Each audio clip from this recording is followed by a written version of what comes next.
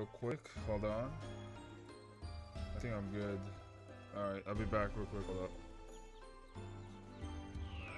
I'm back.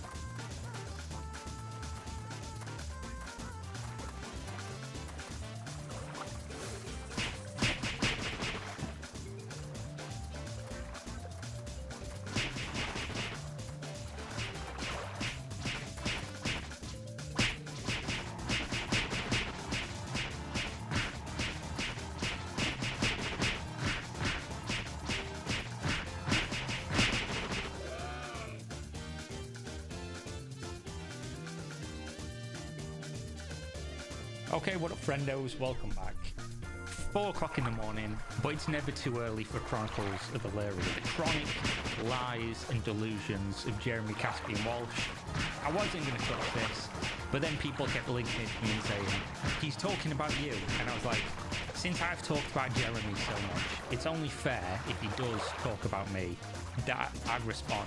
So if you've not been following along, the most recent development in the Chronicle Delusions of Valeria is the guy took the website down in December, like early December, and kept saying, oh, it'll be up December 19th, December 24th, whenever. Put a date on the website returning, and then it did come up multiple months late. But the thing is that most of the website that you'd like to actually use, such as the news, the proof that there was ever any game that existed, the proof of I'm doing this, I'm doing that, I'm moving, I'm kicking, the boots are on, you know, I'm kicking the truth to death. All these things that he said, they're still not there. Apparently it's just going to take him the better part of an entire year. 2025 is going to be the year of working on the website to give you back the content you had before he began work on the website.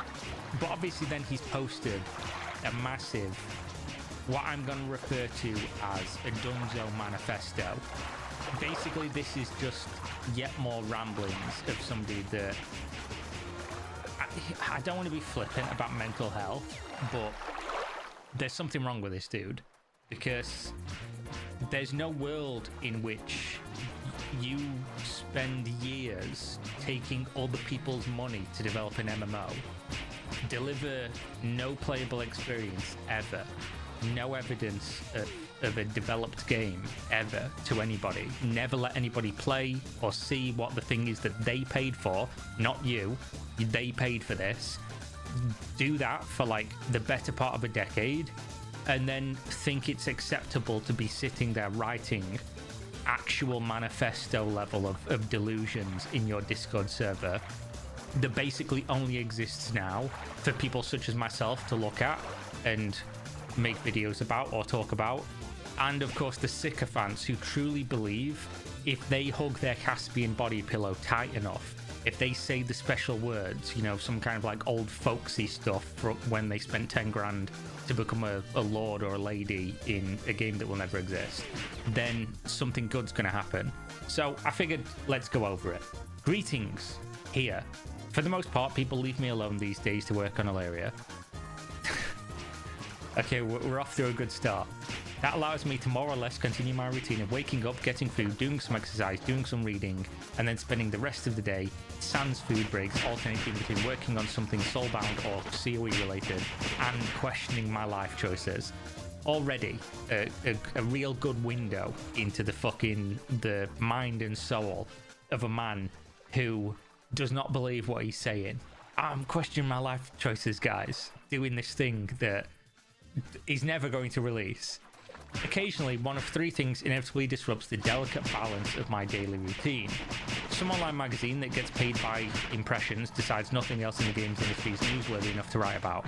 So what this is referred to as poisoning the well. What he's doing here is already setting up that nobody should ever talk about me and what I'm doing, even if they have an opinion on it. And the only reason they're doing so is because they get paid by impressions. Yeah, but that doesn't mean what they're saying is any less relevant. And also, oh, I'm so unimportant. Why are people paying attention to the fact that I took millions of dollars off people and never gave them anything for it? Why won't you focus on the bigger things in life? They dredge up me, Sia, we also bunch people with some new hot, juicy or salacious news that must be shared with the world at large. I don't actually mind these too much. Yeah, okay. That's why you wrote a post saying that you were going to put your boots on and kick the truth to death. Obviously, like, that's a slight misquote. It's just funnier when you say it that way. I don't mind them. As the adage goes, there's no such thing as bad publicity. Oh, we're going to get to that in a second, my boy. These magazines, as unintentional as it may be, are working to guarantee COE doesn't fall into the annals of obscurity. No, You've done that. You've been doing this the whole time. When we do release, there's likely to be more attention and interest. Absolutely. Still, such articles make me question the priorities of said magazines, news websites in the industry if, between the different publishers, AAA developers, indie studios, game alphas, betas and releases, SAG-AFTRA strikes, generative AI and copyright concerns, employee turnover and studio layoffs, game engine and middleware news, etc., there's nothing more pressing, interesting or concerning to write about than my ongoing work on COE, but sure, bring on the free publicity. Yeah, this entire screed here definitely reads like someone who's real happy about the free publicity, for sure. But again, there's no guarantee that people writing about you don't also write about those things, and also people can write about what they want. Your thing is interesting because you're still, years later, just writing this shit. So yeah, of course people are going to talk about you because you won't stop talking bollocks. Some influencer or channel that he's talking about me here, by the way, because nobody else is making videos about Chronicles of Valeria anymore. It's just me. I'm the last holdout. I'm gripping this harder than Dr. Disrespect. Gripping, boom. I'm gripping onto this harder than Caspian is. I want him to continue more than fucking he does. Some influencer or channel that peddles in angertainment. So if you watch these videos, you're entertained by angry. There's no other reason. No reason at all. And also, you should thank me, Caspian, because I've provided a product in place of what you provided to people. The difference is that mine's free. Nobody has to pay for my product. I entertain people. I give them what you never did, and they don't have to give me millions of dollars. They just watch, and some people watch ads, and some people give me a few dollars on Patreon. That's it. So you should really be thankful that somebody got something somewhere out of the thing that you took millions of dollars to do. Peddles in angertainment and people's dissatisfaction with the current state of the world, decides whatever their current flavour of bile or bullshit is no longer resonating as well with their audience. So there you go. I guess I don't even release videos all that often anymore, but apparently when I do, I'm only doing it because the other stuff that I release is no longer resonating with people. As if to say I've not abandoned multiple like long video series covering other topics that did way more views than most of the other stuff that I talk about nowadays. Crazy, a crazy concept. They review past streams or videos to determine which ones performed well and decide to revisit those topics. If I was doing that, I'd literally just be doing nothing but Chronicles of Valeria and Earth 2 videos. When was the last time you seen an Earth 2 video? 2023. January 2023. So he's fucking batting 1,000 here. You can tell he's really on the pulse with the information. Then they proceed to bring up 5-year-old issues or make up new bullshit to again rile up their audience in the name of, quote, likes and subscribes. I wonder when the last time I ever said likes and subscribes on a YouTube video. Probably in 2022. I don't say this. I made it a point to never really go out my way to say this, and also have repeatedly gone on record to say subscribers mean nothing to a channel in general, and I don't even look at likes. But so far he's doing real well on this dissection of the motives for wanting to talk about the fact that he has not yet been held responsible for $8 million taken from backers and showing them nothing. And I've not reviewed any past streams or videos. I think the last time I talked about or shown a video or stream that he did was in 2023. So current information, you can tell he really keeps up to date with the videos. I'm wounded that he doesn't watch my videos, to be honest. I thought me and Caspian were like that. I thought we were boys, ride together, die together, Chronicles of Delusions for life. But I don't make videos to rile anybody up. I generally just make videos because they're entertaining and other people want to be entertained by, again, the product you didn't deliver on. So that's it. There's nothing complicated about this. The amount of views I get for these videos, I could go and do on pretty much anything else. Just pick a current trending topic, make a video talking about it. Takes way less time, doesn't put my, useless knowledge of following this project for close to a decade to use. So I'd probably be better off doing that, to be honest. And firmly, there is no growth in making Chronicles of Valeria videos because the only people still following it at this point are people that are already subscribed and mostly just want to watch these types of videos. So it doesn't really benefit me to do it in any way other than it's entertaining. There's nothing I can do about these other than lament the world we live in hopes we get better times when people can return to getting their dopamine from watching cat memes, rather than feeding their frustrations. You are the source of their frustrations. Like, brother, please, just let people play the game they paid for. You hold all the cards. You have the game. Supposedly, you have a game. Let people play it. Problem solved. Like, it's as simple as that. It's all you've got to do to shut me up. I will stop talking about you the minute you let people play the game that they paid for. It's not your game. It's theirs. You didn't make this game with anyone's money other than their money. Someone on the internet with either too many or too few problems decides that my inability to work at the speed of half a dozen programmers in a design team and a web team is the reason for their unhappiness. It could be that these people are being fueled by either one or two above, or it could simply be that they feel the world keeps taking without giving. Hold on there, Caspian. You're the one who did all the taking and none of the giving. It's not the world, it's you. You have done all the taking and you've given nobody anything other than content for my channel for people to enjoy. My ongoing efforts to deliver on my commitments aren't transparent enough to shield me from falling into the group that's taking and not giving. I can do something about this, but not much. Yeah, you could let them play the game. It's crazy. I know. It's wild. You've said it's 90% done. You've got... Bear in mind, people can release a game that's like 10% done on Steam. Pro4 was being developed with a live client for people to play on. Albion Online was being developed in alpha with a live client for people to play on. Fucking Project Gorgon. Name most crowdfunded MMOs or indie MMOs, and every single one of them, not every single one, probably 95% of them were being developed in addition to having a playable live client and testing with the fans and the people who backed the game and the people who bought packs and whatever else. Those have all managed to do that, but you apparently, in your own words, have 90% of an MMO completed. Nobody can play it. Nobody's ever played it. And you're talking about transparency. Motherfucker, let people play the game. Literally, just do that. In any event, regardless of which of the three happens, there's not, and they're not always mutually exclusive, I generally notice a sudden uptick in people reaching out to me to give me their opinions.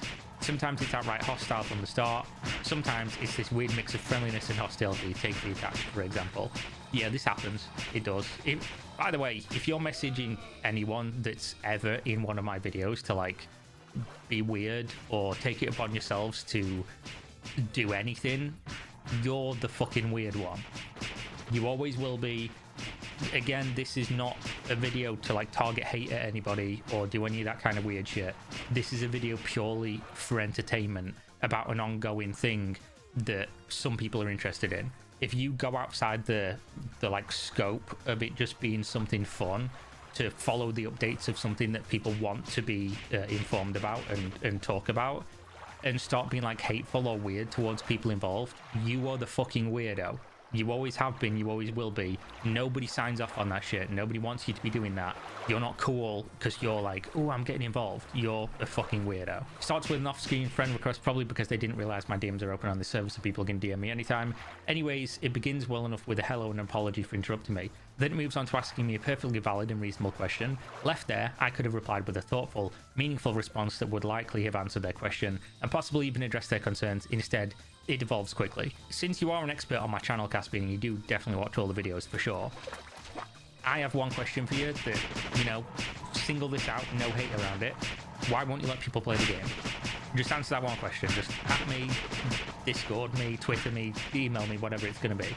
So this person says, hello Caspian, I'm sorry to bug you or pester you. I just wanted to ask why you've not been more transparent on the development of KOE. Deadline after deadline have been missed. True. You've increasingly isolated yourself further and further, seemingly to limit scrutinization. True. I've been following COE since the Kickstarter. It seems like you're promised over-glamorized and consistently lie about progress on KOE. All true. Now, if I'm sure you can give me paragraphs and paragraphs of excuses, but I'm simply interested in one thing. Why are you not transparent? Why keep the website down for more than a month? True. It's been 4 months now. No one will have hard feelings if you simply admit to the fact you cannot complete KOE or COE for that matter. Be a man, admit it and grow up. People will definitely have hard feelings about this, but at the same time, like, I think most people would just be fine with it being done now, just being over. It comments on the factual accurate missing of deadlines, but then chooses to interpret why I've isolated myself. I think this says more about the person messaging me than myself. Here we go. Psychoanalyze the random Discord person DMing him. We'll get to why I've isolated myself later. The message then says I've consistently overpromised, overglamorized, and consistently lied about my progress. Hold up there, partner. Overpromised? Sure. At least in terms of the timeline. By the way, this game was supposed to be done in like 2019. Right, this game was supposed to be done like 6 years ago. And nobody's played it since. I work every single day to deliver a fully realized COE. I have for the last 5 years now, without pay, not just for my work on COE, but from any source, so that I can devote myself entirely to COE's development.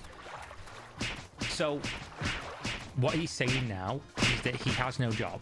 He's jobless. And he's managed to be jobless while fighting off a lawsuit and working from home on a video game that will never exist for 5 years.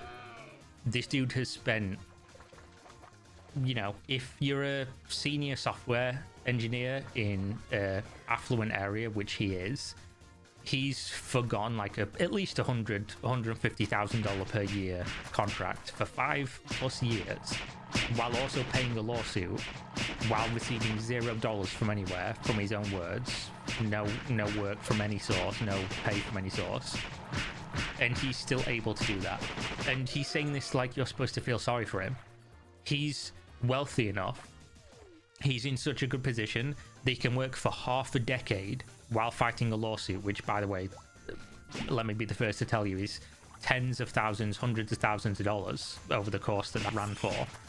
He's done all this, and he thinks this is something he's going to get sympathy for. Oh, don't worry, guys. You gave me those millions of dollars, and I'm trying real hard to deliver this game, and I'm in such a bad position. I'm not even accepting work. I can somehow live in a house with my family and do this for half a decade without receiving any money. But yeah, don't worry. Feel bad for me. I've only raised the issues I have with MMOs. Over-glamorized nonsense. I've only raised the issues I have with MMOs, communicated how I intend to solve them, and proceeded to do so. He's solved the problems in MMOs. He's done it. If any part of CWE's design seems overly glamorous, that's only because you too believe, as I do, that we could be doing better with online games. Yeah, and you really did better, right? What Chronicles of Valeria did, and this is just common in general, but also common overall in the early days of Kickstarter and crowdfunding for MMOs, is that they just preyed on people's inability to understand the complexity of developing something grander than what was already available and way more niche and interesting sounding. So in people's heads, they heard all this amazing stuff and they ran with it, and they were like, oh my god, that's crazy, that sounds awesome. But it was only awesome because it was in your brain and not rooted in reality at all. And then when push came to shove, none of them could deliver on it. Not a single one of them that said all these things like, oh, listen to me, I've got your best interest at heart, this problem A, B, C, D, and this is what I'm going to do about it. Not a single one of them released to any meaningful degree. None of them were a successful commercial product. None of them solved any of those problems. They simply took people's money and did nothing. So yeah, that's all in your brain, I guess. If my working for the past 5 years without pay, while being regularly shit on by the world at large, somehow seems glamorous, you likely need to recalibrate your concept of what glamour looks like. He didn't say your life is glamorous. He said that you've over-glamorized COE. Then the message states that I can give paragraphs of excuses on what I'm not sure, as it doesn't say. It follows on from exactly what he asked you, so fair enough, I guess. But I guess they were only looking for excuses for my lack of transparency. This one is weird to me. If you've already decided that what I'm going to say is bullshit, a lie, or otherwise meaningless, why reach out at all? Then it asks why I've kept the website down for over a month. I mean, the website functions now, but none of the things that you'd want to use the website for do. So it being up now is just kind of a complete waste. You can't do anything with it. There's the game section that shows you, like, he's still got awards from packs and stuff on there, and none of the shit works. Media, go to media, doesn't work. Like, the forums are gone, the news doesn't work. Saying that the website is now up is like saying because you bought a lottery ticket you're investing in your future of being a millionaire. simply it doesn't work, does it? The question, the short answer is I suck. No, really. I was pushed to announce the website refresh and make changes due to external factors, so I made the announcement and was like, how bad could redoing the website from scratch actually be? Turns out I'm a horrible web developer, maybe even a horrible programmer, and it's taking me way longer than I expected. Keep this in mind for in a minute, but also he mentions here he was pushed to announce the website refresh and make changes due to external factors. He mentions this multiple times in this post, but never mentions or even alludes to what those external factors are. How can one man with no paymaster, with no seemingly no responsibility to anybody, that has no investors, has nothing, has no oversight, how can that person be pushed to do something by external factors? Makes no fucking sense. But he alludes to it here to, like, I don't know, give people some kind of false illusion or whatever, to be like, oh, I wonder what this could be. Oh, I wonder if, you know, there's going to be some funding or something cool. He doesn't mention anything related to what this is, just as a spoiler. I'm as much a victim of my overconfidence effect as anyone else. The only one who paid himself hundreds of thousands of dollars to benefit from that overconfidence, though. Everyone else just lost money. You just gained money. I should point out that as long as the website seems like it's been offline, it's not actually been that long. It has. It has. The website went down in December. It's been up for like a month now, and it doesn't work. So in effect, it's been down for 4 months. So congrats, I guess. But gaslighting here of, oh, it's actually not been down as long as you think it has. It has. If you look carefully, the website has been entirely rewritten from scratch. Congrats. Both the front end and the back end. As stated before, these changes were motivated by external pressures to improve security, to ensure the web server could host the pre-alpha experiences that are coming up. They're coming, guys. Don't worry. But as I'm a fuck up with ADHD, depression, and levels of confidence in my own skill likely approaching narcissism, it's taken me way longer than expected to get the login and new account management pages done. Sorry about that. Just read this again. Bear in mind, he's talking about other people making videos to like get people angry and blah blah blah, and then he just writes stuff like this. Oh, he said repeatedly, by the way, he's like the best programmer ever.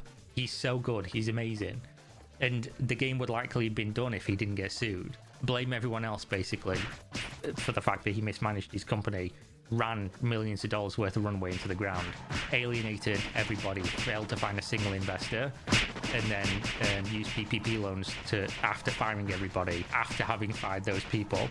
But then obviously he says, oh, I'm a shit programmer, and then he's like, oh, actually, I'm so confident in my own skills, it's likely approaching narcissism, but I'm a fuck up, I've got ADHD, depression, what the fuck are we doing here? As for admitting that I cannot complete KOE or COE, yeah, that's not going to happen. Here's why. Because I know that regardless of my overconfidence, life is just a series of problems that need to be solved and struggles that must be faced. So if I say I'm going to fly to the sun, like that, I'm going to the sun, I can just do it in Caspian's world because it's just a series of problems, and regardless of my overconfidence, I can overcome said problems. I may be a shitty web developer or even a shitty programmer in general, but I'm willing to spend however long it takes to get the work done. So we'll all be 90 years old and we'll finally get the first pre-alpha client of Chronicles of Valeria. I'm really looking forward to it. We'll all just be in the home together playing. Hopefully I improve along the way, but even if I don't, I'm still going to spend the time on it because nobody else is going to. And I'd rather face the problems and struggles of continuing to develop KOE and COE than any other problem or challenges I could be facing instead. True. The message ends with be a man and admit it and grow up. I take offense to this on many levels, as should most of you. First, as if admitting fault is somehow a manly thing to do. Fuck off. What a weird thing to get upset about. It's just a saying.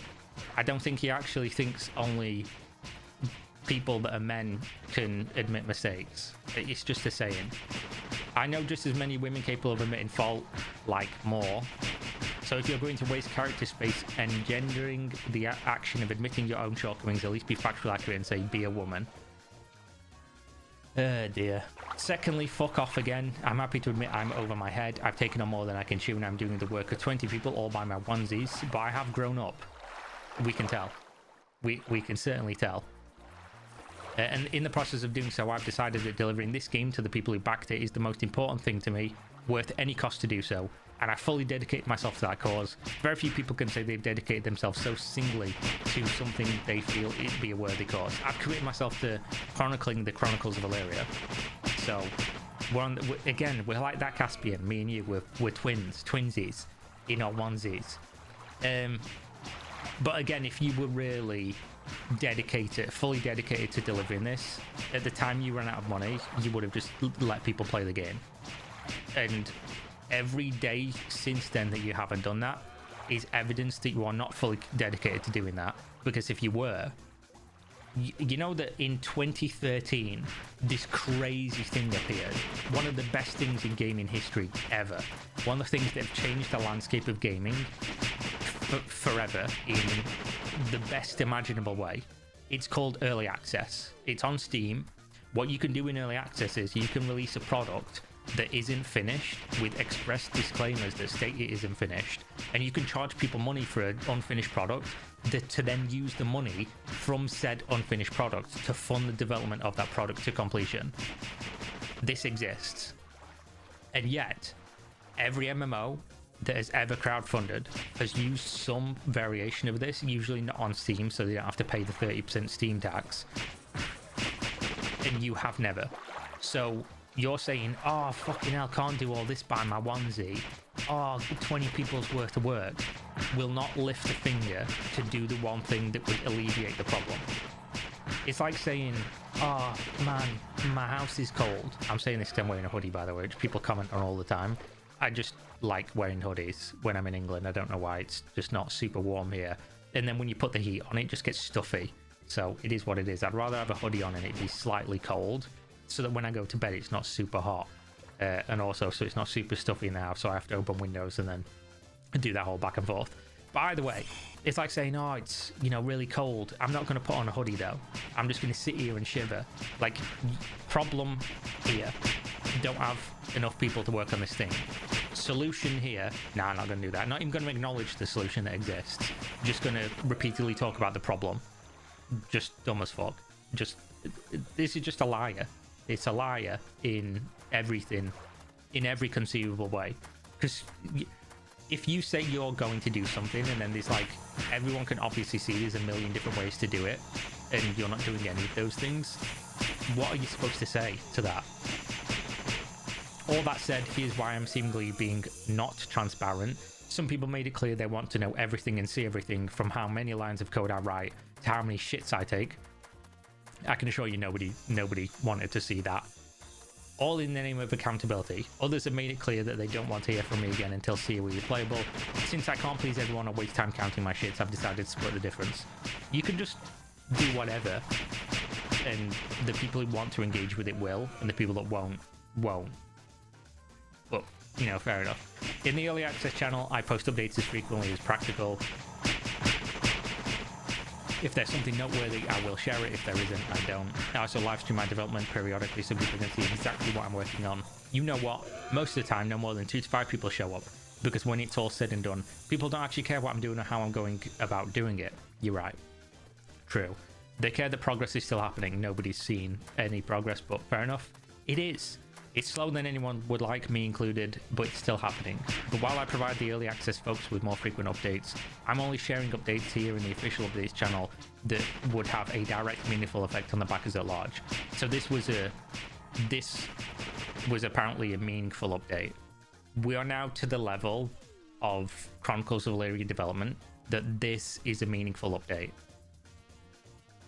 Like and subscribe for more meaningful updates. Yeah, dear, fuck me. So yeah, so if I'm not making any public announcements, it means there's nothing you need to pay attention to at present. That doesn't mean nothing is happening and progress isn't being made. It just means the state of Valeria hasn't changed enough to warrant drawing your attention to it. When it does, I will, and it will happen. You just have to ignore me until it does. And as I've said before, I will share it on the Out of Office channel if I don't go to work. So unless you hear otherwise, I'm working on Soulbound related development every day to make the pre-alpha experience, KOE and COE, a reality. And everybody clapped. Wow. powerful stuff. Very, very powerful. Meaningful. It's 4:30 a.m. I don't even think I'm going to go to bed. I think I'm just going to walk around and ponder how meaningful this update was. But I like when I mentioned in these little stories the essentially fabrications in the mind of somebody who I've been following for many years. But there we go. Nothing really else to say. We'll continue following the Chronicles of Valeria. I thought the last video was going to be the last one because when all this first began, like 2021 or whatever, towards the back end of like the whole crowdfunding ending and the studio shuttering but not shuttering and blah blah blah and the lawsuit, he was like releasing videos and stuff and more meaningful updates, and people were getting like a playable alpha state of this dog shit game nobody ever asked for. But ever since then, it's all gone like radio silent. The website being essentially non-functional, the backers having nothing meaningful to play in any progress for like 4 years, like no more videos being posted from him sat talking to a camera, no more videos showing any gameplay, blah blah blah. Still in 5 years has never shown any Chronicles of Valeria footage, only the KOE client, which nobody cares about. I thought this was all winding down because all of that had stopped, but apparently now it's just big long ramblings of somebody who has been sat in his office apparently for 5 years working on an MMO that's 90% done, and just nobody's ever seen it. So we'll see what happens, I guess. Either way, thanks for watching. Go check out the links in the video description. Patreon if you want to support me with a few dollars. Like and subscribe so you can get some more entertainment, I guess. Hey, welcome back, everyone. It is once again that time to take a look at the upcoming new games releasing this month. April is, well, let's just say it's going to be a busy few weeks for me. That is for sure. There are a lot of games and updates that I'm really looking forward to playing, far more than I'm actually going to have time to realistically play. That is for certain. With that said, let's jump right in. First up this month, we've got Steel Hunters. This is a free-to-play PvPvE shooter where you pilot these giant mechs called Hunters in competitive last team standing matches across a variety of maps. I actually got to play this game in an early test about a year or so ago, I think it was, and it was decent. Wasn't that bad. Pretty straightforward setup. You pick a hunter. These are basically like hero classes. You drop into a map at a random position, and then you go around fighting PvE enemies, doing events, collecting resources and upgrades, while also coming across other players who you will have to fight because, again, it is a PvP last team standing game. It's also duos by default, meaning that you will be playing with one other person. Matches are capped at 10 people with 5 teams of 2. Now, I don't recall if the game supported solo play at all or if you were always forced to match with one other player. I would assume so, but I'm just not exactly certain. Now, as for the Hunters, they've got a bit of a rock, paper, scissors setup where each of the mechs excel in different areas. So like you got your tanky mech, the sniper mech, the melee one, the support one, etc. Every hunter has access to their own unique weapons, gear, mods, skills, and movement abilities, all of which play into their own particular strengths and weaknesses, be that against PvE enemies or against other players. Now, while you're in a match, you're going to be spending most of your time going around to different points of interest, attacking groups of PvE enemies, which consist of this variety of different types of robots, killing those that will then drop loot, resources, and upgrades for you to collect. And then there's also these regular events that will pop up, be it defend a location, collect the supply drop, etc. Now, this is also where player conflict tends to happen, as these are very valuable, these events. Everyone pretty much wants them. So basically what will happen is an event appears. Most of the time, multiple teams in the nearby area will move towards it, at which point you fight to the death to be the team that gets the reward. And this process continues until eventually an extraction point appears on the map, and whatever teams remain head to that location, fighting to be the one team who gets out alive. Then there's also an entire out-of-match progression system. You get like different upgrades and perks, letting you enhance and tailor your playstyle in different directions. And that's pretty much the gist of it. Now, as mentioned, I played an early test of this game, and I had a decent enough time. Not exactly sure what to expect for this final launch version and what sort of staying power the game will have, but I enjoyed it enough to be interested in playing it again. Like, I'd at least play it for a couple of days. Steel Hunters launches into Steam Early Access access on April the 2nd. They are anticipating about 6 months in early access before the full 1.0 release. And in this initial version of the game, you're going to have 7 playable hunters. There's 1 primary extraction game mode and a few maps which that'll take place on. Now, before back into this month's list of games, and next up we've got Mandragora. This is a dark fantasy action RPG that blends skill-based combat, deep character customization, and Metroidvania-style exploration in a hand-painted world. Now, I have also already played this game, getting a look at an early demo, which lasted, it was like a couple of hours or so, and this was pretty good as well. Side-scrollers, I definitely know aren't everyone's cup of tea, but I enjoyed what I played. It very much falls in the bucket of side-scroller Souls-likes with an emphasis on exploration. So as you progress through the story, you're going to be going to a different variety of locations, battling different enemies and bosses, unlocking powerful abilities and gear, and meeting a host of interesting characters with whom you will speak, selecting dialogue options that shape your and their story. You start out by picking a class from 6 different options, each with their own skill trees made up of various active and passive abilities. You can then combine skills from across the different trees to create your own preferred mix, in addition to the fact that it's got traditional RPG gearing. You're going to be fine-tuning your loadout with an arsenal of weapons, armor, items, and spells. Now, combat in Mandragora, as you can probably see here, is like Souls-like action in nature. You're going to face off against a wide range of different enemy types. You will have to master precise timing, strategy, positioning, and counterattacks, even against the simplest foes. Like, I died several times to some of the early game enemies. Also, as you can see, Mandragora is set in this like hand-painted gothic world. It's full of character and atmosphere, really great looking stuff. Exploration revolves around navigating through these sprawling, interconnected levels with these branching non-linear paths, and then it's got the Metroidvania elements as well, as you will unlock new abilities to gain access to what were previously locked off and or hidden areas. As for replayability, they say the game's got New Game Plus, which presents a higher tier of difficulty, but of course you take with you your knowledge of the prior playthrough. Yeah, I enjoyed the short preview that I played. Looking forward to giving this a look with the full thing. Mandragora will be releasing on April 17th for PC, PlayStation, Xbox, and Switch. Defiance is back.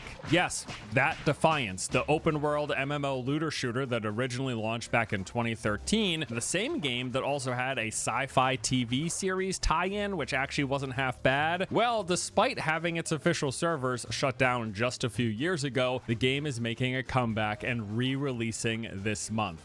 I can't believe it. Now, while it wasn't without its issues, Defiance is a game that I recall enjoying. It's one of the few actually decent open world, legitimate MMO third-person shooters that I've ever played. There's not a lot of actual MMO open-world third-person shooters, and this was one of them. It's got all the expected staples of the genre. You got the big open world, you got different points of interest, namely enemy camps. You got towns with NPC quest givers and vendors. You get a variety of different public events, from invasions to racing mini games. There's also group dungeons, organized arena-style PvP, and raiding. And once more, yes, it was an actual honest-to-goodness MMO where you will see tons of players running around the world and working together for stuff like those public event invasions. It was actually pretty cool. Yeah, the game was a bit janky, and probably its biggest offense, if I recall correctly, was the fact that they just straight up sold power. Like, I'm pretty certain you could use real money to purchase like increased experience gains and currency drops, which is really lame, but that was a thing. But hey, the game itself that was there, I had fun playing, at least for some time, and I don't hate the idea of a revisit. So as mentioned, the game is officially re-releasing this month with a twist though. This initiative is being handled by Fox, an indie studio whose whole mission statement is the revival and maintenance of old abandoned MMOs. So in a press release a few weeks ago, the company basically announced that after gauging interest in the game, which they cite having read Reddit posts and watched YouTube videos as part of their process, this made them realize there was enough interest there to warrant the game's return. Okay, so they took the steps to license development and publishing rights for both Defiance 2013 as well as its twisted version Defiance 2050 across all platforms. They're going to start out by re-releasing the original game on PC, and then depending on how that goes, they will look into reviving the console version later as well. I mean, hey, look, I will absolutely play this thing again, even if it's just for a few days and a trip down memory lane. Fine by me. Defiance is re-releasing officially on April 18th. Probably my biggest disappointment here, though, is that it's not happening on Steam. Rather, it looks like you're going to have to download a separate client from the company's website, a move which most certainly is going to drastically limit the game's player base. Claire Obscure Expedition 33. As I mentioned in a prior video talking about this game, when I first heard about it, I just assumed that this was like some long-running series that I had never heard of, but no, it's a brand new game, and you know what? It actually looks and sounds pretty darn good. Early hands-on impressions that I've watched have been extremely positive. This looks like one to keep an eye on. So the game itself is this interesting blend of a story-focused adventure where you will explore this fantasy world inspired by Belle Epoque France while engaging in combat, battling enemies with this unique blending of turn-based RPG and real-time mechanics. It's also got a pretty interesting premise and world as well. It's set in this place where once a year, this character called the Paintress wakes up and draws upon her monolith a cursed number, and everyone of that age dies, turning to smoke and fading away. So year by year, that number ticks down and more people get erased. The game begins the day before she's about to wake and set to paint the number 33, and you take the role of this expedition team set out to stop her. Now, while working to complete your task, you're going to be exploring this enchanting realm populated by surreal adversaries, wandering through breathtaking landscapes from the Island of Visages to the Forgotten Battlefield, discovering secrets and hidden quests along the way, finding allies of fortune in these creatures of legend, and recruiting special companions to access new travel methods and discover secrets around the world. As you progress, you'll meet new people, filling out your roster, crafting this unique blend of expeditioners that fit whatever your preferred playstyle is by choosing their gear, stats, skills, and synergies. And then in addition to that turn-based layer of combat, you can open what are called active dimensions, where you actually have to dodge, parry, and counter in real time, chaining combos by trying to master these attack rhythms, and even targeting enemy weak points using a free aim system. So yeah, it's like a turn-based RPG, but there's also real-time action combat as part of that equation, and from what I've heard, they execute this pretty darn well. As mentioned, yeah, early previews of this game have been extremely positive, with people enjoying not only the world and characters, but in particular the combat and exploration as well. Looks good, sounds good. Claire Obscure Expedition 33 will be launching on April 24th for PC, PlayStation, and Xbox. Tempest Rising is an upcoming real-time strategy game. Heck yeah, man, they're still making these things. This one is being developed by Slipgate Ironworks, who say that this is a traditional RTS inspired by classic titles like Command and Conquer and StarCraft. Dude, it just gets better and better with every sentence. Sign me up, dude. So Tempest Rising, this game is set in a fictional 1997 in this war-torn world that has been taken over by an anomalous plant called the Tempest. There are two factions waging for global war for control of this resource. You got the Global Defense Forces and then the Tempest Dynasty, with a mysterious third faction lurking in the shadows. So the gameplay loop involves the usual expected things. You collect resources, you build a base, you produce units, and then you micromanage your forces as you go out and attack and trying to win the battle with fast and fluid combats. Features include 3 unique factions with asymmetrical power, each offering its own distinct economy, playstyle, and unique roster of units. Units also earn veterancy based on damage dealt against enemies, with 3 levels to progress through, getting stronger. There are 2 story campaigns told both in combat and with in-engine cutscenes. You'll take on the role of commander in the highly mobile peacekeeping corps of the Global Defense Forces, or the hard-hitting Tempest Dynasty, as the 2 wage war over the Tempest. Multiplayer includes skirmish, custom games, and ranked matchmaking with ELO, and for customization, they got built-in options to allow players to approach the game their own way in both single-player and multiplayer modes.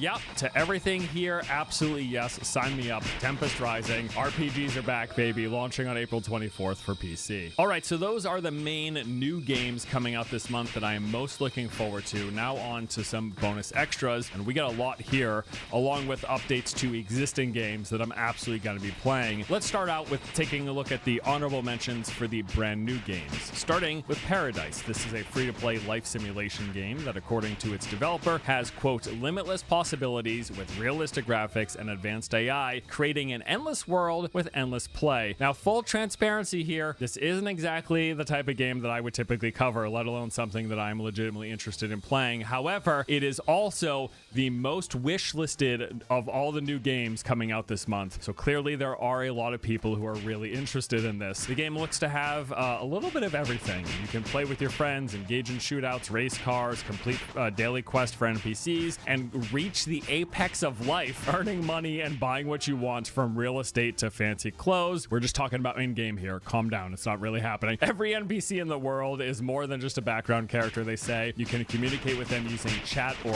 voice chat, with each NPC having their own backstory, job, and daily routine, along with their own real voices, emotions, and reactions, making them behave like real living people. To quote the Steam page, they say, "In Paradise, we have recreated an entire island nation with every attribute of the real world, ranging from cityscapes with skyscrapers and bustling urban areas to serene oceans, beaches, and lush tropical forests. The game features different districts and natural zones, each meticulously detailed to enhance realism." So this is a life sim with some pretty graphics and in a large detailed world. We'll see exactly how good it is and if it lives up to all of the wish-listed people's expectations relatively soon. Paradise launches on April 2nd for PC. South of Midnight is a third-person action-adventure game where players take on the role of Hazel, a character who's learned ancient weaving powers, which she then uses to explore this deep South mythos and battle mysterious creatures. The game is set in a gothic fantasy-inspired spin on the American Deep South. You will follow Hazel's journey after a hurricane recently devastated her hometown. The gameplay will center around Hazel's ability to use these weaving powers for each of the 3 core pillars. Combat, you'll encounter all kinds of mythical creatures, reading enemy animations, using dodges and dashes to avoid getting hit, while then landing your own attacks, mixing melee strikes and magic. For traversal, there's sprinting, jumping, climbing, and using a magical grappling hook to get across the environment, going over ravines and chasms. You also got a double jump, a dash, and a magical glider. And at one point in one of the trailers, the player even flies through the air for an extended period, which was interesting. And then there are also puzzles from jumping to memory and combat related. Now, in South of Midnight, you are going to be setting out on this adventure, exploring this lush, decayed county of Prospero, full of dangers as well as friendly locals alike, with this crafted visual style, touching storytelling, and immersive Southern-inspired music. This sounds really interesting. South of Midnight will be launching on April 8th, coming to PC and Xbox. Commandos Origins is the long-awaited next installment in the Commandos franchise, promising a return to the classic gameplay and storytelling of the early PC games in the series. Origins' narrative centers on the founding of this elite squad as Green Beret Jack O'Hara is recruited by Commando Sergeant Hancock with the mission to strike back against the growing Nazi empire. Key features include challenging real-time tactical stealth gameplay. You'll have to make the best use of your unique abilities to infiltrate enemy bases. It's got 6 unique characters, each with their own storied history, many paths to victory with detailed, varied, and interactive environments offering multiple approaches to reach your goal. You'll play through more than 10 missions in historically authentic World War II environments spanning from the barren Arctic to the African desert, and you can take on missions either alone or with a friend in 2-player cooperative multiplayer mode, online or via local split-screen co-op. Commandos Origins launches on April 9th, coming to PC and Xbox. Descenders Next. This is an extreme sport boarding game with sprawling snowy peaks, winding dirt tracks, and tons of parks for you to conquer. They're calling this a reimagining of extreme sports. Find your own path as you attack the mountain in style, shred it up alone, or join other people from around the world. You can control even subtle movements of your rider with this in-depth physics and trick system. They got fully featured character customizer as well as a rep system, letting you unlock new threads, gear, and boards. Bunch of different biomes offering unique terrain to explore, and loads of challenges like grinding on a greenhouse or jumping over massive chasms. Descenders Next launches on April 9th for PC, PlayStation, and Xbox. Now, there was one other game that I was keeping my eye on that was scheduled to release this month. However, that got delayed. That game is called Sand. It's an open-world PvPvE extraction shooter where players also operate these giant walkers across this post-apocalyptic dunes on a fallen planet. This looks like something that I would really enjoy, but just last week they delayed the game from what was a scheduled early April release. It was supposed to launch on April 3rd, and then just the other day they're like, whoops, no. Currently, the developer's saying that they're still planning for 2025, but they don't have an exact date or even a month at the moment. Not really a great sign, delaying a launch like this just like a week prior to its planned release date. Something rather significant must have happened here. Either way, I will check back in because this looks like something that I would like. But yes, Sand is not coming out if you're expecting it on April 3rd. It's coming out to be determined. All right, so those are the new games launching this month that I think look interesting and are worth noting, but there's quite a few updates to existing games that I'm really interested in that I want to talk about. This includes Path of Exile 2's first major early access update, patch 0.2, titled Dawn of the Hunt. This is launching in just a few days, and holy crap, I cannot wait. It includes the new class, the Huntress, a dexterity-focused character with high mobility ability. Her default setup consists of 2 new weapons, the spear, which mixes melee and ranged attacks, along with the buckler, which includes a brand new parry mechanic. The spear also introduces over 20 new skills into the game. There are 3 brand new ascendancies added for the warrior, merc, and witch. The raised specter skill is finally here. This allows you to take pretty much any minion in the game and turn it into your own personal companion. They've also added a mount called a Roa, which allows you to freely attack from its back with ranged abilities without being slowed down. Over 100 new support gens and over 100 new uniques, both of which will add a ton more build variety to the game. They got a bunch of crafting updates with a whole bunch of new options here, and loads of changes for the end game, including wisp spirits, these new type of events that you'll encounter, rogue exiles, which are basically like simulated PvP fights with guaranteed drops of whatever the characters are wearing. There are 7 new maps with each with new mechanics as well as new locations, 4 new strong boxes. We got changes to corrupted maps with this new corrupted nexus being added, and then further mechanic of cleansing, which has its own additions and a new resource reward. Towers got updated to make them less tedious as well as more rewarding, and they've got new boss fights, and pinnacle bosses have gotten some improvements as well as some updates to Waystone Sustain. There was also a total and complete overhaul to game balance with just about every skill in the game, as well as all the ascendancies getting a rework. Now, I recently did a deep dive video. It's over 30 minutes covering all the changes. If you want further information, be sure to check that out. But yeah,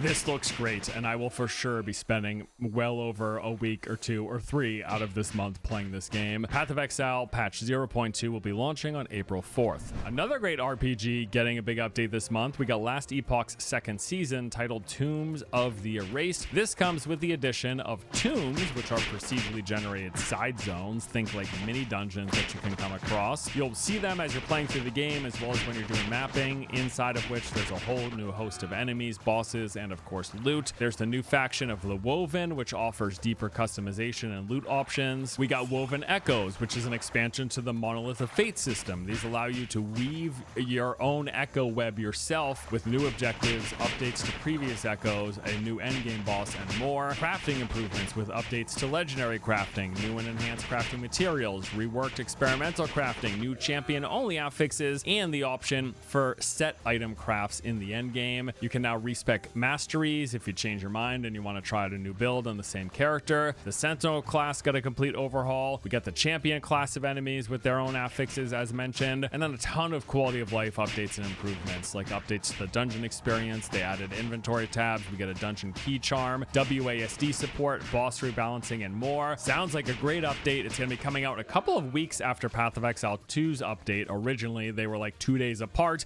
but then Last Epoch pushed it out after PoE 2 announced when they were coming out. I don't blame them. Kind of sucks for them, but I think given the birth there is a good idea.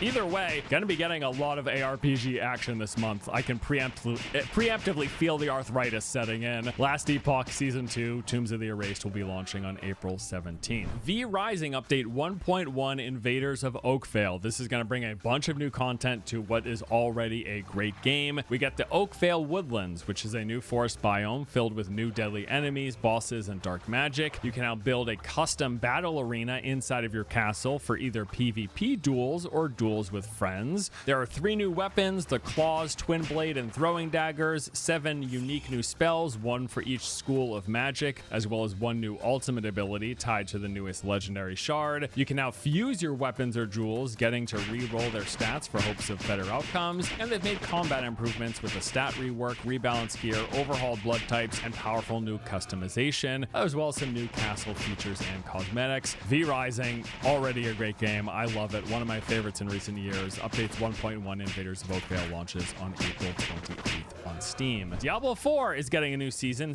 number 8 to be precise. This comes with new layer bosses, new and updated boss mechanics. There's the new seasonal mechanic of boss powers. Got a new world event, the Apparition Incursions. We got a new season journey, blessings, and battle pass. Some system updates to the boss layer keys, a new season story and quest line, as well as new legendary aspects and uniques. Although to be entirely honest, to be frank, I'm not really interested in playing this. I just don't have the motivation to come back to Diablo 4 for whatever reason, and I'm not doing it because it's cool to hate on it on the internet. I already have all these other great ARPGs that I'm maybe playing, and I haven't even finished the list yet. There's one more next that I'm going to be spending a lot of time with around the same time. I just don't think I'm going to have enough time, and I'd much rather play these other games, to be honest. But, you know, Diablo 4 is still trucking along. People like it, so wanted to let you know Season 8 is happening. This will be launching on April 28th. The last game I will definitely be playing, No Rest for the Wicked. It's going to be getting its first major update this month, and I am pumped. I had a blast with the base early access version of the game. I thought it was already a fun time, and this update is adding a whole heck of a lot. In fact, we got a whopping 11,000 changes to the game, according to the devs. This includes new locations, bosses, weapons, modes, and a ton of quality of life. They've doubled the size of the open world with the addition of 2 new locales, the Molen Meadows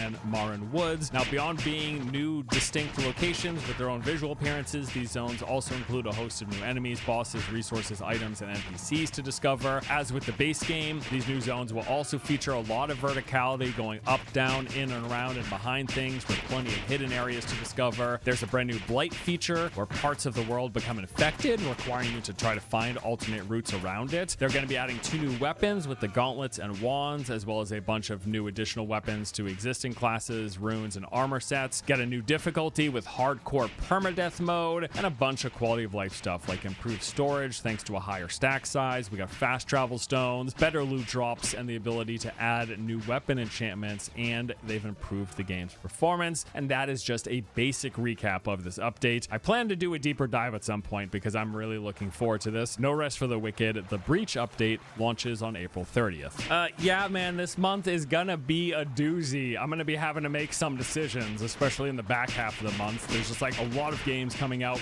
in a really small period, and a lot of these games I'd like to play for a lot of time. So I don't know. Expect for there to be some coverage of a bunch of the games on this month's list. I guess I'll just keep the coffee pot running 24/7. That's the plan. Let me know below if there's anything that I missed that you're really looking forward to launching in April. I know I didn't cover actually every single game. We never do in these lists. We focus on the ones that I'm most interested in, then the ones I think you guys will be interested in, and then things like updates and betas. Not really a lot of betas this month that I thought were worth mentioning, but that's all for today. Thank you as always for watching. Hope you guys enjoyed the vid. I'll see you next time. Take it easy.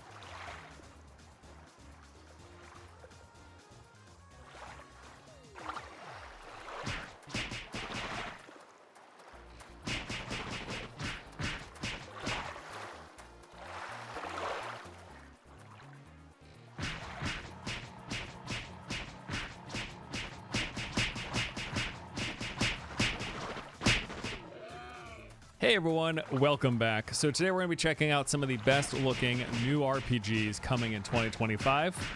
That's it.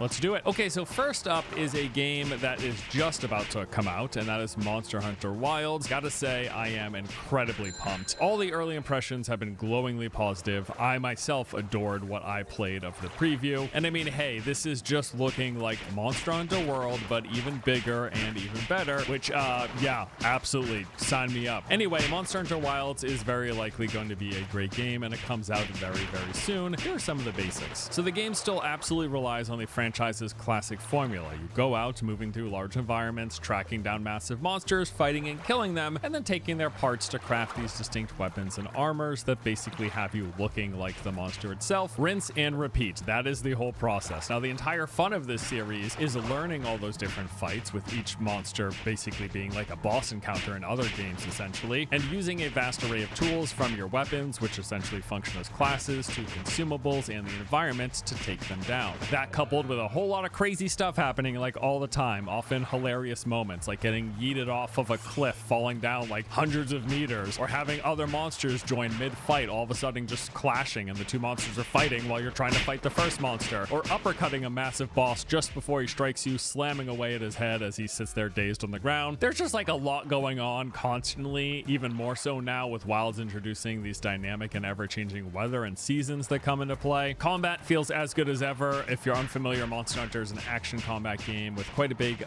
bit of animation locking. The whole idea here is that you're meant to learn the moves and the attacks of the different monsters, using windows of opportunity as your chance to strike, as every weapon not only comes with its own move sets and different damage types, but also unique mechanics. In fact, in Monster Hunter, yeah, weapons essentially function as playable classes. They are all quite different from one another and require their own learning and understanding. The more you play, the more you learn. You'll improve with experience, which is is a whole big, that's like a big chunk of the fun and satisfaction from playing this game. With Wilds also comes a few new features and mechanics for everyone. So there's focus mode. This is essentially a targeting option that lets you directly place attacks, as well as revealing any weak points on monsters you're fighting. The Slinger returns with all of its standard variety of ammos you can toss out, used to damage and distract monsters, but you can also now collect objects in the environment from a distance with this new grapple collection tool, which you can also do on top of your brand new mount. The mounts weren't in Monster Hunter World, but it was featured in the handheld-centric Rise. It's what you expect. It's a creature that you can ride around on. And beyond letting you move at higher speeds while mounted, you can also do things like check your map, manage your inventory, sharpen your weapon, consume buffs, and heal yourself. There's some light mounted combat with a basic attack for each weapon, along with a dismounting strike. And also, this isn't new, but I just wanted to mention, yes, your Palico pet companion is of course back. These are funny, but also quite helpful, as they'll chase around monsters, smacking it, doing a little bit of damage, but also can come with some utility like laying down traps or healing you when you're injured, removing any debuffs that you happen to have on you. So beyond hunting down the big roster of monsters, Wilds also features the series' biggest play space to date, with massive open areas, freely explorable and interconnected to other biomes and zones. This game is looking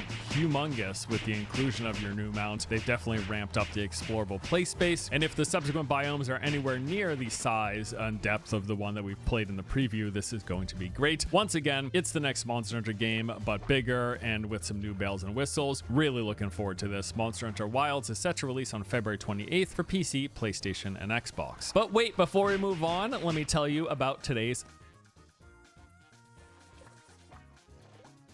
All right, back into the list. The first Berserker Kazan. This is a hardcore action RPG set in the Dungeon Fighter Online universe. The game takes place on the continent of Arad and explores the untold story of Kazan, the first Berserker. Fun fact, by the way, this is apparently a spin-off of what was originally supposed to be Project BBQ, a previously in development MMORPG by the same studio. Well, they scrapped the MMO aspects and then basically retuned the game into this. I am bummed that we're not getting to see what they had in mind for the MMO. I thought it was looking quite interesting. But that said, this too is looking pretty interesting. Basically, they're trying to capture the essence of Dungeon Fighter Online with its blend of flashy hack-and-slash combat and hardcore difficulty into what is now this single-player RPG. You'll engage in this over-the-top combat, moving through levels, smashing hordes of enemies, and then taking on difficult boss encounters. Game features include a large variety of boss fights, with the combat that is said to be easy to learn but hard to master, rewarding proper timing and positioning on top of learning every encounter. There's rather unique visuals, as you can probably see, with their 3D cel-shaded style that's meant to capture the essence of animated films. And you've got various forms of power progression and build variety. There's a wide range of weapons that include spears, dual-wielding and greatswords, and more. There are armor sets with unique bonuses, and both the weapons and armor also come with their own upgrade paths, and lots of skill combinations to pick from, as each weapon also has its own set of skills that can be combined to create and tailor to different playstyles. So yeah, this is a new single-player RPG. Combat and visuals, I think, both look quite appealing. On top of that, there is a free demo available right now where you can play through the game's first 2 levels. Now, I haven't yet to jump in myself, but from what I've read and seen, people do seem to quite enjoy this, so I will get around to checking it out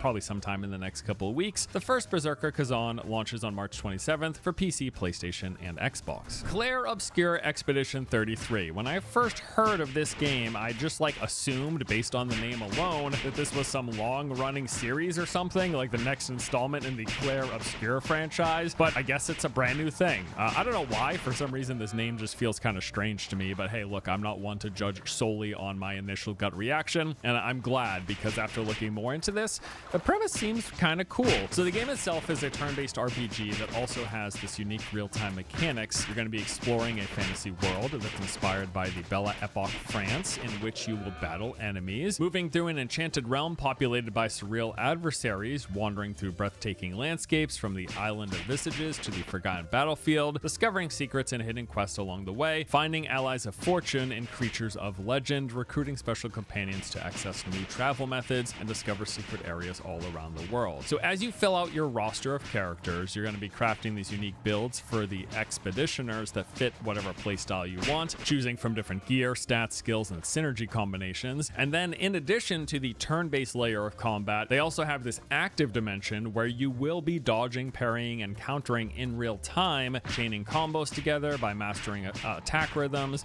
and targeting enemy weak points using their free aim system. So yeah, it is both a turn-based RPG, but they also have incorporated this real-time action combat within it. The game also has a rather unique premise to go along with its look and setting, that being that once a year this paintress wakes up and paints upon her monolith a cursed number, and then everyone of that age turns to smoke and fades away. Year by year, that number ticks down and more people get erased. And then tomorrow, she's going to be waking up and painting the number 33, and this is where the game begins and where the name comes from, as you are playing as Expedition 33, attempting to stop her. I don't know, seems pretty cool. Claire Obscure Expedition 33, despite my initial gut reaction to the name. Seems interesting, gonna check it out. This launches on April 24th for PC, PlayStation, and Xbox. Next up is Crimson Desert, and this one is interesting for me. So I definitely think it looks good. This is an upcoming open world action RPG from Pearl Abyss, creators of one of the more successful but also controversial currently active MMOs, that being Black Desert Online. And the controversy, by the way, isn't that people don't like the game. BDO is actually a pretty good MMO in a lot of ways. The controversy is more around their monetization with some rather pay-to-win progression systems, which fortunately enough doesn't seem like it will be coming into Crimson Desert at all. When first revealed back in 2019 at Pearl Abyss Connect, this was said to be almost a spin-off born of a desire to tell the story of Black Desert's past, basically starting out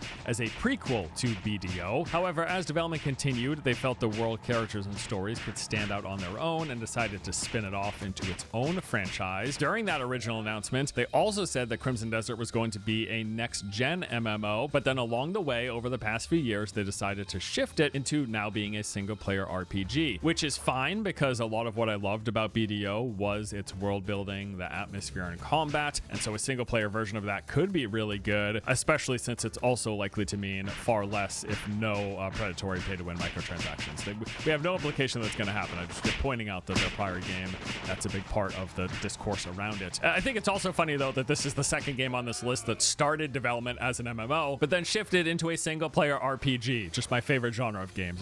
It's totally doomed. Although this one kept the same name and everything, so that's good, unlike Project Barbecue that turned into First Berserker. Anyway, yeah, I think Crimson Desert looks pretty good, so let's talk about it. Beyond those initial trailers, over the past couple of years, we have gotten a handful of lengthier bits of gameplay footage and some detailed overviews on various systems and features. We know this is going to be a large open world medieval fantasy game featuring diverse biomes, points of interest, cities, towns, ruins, and dungeons to explore. There will also, of course, be tons of quests with NPCs in need of help, rewarding experience and loot, strongholds full of enemies, boss battles, and a combat system that is like a mix of the sort of action combat you see in Black Desert with all these wrestling and grappling moves. Like literally we see the player like clotheslining enemies at some point, which is pretty cool. The trailers have also shown a ton of different like mechanics and systems and stuff in this game beyond the combat and exploration, with various like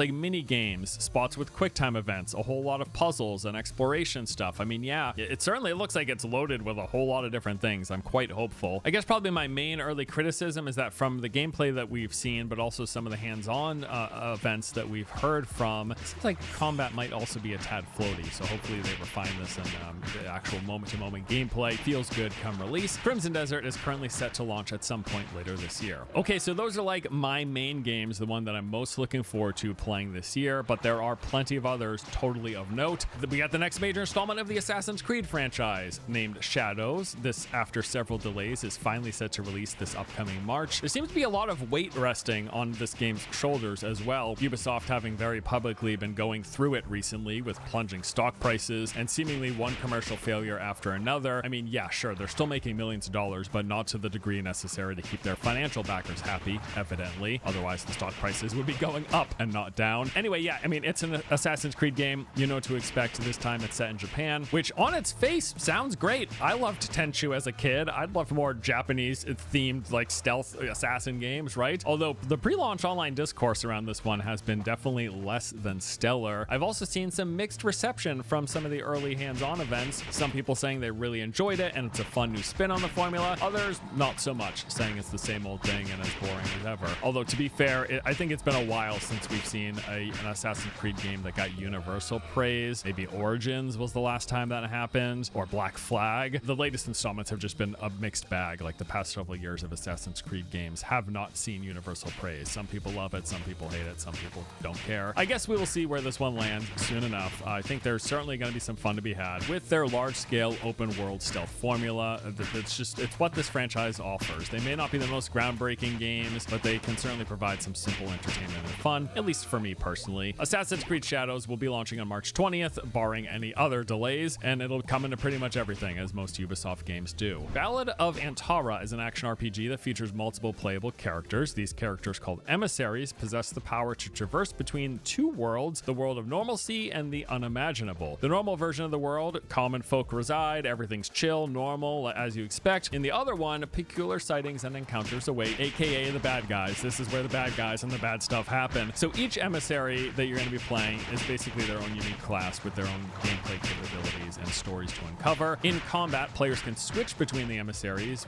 each with their unique abilities, weapons, and fighting styles. You can do this swapping in real time, unleashing special moves in the process, chaining together fast-paced attacks, and mastering precise timing and strategic ability usage. Defensively, you've got dodging, blocking, and parrying, and this is going to be one of the few multiplayer RPGs coming this year that has multiplayer support with up to 3 players. You can venture out with your friends, taking on the game's various challenges, exploring the world, and diving into difficult and crafted dungeons. This looks pretty cool. Ballad of Antara coming at some point in 2025. Alcahest is an action-adventure RPG that almost looks too good to be true. Like, I've not heard of this developer, and I couldn't find any details on them when I looked online. I'm going to keep an open and hopeful mind, though, because, yeah, this trailer looks pretty good. Alcahest is set in what they call a murky medieval world, featuring satisfying melee combat with this highly interactive environment. So you get all the basic action combat stuff. You got light and heavy attacks. You can chain attack together and build various combos. But also with the environment, you can do stuff like dropping a tree on enemies' heads, kicking them off cliffs, or setting them on fire. It's fast-paced, close combat within a richly interactive environment. That is what they say they are going for. Also, instead of having magic, Alcahest features alchemy, whether you choose to follow a recipe or mix gathered ingredients at your own discretion, and then using the resulting substance as a throwable, as a weapon oil, planting it in an enemy's pocket, or even drinking it yourself. Each one of these will have different outcomes for every single concoction that you come up with. They say that this is a grounded fantasy adventure. You play as the youngest son of a petty lord and need to prove your worth through hard work, sweat, and blood. You're going to explore castles, forests, and villages as you journey through multiple semi-open world locations packed with secrets and adventure, with branching gameplay options inspired by Dishonored and Kingdom Come Deliverance. Looks pretty interesting. Keen to learn more. This is coming in 2025. There's also a playtest running, which you can register for right there over on Steam. Vampire the Masquerade Bloodlines 2 is an upcoming action role-playing video game published by Paradox Interactive. This is the long-awaited sequel to Bloodlines and is part of the World of Darkness series based on the tabletop role-playing game Vampire the Masquerade. Beyond having plenty of deep and immersive role-playing elements, a lot of narrative and story to uncover, interacting with NPCs, the gameplay itself has you sustaining powers through drinking blood, so you're going to stalk and feed on the city's population during the nighttime using your supernatural powers of persuasion on civilians to lure them into deep dark alleys and satiate your hunger. All the while, though, you have to try to attempt avoiding breaking the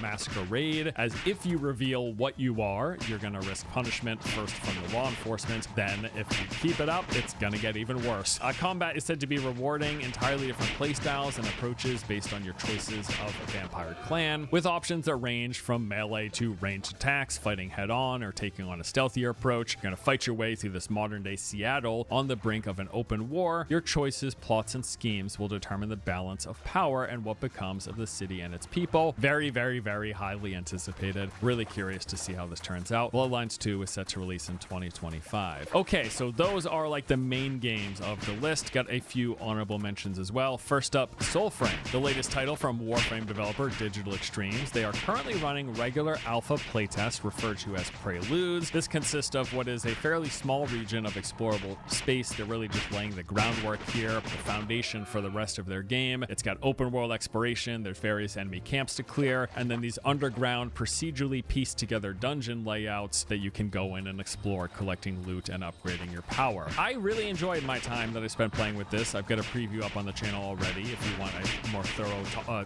explanation of how everything works. I think it's a decent foundation, though the biggest complaint is probably the lack of sense of impact with like combat, which is I hope something they work on. But I think everything else about it is great. The world, the enemies, the characters, the points of interest, the overall structure of the game. I just really like it. Keeping my fingers crossed that they can give the gameplay a little more oomph, because everything else I really, really enjoy. So you can register to try to get into Preludes testing on their website. In my experience, there's at least like probably a few days to a week's worth of content to play through if you're interested, giving some early feedback. As for its release, I would say there's a non-insignificant chance that it comes to early access in 2025, late 2025, but we will see. Ghost of Yodi is a standalone sequel to the 2020 hit Ghost of Tsushima. This one centers around the theme of underdog vengeance. The story is set in Hokkaido, Japan in 1603, 329 years after the events of the first game. Players will take control of Atsu, a female warrior who adopts the persona of the ghost at the dawn of the Edo period. So the developers have said that players will have even more control over the game's narrative and choices compared to Ghost of Tsushima, while further building on the great combat, the world, and exploration of the original. I have seen some disappointment at the change of protagonist, but beyond that, I mean, I'm sure this game is going to be great if it's even remotely like the first. The Ghost of Tsushima was fantastic. So yeah, the next game looking good, set to release on PlayStation 5 in 2025. Game of Thrones King's Road. This is an upcoming action RPG set in the world of ice and fire. You'll explore the 7 kingdoms that make up Westeros in a vast open world with vivid landscapes, massive cities, backwater towns, untamed wilderness, and all the people and enemies that inhabit it. King's Road features 3 distinct classes inspired by the iconic archetype established in the original series, those being Knight, Sellsword, and Assassin. Each comes with its own unique strengths and weaknesses, combat mechanics, and skills, enhancing the depth of each combat encounter and providing players with options they need to play whatever playstyle they prefer. You'll encounter dangerous beasts and creatures of myth and legend from the Game of Thrones universe, defeating them alongside other lords in the forest to earn generous rewards and craft high-end gear. If you thought this kind of looks like a phone game, it's because it is. Game of Thrones King's Road is coming to mobile and PC later in 2025. Outer Worlds 2, sequel to a game that people seem to really enjoy, but I gotta say, with the sort of almost lukewarm reception that we recently got from Avowed, especially its performance, it didn't really seem to take off that well, or at least not as well as I assumed the developer would have hoped. I wouldn't be too surprised for that reason if this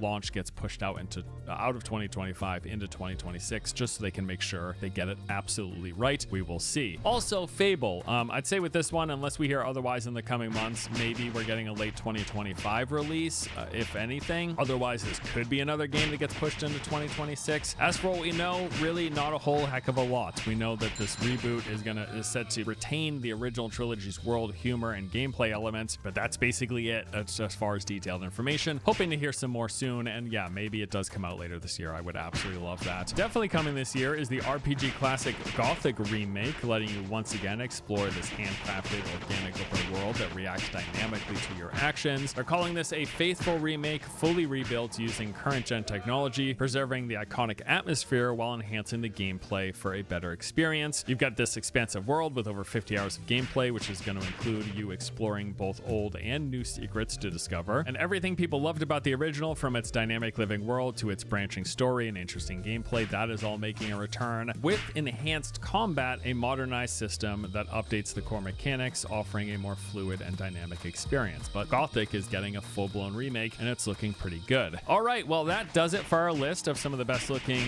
new RPGs coming in 2025. Hope you enjoyed it. Now, this is far from every new RPG that we'll be getting this year, but these are the ones I wanted to highlight, the ones I'm most interested in, the most noteworthy. Let me know below if there's anything else that you are especially especially looking forward to that didn't happen to make this list. Either way, clearly lots of new RPGs to play in 2025. Looking forward to it. Thanks once again to today's sponsor. If you're interested and want to check out Mandragora for yourself, just use the link in the description below. Thank you as always for watching. Hope you all enjoyed. See you next time. Take it easy.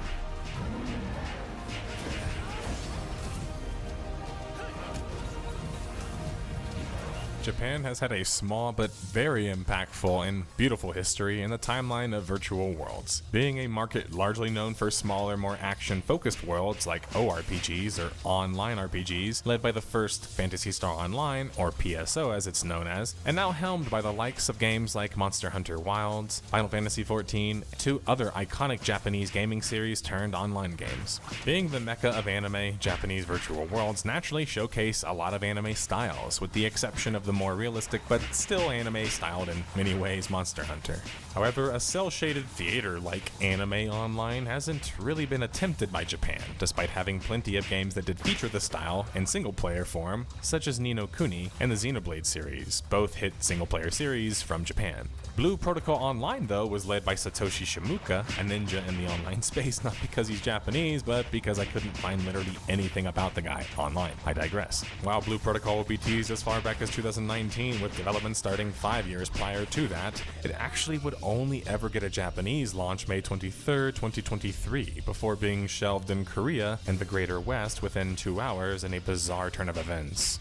Yeah, you heard that right. BPO, as it's often known as, never actually launched anywhere besides Japan, and thus it creates so much intrigue, right? Questions as to why that is or was. That makes Blue Protocol Online, besides just being absolutely gorgeous eye candy and having a really good soundtrack, the perfect case for this series, Death of a Game. A series where we diagnose the largest contributing factors to a game or company's death by utilizing a proper timeline of events and various clues as they appear, this finally culminating in our, well, final deduction, the moment at the end of the mystery where the detective in the mystery arrogantly deduces the case, usually for good. Choose from one of 6 classes: the Blade Warden, Twin Striker, Keen Strider, Spellweaver, Bowbreaker, or the Blitz Lancer, all with their own unique abilities, weapons, action combat, and gorgeous visuals to accompany. BPO might not have made it to the end of the dungeon, but we will, detectives, in order to solve this case. The story begins with the beginning of Project Sky Blue in 2014, following the joining of Satoshi Shimuka to Bandai Namco Online. I have no idea who Satoshi is, but he's cited as a big deal when joining the company. Now, maybe I'm stretching a bit hard here. Whoa! Very fantastic body! But the GM of Bandai Namco was Tsukichi Shimuka. This is either a super common name or a nepotism thing, but the main thing being whoever Satoshi is, they aren't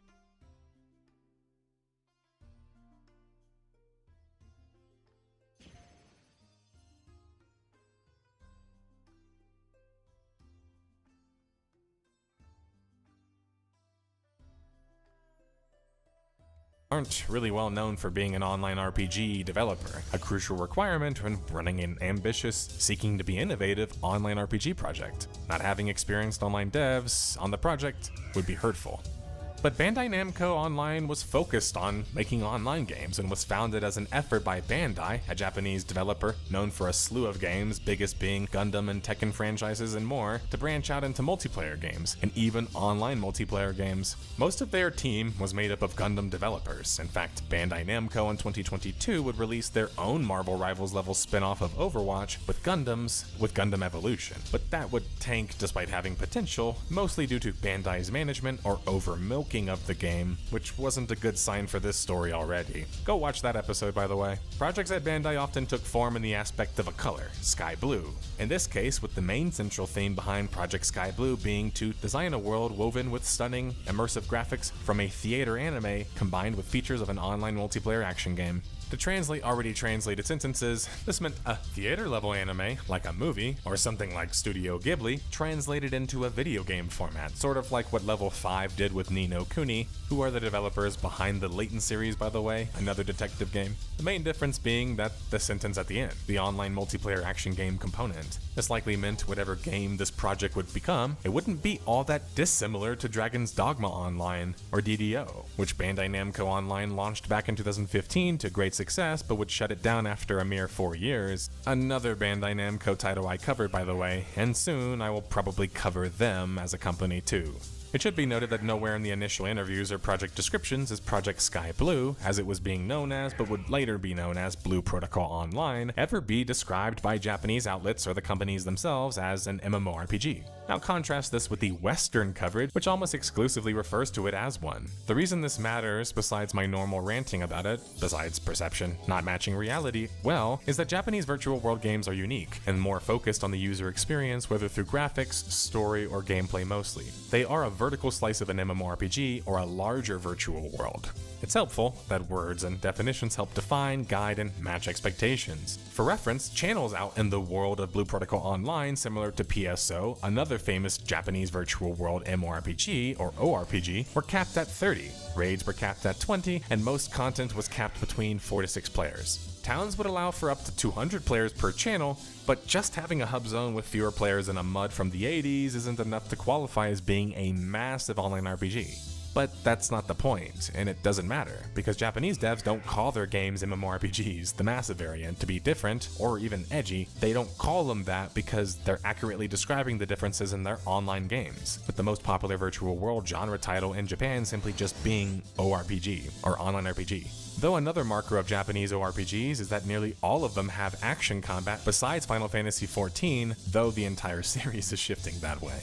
Blue Protocol Online would be announced publicly as far back as July 2019 and was being described as a playable anime and a gorgeous online action RPG. BPO was being made on the Unreal Engine 4 and was looking like a mixture of Monster Hunter and Phantasy Star. Now those are my words despite showing this article on screen because, well, the Forbes article says things like, it's looking like an MMORPG. Meanwhile, the developers are telling you it isn't and what it is already. And it kind of just feels like condescending or misunderstanding to me at least. I mean, the article even has misspellings, like that a massive instead of than. And hey, I'm not perfect, but I don't have a journalism degree and I don't work for Forbes. I'm just a no-life detective. Anyway, I know I beat up on journalists and media sometimes a lot, and people feel like that's not a good thing, but it's necessary. The virtual world space has been around now for like 30 plus years, and at some point you have to hold the supposed key holders and experts in the industry critiquing all of these games accountable for not properly understanding them, and thus then properly teaching and educating their audiences. If the West wants to learn how they are getting reamed by the East, both in online RPGs and offline ones, just check the sales if you want to debate that, by the way. They need to start understanding why the Japanese games are working, or aren't working, when they don't work, instead of just thinking all of them are trying to fit into the neat boxes that other regions like your own region would create, which only makes sense with a game like Final Fantasy XIV because it did that on purpose. But side tangent. The closed beta for BPO would start April of 2020, though most if not all of the test content and footage was Japan only. And that's because as of 2020, no Western launch was promised, and no Korean launch technically was promised either. This was actually a really cool thing to witness live though, as I was one of those fans screaming for the West to also get a Blue Protocol Online, before we even knew that the East would like the game, or before we even knew if we liked the game.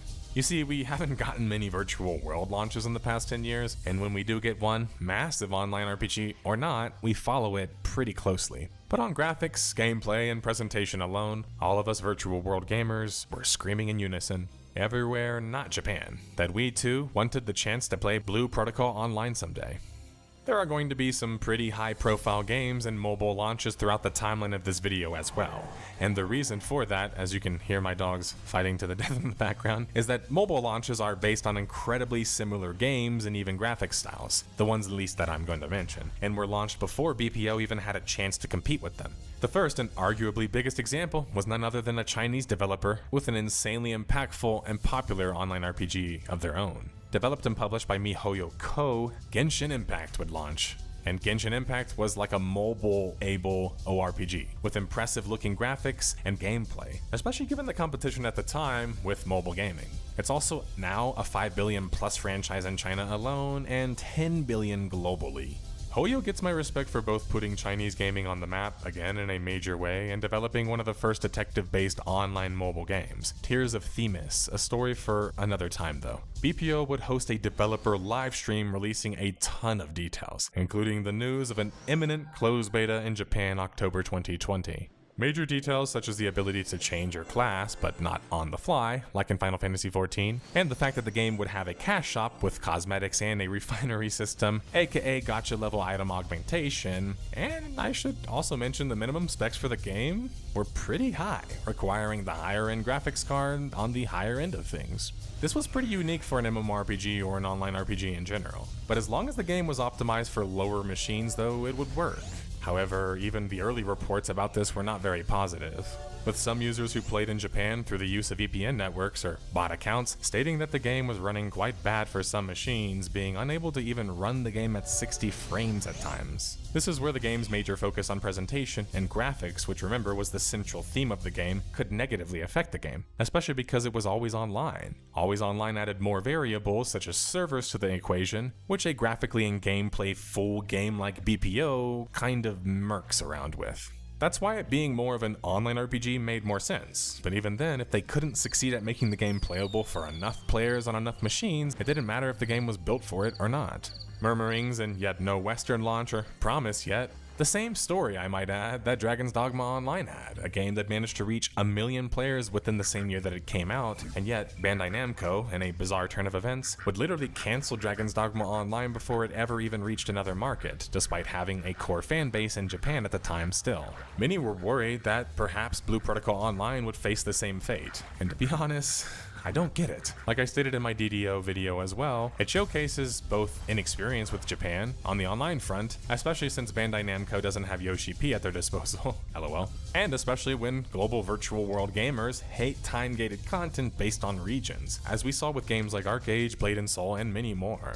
If I'm going to steelman the Bandai Namco online position, it could be that they didn't have long-term contracts to continue to work on these games or worlds, which if that's the case, they should design some maintenance companies at the very least, like a majority of Western companies do, try to help there. Or perhaps they just don't see the long-term revenue generation. But then that's kind of silly when you're working with virtual worlds, especially when Korea, their near neighbor, is incredibly familiar with this and in fact basically invented microtransactions in virtual worlds to keep dying virtual worlds alive, and then of course make lots of money. But no matter how much I steelman it, it's like Japan's approach is just lagging. It's like the netcode in their fighting games. It's laziness or it's like a skill issue. It just doesn't make sense. BPO only having been playable in Japan in limited tests at this point wouldn't pass the test, so to say, and would be delayed to sometime in 2023. This would be blamed on Bandai Namco Online being restructured as a company due to back-to-back cancellations of Gundam Evolution and Dragon's Dogma Online. Oh, and before that, they did a game called Dragon Ball Z X Keeper Z, which sounds like someone's name in WoW back in 2006, but it's actually not a bad browser game, though you can't even play it anymore, sadly. This very likely meant, though, all was riding on Blue Protocol Online, with Bandai Namco probably electing to just gobble up whatever was left of their smaller company subsidiary pretty soon. Another test would happen near the end of 2022, showcasing the game at the Game Awards, TGA, which would come alongside the announcement of a Western and Korean launch finally. Heading up the Western launch would be none other than the Eastern game publisher at this point, Amazon Game Studios, promising a 2020 launch for the game, while Smilegate, behind the Smash Online ARPG Lost Ark, which was also playable on PC and mobile, would handle the Korean launch. But another competitor would enter the fray, this time in the form of another mobile PC game, and a Hoyoverse game I should add, Honkai Star Rail. Now, Honkai has already made $1 billion in its first year, and it did so through utilizing anime-esque cel-shaded visuals visuals and action combat. Sound familiar? And while it seems like in a sense these new game competitors would be good because they're expanding the overall market, the problem is if Blue Protocol Online wasn't as good or better, it was going to get shredded, because there were tons of options now, between Honkai Star Rail, Genshin Impact, Monster Hunter, and more games. But against all odds, Blue Protocol Online would launch in Japan June 14th, 2023, while delaying the Western launch to 2024. This would mean that the game was delayed a total of like 2 years. Meanwhile, the only way for the rest of the world to play BPO at launch was through a VPN. That's because IPs were being region locked, aka that you would get banned if you tried to play the game normally from another region. Apparently my account that I used got banned. I mean, it is what it is. I think they kind of like have to. Now, there's nearly no major media coverage of Blue Protocol Online's Japanese launch, and most of the coverage of the game comes from players who VPN'd it, like I just mentioned. But from the earliest accounts of the game, it felt absolute barren content-wise, with very little dungeons and raid content included in the game, only 2 raids even, and the story content and questing being quite short and even comparable to a tutorial like in MapleStory 2, which people enjoyed but wanted more of. Worse, the monetization in the game was even worse than SMT Imagine, which might be saying something when that was one of the first MMORPGs ever and had a horrible cash shop. In PPO, you had a cash shop with a premium currency. That was the usual free-to-play stuff. However, the cash shop would also allow you to skip progression in the way of power-ups and items, and also allow you to purchase healing items and XP boosts. While these were standard fare, what wasn't was the full-blown gacha mechanics that was included in the game. And although Korea is mostly associated with such, especially these days due to the prevalence in gaming, Japan is actually the creator of this concept, through their various pachinko machines throughout the country. If you're watching on screen now, this is full-blown gacha. And while you can make your own decision regarding if it should be in a game or not, or if you should at the very least support it, I think it introduces a ton of pay-to-win aspects to a game that many players who would enjoy a game like BPO would be kind of not a fan of. That's because BPO isn't really the same as an MMORPG, and it wasn't originally designed to be on mobile. It doesn't have super long progression, and it wasn't designed that way either. Maybe that's a knock on the game, but I think it speaks to how little Bandai Namco Online had an idea of how to sell their games to their audiences. You could argue that the gacha could have been removed in localization in other regions, but considering all Bandai Namco games were kind of notorious for their monetization, like day 1 DLC stuff, I find that unlikely. To bring it back to BPO, in BPO you could spend up to $500 on gacha and only leave with 2 major armor sets and skins. By the way, the same ones. What value? Blue Protocol was set to launch in Korea soon, but shortly after its Japanese launch, it already exceeded 600,000 players in Japan alone. This was incredibly impressive to me, and if BPO could impress their local audience this much, there was a chance that they could make an impact globally, but not a guarantee. The key with online games is that they have to localize when crossing regional bounds, otherwise the games can seem a bit foreign without sounding racist. Meaning, even though 600k was impressive, there wasn't any guarantees that it would scale in a larger market yet. BPO being almost unplayed by the West and the rest of the world really, not Japan at this point, would finally start to reach the rest of gaming media outlets to showcase the game around like the summer of 2023. IGN would get their hands on the game and state in their impressions, which were kind of as useless as I previously alluded to. Not only do they call the game an MMORPG as the sirens go crazy in the background, they form their impressions off of only 45 minutes of playing the game. That's not even enough to make it out of the character creator for some players. It's not enough to learn much of anything about the game, thus to inform those who follow and read your content. This is why 2 major opinions would exist simultaneously regarding BPO. The opinion of those who actually played it significantly, which was effectively, this game is not ready to launch yet, but has some potential, and the second opinion, which was still caught in like a full-bore hype cycle behind the times. A long-forgotten evil will awaken within the planet's core and destroy it. I think this also contributes to how much skepticism exists in the online virtual space with, new games from new regions like Korea or Japan. Hype would increase even more September of 2023 when Tencent would join the picture, electing to develop and publish the mobile game version of Blue Protocol Online themselves. This was highly ironic to me, since Tencent is a Chinese company, but also a smart move by Tencent to try to gobble up any Japanese mobile gaming success before it would grow. China was the de facto leader in mobile gaming, not just based on the hits that I already mentioned, mentioned and money generated, but on sheer audience size alone, dwarfing the size of entire countries. Japan was trying to make moves online, but was seeming a bit slow at it, and out of touch when compared to their Asian counterparts in China and Korea, who were quick to adopt new concepts. Japan is not really well known for having a large online PC audience, let alone an online audience period.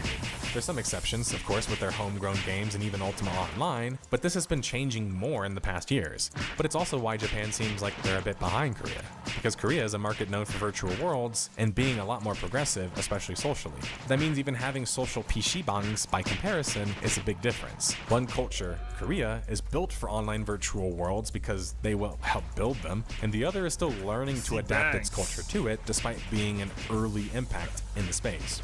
Amazon, attempting to satisfy the starving fans, would announce a playtest in the West finally at the end of 2023. However, based on what my sources tell me, this test was actually heavily limited and under a full NDA for both NA and EU players, which is why you can't find anything about it. This could be seen as a positive if it was like a true closed beta tester, because this shows that maybe they want to take action on the feedback, but it also speaks to a lack of confidence in their product, which is already supposed to be launching in a year. Meanwhile, the entire Western Hemisphere hasn't even played it yet. Well, except for the Turbo nerds who are willing to VPN like I've done in the past. But a few more months would pass, and Bandai Namco Holdings Incorporated, the large parent publicly traded company behind BNO, would announce a rather huge drop in their stock in February 2024. The largest reason cited for this, according to the data itself, is the drop of digital profits, which would drop from a whopping 96% to a mere 3.5%. Bandai Namco Online is a strict digital business, so it's hard not to imagine their repeated failures weren't somewhat to blame here. And to be clear, it feels a bit harsh to say that,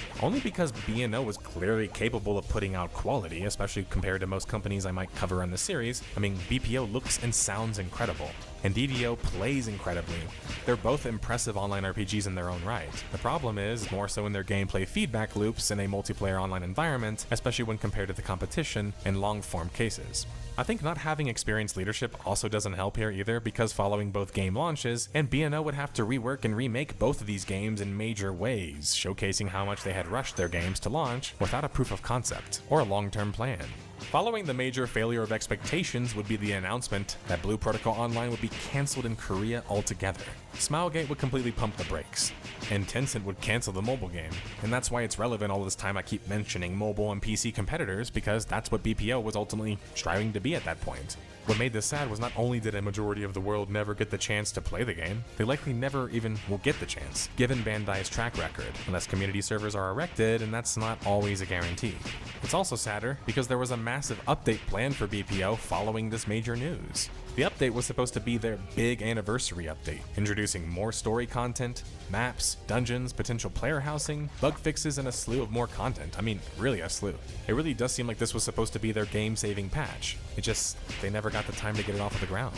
That's because within just a month, Bandai Namco Online would be in insolvency, a state of being unable to pay their debt, due to a $55 million loss and negative net income. Unable to make money and trying to shift things around in a panic, yet things would only continue to just worsen, with Hoyoverse back again. This time with a game even more Blue Protocol Online-like, a game that I've also played and covered for a sponsor too. This game has already made $25 million in just a few days after its launch, and is on track to make a few hundred within a few years.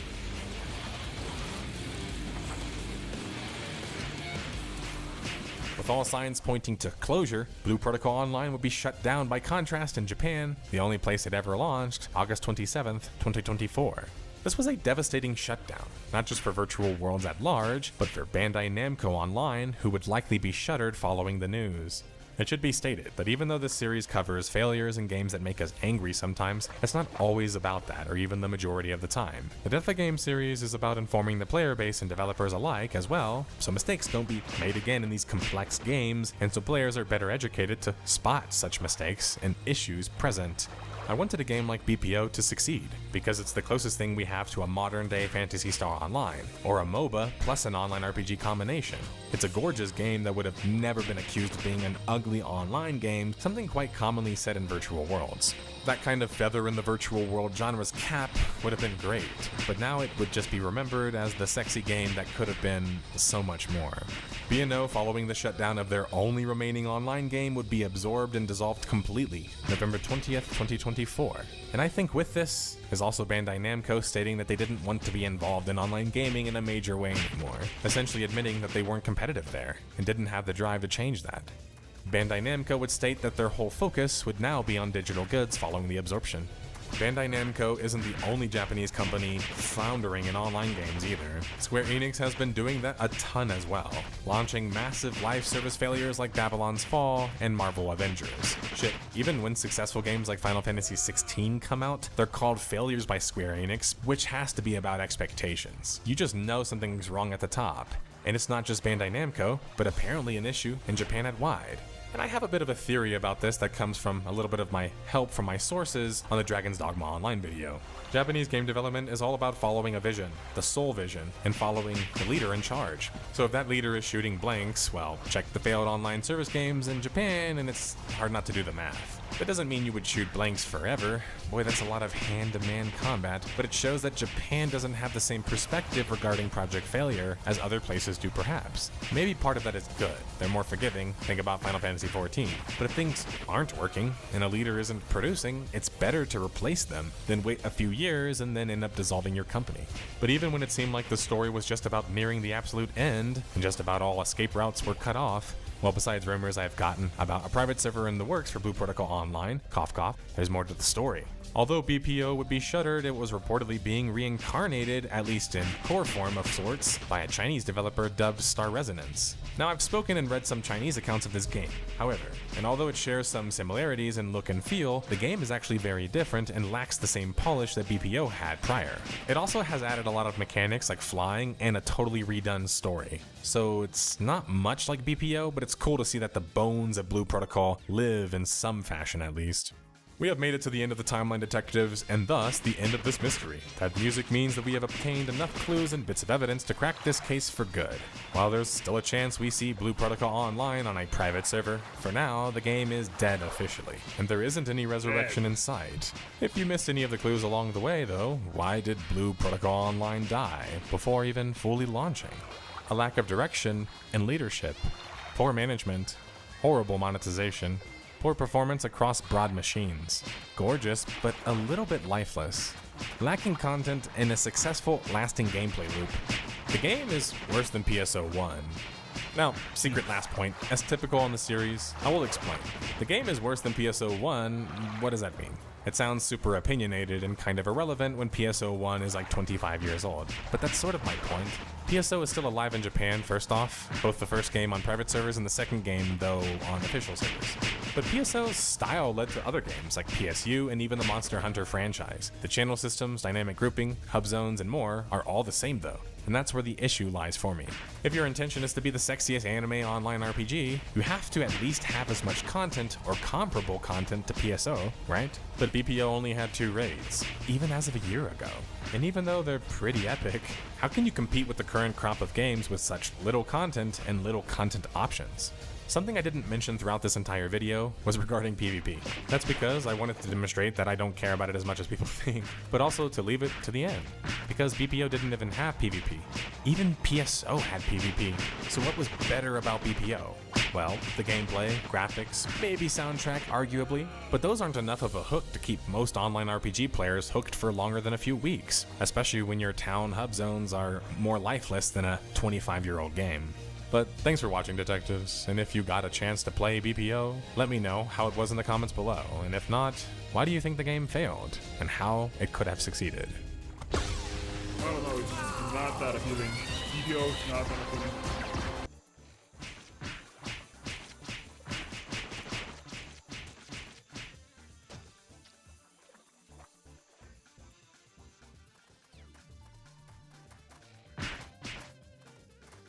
No.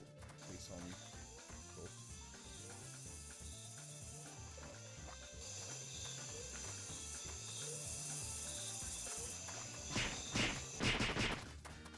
Bikers.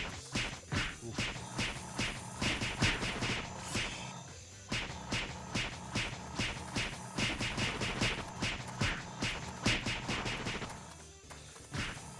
What's death of a game? Conquer.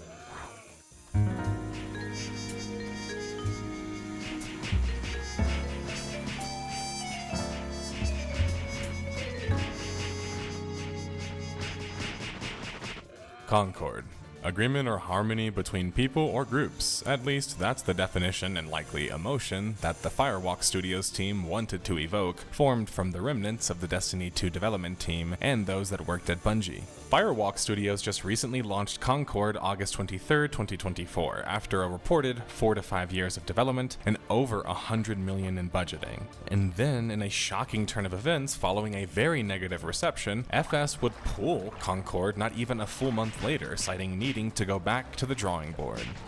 With Concord currently dead and its future very much in flux, and not in the most positive of directions, it's found itself on this series, Death of the Game, a series where we take the largest contributing factors to the death of the game or company and navigate a timeline of events in an attempt to collect clues and bits of evidence, all culminating in every detective's favorite final deduction at the end of the video.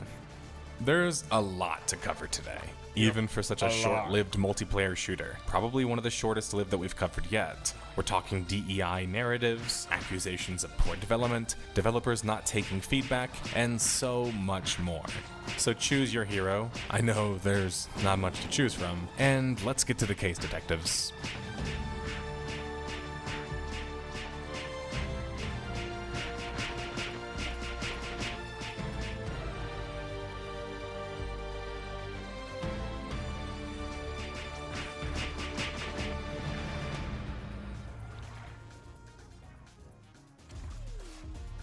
The story begins with the beginning of Firewalk Studios. Firewalk Studios had an interesting inception. For starters, it was actually founded in 2018 as a part of another company, probably Monsters, ran by former Bungie CEO Harold Ryan.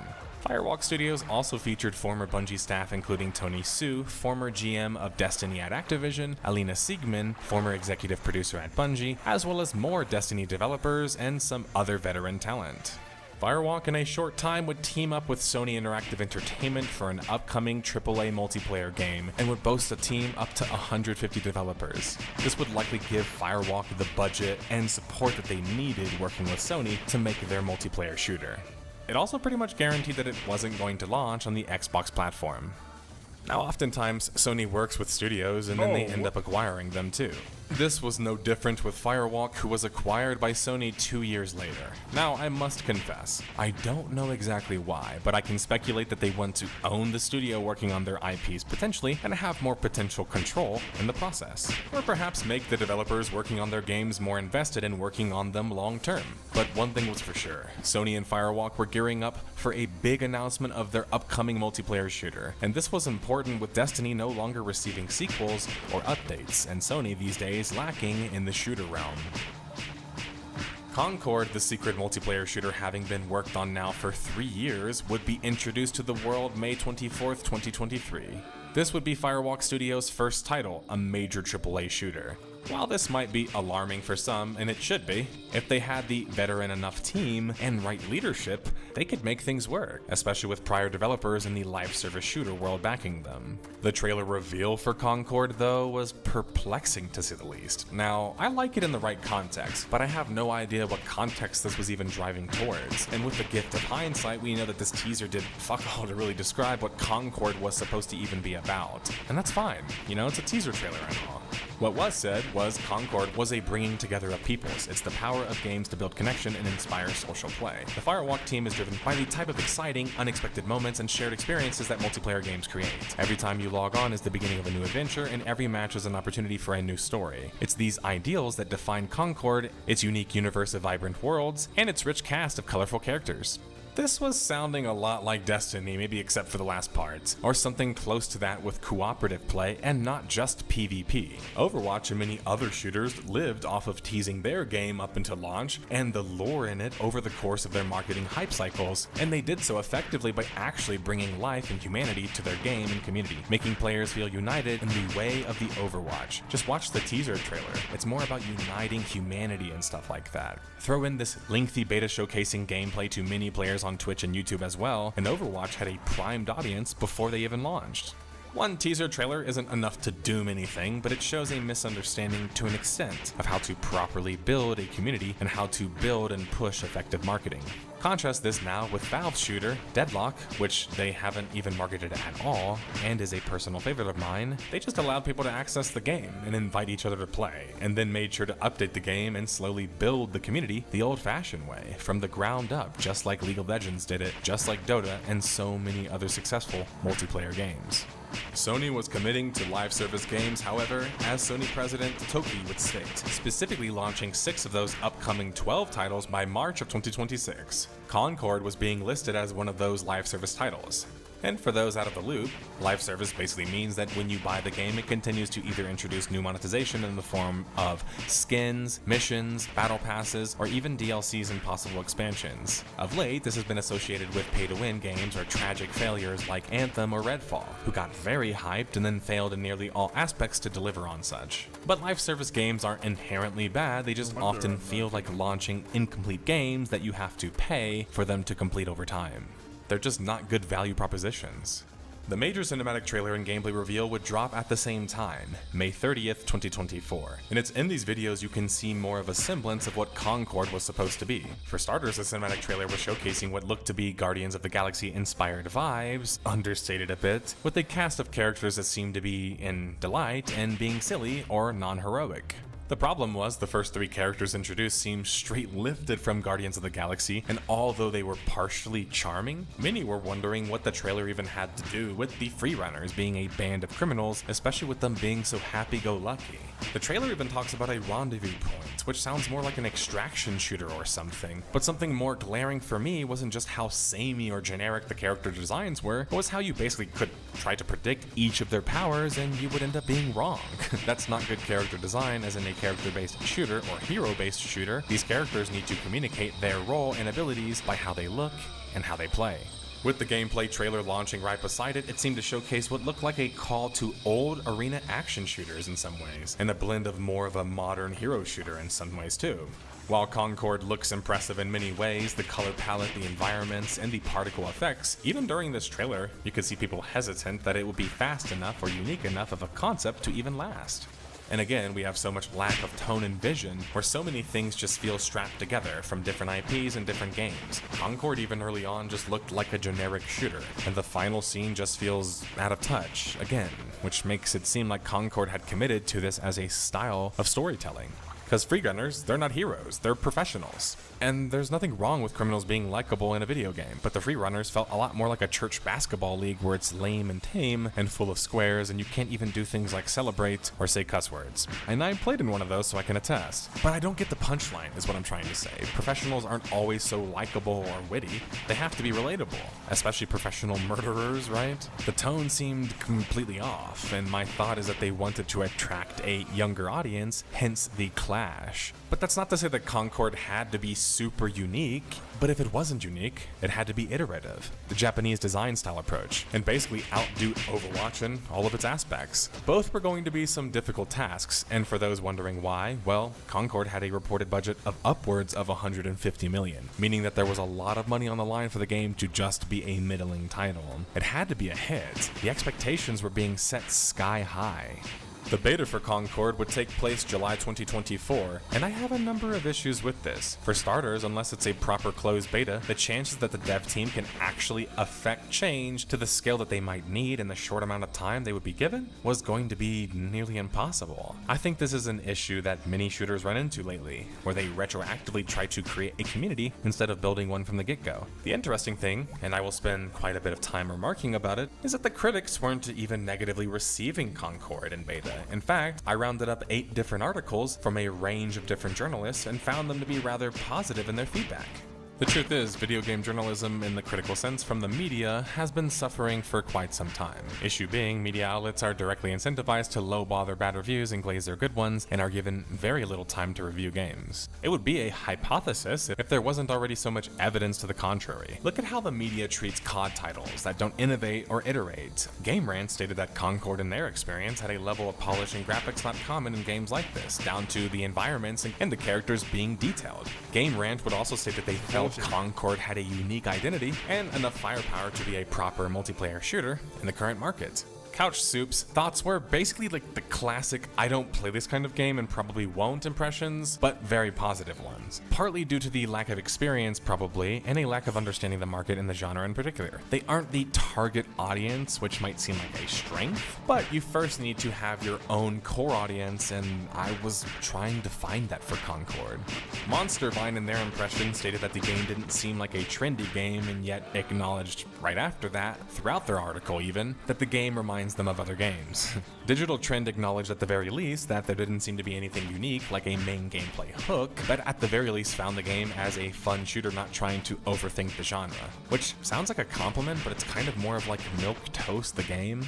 The super glazing part starts to happen with PC Gamer's review. And to be fair, your initial impressions can always change, but that should also be explained in your criticism and your later takes. Where I take issue seriously is that the writer, Morgan Park, had apparently never played any other hero shooters, because they would say things like that there were things like fun hooks I don't instantly recognize from other games. Anyone watching now can easily identify almost all of the aspects and heroes from other games, so what are we doing, PC Gamer? Maybe besides the whole team select thing that after each round of completion, it makes you play a new hero, which although it sounds like a cool concept because it incentivizes you to want to play new characters because you want to get the passive bonuses that you could get from them, as well, they don't really give you a choice. Incentivizing you and not giving you a choice aren't the same thing, and it seems like Concord was going to struggle to understand the differences there.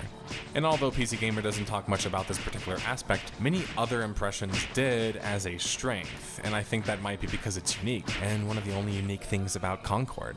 I think of it more of like a good idea that's honestly probably poorly executed. But in this article we have yet more comparisons to COD and Overwatch at the same time, with claims that the much slower, less gun-dependent game is somehow more COD-like. I really question how many of these journalists even played the game, let alone shooters period. Eurogamer in general is a great nuanced site, but in their impressions here, it's like they don't even complete their own conclusions. They say Concord feels like a hodgepodge of games combined, and yet feel that the gameplay hook for the game will magically reveal itself post-launch because gamers will metagame? Huh? GameSpot acknowledged the difficult position that Concord was in, but felt like they built a solid foundation for the sci-fi multiplayer shooter, which seems like quite high praise for playing most likely less than 10 hours of a multiplayer shooter. But the writer, Jake Decker, also acknowledges that the characters feel asymmetric and yet the map feels symmetric, which is actually an interesting point. Finally, coming from a little-known outlet and a girl, DEI warriors, the gamer would put out a scathing critique from the beta asking what even is the point of Concord. Stacy would acknowledge the gameplay looked the same as other shooters that were similar, and the game felt like it lacked individual or team-guided passion. Stacy also would acknowledge that the characters were mostly forgettable. Finally, the whole original pitch, they would state, that matches the trailers and such of progressively building your world and revealing the lore and characters to your audience over time, didn't really seem to match up to other games like Helldivers or Destiny even, that could offer much better experiences there, especially because they weren't just PvP. My main point in this section is not just to shit on other video game critics, but shit on them in a way where I can teach you guys that that kind of soft glove handling is what leads to surprise failures like this, in part, and not learning from it. Poor criticism and game coverage leads to the chances of players purchasing more bad games, or the game not having to prove itself that much. What I found so alarming about these impressions is that many of them 180 after the game launches, or many of those same critics start running defenses for the game. And while changing your opinion is totally fine, especially if it's grounded into something, I don't really feel that these critics are helping the industry learn many lessons from the situation, and are actually poisoning the well even to a certain extent. You might argue perhaps none of the writers were able to see what was coming, and due to just chance or circumstance perhaps, but I don't really fully buy that. I think this highlights an issue with video game critics and their coverage of major titles. They don't play the games enough to really have that much of an opinion, and the opinions offered weren't the least bit critical, nor looking to the future. It feels like many of these articles were just marketing, and that's a strange feeling, because under the surface of all of this hype that I just listed, all of these outlets, and I didn't even cover all of them, only 2,388 players peak had played the game, which is so divorced from the game's media coverage, you would seriously be shocked to learn that. And this was a free beta, which means that even when the game was free to play, people still weren't interested in playing it. Amazon's new secret-level TV series would feature an entire episode featuring Concord in it, showing that Sony wasn't failing to try to pull out some major stops to try to help things, to make sure that their new AAA shooter was going to be a hit. Concord wouldn't have that much time in the hype cycle and would launch shortly after its gameplay reveal and early access test, August 23, 2024. Launching on PS5 and Windows, Concord was a first-person hero shooter where you played as one of the free gunners, professional criminals, who are attempting to make their way in the galaxy, aka winning matches and killing people in the matches, but their personalities and cinematic intros would be reportedly revealed over time, so maybe it would help build that whole concept. Concord would receive a middling 62 out of 100 from 45 different critics and a much worse audience reception. But first, let's cover the media reception, cause I have some names to catch up with. Couch Soup would state that they weren't surprised, but let down. However, when you read their previous impressions, they were only positive and even suggested people to buy the game. Then in their more recent article, pushed that, well, it was already predetermined. And then that they wanted to anyway try the game and break the cycle. I have no idea what any of this means. Digital Trends was rather positive in their review, basically arguing that because the market doesn't like the game, it will fail. Wow, tantalizing analysis, which make you personally liking it, especially without couching that context, pretty useless, right?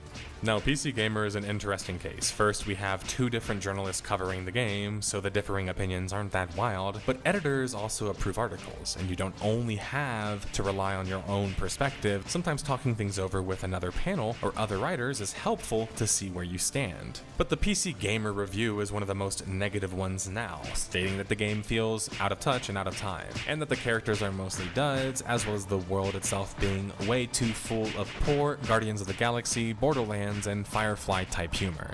That's because, as I add, the issue with these comparisons are that, well, these are crew-based shows and games, and Concord, despite pushing itself as one, wasn't really. It was PvP only focused as a shooter, which feels quite different than a crew-based cooperative game. Eurogamer has something interesting happen. Their main review, completely different than their Portuguese review.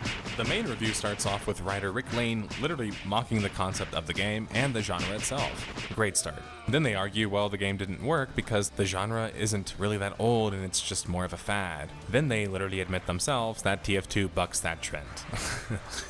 The writer personal analysis aside, which is probably where most of my issue with the review lies, they actually acknowledge the game lacking properly identified characters, the limp and weird looks of them, and how the game modes were basically copy-pasted from other games, like Trophy Hunt being a variant of TDM, basically Kill Confirmed, being the most unique, and Signal Chase being the King of the Hill mode with multiple moving control points. However, in the Portuguese review, it's far more negative, and actually more helpful in its analysis. First, writer Jorge Salgado postulates that Concord not having a single player and coming from a single player developer and publisher was already a huge red flag, and they're kind of right. Second, they state that the game, despite its large budget of over 150 million reportedly, now also being reported at 200 million, was still poorly promoted.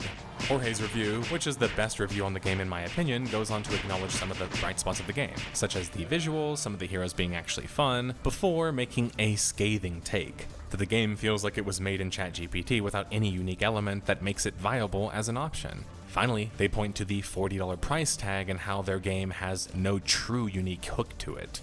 Their final point is one that I will expound on later because it's a great one that I agree with strongly, which is that Concord seemed far better suited as a Destiny-like space adventure game. But it should also be mentioned that a $40 price tag after Overwatch became free to play just seems kind of tone deaf. Now, ironically, IGN's initial coverage of Concord, including in the beta, was pretty tame, and actually acknowledged full well the game had some serious hurdles to overcome. However, not that it doesn't make sense monetarily, IGN's post-coverage is much more glazier. They would state in their conclusion that Concord isn't the most innovative or content-heavy hero shooter you could play, but with such fantastic competitive gameplay, 16 compelling characters to master, and 12 well-designed maps, it's got the makings of something that could go the distance in the months and years to come. In fact, it's a testament to its FPS chops that even while it has virtually non-existent story and a serious need for signature game modes, I still found myself losing dozens of hours to its PvP charms. Hopefully, the live service roadmap will do its thing and show this promised shooter the love it needs to become something truly special. But right now, it's at least good enough for me to recommend trying out. And you have some of the largest copium I've seen and spotted in these reviews. Literally, in spite of the evidence staring you in the face, like the beta player numbers and the launch numbers on Steam being abysmal, how can you say with a straight face, even ignoring all of the other points already raised, that Concord had a bright future? Well, IGN, you start to see why people stopped taking you seriously a good time ago, at least in a proper critical circle.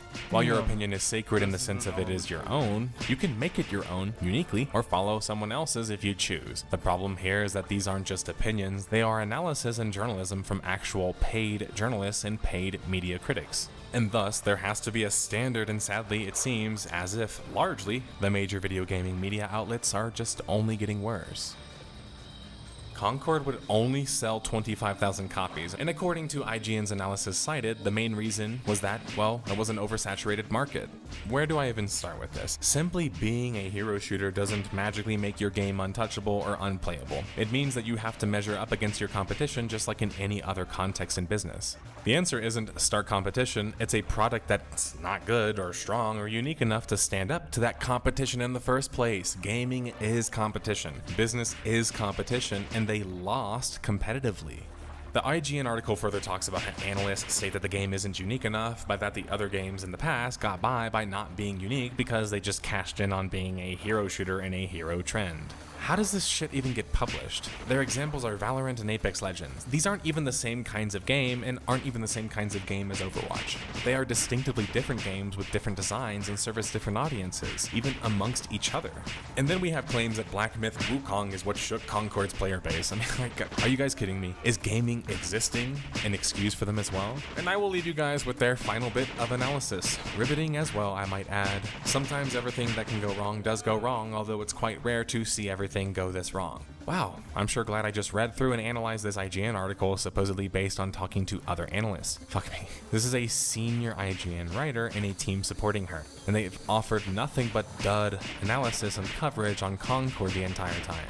After Concord's major failure, though, eyes and expectations were already turning to other live service multiplayer shooters that were supposed to come from Sony, like Marathon, which was recently swapped to an extraction shooter like Tarkov, and then Fair Game, or Fair Games, a heist-based shooter with very little details revealed other than it's being developed by Haven Studios, which is one of the other studios under Sony's wing. Even if Sony could try and learn from their major mistake that just happened, they didn't even almost have enough real time to apply their lessons, and we're going to have to likely take more egg on their face in the process. Now, as much as I, unlike many of you probably will feel in the comments, I don't actually delight in seeing games enter this series, especially early on, in very controversial ways. And as much as I want both of these shooters to succeed, Marathon for OG reasons and Fair Game because I love heist games, I don't really have the highest hopes after seeing how Concord was handled even from the Sony perspective. Sony has no excuse not to promote or market their games better, especially with so much money riding on the line. And with Concord already receiving such negative feedback and backlash and poor sales, the chances of that improving anytime soon just weren't going to happen, and the opportunity and window were already well missed. In a shocking turn of events, even for a game that was receiving quite the middling reception, Sony would announce that September 3rd, 2024, that Concord would be brought down on the 6th, just weeks after its launch. Sony stated that they wanted to determine the best path ahead and they would be offering refunds to the game. Now, would this be an Anthem scenario where a massive rebirth change and patch was promised but never comes? Or perhaps they would actually commit to feedback and work on developing something closer to what people would enjoy, sort of like No Man's Sky. Now, the first thing that's different is that Sony immediately offered full refunds, so that's a big difference in the Anthem scenario. But I don't really think that Sony and Firewalk are prepared to, especially with such a poor reception, to dedicate to sticking to their game. Especially when, in my opinion, much of the game, including its whole base foundation, is kind of shaky at best. I think a good way to analyze this is seeing how the developers react to things, and I have gone through tons of tweets and articles concerning this, and while many people will try to construct a narrative that somehow being proud of your own work even if it failed is an evil thing, and more room temperature equals stuff, it seems largely that the most negative part of the developer reception is that they don't outright acknowledge the failure, which is a fair criticism to be fair, but you can't from that then spin that the developers believe that they did no wrong or that they don't also acknowledge any of the faults. The problem is that if you want to keep working on your game and also keep working on future games, facing things head on is much better because it builds or rebuilds trust. Where things get a bit too performative for me, in a non-helpful sense, is when a bunch of developers came out and started expressing solidarity, many of them using their own game examples, like Spellbreak or Cliffy B with Lawbreakers, as trying to say that they could understand the pain. And in a broad sense, I'm sure they can. I'm sure there's a lot of similarities. But this was a unique failure, and not seeing it that way is not helpful, even for your own growth, which is, why it's not really surprising to see Cliffy B being one of those to join in. I just dislike the narratives from other developers that started erecting, where they say that you didn't deserve this, or that you shouldn't be ridiculed this much, and I have to completely and vehemently disagree. First off, I believe in free speech. Second, anyone who creates art publicly opens themselves up to failure. Publicly, aka being judged by the public eye. Yeah, there's rules and rules of the establishment, but the whole concept of the public eye getting to mock you is not really fair, but it's existed for thousands of years.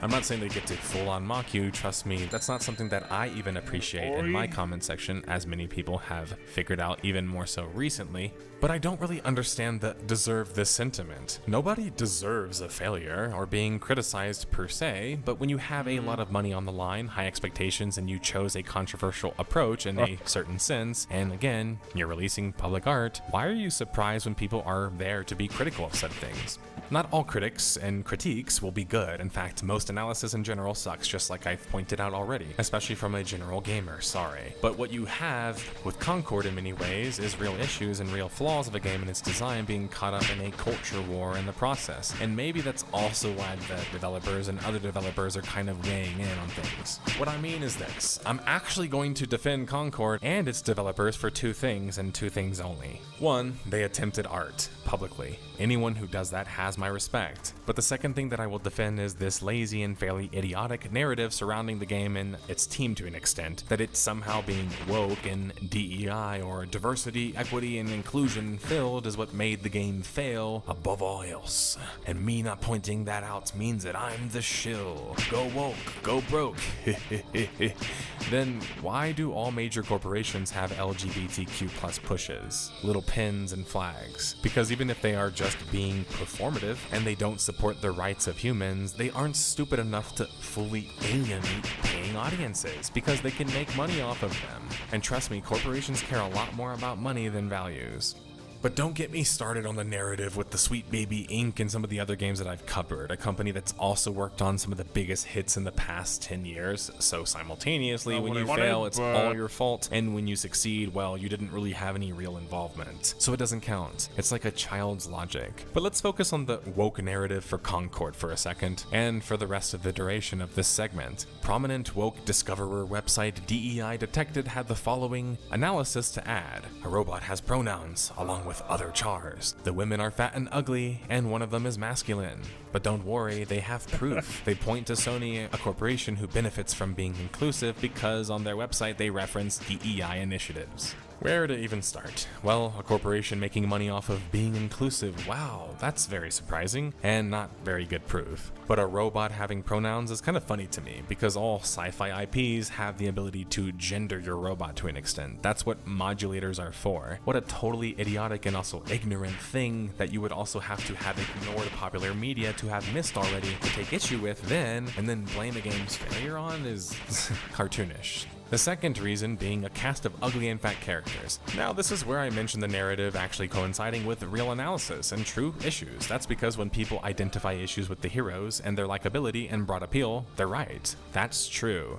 The characters in Concord aren't very heroic or cool and lack visual identity, so it's difficult to understand what they do or what their personalities are, and in many cases are either generic or simply not appealing as a character design. Very similar to Lawbreakers, so maybe Cliffy B should be talking about this topic.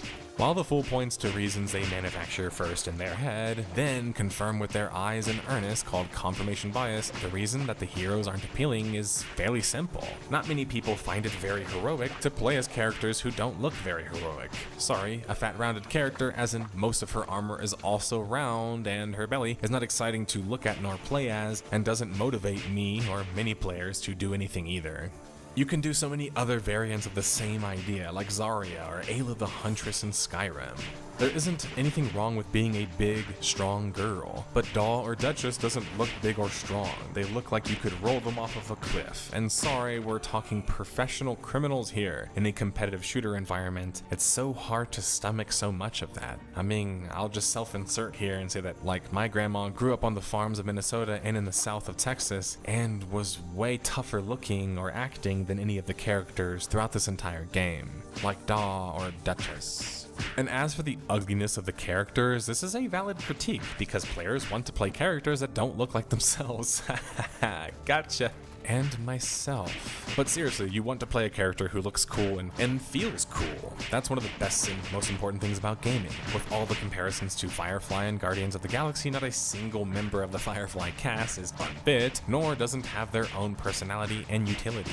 Now, as for the characters looking less feminine, this actually goes back to what sells. Sex sells. If you're questioning this in some deep ethical, emotional, or philosophical sense, please go do that off somewhere alone in a temple. Nobody cares, man. That's not how the world works, even if you or I don't want that to be the case. If sex sells, it means that sexy characters sell, and that works both ways. Like a bisexual. It doesn't mean your whole cast has to be fuckable, but it means that you probably should have at least most of your cast enough to make players excited to play them, honestly, just because of their appearance, potentially. And looking hot or sexy doesn't always have to mean just in some pure raw sense. It could also be because of the outfit, the fashion, and the personality. Now, a thing that I wanted to point out is that the hottest guy in Concord is Lennox, because you can see him and he's a dragon dude with male pattern baldness in the form of a mohawk. I'm just kidding. But Theo is probably the most conventionally attractive guy in the entire cast. The problem is that that's not a very large compliment because he looks generic as fuck all. Mushroom Head and the old lady just don't do it for me either, and I've played tons of old ladies in video games like Twisted Metal and even Deadlock. And I root for the old lady in the anime all the time. It was like Twisted Metal and even Deadlock. And I root for the old lady in the anime all the time. But who are these characters even for? Who are the target audiences? This is what the character designers should have been questioning, while at the same time trying to find ways to maintain that character's unique identity and personality.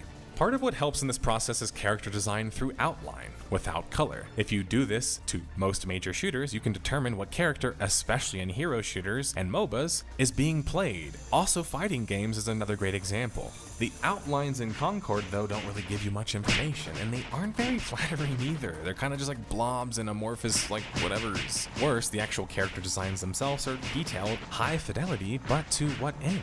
Why does Baz have a giant flowing coat despite being a ballerina murderer? As somebody who does martial arts and does a little bit of flipping, that seems unpractical to do flips in.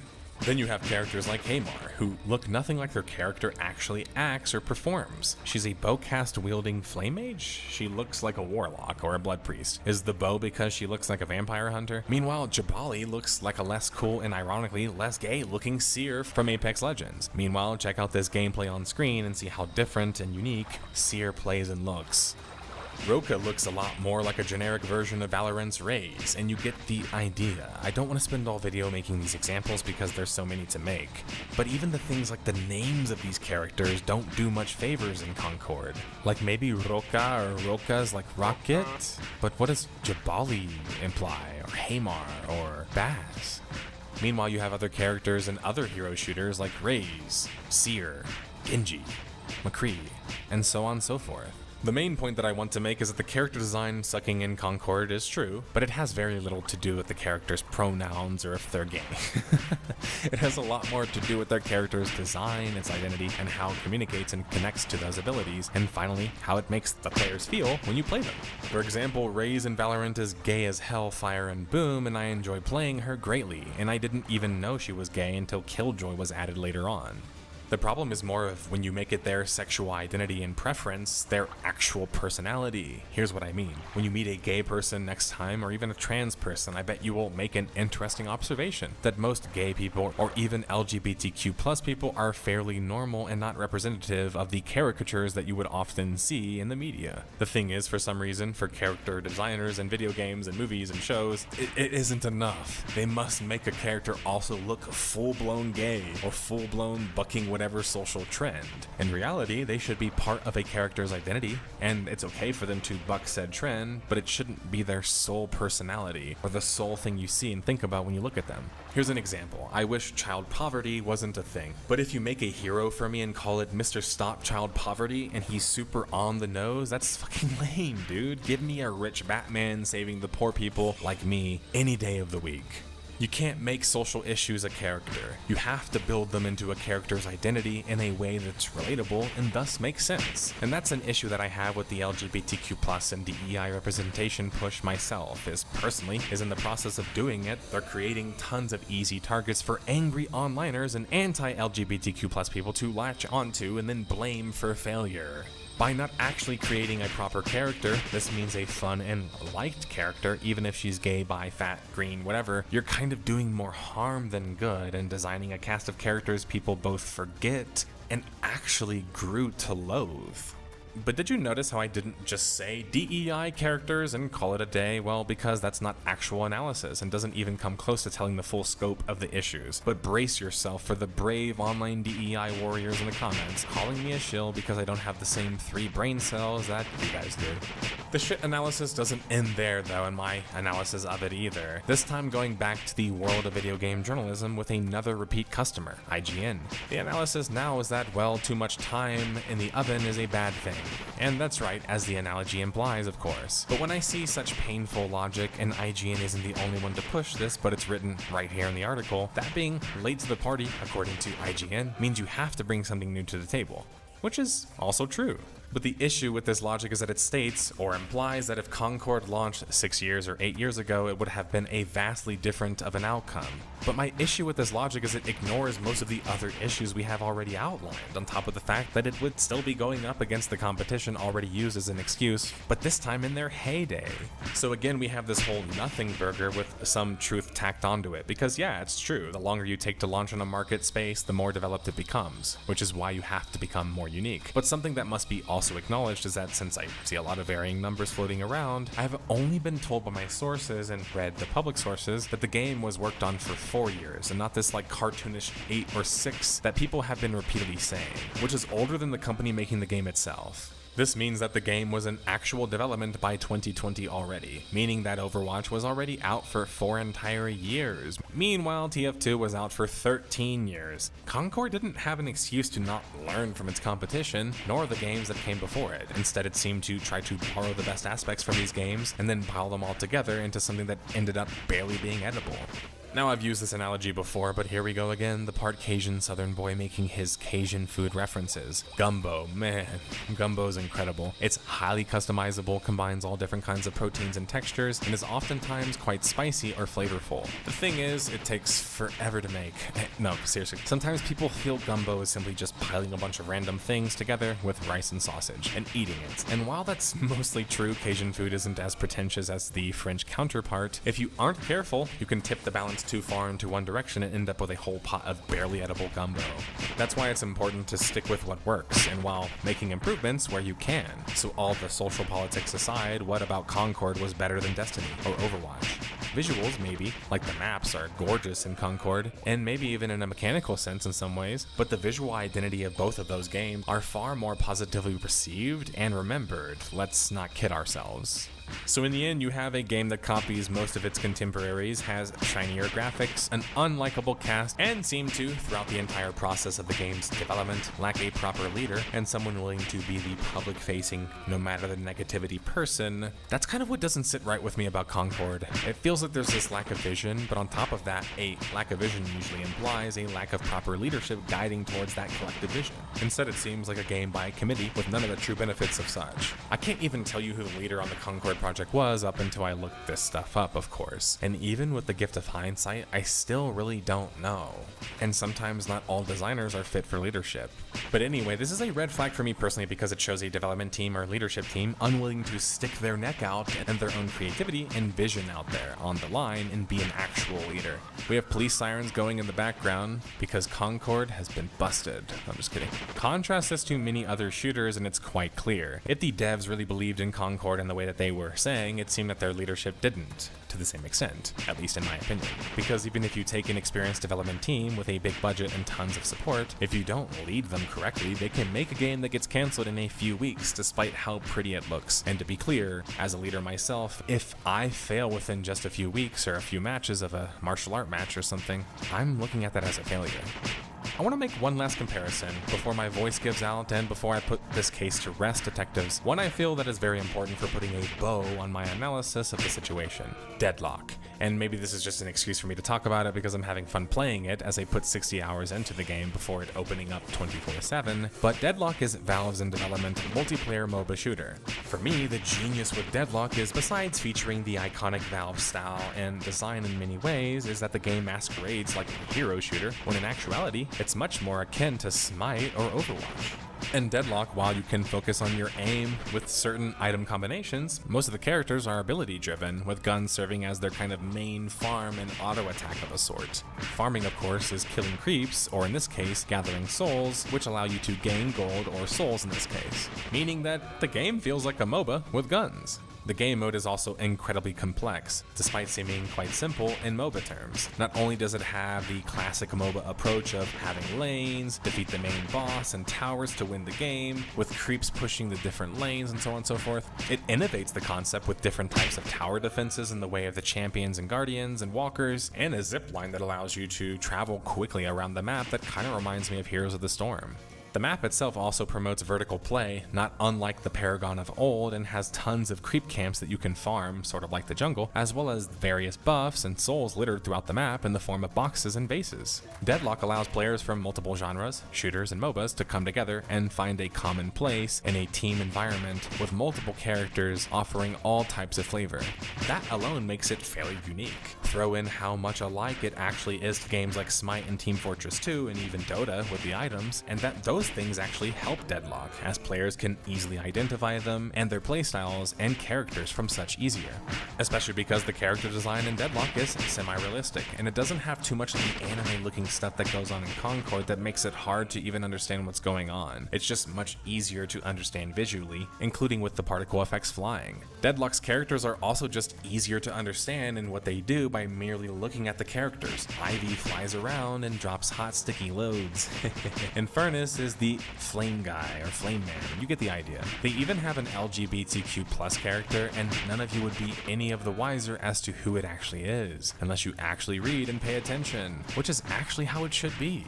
Concord was often touted quite positively that it was existing in this middle ground between Valorant and Overwatch, probably because it had 2 out of 5 modes be this one life Valorant style. And it was a hero shooter. But who was even asking for a middle ground between these two games? They aren't even the same style of game despite featuring heroes. And why make a PvP only title when you're selling so much about this concept of teamwork and unity, even into the characters themselves?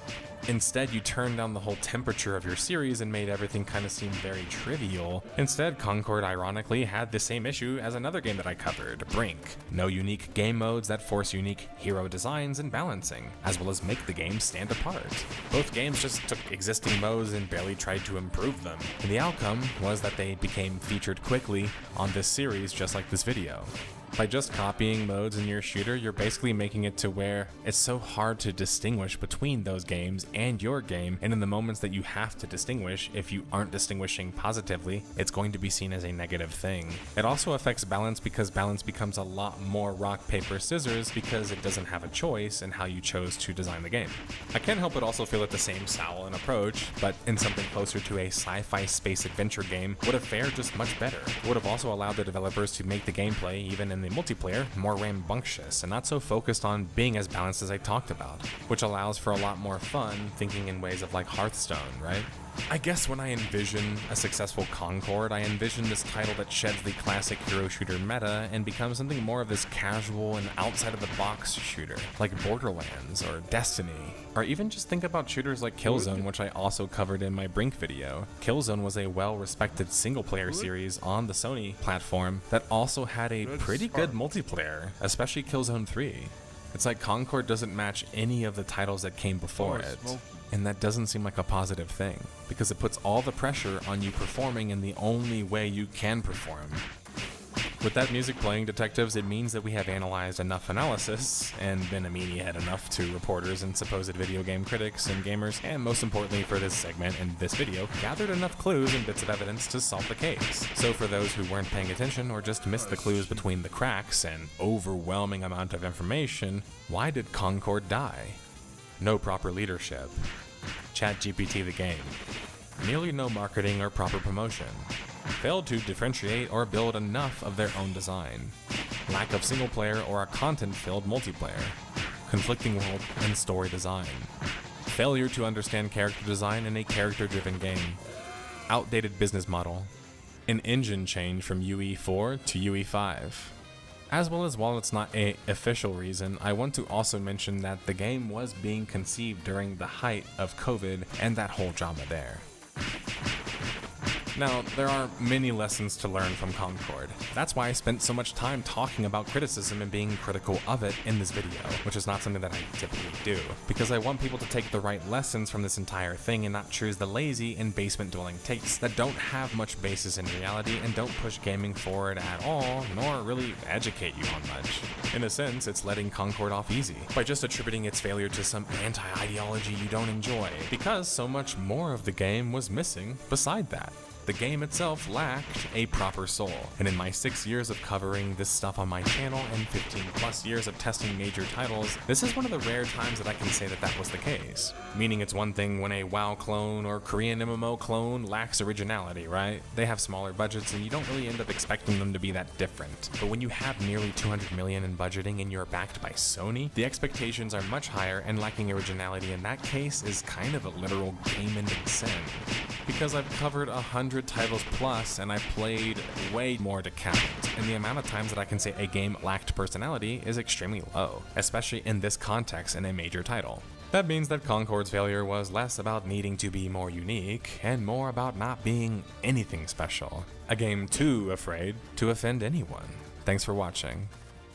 Oh, so much. All who lack honor shall wither. All who lack faith shall be lost. My loyalty is to the Emperor.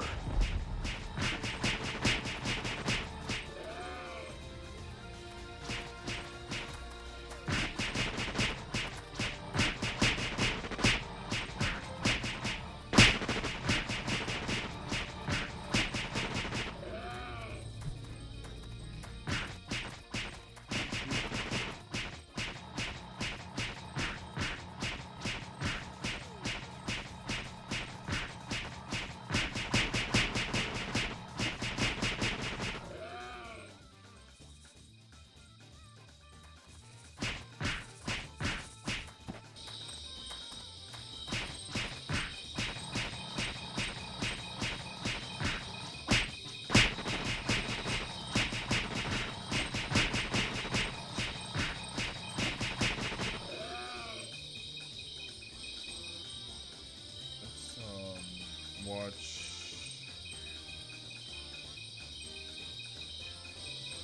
Let's watch this. Now. Okay then, what up friendos, welcome back. Fellow MMORPG enjoyers, got a real treat for you today. The Lazy Payon released a video about the Quinfall, doing like a review, and then a bunch of stuff he brought up in the video the developers wanted to speak to him about, and he conducted like an interview with them, and he messaged me and said, here's the video where I go through it all, and also here's the transcript of the questions that I sent and the answers that they sent me. If you want to make a video, you can react to my video, or you can just do whatever. And I just said I'll probably react to the video for some quick, cheap and fun content, because if I was to go and research this as I did a year or 2 years ago when I made the original video talking about the Quinfall and all the issues with it and the developer, I don't think there'd be that much more to dig up than I already dug up. So it's more just going to be like a refresher, go through what the dev said, see if there's any weird things that they said, and just make a video for people to watch and hopefully get something out of it. But the real reason why there's no massive point in going and looking under the couch cushions to see if we can find a $5 bill is the Quinfall did exactly what everyone knew the Quinfall was going to do. It was going to come out and be not very good, because 6,000 people peak on launch 27 days ago, and then now they're peaking at 2,700 players, so they've lost over half their player base in less than a month for a $20 box price game. And some people are enjoying it as a 49% positive review score, which is fine. The thing with this has and always will be, any indie MMO from like no tenured history of releasing games and products that people know, and having that trust is always going to be met with skepticism, and it's almost always going to result in a game coming out that has no real longevity. And that's just where the Quinfall is. And obviously, if you didn't follow this game originally, there was a whole back and forth for months about this being like a scam, which we'll get into in the video, my opinion on that whole thing and how people use the word scam and things. But let's just watch what Lazy Payon has to say, and then we'll go over some stuff. This is a game that's had quite a bit of controversy surrounding its development, so for the first time, I felt it was appropriate to make a buyer beware section listing all the red flags. After that Oh, I didn't realise I'm in 1.75x. It's just how I watch all my videos. video release, the developers of the game reached out to me requesting an interview to address these red flags. So for the sake of fairness and hearing both sides, today we're going to go over their response. First though, it's worth mentioning that after my previous video, I had even more people reach out to me about how easy this game is to hack, and I even got one guy in a Discord call to show me the hacks live via screen share, even after the devs Yeah, this looks reasonable. This looks like a reasonable game to be playing. Yeah.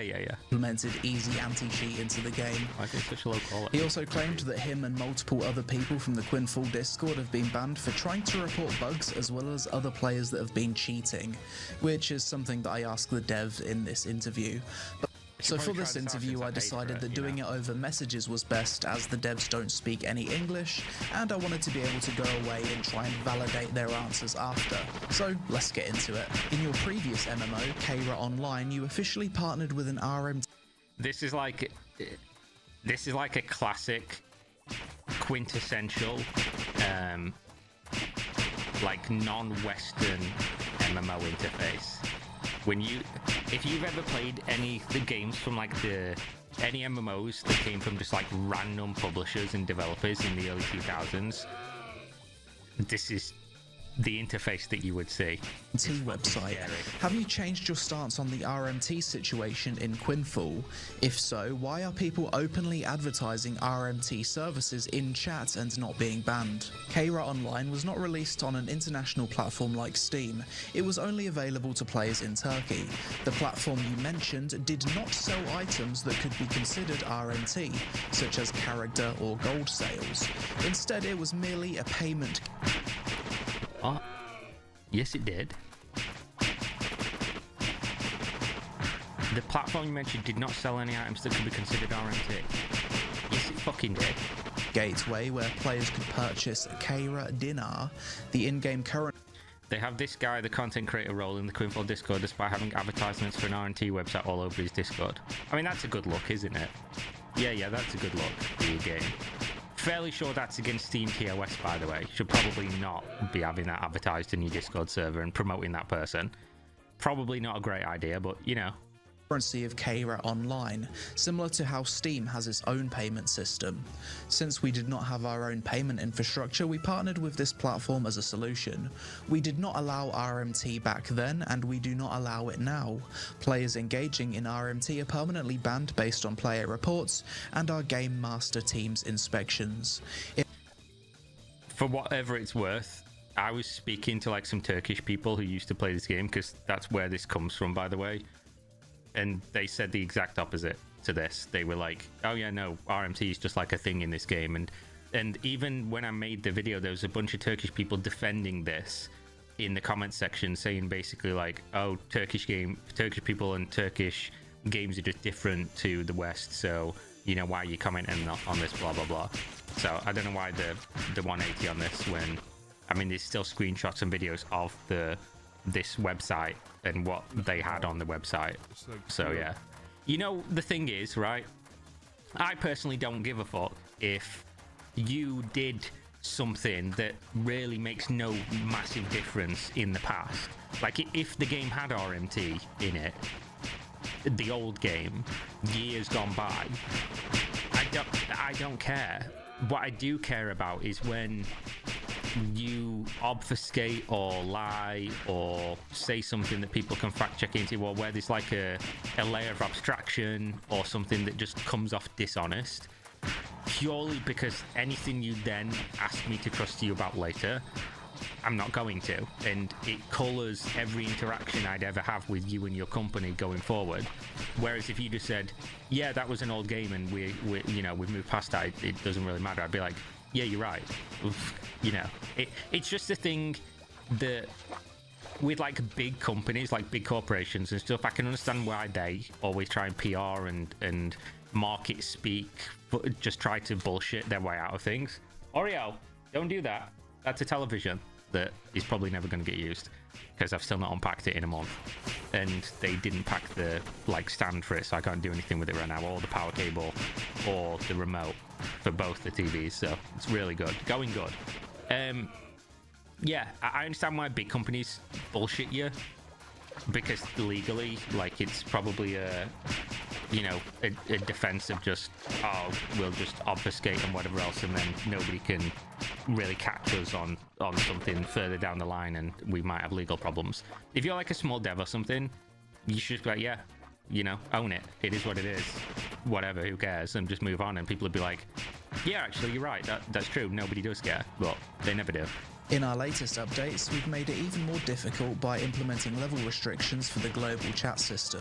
Additionally, that's like the bare minimum, by the way. No online game with currency trading should ever launch without something like this anyway.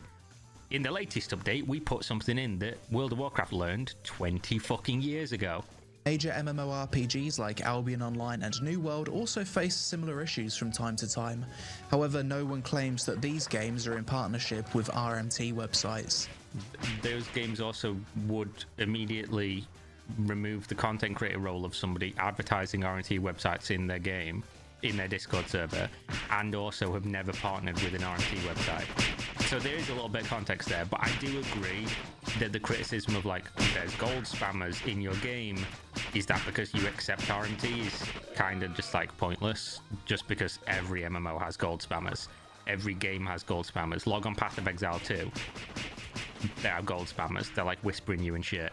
They're posting in trade chat. Like, this never goes away. It never will go away. Remember the good old days in World of Warcraft where they figured out how to stop the gold spammers in chat for a little while, and instead gold spammers would fly hack gnomes to land and spell out gold advertising on the floor in Stormwind and Ironforge. Those were the days, bro. The creative way to make a business out of selling gold. World of Warcraft, a history.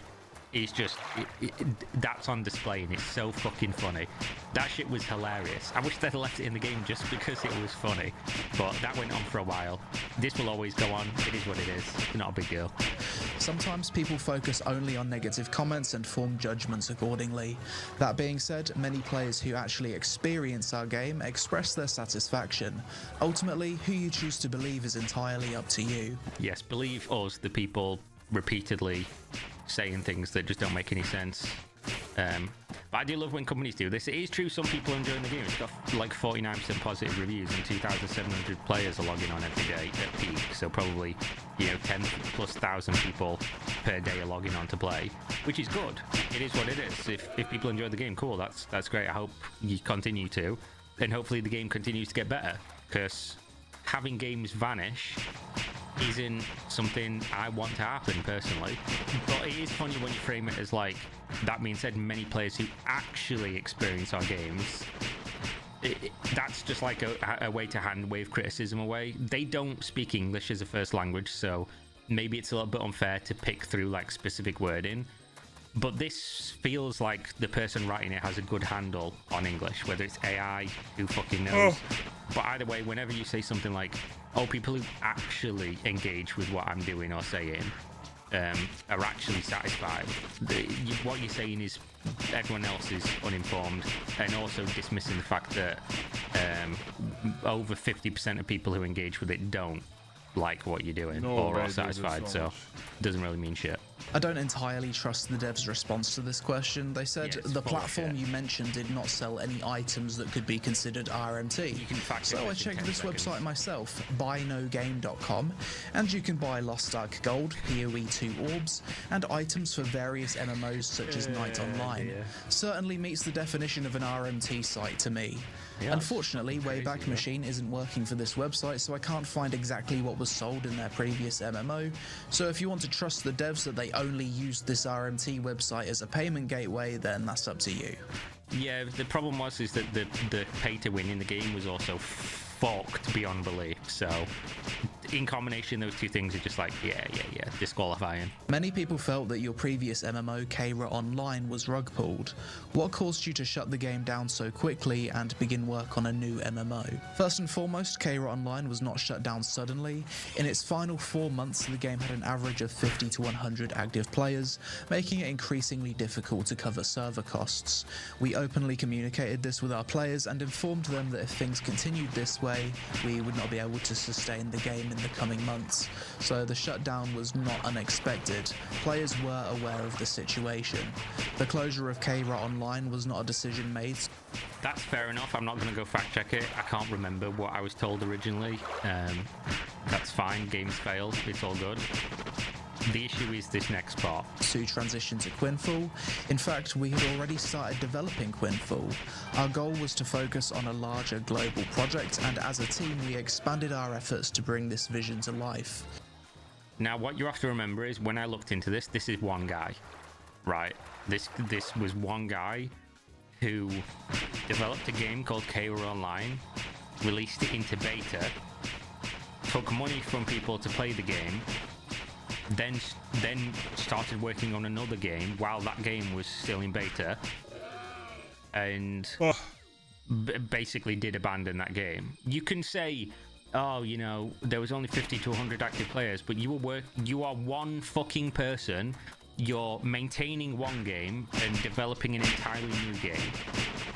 Like, in any other walk of life, if this was like a project releasing on Steam Early Access, I mean, look at how people treat Dean Rocket Hall, right? Releases a game, sticks with it for a little bit, moves on and releases another game, leaves a team working on that game, and the games are usually pretty good. You get your money's worth typically, but people treat him like he's abandoned, where, you know, scamming people.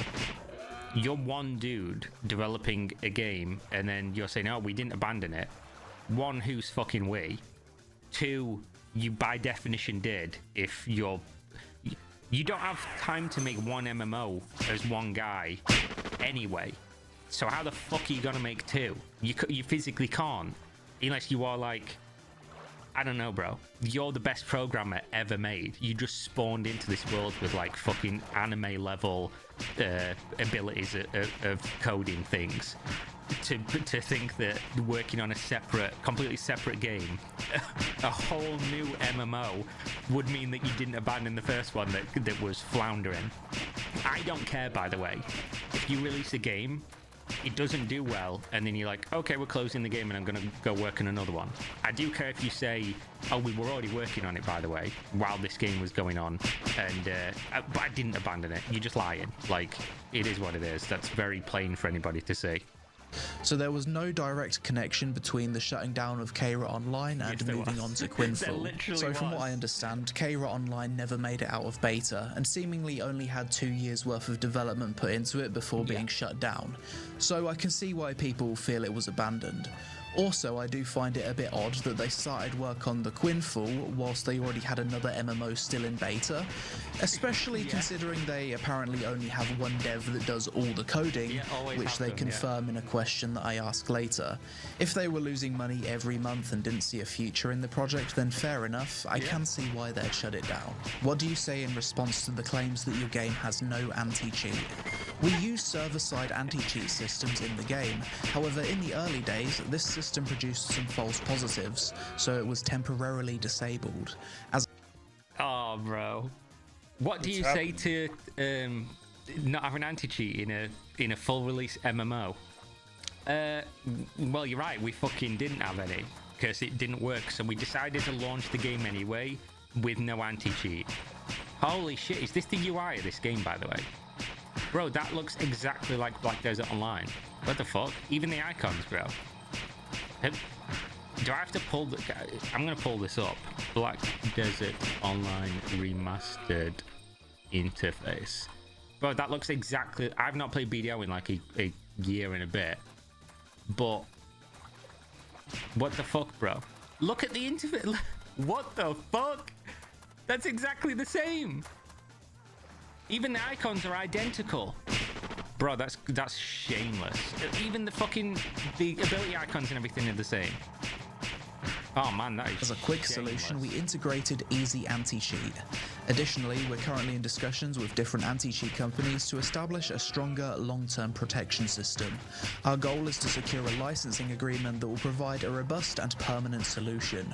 We take cheating very seriously and are actively working on implementing the most effective... Yeah, it fucking looks like it, right? This is just one of those things, right? You just don't release your game if your anti-cheat doesn't work, and if you don't have a solution for anti-cheat. It is what it is. In an MMO where I'm going to say something that will be unpopular. I do like doing that. These cats are going nuts, by the way, which is why I'm super distracted.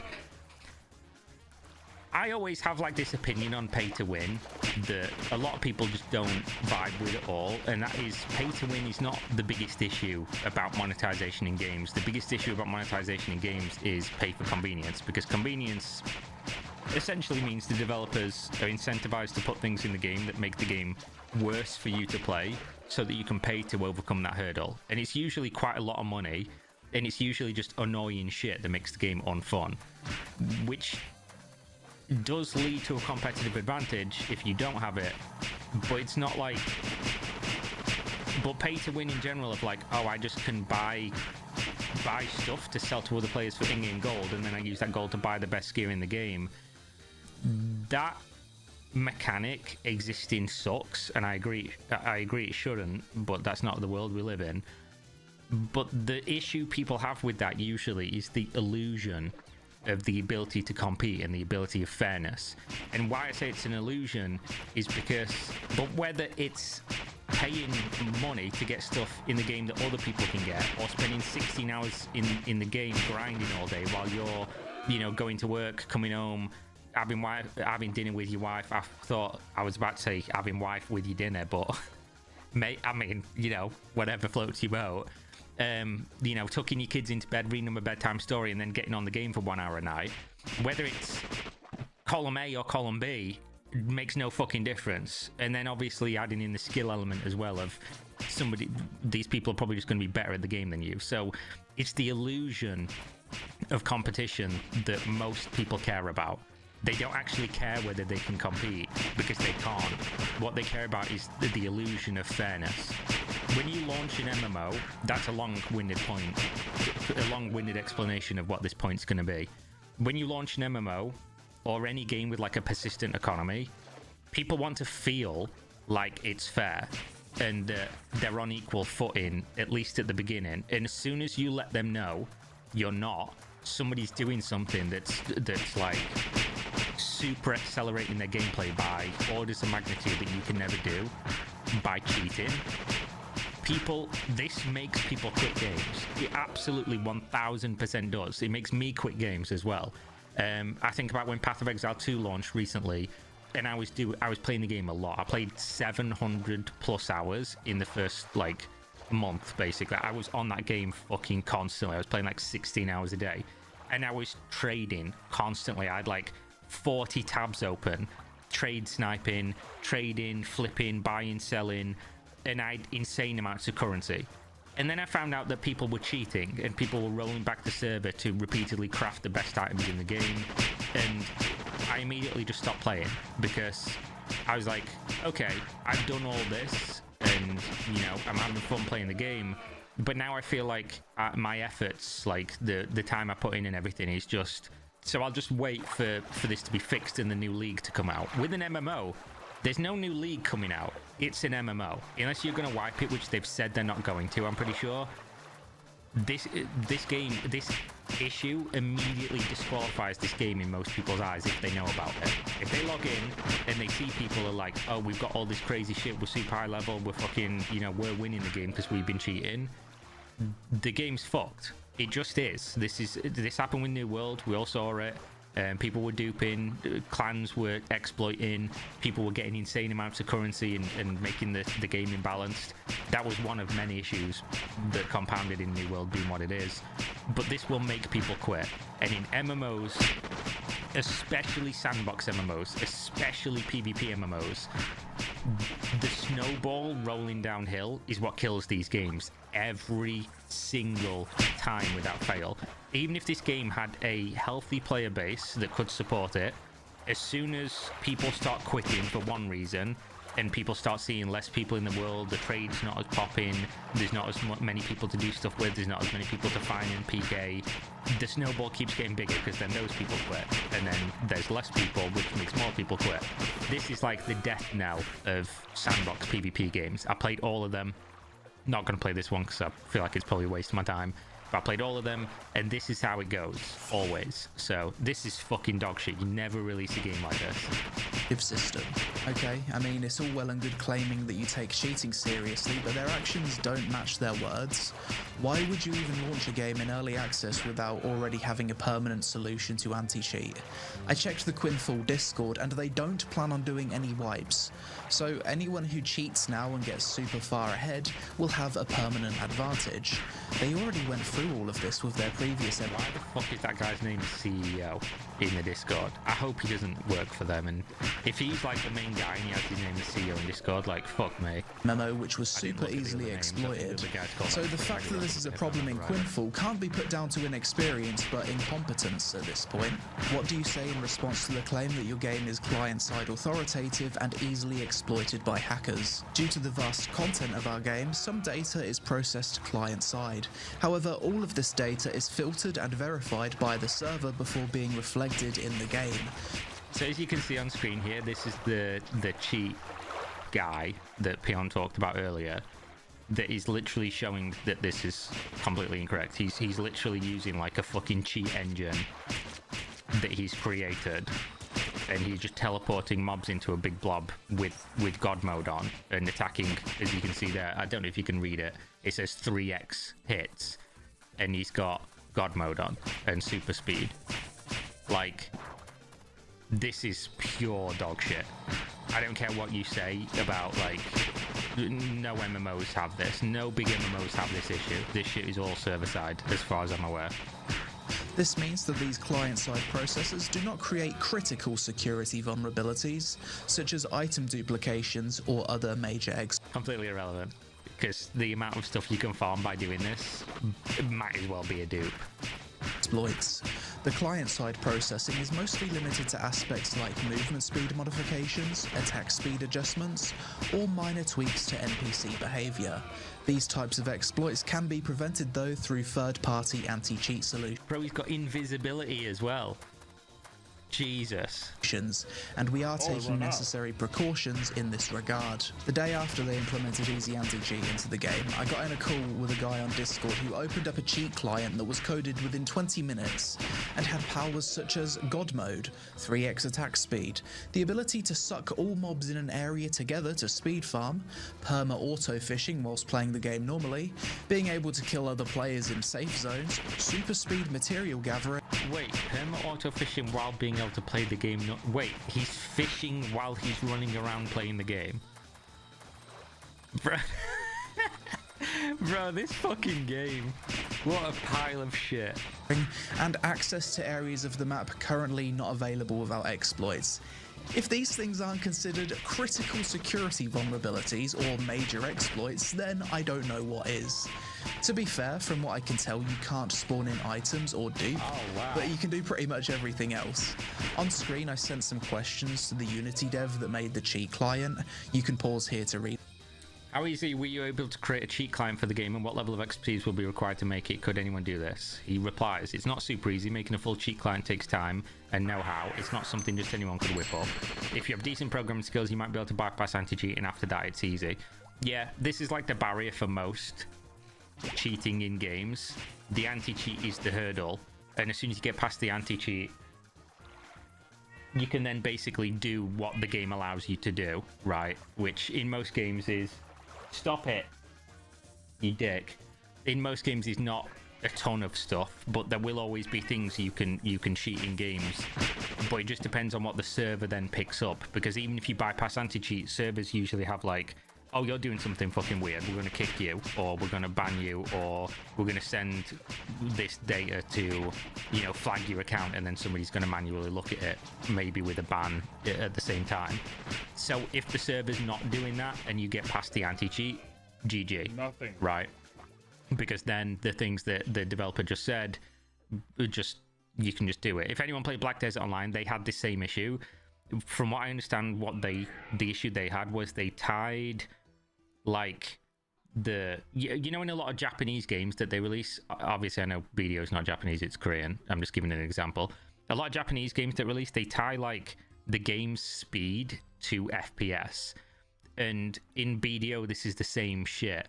And they were tying, like, move speed and attack speed to frames directly. And basically, if you bypass the anti-cheat in that game, you could manipulate your character to basically fly around the game at super speed and use abilities that had no cooldown, just infinitely fast. So you could insta-gib big groups of mobs. And this completely fucked the game for a very long time. I don't know what it's like now, but it was so bad that they literally had to delete game modes from the game. And this is just a thing that happened. So this is normal-ish, but most games don't have, most MMOs do not have this problem. Most MMOs don't have the ability for you to just make your character infinitely fast and attack super fast and have god mode. Just because you bypass the anti-cheat, you'll typically run into issues. Did the anti-cheat make things difficult for you in any way? It depends on how aggressively it's implemented. Sometimes it's just a small hurdle, yeah. Are you aware of other people in the game using similar hacks? Yes, of course. What would the developers need to do to prevent these hacks from being possible? More aggressive implementation of anti-cheat? Doubt they will with only one developer. Even if they had a better anti-cheat, the anti-cheat is always just the barrier that you have to get over before you then do what you're going to do in the game, as far as I'm aware. Have you played other MMOs that are this easily hackable before? You're surprised by how easy it was to hack? And he says, Quimfall was extremely easy because they launched the game with 0% protection, which made it easy to get inside the client. Had to translate to English, some words might be messed up around there. So yeah, the game's just fucking, it's just poorly made. The response. Why did you Photoshop your company logo onto a game dev office stock image? This has honestly been one of the funniest topics for us. When we added the image to our website, we never claimed this is our office or this represents us. There was no such statement in our descriptions either. The image was simply a placeholder. Bro, can you imagine the level of gaslighting to be able to say this?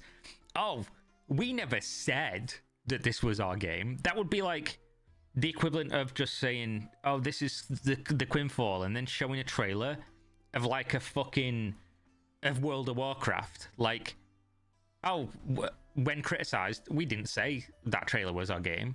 No, it's implied though, isn't it? If you have about us and then you have a picture of a fucking studio, what are other people to assume? That it's not you? Like, I honestly never understand how people can say shit like this and then just be like, yeah, people believe this. We didn't say it was us. Why'd you put it on your website then? Oh, you know, it's just, it literally says here, oh, somebody just did it as a placeholder. Like, fair enough. Just, you're using a logo here. Just use the logo. Why go out of your way to, you've done more work by photoshopping your fucking logo onto an office that isn't yours. You've literally done more work to turn around and say, we didn't actually say that was our office. Like, no, but that's what you wanted people to believe, and now you're lying about it. That our web not just lying, you're gaslighting the fuck out of people with this. Like, look at this shit, bro. There's no way that making this took less work than just posting a placeholder image of your logo, which you now have on your website. Like, that's fucking wild. Designer temporarily added during the website's development. Frankly, we never expected it to draw this much attention because for us, it wasn't an issue at all. I hope that's photoshopped as well, because if not, they literally cut off the sections that show that it's basically like I mean, you can see this anyway and be like, that's just when you go to buy a house and all the houses are new and they just have the I can't think of the word for some reason, the show home. This is like a show office. This is like a photography office or something. But if you cut the sides off, it's a little bit less obvious. If they did that, I don't know whether they did or not. At all. Fair enough response, but I think it's low IQ to not acknowledge why the MMO community would consider this a red flag. From our point of view, when the Quinfall was announced, we could see this incredibly ambitious MMO talking about having all these crazy features. Yeah. The first thing you're logically going to do is look up the team behind it to see if they're legit, because a massive MMO takes a large team with a lot of funding, and over the years we've had a lot of scams and vaporware in this genre. How many developers are working on the Quinfall currently? I'm not talking about testers, moderators, or freelancers. How many devs with coding experience are part of Voreg technology? The Quinfall project initially started with just one senior developer. Our team has since expanded and we now have a total of 42 members, including freelancers, testers, and moderators. Not what I asked, but okay. So they started with one guy. This is consistent with what I was told the whole time. It's just this one dude. Our core team consists of 10 people. However, in terms of the game's software structure, the 2016 square kilometer Quinfall universe is built on 8 million lines of optimized code written by one single developer, Frenzy. When did they start working on this game? There's no way this is real. There's no way this dude's written 8 million lines of code as one guy in this amount of time. I think it's been like 3 years or something since he's been working on this. This isn't real life. It's okay. If you know, you know. But it's funny to say, oh, we've got 42 members on our team now, but our core team consists of 10 people. So if you're one of the other 32 people, guess you're just a fucking... you're just one of the riff-raff that they've got in there. If you're serious about your game and the game's come out and you've sold the game, it's $20 each, by the way. At least in the West. I don't know what it is for, you know, people in Turkey or whatever. But if you're selling the game and people are buying it and people are buying Hold up. I'll be back.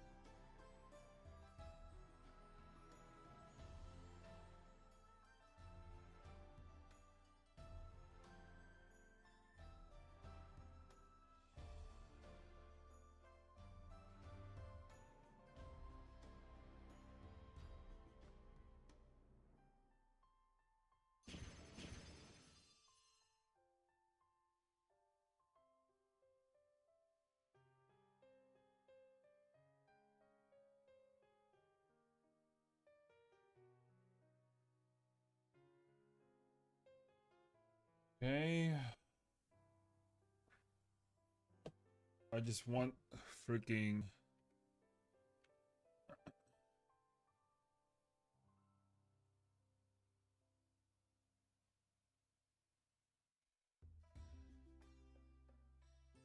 back? We back. Alright. There goes this. Transactions and things. If you're gonna expand the team, why the fuck would you just get like 41 other people that aren't software engineers, that aren't writing code? Like, I don't get, what are the other 41 people doing? I don't understand. What are you paying them for?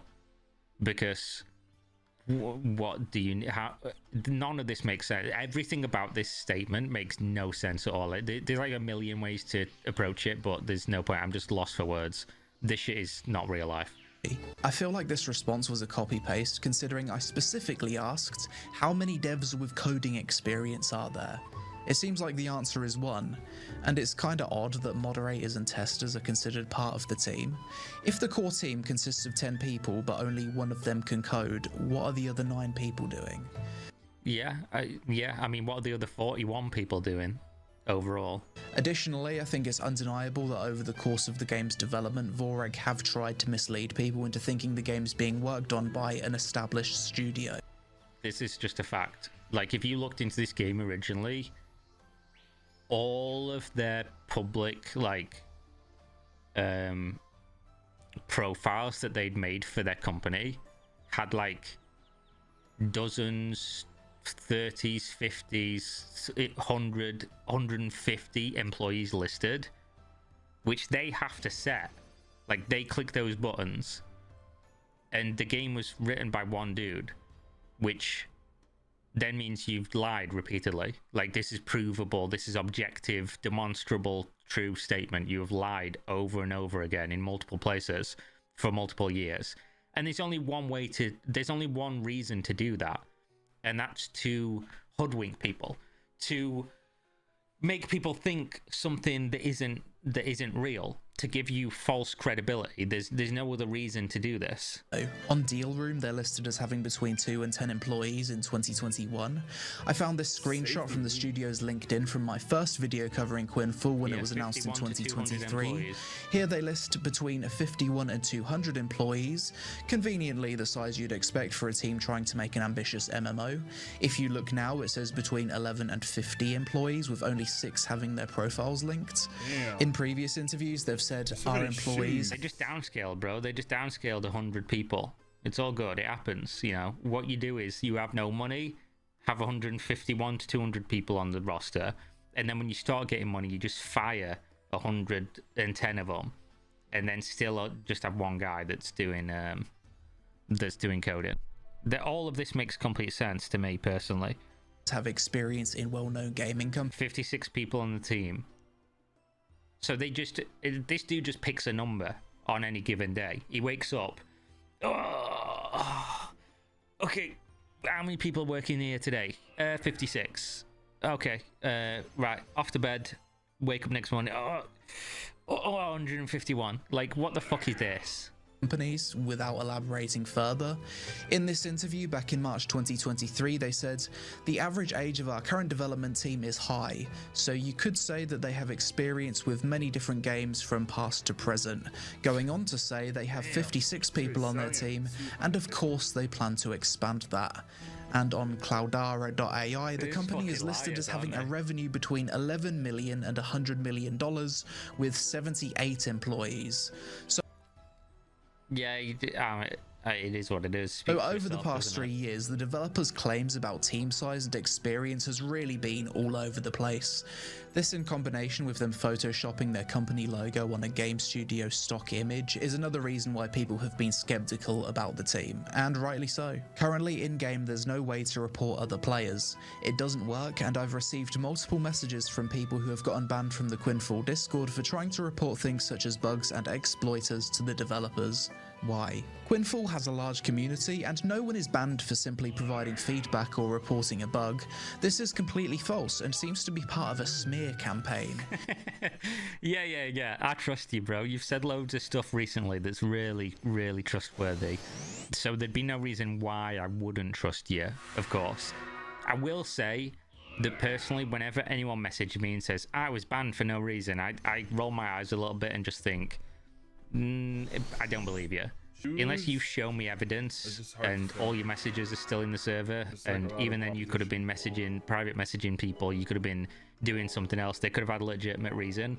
I always find this is like one of the most flimsiest things to ever criticize or look into, just because a lot of the times people lie, and a lot of the times people don't know how they are phrasing what they deem to be like normal criticism or opinions or feedback or whatever, and they're just a dick, and then they get banned or they get silenced or whatever, and then they're like, oh, this happened for no reason. That being said, if a provable liar says, oh no, these people are lying and it's a smear campaign, it makes me believe the other people a little bit more, just because it is what it is. And my own experience with people like this is that they do typically tend to be like trigger happy on banning people and silencing people, because, you know, if you're gonna lie about stuff, there's a real good chance you're also gonna stop people telling the truth. It's just how it goes. If you spend some time in our community and check our Discord server, you'll see that players frequently communicate directly with the developers, share their suggestions, and express both positive and negative feedback freely. In fact, we often acknowledge player concerns and discuss ways to improve the game based on their input. However, as per our community guidelines, individuals who disrupt the environment, engage in trolling, or repeatedly display toxic behavior receive warnings from our moderation team. If such behavior continues, temporary or permanent bans are enforced.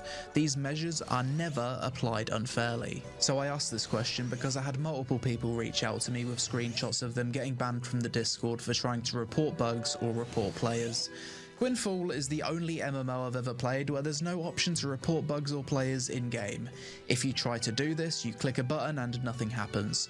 So, I mean, why even fucking have it there in the first place then? Like, this is utterly useless. Players take to the Discord to do it. Oddly, they didn't even respond to this point in their response, and the Discord does indeed appear to be a bit of an echo chamber with trigger-happy mods, so make of that what you will. Currently, the game has some store-bought Unity assets on the cash shop. I think people... Oh, wow. I didn't know this. This is fucking... This is insane, bro. This is how the fuck are you going to buy Unity assets and sell them as cosmetics on the cash shop? That's fucking wild. Especially since you claim you... Bro, again, if you've got 42 members on your team, what are the other 41 people doing? What, you hired 41 people and you don't have any animators, any fucking people making assets for the game? What the fuck are they doing? I don't understand. People can understand when developers use store-bought assets in-game for development, but this is the first MMO I've ever seen where they're on the cash shop. Can you see why people have a problem with this, and do you plan to change it? Quinfall began as a startup project initially developed with limited resources and a small team. Apart from what you posted on all those websites that said you had hundreds of people working for you and tens of millions of dollars in revenue. But you know, I digress. Even we were surprised by the overwhelming interest in our first trailer. Our goal was always to shape the game based on community support and feedback. From the beginning, we were transparent. To accelerate Quinfall's development, we are using pre-made 3D assets. We are not asking for Kickstarter-style donations or any extra financial support. Instead, we chose to use assets to speed up development. None of this has anything to do with what he asked you. Literally nothing. I do not think... Well, I'll qualify this because I know better. When somebody's determining whether something's a scam or whether something's bad, what they'll do is they'll look at it in totality. And if you have like red flag, red flag, red flag, issue, obviously then... And it's all store-bought assets. People are going to be like, oh, it's an asset flip, it's a scam, it's shovelware, it's blah, blah, blah, it's bad, bad, bad. But then obviously some people also incorrectly just assume something being comprised of store-bought assets is all the same and it's all a scam and it's all bad, which is just not true. These assets exist for a reason. There's nothing bad about it. indie developers are going to use them. They're going to continue using them. Some of the most fucking incredibly fun games do this. Like Phasmophobia was almost entirely assets, and that's just a fun as fuck game that nobody would have made if it wasn't for the fact that this is possible to do, because it allows for people that have a vision, have coding experience, but don't have the money to pay people to make a bunch of assets to go into their game that might not do well, to be able to do so and do so quicker and cheaper. Assets are fine. The issue is that when you combine all store-bought assets with then other issues, that's a problem. And I know you've got to have a cash shop, but I've never seen. I'm unaware of having seen a game before buying store-bought assets and selling them in the cash shop as cosmetics. Maybe it exists. I disagree with it then as well. This just seems dog shit, right? You're charging people for things that you bought. Oh, this is a $40 pack. Let's bang it in the cash shop for $10 each. Like, it's garbage. But this is not the question he asked in the first place. It's just yet again answering no question with a bunch of bullshit that makes no sense. Said, replacing these assets in the future will be a relatively simple process. The entire Quinfall map consists of placeholders, and once we reach a sufficient level, rebuilding assets the world from scratch would take roughly a month. What? Bro, the development pipeline you would need to replace an entire world of custom created assets would be bigger than some of the biggest game companies in the world. There is not a fucking chance you can replace an entire game world's assets that are all store-bought with custom created, modeled assets in a month.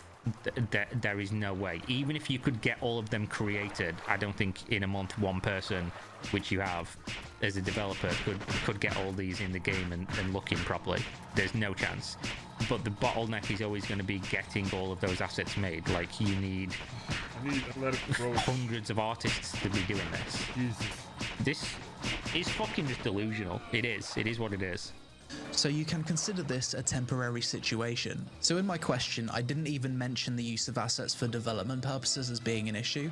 I think most people are fine with that. The issue is that store-bought assets are being sold on the cash shop, which they didn't respond to. Additionally, I don't think you could rebuild an entire MMO world's assets from scratch in a month. Nope. That sounds like a ridiculous comment to make after following multiple other MMOs in development for years, but hey, I'm not a game dev. If you are a game dev and this is possible, let me know in the comments. It ain't. Maybe it's possible with AI, who knows? One of my biggest critiques with the Quinfall was the game's combat. It seems that the combat is fairly close to what's provided out of the box by Atavism 10. Do you plan on improving the combat drastically from what it is now? Is this something you could realistically do? First, let us clarify that we have no connection to Atavism. As we continue development and release game updates, players will see that a pre-made system like Atavism would not be sufficient for an MMORPG of this scale. That's very interestingly worded. So this doesn't say that they don't use atavism. It says they have no connection to atavism, which again, if you're like, a lot of my job is just reading between the lines of what people say, and again, it's going to be an issue if they're using AI or auto-translate or whatever, but saying we have no connection to them doesn't say you don't use it. It's like, oh, we don't know them, we don't work with them, but you could still be using it. And then to follow it on saying, as we continue to develop and release updates, players will see that a pre-made system like Atavism would not be sufficient for an MMO. This literally doesn't answer the question whether you use it or not. This actually completely avoids answering whether you use Atavism or not. Like, this is a major red flag of how... I mean, every other question is answered in a shit way anyway that avoids answering a question, but this doesn't say whether they do or not. If you examine Quinfall's technical infrastructure, you will find no trace of atavism in our resources. We acknowledge that the... But then why even include this bit? You could just say, no, we don't use atavism. Job done. Like, there's no reason to include this. This is just weird. But yeah, they're saying that they don't, I guess. Current combat system needs improvement, and we are actively working on it. We will be providing a detailed roadmap outlining our plans for combat mechanics, animations, and other key features. So the reason I asked this question is that I saw a few comments from people saying that the Quinfall is built using Atavism, which is essentially MMO Maker for Unity, and it makes sense because Atavism basically includes all of the Quinfall's features. In my mind, using Atavism is the only way that one developer could code such a large game in such a short period of time. If you compare the Atavism footage to Quinfall, they do look very similar, but I can't find any concrete evidence to prove that they used it, so maybe they did. Oh yeah, this does look very, I mean, even running through the trees and everything with how they look, this does look very similar, but I don't know, so I'm not going to say whether it is or not, nor would I even particularly care. If the only reason I'd care is if they claim otherwise, but then they are. If somebody wants to make a game and every single system in the game is store-bought, I couldn't care less. It depends on if the game's fun. Like, I've played games where every single thing in the game was store-bought and then customized, and I'm like, this is a fun game. I don't care. I feel like that as a talking point is kind of bait for people that want to be outraged. But yeah, it's about whether or not you're open and honest about it. So it is what it is. Maybe they didn't. Either way, even if they did use Atavism to make the game, it wouldn't even bother me. So long as the game's fun to play, that's all that really matters. Really, I'm just trying to make sense of how one guy has coded this entire game and all of its systems. For the testing of the Quinfall, the game's fucked, so it makes sense why it's one guy. Some users were asked for their phone number and address. I've tested a few MMOs and never been asked for this. Why did you ask for this information? And can you understand why people saw this as a red flag, considering user details were stored in a database's plain text in your previous MMO? To clarify, we never requested address information from players. During the testing phase, phone numbers were required solely to prevent fake accounts. This was purely a verification measure. However, based on player feedback, we've since replaced the system with Steam key authentication. Why wouldn't you just do that in the first place? We continuously adjust our processes to align with player expectations. Regarding data security, we take serious precautions. All information on our website is protected using encryption protocols and is securely stored to prevent unauthorized access. Any comment on the screenshots of text being copy-pasted from the BDO wiki? I remember seeing this, so if they say that this doesn't exist, I'm gonna yet again say, LOL! It did. I've just had a delivery. What is it? What was I waiting for? It is probably a magic card. Which one is it? It's an anime smothering tithe. Yeah! That's what I was waiting for. Amazing. Okay, let's finish this video. With modern browsers, anyone can use the Inspect Element tool to alter content of a web page to make it appear however they want. When Quinfall was announced, it naturally posed a threat to some groups in the industry. Oh, fuck off, bro. Yeah. Oh, it was our competitors. Our Black Desert Line was threatened by the Quinfall. Oh, this is so fucking funny. Unfortunately, smear campaigns and fake accusations are common in the gaming world. So the reason I asked this is that multiple people told me they saw the BDO links, including other content creators who don't have any reason to lie, but there isn't any solid evidence other than accusations, so I guess we have to discount it. The response of calling it part of... I mean, it's literally here, you can see it, and people are refreshing the page and everything, so yeah. Of a smear campaign from other groups in the industry who saw the Quinfall as a threat sounds a bit delusional though, and certainly isn't common practice in the gaming world. Finally, are there any claims circulating about the Quinfall from the MMORPG community that you consider to be false and would like to speak on? The most frustrating claim for us is that the game is a scam. Anyone can try the game on Steam for up to 2 hours and request a refund if they're not satisfied. Despite this, people still spread claims that the game is fake, which is truly disappointing. This is true, and it's untrue at the same time. Like, yeah, but people don't use the word scam like as a legal definition of scam, because that would be like, oh, somebody's trying to defraud me by saying, oh, you know, give me $100 and I'll invest it for you, and then you'll get back $150 tomorrow. Like, and then they don't give you any money and they run away, that they've defrauded you. When people in gaming typically refer to something as a scam, what they're saying is this shit doesn't add up. Be very skeptical, be worried, because there's a history here. This is too good to be true. Like, it's a catch-all word to warn people, because they know what a scam is. They know this will probably, you know, not be what it claims to be, and people are always going to do that. It is what it is, and I don't disagree that they should. Like, this is just how things are. And yeah, you can, at this point, you can buy the game on Steam, and if you don't like it, refund it after 2 hours, which is not mega helpful with an MMO, by the way, because MMOs aren't really games you get a massive handle on in 2 hours. But yeah, I could understand being upset about this, and the game is obviously not fake. The game exists. It's just the trailers looked way better than what the game actually is, and also the game's fucked, so probably not really worth the money. We are continuously improving the game based on player feedback and have major updates planned for combat, animations and life skills. You can review our roadmap below, which we are sharing as part of this interview. Then they link the roadmap for 2025, which you can pause and have a look at. Overall, despite this MMO and a lot of these responses sending my bullshit detector off the charts to places it's never been before, I am impressed that the game was basically made by one developer. Yeah. Even if the game was entirely made up of store-bought assets, AI-generated art, even if they used atavism and every shortcut imaginable, I do still find it impressive that they achieved this in such a short space of time. I can respect the hustle and grind. Personally, I would never invest more time into playing the Quinfall purely because it's client authoritative and very easy to hack, even with easy anti-cheat. Yeah. The devs have made many contradictory statements, so I wouldn't trust them, and the devs have said that there won't be any wipes despite cheaters running rampant, meaning the game's economy and integrity is forever cooked. That being said, the game costs $20, and a lot of people do feel like they've got $20 worth of fun out of it, so I wouldn't say it's a straight up scam either. For me to even consider trying this game again in the future, the devs would need to make the game server-side authoritative, get on top of the cheating situation, then do a server wipe. If they do all those things, maybe we'll see a Quinfall in 2026 video from me in the future. But that's it for this video. I don't usually make these kind of drama investigation vids, so I probably didn't do the best job with it.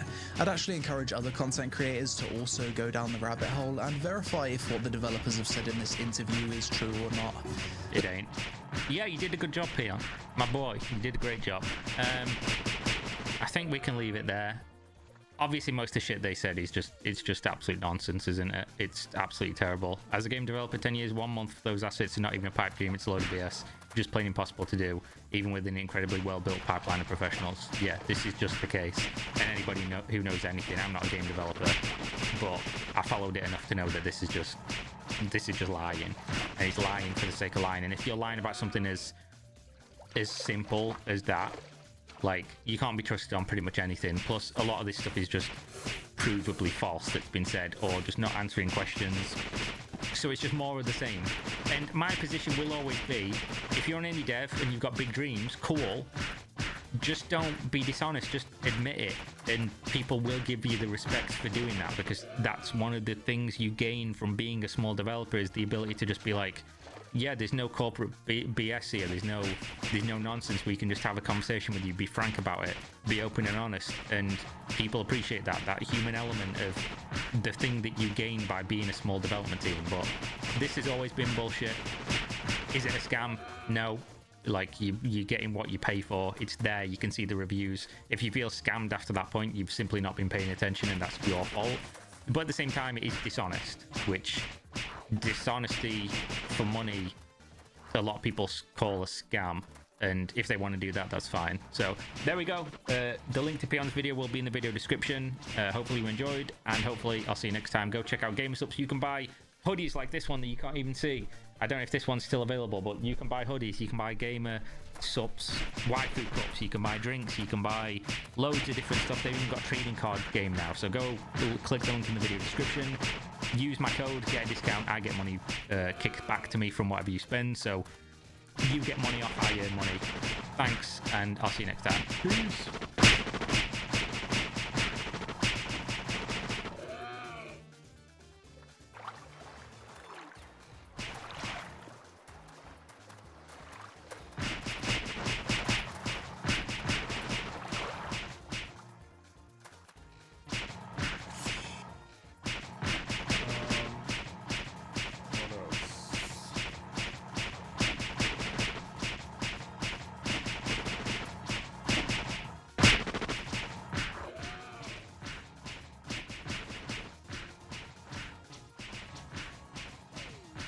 Okay, what up, friendos? I figured I'd just record this to, you know, update people if they've not been following along with the fantastic saga, the return of the day before scammers, you know, after scammers, because they didn't take any money, not from the public anyway. There's, I guess, speculation that the real scam happened with investors and things like that, and companies like Nvidia. But that's not for us to say. Obviously, they released the day before. It was just built completely on lies. And now they've tried to come back, make a Kickstarter, and are doing this whole shit about like, oh, our number one focus now is on honesty and transparency and professionalism, which basically is just saying they weren't previously, which is a weird fucking cell phone, isn't it, to come out and basically say, oh, you can trust us now because now we're going to be honest, as opposed to before, which the implication even is in saying that we were just liars the whole time, which you provably were anyway. So it is what it is. If people are familiar, they're familiar. And obviously they've posted a Kickstarter saying that if people pledge, you know, $15,000, I think it is US, but I think they're using Singaporean dollars, so works out at like 20,000 Singaporean dollars, because obviously Russian company, they're not operating in Russia because, well, you know, there's problems with that. Then they're going to come back, and they're going to come back with this game called Escape Factory, which is basically like $200 worth of assets in a little game, which is fine, I guess. But, you know, why would anybody fund this? If this was just on Kickstarter, maybe people would fund it. But with the history of your company and everything, it just makes no sense. Nobody's going to do it.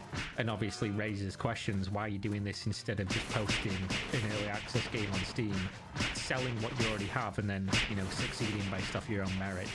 But obviously it's because they're trying to take money from the public again. And they've been posting repeatedly on their social media, and there's just been some funny shit happening. So they've been trolled because obviously somebody pledged like $10,000 or whatever to basically have dinner with the team, which is one of their, if you've not seen, if you pledge $12,000, you get to have dinner with the team, which is amazing. Somebody pledged on this, limited quantity, 10 out of 10. Jesus. And then they took it back because they were just trolling. Because obviously how Kickstarter works is you pledge, the money is never taken out of your account until the actual Kickstarter finishes, because they run on all or nothing campaigns. So basically if it doesn't reach the goal, then no one's pledges get taken, they all just basically vanish. No money actually exchanges hands until the end of the pledge, until the end of the project reaches the funding goal, which has always been kind of like a weird thing anyway, because it essentially incentivizes people that are running Kickstarters to lower the price cap to what they don't need, like an amount that would be insufficient, just to make sure they secure some funding, which obviously then raises issues like, well, if you say you need 15k but you actually need 20, and then you get funded the 15, you can't finish the thing, and then you essentially have lied and stolen people's money. But that's an aside. That's just one of the big issues with Kickstarter in general. But basically, obviously, somebody trolled them here. He said, this game is going to be so great. It just dropped 12 bans for this gem.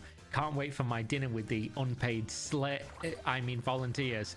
Fantastic 2.0. Subscribe to @Lurt Group, by the way, giving himself a shout out. And then the fantastic people posted saying, some of you may notice a recent decrease in our Kickstarter total. In line with our commitment to honesty and transparency, we want to clarify the situation. It's all public info. You can fucking see it on Kick. You can literally see the funding's gone down, so it's not really something you need to be honest about. It's come to our attention that large donation was made as part of a troll attempt. For the safety of our project and its future, we made the decision to refund this donation. While this presents a challenge, it's just a small bump in the road. You made no decision at all, because that money would never have taken out anyway. That they would have never left that pledge up the entire time. And even if it did, if the program closed with like a success, they'd have cancelled it, and then you wouldn't have got the funding in the first place. So the idea that you've made the solid decision to refund this is just like, it doesn't matter, you wouldn't have got the money anyway. While this presents a challenge, it's just a small bump in the road. We remain undeterred and focus on our goal. This will not stop us from moving forward. We want to extend our heartfelt thanks to everyone who supported us thus far. Your contributions mean the world to us and remain hopeful for a successful return as soon as possible. The fantastic team. Now, obviously, they can't return, can they? Because, one sec, let me just move on RuneScape so I don't get logged out.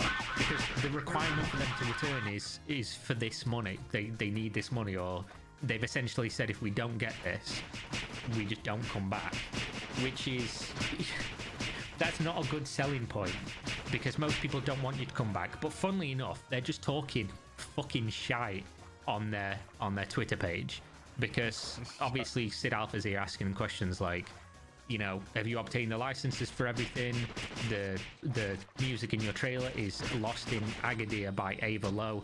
This music's available via Epidemic Sound. However, usage of music in the manner in which you are using requires a commercial license. In the interest of transparency, you now state you espouse. Can you confirm? Basically saying, you've used this music in your trailer. Do you have a license to do so? And they respond saying, all the music in the game is made by our composer. Trailer is not a game, by the way. Which doesn't address anything he just said to you. It's just like, you can be charitable here and say there's like a communication barrier. Not our problem, by the way. Like, it is what it is. If there is a communication issue and a translation barrier and whatever else, like, that doesn't change the fact that what you're saying is incorrect. It just means there's an excuse for it. But basically, what Sid's saying here is, if you have music in a commercial product and you don't have a license for it, which a trailer still is, by the way, it's marketing for the game, then that's an issue, isn't it? Especially if you're saying like, oh yeah, we're being honest and everything, and then you're asked about it and your response is, all the music in the game is made by our composer.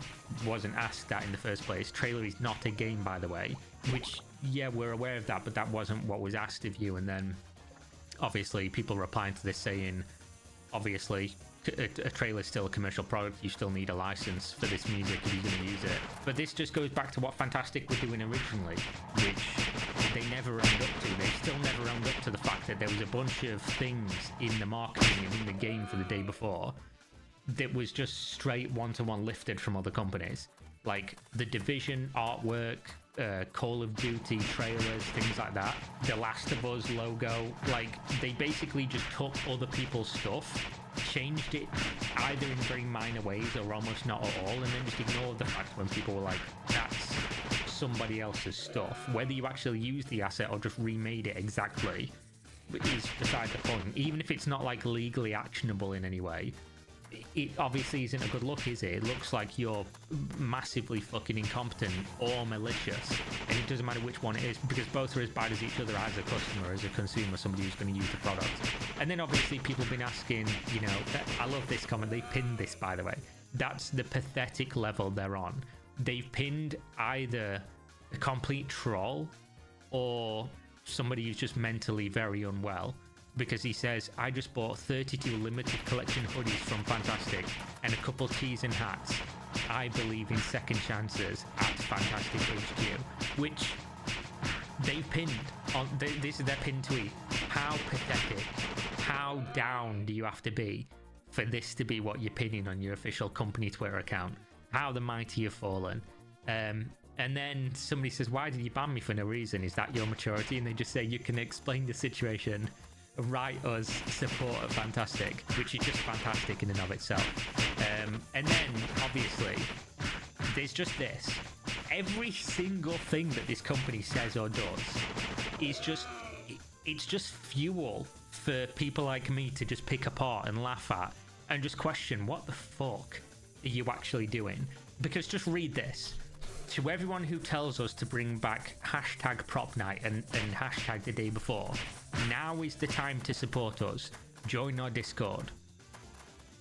If you read English at even a childlike level, which luckily I do, this reads saying, oh, you're telling us to bring back these two games, which we've categorically said we cannot do because we don't own them anymore, despite making them, which is a weird thing we've not even fucking explained at all. You've told us to bring these back, support us, and there's like an implication of this means they will come back, because if not, why the fuck are you bringing it up in the first place? And then somebody says, If I support you on Discord, will Prop Night be reinstated? Have the rights already been returned? Please explain. And they say, we no longer own the rights to Prop Night, but we would like to release a Prop Hunt game in the future. Which is nothing to do with what you've just said, and also has nothing to do with the day before also. Somebody here, Mikecore TV, brings this up and says, but you said you do not own Prop Night in the day before anymore. Why lie about this? And they say, hello. While we no longer own the rights to Prop Night in the day before, we were the original developers of these games. Great. Who asked? We know you were the developer of that game. Why are you saying this? We're simply asking for your support as the creators. So what's the implication? Why have you implied that there's like they can return then? Additionally, we have plans to make a prop hunt genre game after Escape Factory. You're never making the money, bro. You're never doing it. I don't play the lottery and I've got more chance of winning than you have of succeeding in a Kickstarter at this stage. And then they get community noted again. Play free now, and then they link the game. And they're just lying again. They're just lying. They just can't stop. Why are you always lying? We'd like to address recent misinformation circulating online regarding the use of assets in our games. We want to make it clear that all the assets used in the day before Prop Night and Escape Factory were either created by us or legally acquired. Nobody, as far as I'm aware, was ever saying that they wasn't. So it just seems like a really weird thing to bring up. Again, like they did previously, where they just blame everyone else for misinformation, disinformation, lying against them, and then later on go on to say, actually, we apologize for that, we admit wrongdoing, but then we're going to go on and strawman about something nobody said about us. Whenever store-bought assets were used, we ensured that the proper licenses were obtained. For Escape Factory, we used assets for some of the VFX and a small part of the code. However, the art and music are 100% handcrafted by our team. We encourage everyone to fact-check before spreading misinformation. And they just get community noted again, because of course they're going to. They're lying. They're just presenting themselves as the victim. As it reads, Fantastic implies that the misinformation being spread is regarding their assets being stolen. However, no media coverage states that their assets were acquired unscrupulously, leading to a strawman argument, and obviously links a bunch of articles to sustain that claim. Somebody asked a couple days ago when their announcement first came out, why did you delete your whole track record? Why have you deleted all your social media posts, your Medium posts, your YouTube videos? Are we supposed to forget about all of them? And Fnac's response is, we admit that we made some mistakes in the past, but now we want to follow the principles of transparency and honesty. We hope that we can prove it. Nothing says transparency and honesty like scrubbing your entire history. Nothing says transparency and honesty than that. Just come out squeaky clean. Yeah, we're just a little company. We made some mistakes. We're going to make sure you can't go and look at them unless you're doing it on a third party or a YouTube video or something. But we're very transparent, you see. Super transparent. I will say, just to give them the benefit of the doubt on that point, maybe there's something with the whole not owning the games anymore that means that they felt like legally obliged to scrub all that stuff.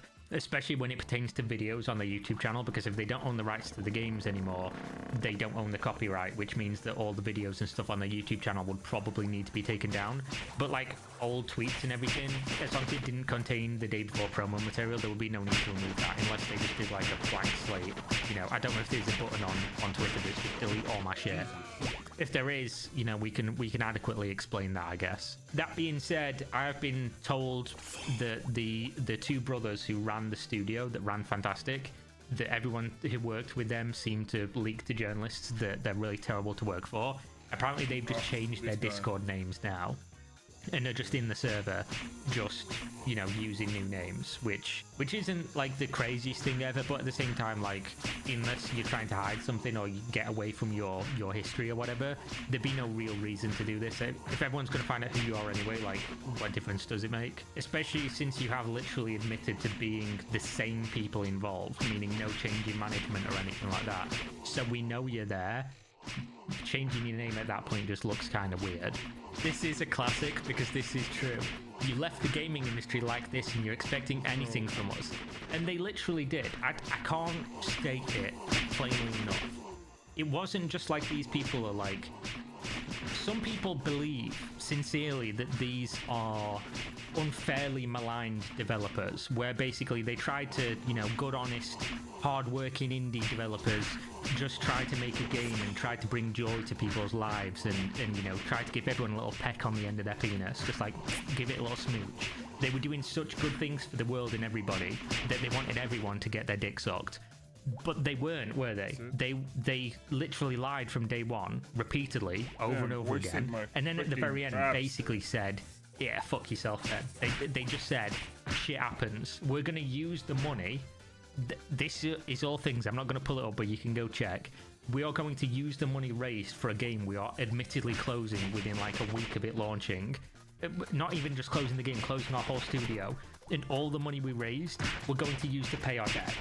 Which is like, that's some level of fucking nonsense that has almost never been seen in the games industry before.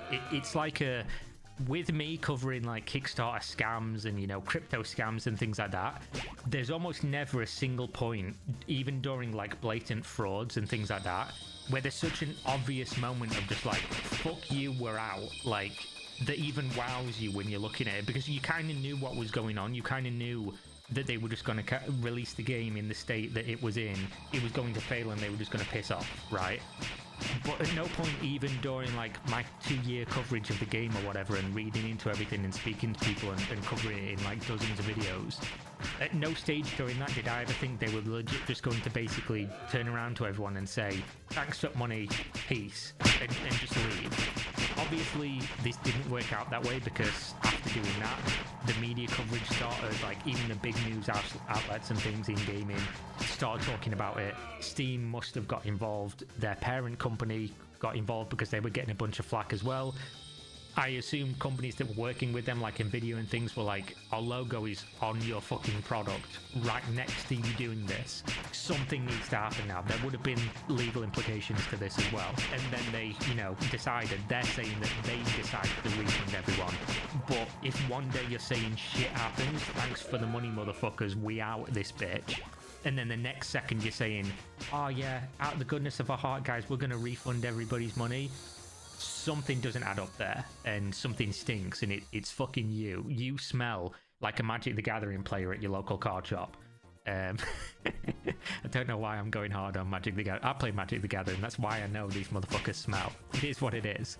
But either way, I think we've milked this one enough. I'm going to continue doing so because it's content, it's fun content, I love this shit. And I've been involved in this for so long that I am deeply invested in basically everything that happens with this project, as well as a couple of others that, again, we'll be checking in on pretty soon.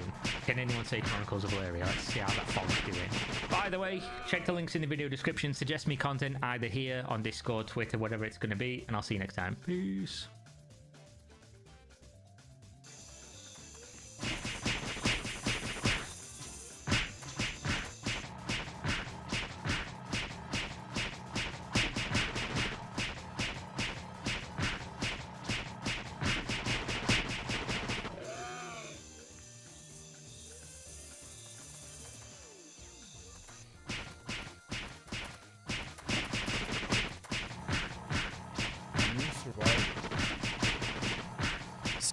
So over the past few years, survival games have been slowly climbing to the top of one of my most enjoyed genres. There have just been so many great titles that I've thoroughly enjoyed, gotten a ton of entertainment and fun memories out of. At this point, like, I am actively interested in trying pretty much any decent looking survival game that comes out going forward. I just like the genre that much. And as luck would have it, there's a handful of them coming this year. So let's go ahead and take a look. So first up on this list is Atomfall. Now, while most of the games that we'll be covering today have some form of co-op or multiplayer, this is one of the few that is single player only. However, I wanted to still mention it because A, I think this looks quite interesting, and B, it's actually the only game that has a confirmed actual release month and date as of this recording. Everything else in this list is planned for 2025, but no exact launch day, or that is to be determined as of now. Now that out of the way, single player or not, I think think Atomfall looks actually quite cool. It also gets bonus marks from me for being the latest title from Rebellion, a studio who time and time again has made games that I really enjoyed. They might not be the biggest blockbusters out there, the most polished, the most fine-tuned, or the most mass appeal, but have nevertheless brought me quite a lot of entertainment. So Atomfall is set in an alternate history 1960s, where the wind-scale nuclear disasters turned much of northern England into this radioactive quarantine zone. Now this is inspired by the real-world wind-scale events that actually happened,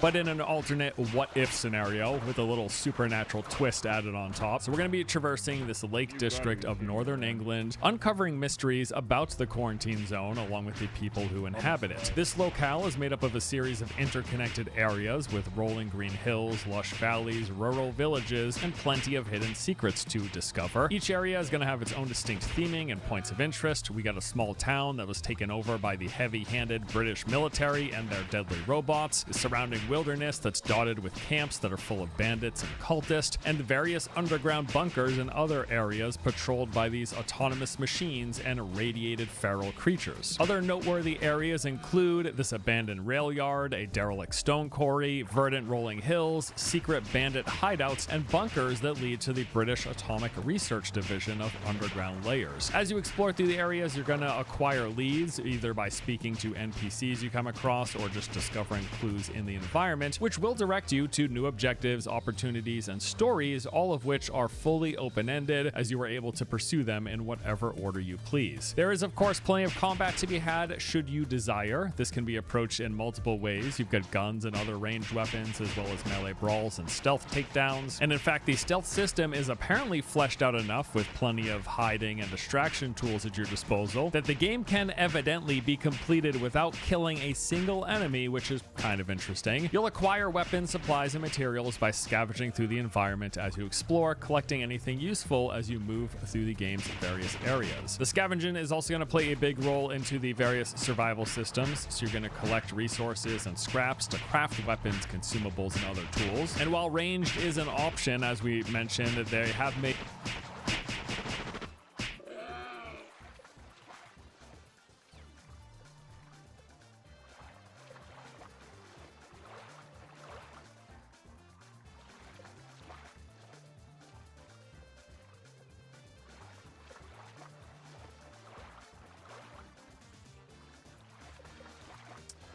I'm gonna eat it dinner. It's full.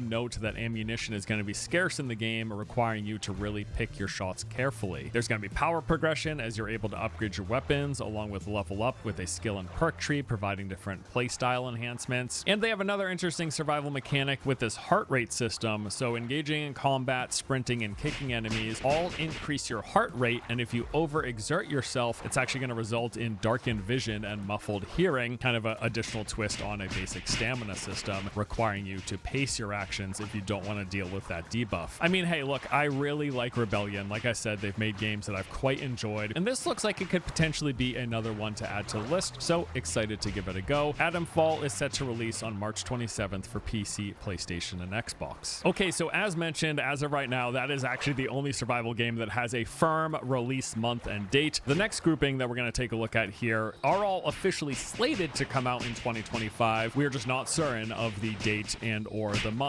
as of today's recording. Starting this with Dune Awakening, a game that I could probably already talk about for hours on end, as I've been actively following its development and any information released on the project. Many of you will be familiar with its developer Funcom for their previous survival game, Conan Exiles, although in my eyes, Funcom will always be the studio who brought us The Secret World, a relatively small but nevertheless unique MMO from back in 2012. So Dune Awakening is actually described as a survival sandbox MMO. The game was in my MMO list, but it's also here in my survival list. The MMO tag is mostly referring to the game's seamless open world, where you will supposedly be able to run into literally any and every single other person playing the game, as they are purporting to host the entire thing on one massive server. We don't have server shards, you're not separated from people. everyone playing the game is all playing in the same play space, apparently using some fancy new tech. We'll see if that does not end up in a lot of terrible lag and rubber banding. Whoa, who knows? Maybe they'll solve the issue. But beyond those MMO elements and like the fact that they've got RPG-inspired progression and leveling, it is a survival game through and through with all of the genre's expected systems and features. So here's a streamlined overview of what we know about the game so far. You're going to start off by picking out from one of 4 character classes, each come with a baseline combat role and skill that you have access to, although this is something that as you progress through the game, you'll be able to pick and choose whatever you want from any of the class skill trees. This is just your starting point. The intro tutorial, beyond taking you through the basics of combat, gathering, and crafting, also introduces you to the game's spice mechanic, which is essentially a form of magic in the Dune universe, at least how they're implementing it here in this game. In the opening hours, you're going to be spending your time clearing small enemy camps, constructing your very first base, visiting trading hubs with NPCs, and also other players will be around, and you'll be exploring the games at various points of interest, either by yourself or with a group, doing things like participating in world events and seeing the things that there are to see. Those things will include, you got larger enemy outposts that are tucked away in many of the rock islands all among the planet's surface. Go in, clear a whole bunch of enemies, collect any loot that they drop, open up some chests. You got crashed ships that will fall from the sky, rewarding valuables should you happen to scavenge them before anyone else does. Of course, it wouldn't be Dune without sandworms. They are there, a constant threat as you are out in the open, and the TLDR of this is, the more noise you make while walking on the sands or driving on the sands or doing anything on the sands, the more attention that you draw, eventually causing a worm to erupt from the sands and then chasing you down. These can and will kill you if they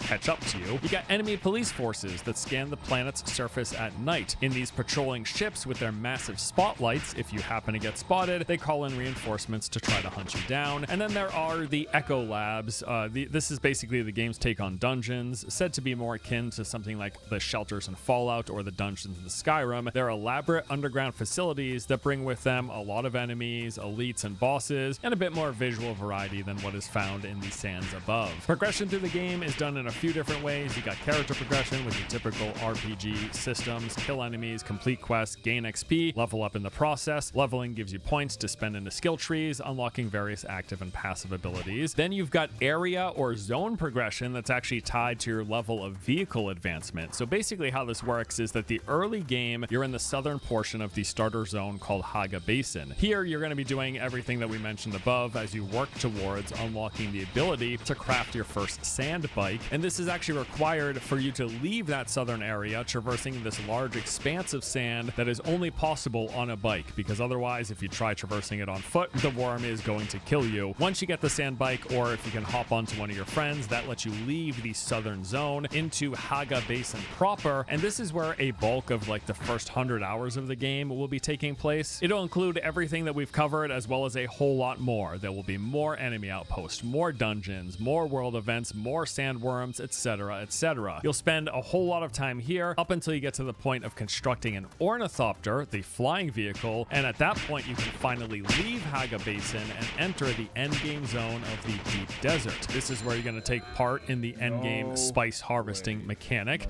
which also comes with large-scale open-world PvP, what they are referring to as combined arms. This is like Battlefield or Planet-side inspired and similar encounters, with a potentially massive number of players engaged in melee brawls, range combat, throwing out skills, tossing grenades, and vehicles, both land and air variety mixed in as well. This all sounds really cool, however, up until now, we've not really seen it in action beyond a few carefully curated, cinematically framed clips here and there. And all of that is just scratching the surface. Like I said, I could probably talk about this game for hours. I am very much looking forward to it. I'm looking forward to clearing the enemy camps and dungeons. I think I'll really enjoy it. I like their survival mechanics with you having to like avoid the sun and stay hydrated. I like the base building. It seems simple but well done. I like the twist that they have to the Dune universe, like your Fremkit backpack or replacing heavy attacks with the slow attacks to pierce shields. I like the environmental stuff, like these massive sandstorms that you're going to have to deal with and get in cover when they come by, or the patrolling security ships. I mean, all this stuff looks looks really great. Now, there's definitely some issues. Early on, it seems like performance isn't looking too great. I mean, you even saw this in their most recently released trailer that just came out earlier yesterday. Other lingering concerns include that there's still a lot of clunk here, like clunky animations, pretty slow looking combat. And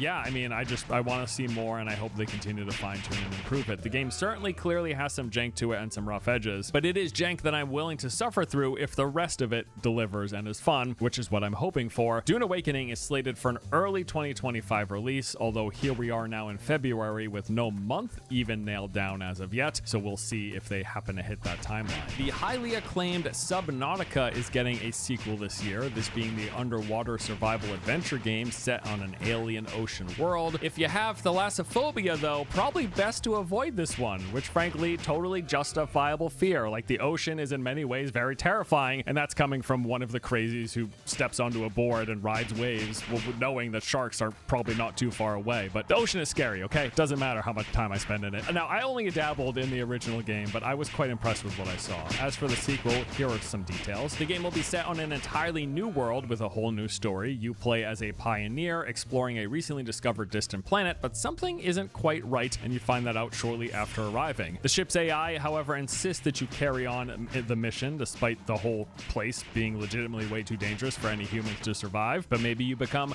more than human, huh? So they're going to offer both solo and online multiplayer co-op with up to 3 friends. You're going to be exploring things like mysterious ruins, building custom bases, and adventuring into the deepest, darkest ravines, crafting various tools to help in your adventure. Beyond the basics, you've got things like a scanner and a flashlight. You also find recipes for more advanced tools, equipment, and even submersibles to travel in. Bases are going to be more customizable with an overhauled building system. They've got more diverse biomes, from towering underwater cliffs to lush coral fields. Many different places to visit, each teeming with its own diverse ecosystem and unique creatures. And there's the entire system of studying creatures, from the smallest fish to the biggest leviathans. You're going to use a scanner to learn basics and a biosampler to study them further, and then taking those discoveries to evolve your own genetics, i.e. powers and mutations. Subnautica 2 is planned to release in the Steam Early Access sometime later this year. Renown is a game that I've seen described as a medieval Rust with chivalry-like combat. Alright, consider my interest piqued. According to its developer, Renown takes the most enjoyable and popular aspects from contemporary open-world survival games, which include building, progression, and social politics. These are then combined with close-quarters, skill-based combat to create an immersive and engaging multiplayer experience. So players are going to start out with nothing, gather resources, and then go on to build a kingdom and fight to survive in hopes of becoming renowned across the lands. I get it. I get the connection. Good job, guys. At its core, Renown is a first-person medieval fighting game with a strong emphasis on competitive skill-based combat in addition to all of its survival mechanics. Its features include gathering and crafting, of course, along with hunting wildlife. You got base building at a variety of scales, starting with a small shack up into building an entire sprawling fortress. There will be raiding, as you are able to attack and level opponents' structures while engaging in fast-paced PvP conflict. They got group systems for making claims, taking titles, giving ranks, and more. You'll even be able to customize your own clan's colors and emblems. You'll take shelter in safe zones where you can trade with vendors, duel other players, form alliances, or maybe make some foes in general chat. That's always a fun time. There'll be server progression and wipe systems for long-term replayability, starting things over, and they're promising tools for community hosts to help tailor your own servers with future plans for extensive moddability. Now, the game has been in development for a few years now and has been running regular playtest, and from what I've seen online, looks like it's shaping up pretty nicely. They are planning an early access release at some point this year. Looking forward to checking it out. Terminator Survivors is a fairly unique sounding survival game. Whether it is solo or in co-op with up to 4 people, you're going to play as a group of survivors in this open world return to the iconic Terminator universe set in the aftermath of Judgment Day. A nice little glimpse into one of our potentially nightmarish future timelines. It's certainly on the table. So the game takes place 4 years after the day humanity nearly perished. Emerging from a shelter, you're attempting to re-establish some semblance of society, tasked with scouring the surrounding land for materials, information, other survivors, and key resources to build a base of operations for your group. You'll meet iconic characters of the franchise as well as some original ones while exploring what they call a meticulously crafted world set in a post-apocalyptic future. Explore the open world, collecting materials and survivors to advance your home base, all while having to avoid the pursuit of an indestructible threat. There is combat with weapons and tools for you to sneak up at close range. However, stealth is often best advised, what with Skynet's machines and scavengers lurking about. out. And there's going to be a main story quest line as you learn more about what happened on Judgment Day and thereafter. I mean, this could be cool. Video games based on popular IPs are always quite a gamble, but I won't knock it until we try it. Terminator Survivors was originally planned to launch actually in 2024, but then last July they pushed the date back, so 2025 is when it's going to be coming, so the last we heard. Okay, so the rest of the games here could possibly come out in 2025, but as of this moment, we've got no confirmation that that's going to happen. So while many of these likely won't release until 2026 or later, there is a possibility that a few of them could get a release date in the coming months and then launch later in the year. Either way, each of these games I'll definitely be keeping a close eye on. Light No Fire is the next big game from No Man's Sky developer Hello Games, and you can clearly see the lineage with that initial trailer basically looking like No Man's Sky Fantasy Edition. In fact, that starting clip of them swimming and then emerging out of the water, that looks exactly like No Man's Sky to my untrained eye. But hey, I mean, a fantasy spin on that formula, especially if they improve the combat, which they said they're going to, I will play that. We've got a few early details on the project. They've said that this game is more ambitious than their last one, despite it taking place on a single planet rather than an entire universe. Their goal here is to deliver much more depth and detail to their explorable space and feel less shallow than No Man's Sky's planet-side exploration. Nevertheless, it's going to be quite large. They've claimed to have built an Earth-sized game, an entire planet that's as varied as a universe, with mile-high mountains, from the top of which you will see rivers, canyons, oceans, and continents beyond, all of which can be traveled to and explored. Sean has referred to Light No Fire as, quote, the first real open world, something without boundaries, with us getting some glimpse of that in the trailer. It was also said that everyone is going to be able to play together, alluding to this being a shared world game where you will see other people running around. And finally, Hello Games says that they want to bring the depth of a role-playing game to the freedom of a survival sandbox with Light No Fire. While the focus of the reveal centered on the scope of the planet, the final game is going to have many traditional RPG features, from character creation, playing through a sprawling fantasy story, gear and progression systems, a variety of fantasy enemies and bosses to take on, and we're even going to be flying around on dragons and other creatures. Look, in spite of the floundering start that No Man's Sky had, we have seen such an impressive level of post-launch support from the studio. That leaves my confidence pretty high on their upcoming game. And again, if nothing else, a fantasy No Man's Sky on a huge planet with dragons and RPG character progression and exploring and dungeon diving, if the combat is actually improved, I will play that without question, right? Outward, this is a rather unique fantasy RPG from 2019 that I played and thoroughly enjoyed. The game just had a ton of charm and interesting systems that really set it apart from others in the genre. In their upcoming sequel, they will be building upon that while incorporating even more survival systems and mechanics. Now, one of the coolest features that I recall from the first game was the simple fact that your backpack was an actual physical item, which you would load and then pick up and put down at your discretion. And you would want to do this for a variety of reasons given various circumstances. It might sound silly, but it really stood out to me at the time and was an interesting consideration while playing through the game. This is also one of those games that firmly plant you in the role of an adventurer traversing a dangerous world. You are not this protagonist ordained and protected by the gods. In fact, the top line description of Outward 2 says, "You are only human and the life of an adventurer is perilous. It's not just creatures and brigands that threaten you. Hunger, illness, and the elements are all part of your journey into the vast regions of Arai. But with sufficient preparation, even ordinary people can achieve extraordinary things. Your victories will be earned, not handed to you." Dude,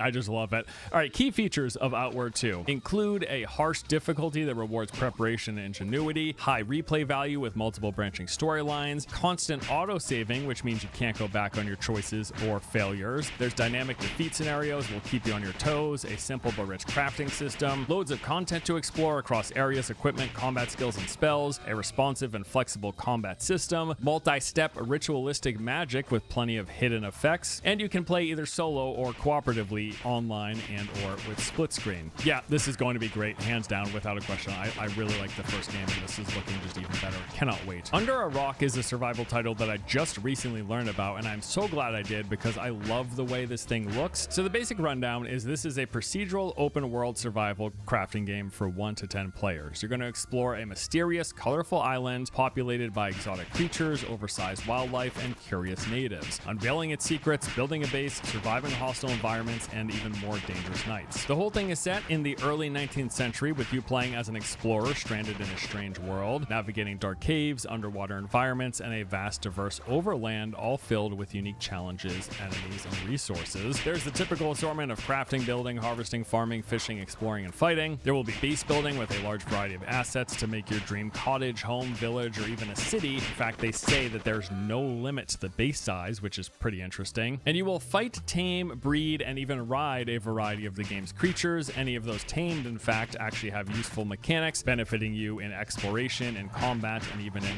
base management and cooking. Beyond that, I mean, hey, I think this game looks cool. Like, I like the visuals, pretty appealing to me. So there you go, Under a Rock. Next up here is a game that totally wasn't inspired by Horizon. Nope, not at all. This is a super original, brand new idea with a world setting and character designs pulled directly out of the imaginations of its developers. No, it's a Horizon spinoff, right? Like, but no matter the inspiration, Light of Mataram actually looks decent enough for me to want to give it a go. Also, to be honest, with how Sony has been canceling its live service games left and right recently, the Horizon MMO has already been axed. There's a decent chance that the Horizon survival game that they're making, that Guerrilla's making, that might get canceled as well, in which case this is going to be our next best option. So Light of Mataram is an open world survival crafting game with action combat set in a world reclaimed by nature and ruled by giant mechanical beasts. Players will explore a variety of landscapes, uncover ancient secrets, and forge bonds with powerful mech animals, totally original dino-like robots. Some key features include a seamless open world where you traverse grasslands, deserts, forests, and mountains. There's a variety of weapons you'll use in action combat versus a range of mechanical foes. This looks very Monster Hunter-ish in that capacity. You'll also be fighting alongside mech animals, little companions, over 100 to collect, with unique designs and roles that will aid you in battle. Survival crafting mechanics, you got base building and management, unpredictable weather systems, invasions, and there will be co-op play as you can group up with other players at any time. For as much as it is clearly a Horizon knockoff, I will check this thing out. Black Frost is another one absolutely worth keeping an eye on. This is the sequel to The Long Dark, an indie darling and much acclaimed game. While the original was single player and narrative focused, Black Frost takes that foundation and adds on to it with a full-on survival co-op experience. The developers describe this game by saying it is the evolution of the survival sandbox, refining every aspect of the original and introducing co-op to the formula. The game is set in the northern industrial city of Harmont, surrounded by a majestic, rugged wilderness. You can choose to either survive as a lone wanderer in a frozen wasteland city, town, forest, and farm, or work together as a group of survivors in whatever shelter you make for yourselves. They are calling this the next generation of survival RPG, evolving every aspect of the formula to its 2.0 iteration, setting the table for the next generation. Beyond traditional considerations of managing things like your health, stamina, and consumables, they've also got this will to live system that adds elements of psychological survival into the mix. There are new hazards, from urban risks to the deep freeze to extreme weather events, aurora storms, and the radioactive Black Frost. This sequel adds a perma-life system set to turn every death into a new adventure. You're going to accumulate new risks and fears for your survivor as you move through the world and succumb to its hazards. They do have the original permadeath as an option as well, should you choose it. I mean, hey man, they are certainly selling this thing very hard, calling it the next generation of survival games. But given the success and the praise for the original, I'm keeping an open mind, and this does look quite good, so I hope they deliver. Okay, so beyond that bulk of the list, I got some honorable mentions here. First up is Rooted, the post-apocalyptic survival game that I've been hearing about for a few years now. Every bit of gameplay that I've seen does seem interesting. I think this looks neat, but I've got no clue how close or not this is to actually launching. Last time I saw it, it was still in alpha testing, and it seems very likely that it could still be a long ways away from release, but maybe we will hear otherwise this year. They have been running tests periodically though, from what I can tell, so it is something that you could get your hands on and play in the early stages if you manage to get an invite. Stormforge is this rather unique looking survival title. The art style and visuals certainly set it apart from some others. I mean, they are going really hard on this, kind of this like hand-drawn comic book direction. And while I suspect this might be a turnoff to some people, I appreciate the decision and the dedication to it. At least it's something different, right? They actually are evidently planning to release this year, so if you like how this looks, definitely keep an eye out. And then there is Ark 2, which I mean, I don't know, maybe this is happening. Ark is such a strange phenomenon. This game is simultaneously something that is never spoken about in any of the online and or gaming circles that I inhabit, but I understand at the same time it is pretty darn popular. I mean, lots of people play this game. But with the development studio's ever-growing list of shady moves and decisions, I just really don't know what to think about the sequel. Like, apparently they were already supposed to have launched Arc 2, but couldn't get the funding to continue its development, so instead they decided to shut down the official servers of the first game, repackage it, and sell it again, but with a fraction of the content, then later asking players to have to re-buy that content that they already had access to in the first game but couldn't play on the official servers. Now, they could play on private servers and whatnot, but nevertheless, like, it's just all crazy. I might be butchering like the explanation and order of events here, but it was something along those lines from what I recall.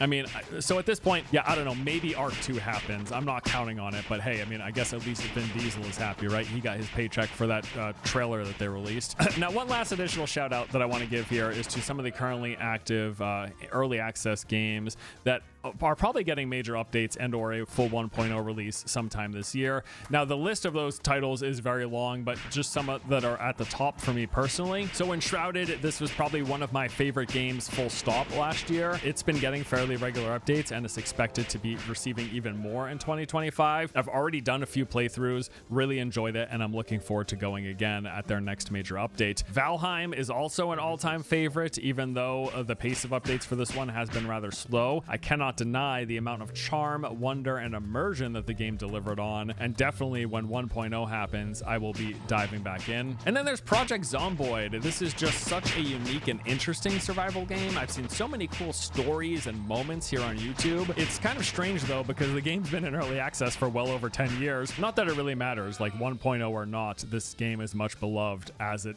in whatever official version state it is in. Yeah, so all of these games, great already, and they're likely only going to be getting better throughout the course of 2025. Good stuff. All right, so there you go. That about does it for our look at some of the new survival titles planned and potentially coming in 2025. A lot to look forward to here. Hope you enjoyed the list. Let me know if there's anything that I missed in the comments below. Anything else for me to keep an eye on. Always happy to hear about and learn about new games, but that does it for today. Thank you as always for watching. See y'all next time. Take it easy.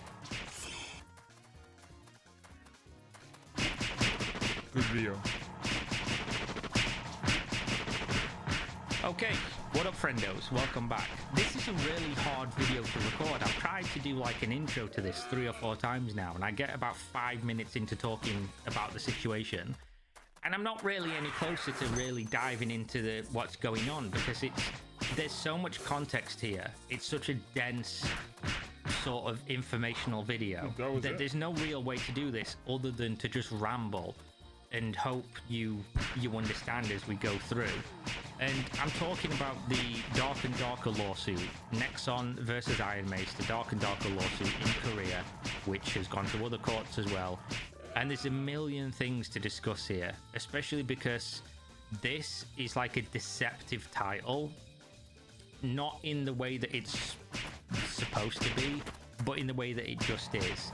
Dark and Darker fans are going to do what Dark and Darker fans have done the whole time that this entire situation has been ongoing, and that is to probably not do their own research and to think that they've won, and that Nexon is stupid and bad, and anyone saying otherwise is a shill or been paid or just a Nexon fanboy or blah blah blah.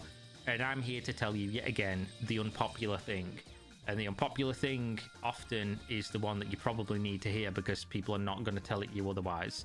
And the unpopular thing is that Iron Mace actually lost here, almost overwhelmingly so, and this story is not over by any stretch of the imagination. In fact, this is considerably worse than meets the eye. It's like the Autobots, except instead of transforming into cars and things, this company might be transforming into fucking bankruptcy.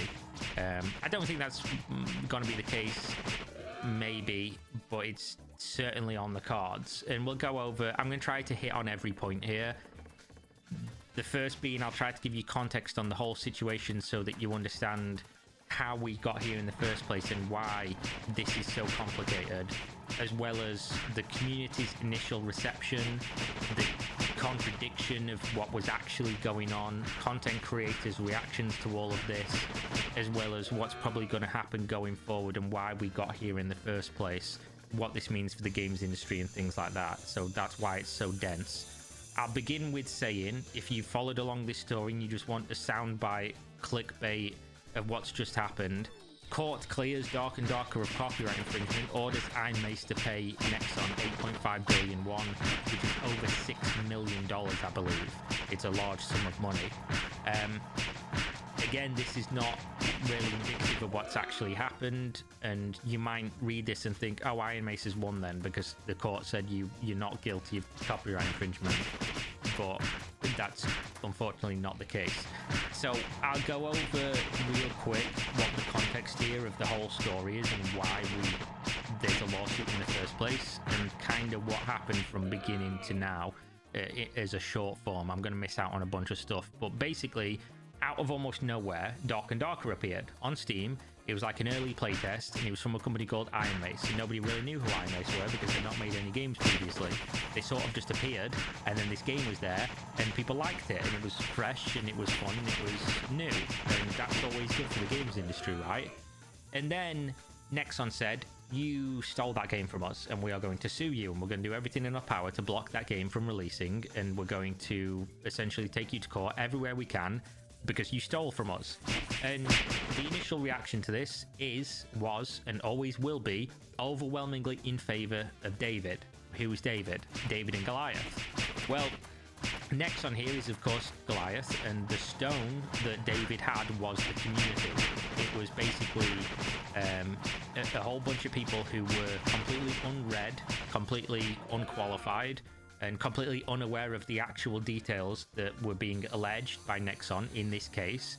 And instead, they basically did what fan bases typically tend to do in almost all circumstances, which is, we like this thing or person, therefore, we don't care to engage in the actual aspects of any of the case or the situation, and instead, we're just going to cherry pick. We're going to pick creators to watch who basically confirm our bias, and then anyone who says otherwise is a liar, they're a shill, they're bought and paid for, or they're stupid.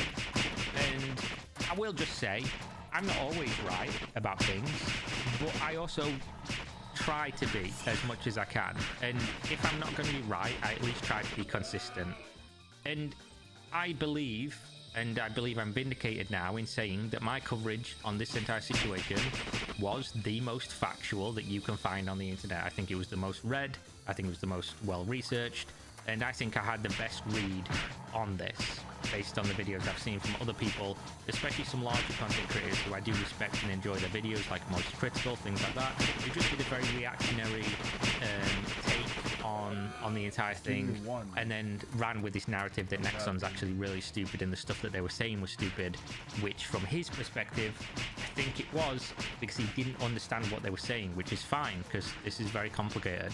But obviously me being attacked for something that I believe to be well researched and well thought out for the entire time, and being kind of shunned by the community and completely just abused by random people for what I believe to again now be objectively held to the truth, is a little bit frustrating, which is why I'm going to now do a victory lap on showing you why I said what I said and how, you know, I believe I was correct in doing so. And the thing is, right, I don't have a crystal ball. I don't, you know, just wake up and pick my opinions out of thin air. It doesn't matter to me who's involved. You could be my brother, you could be my dad, you could be a company that I've worked closely with, you could be a company I don't like. I'm always going to look at what happened and then determine, you know, based on the facts that are available to me, what the situation is, removing my bias. My like of something or dislike of something isn't even secondary. It's just not relevant. I don't factor it in. I try not to. That's just my particular flavor of autism, is that I try to be consistent, logically consistent with things, and that's how I approach this situation. And again, why I say I don't have a crystal ball is that I don't just wake up and some days know things and be right about things. All the information that I consumed on this was out there for anyone else to.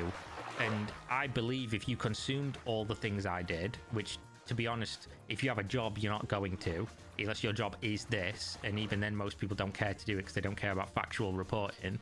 They care about essentially playing to an audience like a fucking entertainer so that they can get good boy points and you know, be well received and loved within a community, because that's important, I find to be fickle, and they'll turn on you as quickly as they like you, typically, if you ever have a dissenting opinion, which is why I don't do it, as well as I just don't agree with the process of not intaking information and making opinions based on said information. But that's an aside. I believe if you read everything I did, you would come to the exact same conclusion that I did, and Judge now has done. And we're now 7 minutes into the video, and we've not even really got into anything. So basically, game comes out, Nexon says, you infringe your copyright. Nexon starts doing the things that you would do to defend your copyright, which is DMCA the game in territories and regions and platforms that you can. The way DMCAs work, if you're unaware, is, let's say I think that I own Thing, but you're using Thing, and you're using Thing on YouTube, you're using it on Steam, you're using it on whatever else. I would send a DMCA, a copyright takedown, to these platforms, and these platforms, as not arbiters of the law and not a court, they will say, this looks like a validly filed DMCA. I will then take down the Thing, because it's not for me as the platform to decide what is or is not correct. That's for a court. They then tell the other person, we've received this copyright notice, we've taken the Thing down, you now have 7 days to file a counter notice. That person then decides, do I want to just accept the Thing's taken down and just, you know, just not have the Thing up anymore? Or do I want to say, no, this is incorrect, I will fight this and file a counterclaim? When the counterclaim is filed, there then starts a process of time where the initial claimant, me in this circumstance, that filed the DMCA, has 7 to 14 days to sue you. And if I don't sue you, if I don't take you to court, if I don't file legal paperwork pursuant to that DMCA, then the Thing, it just goes away and the Thing comes back on the platform, and I can still sue you later, but that DMCA is gone. So basically, this is what happened. And what I need you to understand is that a legal battle, a legal war, is kind of like a game of chess. Not every move on the chessboard is designed to win the game with that move. It's designed to put yourself on the chessboard in a more favorable position so that you can use the winning moves later on. And when you have like a complex legal situation that spans multiple territories, a DMCA is a pawn, maybe, you know, whatever piece we're going to use in this analogy, and a copyright infringement lawsuit can also be a piece. And I think the copyright infringement, very specifically as a term and as a claim, was always the flimsiest of the argument from Nexon, because I think if you engage again with all the details of this case, you would see Nexon was 100% correct, and Ironmace almost completely admitted to the trade secret infringement. This was just like a thing where if you read everything, you knew that they did this shit. Like 100%. I stake my entire reputation every time on saying they did that. And obviously, as we'll get into, that is now objectively true based on a court's decision. And basically, the copyright infringement lawsuit in the West was dismissed. Why was it dismissed? Because this was a big W, right, for the Iron Mace people and for the fans of Dark and Darker. It was dismissed as it was always going to be, because the court looked at this and said, why the fuck is a South Korean company suing a South Korean company in a North American court, in a North American jurisdiction? Why are you doing that? There's already ongoing legal action in Korea. Go there. And that was always going to be the case.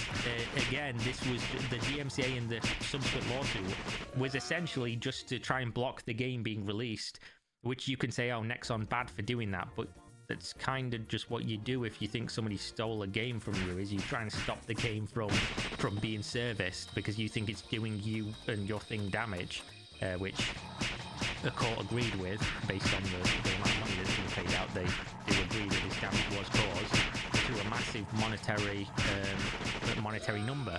So obviously that lawsuit went away, and then Nexon tried the next chess piece, which was, while these other things are ongoing, we want to block the game from basically being serviced as a court order from Korea, which would have basically killed the game dead until the lawsuit was settled. And this was done with an injunction, and the judge said, no, we're not going to do an injunction because that would damage the ability for Iron Mace to defend themselves in court on these other charges you're bringing, because if they can't operate the game, they can't earn money. And I said at the time, you can go find this on tape, the best resolution to this whole situation was always going to be for both companies to have enough money and to not settle behind the scenes and go to court so that we can see who was right and who was wrong. Because if we just get Nexon has more money and bullied them out, that's not good, because then nobody can be vindicated in opinions and everyone's just going to think Nexon overwhelmingly bad, which they are in many circumstances, just not in this one.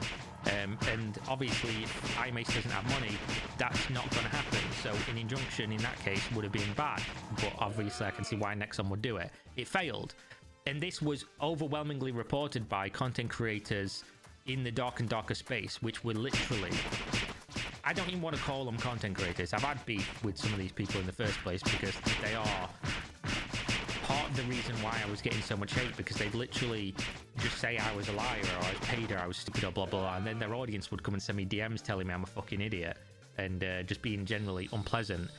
And one such content creator was literally he was basically like a mouthpiece for propaganda from the company.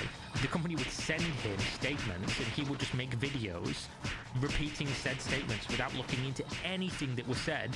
And what was being said was just incorrect. It was just clickbait. It was lies. And obviously I take issue with that. Because who the fuck are you working for that company? Like, why are you a mouthpiece for them? But obviously this played well into the community because people weren't really looking into things at the time and haven't done the whole time. But basically that's where we get to. We've been waiting for over a year now for what the Korean courts were going to say, and a lot of people in the IMACE Dark and Darker community thought this was overwhelmingly just going to be IMACE wins, Nexon's wrong, and Nexon's liars. But the issue is that there was always this element of, even if we lose, we win. And this is where I guess we can have the discussion, but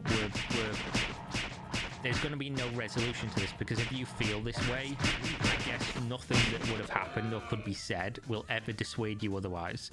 People will simply say, Nexon bribed everyone, the courts are favourable to Nexon, the courts are corrupt, and no matter what happened, Nexon was always going to win, which is a little bit cognitive dissonance when you then say, IMACE won here, but, you know, that's whatever, let's move on. I'm not going to get into that one. But obviously if you feel that the Korean courts were biased or the Korean courts were always going to let Nexon win and blah blah blah, then there's nothing I can say to you that will do anything. And you could have fucking written confessions from every person in Iron Mace and you would still probably feel that, you know, the court somehow just decided Nexon was going to win, and then there's no point going over that. But basically, let's go over what has actually happened as opposed to the headline, because this again is considerably worse than what it seems like.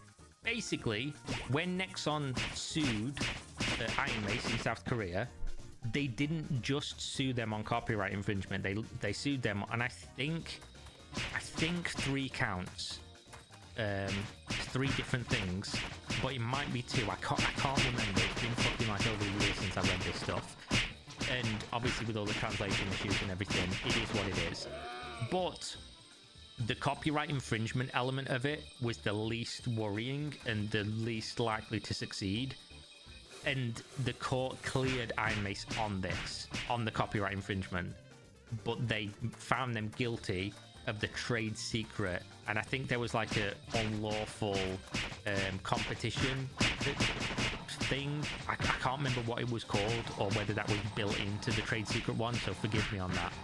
If I ever make like a big long video about this that's written and everything, then obviously that'll be in there, but you know, I can't be expected to remember everything about such a fucking dense legal thing when I'm not even a lawyer in the first place. But basically, they've been cleared on the copyright infringement aspect, but found guilty on the other, depending. And due to that, they have ordered them to pay 8.5 billion won in damages.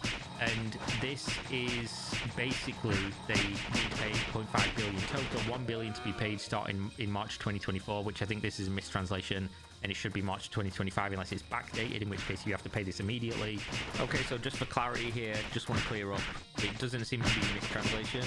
It appears as if the amount of compensation that the judge is claiming that they need to pay is backdated, which means that this started accruing interest as soon as this date started. So it's actually more money at the 12% annual increase on the amount than it would appear on face value. So that's why because it will be based on what the company was earning with the game. So it's 1 billion backdated from March 6th with 12% annual repaid interest, and then 7.5 billion from June 21st, 2024. So then obviously however much interest that works out, if you're a mathematician, will be how much they'll need to repay, and they owe all that money now, as well as, of course, the 80% litigation cost. And then the rest of which will be occurring in 12% delay damages, which is essentially interest, fully paid starting in June 2024, which again, translation is going to be an issue. Does this mean they need to pay it all by June, or it starts being payable in June and then that's when it starts occurring interest? Don't know, can't say. This, however, is not the biggest issue. It's a lot of money, don't get me wrong, a lot of money, and we'll go over in a minute why this large sum of money is as big of a deal as it is in terms of an actual legal proceeding. But not only that, he then said of the 8.5 billion, 1 billion should be paid starting March, and 7.5 billion should be paid starting June 2021, an annual rate of 12%. He also said Iron Mace should cover 80% of the legal fees, and Nexon should cover 20%. Now, this is again evidence that if you're an Iron Mace Dark and Darker fan and you say, oh, Iron Mace won, in zero circumstance do you ever win in court and you get ordered to pay 80% of what is going to be a fucking astronomical amount of legal fees. An insane amount of legal fees. Nexon will have had dozens of incredibly expensive lawyers working on this, and the case went for 4 years. Then your own legal fees that you've already been paying, you're basically getting a 20% fucking cut off the top for Nexon paying 20% of those.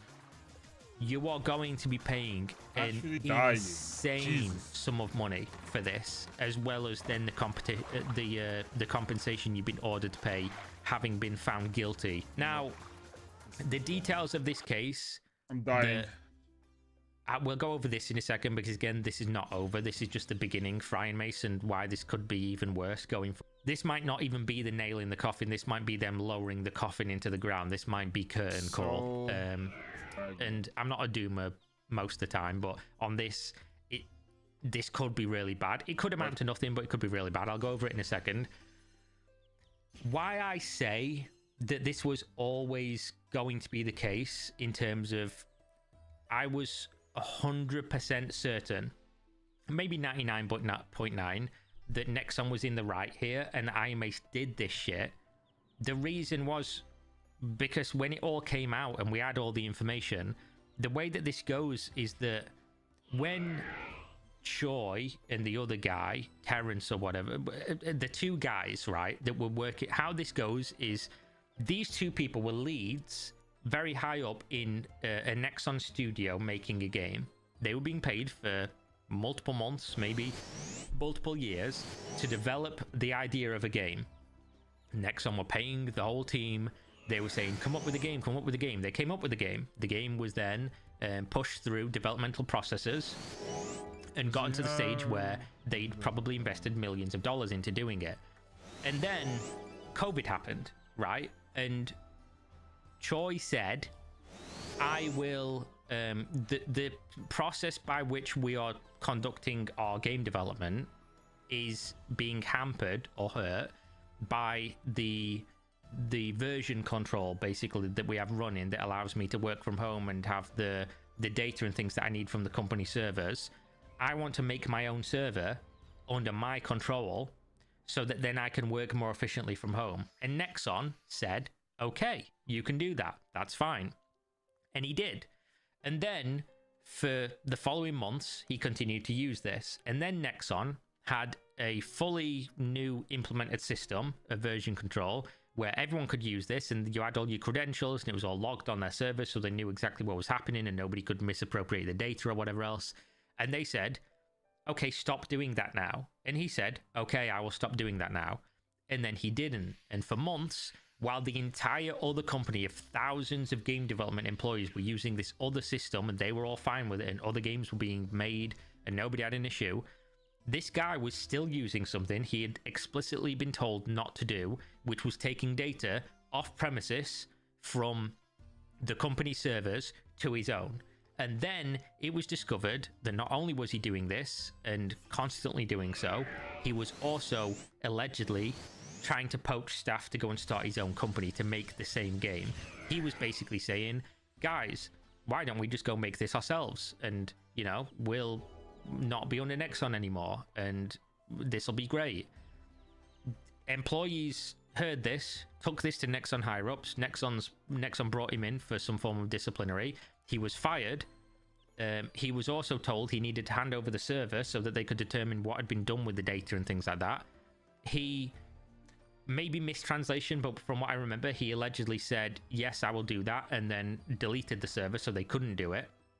And then when the game came out that basically had a large percentage of the people who worked on that game for Nexon working for them under a person who was the lead of that game, Nexon obviously said this game could not have been made that quickly without you having fucked with the stuff, right? This game could, if you look at the process by which you make a video game, there is no world, and many gaming development insiders have said this exact same thing. There is no world in which you start a company and then within 6 months you just have a playable game product without, like, where's all the R&D? Where's all the testing? Where's all the back and forth? Where's all the design? You literally just had an out-of-the-box game because you had a game already. You'd made this game previously over years at another company, and then you'd left and you just remade the game. And the issue is that people are always going to argue, oh, but how could you not do that when you worked at another company? Are you supposed to Men in Black yourself and not remember your expertise or what you worked on before? And there's a fine line here, and I think an understandable line for most people, that the difference between like using your expertise of working on something to make something else not being the same as making the exact same thing. They're not, that's not compatible. Wait, what?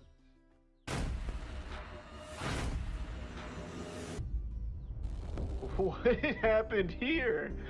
Holy sh! I am God!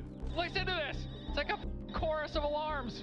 That took you 5 years to come up with that piece of. You need to just go do something else. Go work at McDonald's. I guess now the hot time. In January 2021, the world was introduced to a thrilling zombie survival game that promised to define the genre and change the gaming landscape forever. Very quickly, it gained popularity, with fans commenting their excitement, before long rising to the #1 wishlisted game on Steam. No small feat for something coming completely out of nowhere. But the good times were not meant to last, and over the coming months, people began learning more about the developer of this promising zombie MMO. The end result is one of the most insane stories to ever exist in the games industry. So come with me on this feature-length journey chronicling the entire life and death of Steam's most fake game, The Day Before. This was a very, very good looking trailer. I mean, it looks amazing. This looks good, chat. This game is going to be pretty cool, I heard. All right, let's see it. The Day Before's initial trailer was full of promise, a pitch that was equally ambitious as it was unlikely. For this reason, even at the early stages of existence, people were incredibly skeptical about what was being shown. And after all, why wouldn't they be? The Day Before announcement had arrived at possibly the worst time for a promising, albeit far-fetched trailer. Just a month prior, on December 10th, 2020, another game had launched after a decade of promises and trailers, painting a compelling picture, but delivering something that did not meet expectations. Cyberpunk 2077.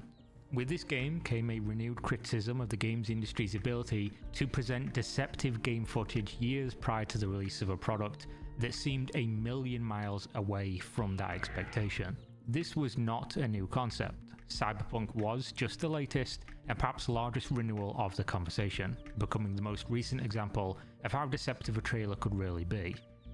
Cyberpunk reminded people of the very real downgrade of graphics and gameplay that they'd seen for years, how a trailer was nothing more than a marketing tool, usually being polished for months to display a concept of a video game that may not currently exist in any meaningful way.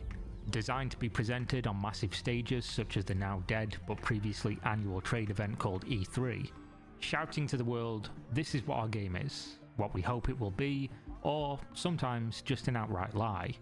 So, given that people were already just burned with one of the largest game launches in history, the day before came at an unfortunate time for selling hype and promises. But what exactly was it about the day before that was causing raised eyebrows and suspicious glances upon immediate arrival?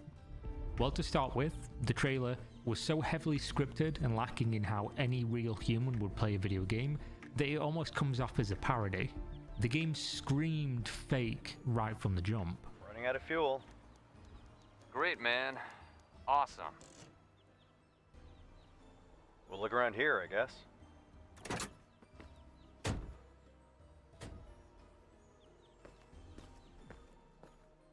Shall we split up? Yep. I'll find out what's in the skyscraper. Okay, and I'll look around here. Let's see what we have here. Alright. I have found a great cowboy hat. Tell her everything's alright. And there aren't any more guns in the valley. Easy, cowboy. This is of course not the first time that a company had used a poorly scripted and badly acted segment during a trailer purely to convey how they expect their game to be played. In fact, the game that the day before was very clearly visually based upon had also done this, just 3 years prior at E3. Hey, wait for me. Crap, they have a tank. Yep, I see him. Don't aggro him yet. Let me adjust my build. Got my crossbow and chem launcher. Now keep that talk of similarities between the Division 2 and the day before clear in your mind, as we will come back to this later. The rest of the trailer displays very little in the way of actual gameplay, and absolutely zero if you consider that this isn't how people play games. If you treated the trailer like a proof of concept,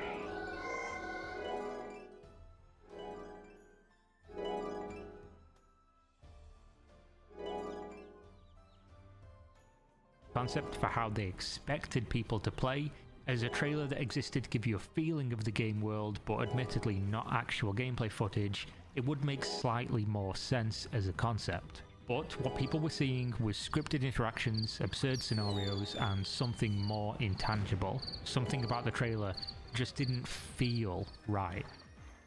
The protagonist takes on 3 heavily armed players alone, without taking damage, using just a sidearm, just scooting along within seconds, as if nothing had happened, and at just the right moment, a horde of zombies appears as if from nowhere, flooding the lobby of a building despite the streets outside being absurdly quiet. The whole thing just looked and felt like one of those uncanny mobile game ads, where the gameplay on display is utterly incomparable to what the real game looks like. The movements, the decisions, everything just screamed fake. This was not a developer controlling a character within the world, interacting with systems that already existed. This was something else entirely. Now in hindsight, the trailer seems incredibly stupid and lacking in substance, which would make you question, why? Why were people so hyped about this? Why did people care? But the trailer did what it set out to do, and that is to convey an idea of what the game could be. Essentially to advertise what the players will be doing, finding things, fighting players, and surviving zombies. For this reason, it was a successful trailer. Though in truth, people should have been treating it like a concept artist drawing, and nothing more substantial. That being said, it's not how people treat trailers usually. They have expectations, rightfully so. That unless otherwise stated, a trailer represents something that does exist. This is not always the case, as many games have shown us over the years. If you thought movie trailers could massage a bad movie into a fantastic short trailer, maybe even conveying a story that doesn't exist, well, the games industry laughs about such restrictions.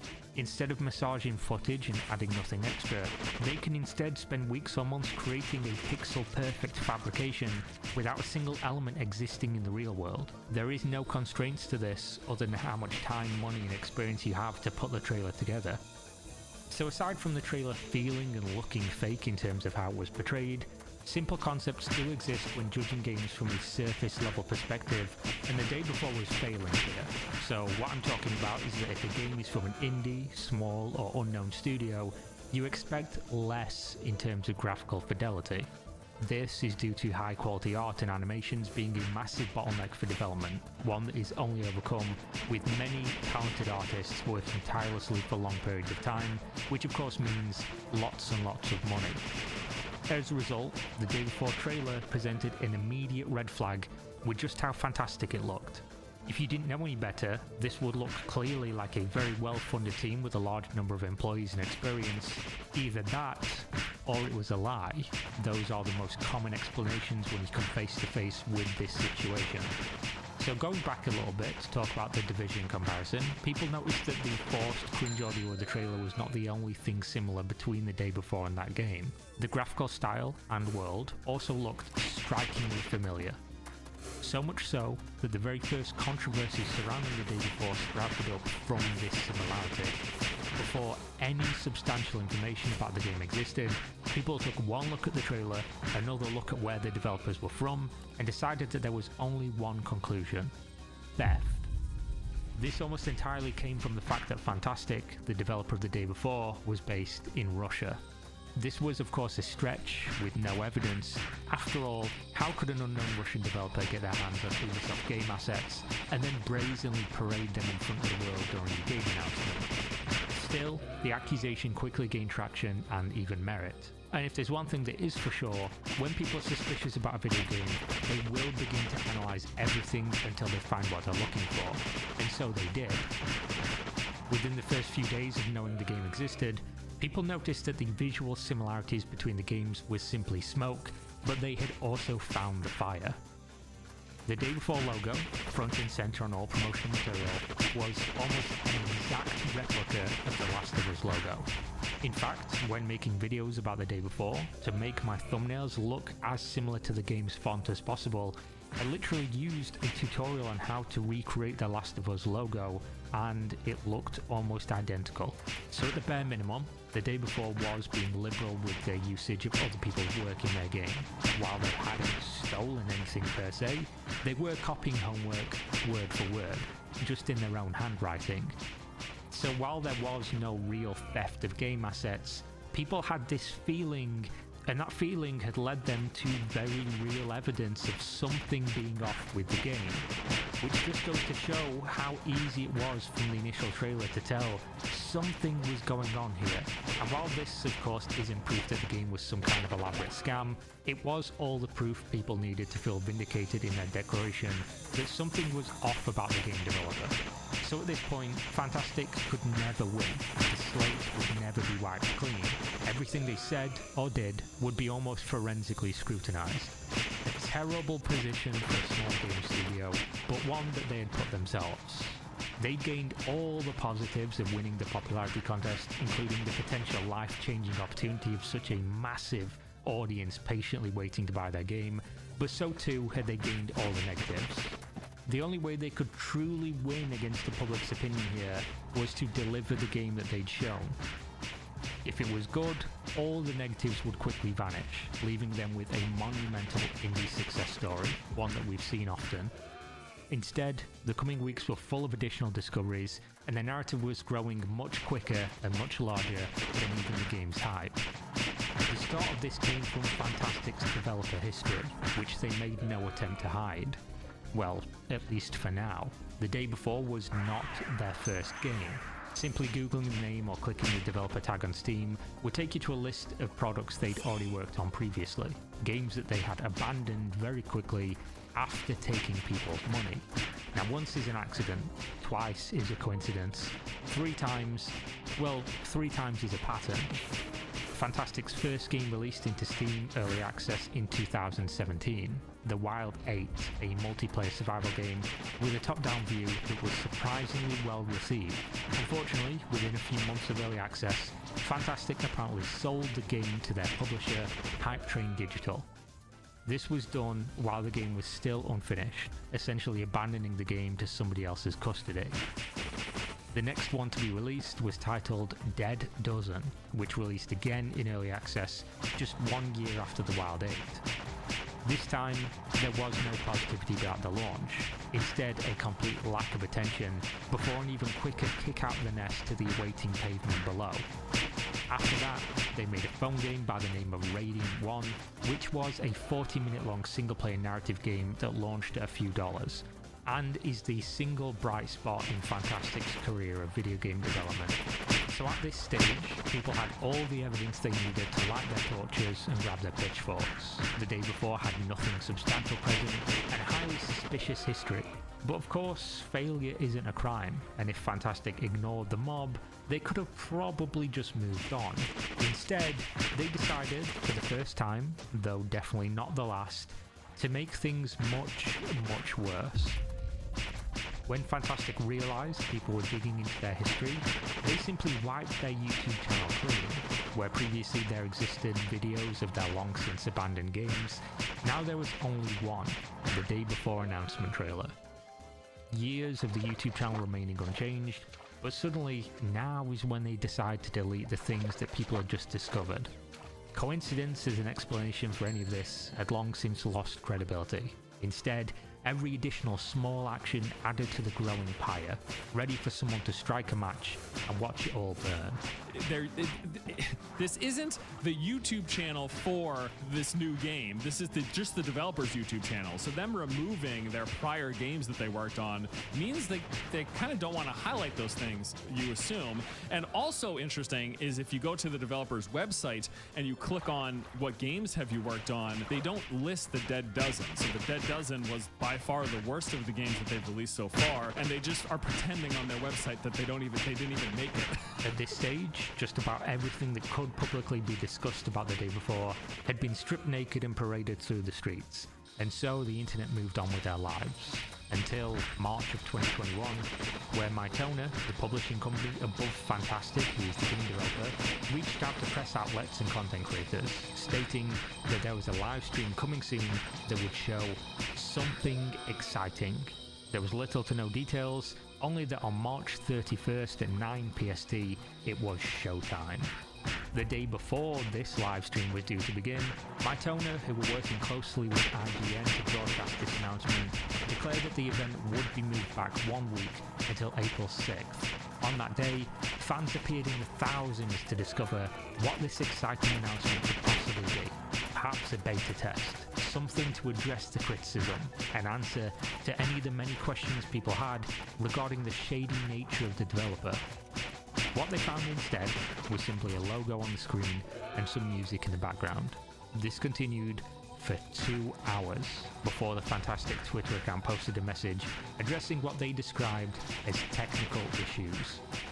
These so-called technical issues continued for 7 more hours, making their exciting announcement stream 9 hours of music and a logo. It was at hour 9, the Fantastic took down the stream and posted again on Twitter, stating that the event was now postponed until further notice. On April 9th, just a few days later, they were back live on the IGN channel. This time, they presented a 13-minute gameplay trailer that showed an incredible number of features that were absent from the initial reveal. It starts out with off-roading a vehicle through a muddy area, moves on to a closer display of the looting and shooting mechanics at a gas station, before heading to a farmhouse showing destructible terrain, teasing a PvP event with heavily armed players, and the trailer ends with the players running into a bunker, closing the door behind them, and fading to black.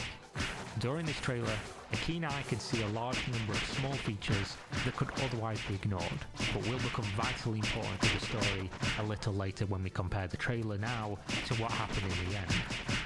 Things such as mud and water splashing up the vehicle, the suspension bouncing as the 4x4 moves over rough, uneven terrain, the breaking of the farmer's fence before exiting the vehicle, running through weeds that moves with the character, the opening and closing of doors, things that add ambience and depth to a game world that do require many dev hours to perfect, though seeming small on surface level.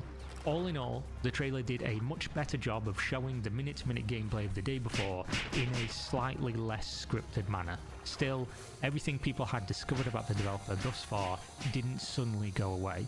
As a result, the top comments on the new trailer were all either jokes or criticisms of what was shown, mostly relating to the presentation style, which was becoming a running theme with the developer.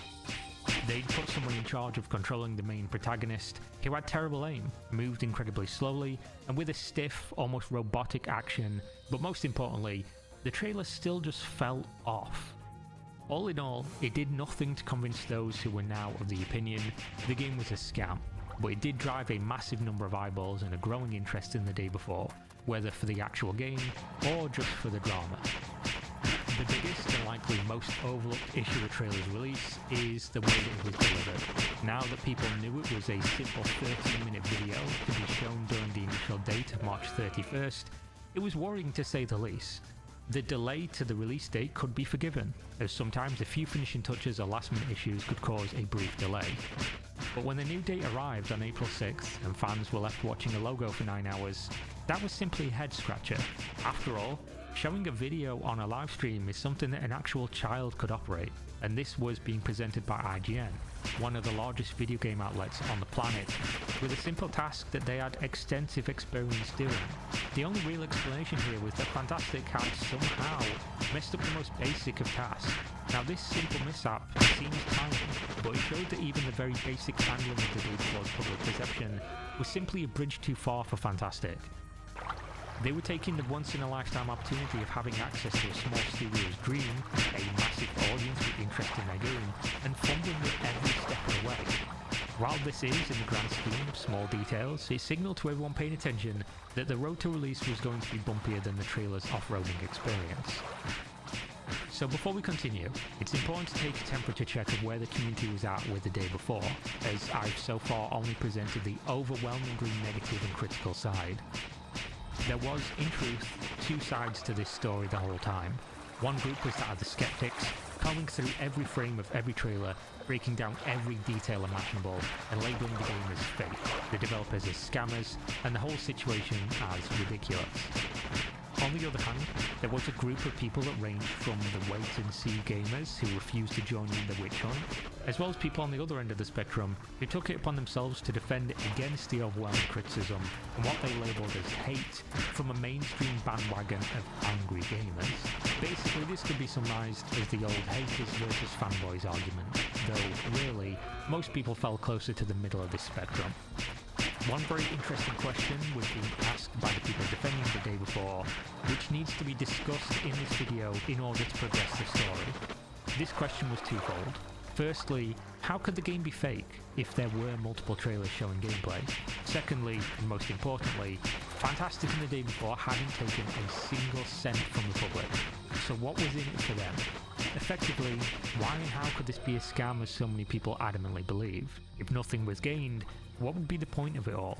Now, in response to the first point regarding gameplay on display, this could be answered very easily. It is commonly known that it's possible to build what is referred to as a vertical slice of a game and show features that work only in a very specific way, in a very specific area, without handling any of the difficult parts of development, giving off an incredibly polished and substantial view of a game that doesn't really exist beyond that small example. Add in things like post-processing, interface elements after the fact, and the nature of pre-recorded footage being easy to orchestrate, and that gives you the answer. This is why hype trailers can be considered a waste of real development resources and serve only as marketing material to drive potential future sales, because much of what is built in a trailer is work that might never be usable in the real game environment. Of course, this is not a rule of thumb. Gameplay trailers do exist, and teaser trailers are usually labelled as such, but it is possible. And in terms of the money question, well, they were right. They were absolutely correct on that one. No one had lost money from the day before, not a penny had changed hands. There were no pre-orders, no crowdfunding, nothing. So what could Fantastic possibly be gaining by lying about or misrepresenting its existence or substance? At the time, people speculated that the answer to this could be the scam happening to investors and partners like Nvidia and not the public, which is plausible. It was never ruled out. But the real answer came with Fantastic's next move. Just a few months later, in October 2021, all became increasingly clear. Prepare to stream something amazing after the event. What does that mean? Is something coming today, guys? You've just seen some new videos from the day before, and you know the release date. We're looking forward to delivering the day before for you. And now we have something more. Our second inner team at Fantastic has been working on something super fun over the year. We're happy to show you our new game, Prop Night. Join Prop Night open beta right after the event. This was Fantastic's first move to cash in on the hype that the day before generated. They had millions of eyeballs on their every move, mostly for negative reasons, and they were now going to leverage that attention for financial gain. They had baited their audience, haters, fanboys, and everyone in between, to watch an announcement expecting a playable version of the game that they were excited for. This was orchestrated carefully and done in a way that does not happen by accident. Admittedly, it was a smart move, but one that again, in retrospect, showed that Fantastic were behaving incredibly suspect. After all, everything they'd shown was difficult to believe, lacking new substance, and delayed. Not only that, but communication was insufficient, they'd already failed to address any of the questions or concerns of the public, and they'd now baited their whole community, as well as journalists, content creators, and all to push out a product no one had asked for and wasn't even related to what people were interested in seeing. They were essentially trading any chance to gain the public's trust in the long term, something they'd already lost, for a possible short-term financial gain, and for a brief moment, it looked like it might just pay off. Prop Night, their announced game, saw a surge of players that, had it not been for the eyeballs generated with this tactic, would have been unlikely to otherwise exist. Unfortunately for Fantastic, the success was as short-lived as the game was mediocre. Again, Fantastic had, by luck or maneuvering, put themselves into a winning position and then tripped over their own feet just before the finish line. Had Prop Night been a compelling, innovative, or at least different enough flavoured drink to the Pepsi and Cola of games like Dead by Daylight, then this could have been a masterful gambit. Instead, it was lacking in any meaningful improvement or difference from its peers, and destined for a sharp decline before a slow march to the halls of dead multiplayer games. Now, in retrospect, people were focused more on the gameplay trailer and the issues they had found with it than on Fantastic's inability to handle a single public interaction without either pure incompetence or failed sleight of hand. This event was advertised deceptively for the day before, but contained barely 3 minutes of footage and existed purely to push Prop Night instead. The real issue wasn't with the substance of what they'd shown or done, it was with the intention. But there was one redeeming quality of the event. They finally announced when the game would launch, just 8 months away on June 21st, 2022.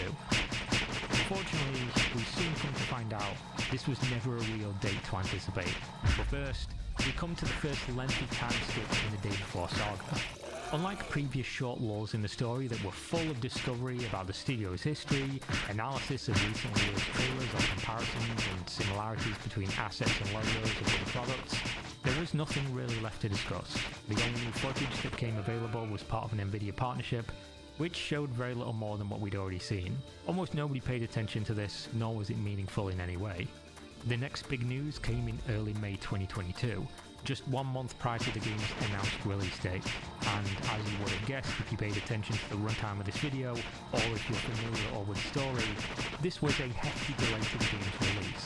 The first in what would go on to become a habit of game delays. While before they had delayed trailers and other announcements, this was the first sign that the actual game development was not going to plan, certainly not as well as the trailers attempted to portray. But, as with most of the story to date, Fantastic had put themselves in a good position even with this bad news. You see, Unreal Engine 5 had just been released a month prior in April 2022. This was making a massive buzz in the gaming industry. Their showcase was now one of the most widely discussed developments of a game engine in recent history. Fantastic's video game had little to no footage shown for a while, had a massive question mark hanging over its head, and was clearly not ready to launch, but luckily for them, they've just been saved from an optic nightmare by the fortunate release of this game engine update. Unreal Engine 5 had arrived just in time to give them the perfect excuse to push back their game. Not only would it give them time to work on things that clearly wasn't ready, but most people were immediately on their side. Where they would usually have heavily criticised such a lengthy delay, people were apparently happy to wait, so long as the result was exactly what they wanted, a next-generation, revolutionary open-world zombie survival MMO. And people were so excited about Unreal Engine 5, how could you not want this game to have that? So the wait began, as the delay took the game into 2023, March 1st specifically, just over 2 years after the game was first announced. For the next few months, the Day Before saga should have been quiet. There was no footage to speak of, no news, nothing related to the game at all. But in true Fantastic fashion, there was a discovery that sparked a new inferno of criticism that had previously died down to embers. Fantastic had released a video, as well as a section of their website which described what they referred to as volunteers. Specifically, how they used volunteers and how you too could become a volunteer. The description was a real head-scratcher. Fantastic's culture is based on volunteering. Every single member of the company is in fact a volunteer. Which makes no sense, since a volunteer is, by the very definition of the word, someone who freely gives their time or labour, and therefore paid employees of the company could not be a volunteer. This led to common sense interpretation that Fantastic were using the idea of even full-time employees being volunteers as a way to obfuscate the fact they had a substantial reliance on unpaid labour within their business, perhaps even as a way to shield from criticism and muddy the waters of just who is a volunteer and what are they doing in regards to the game development. When people discovered this, it became another avenue of attack for critics, who were rightfully discussing the issues with using unpaid labour for things that clearly should be paid. Just another arrow in the quiver of doubt, which was now packed tighter than Fantastic's staff budget.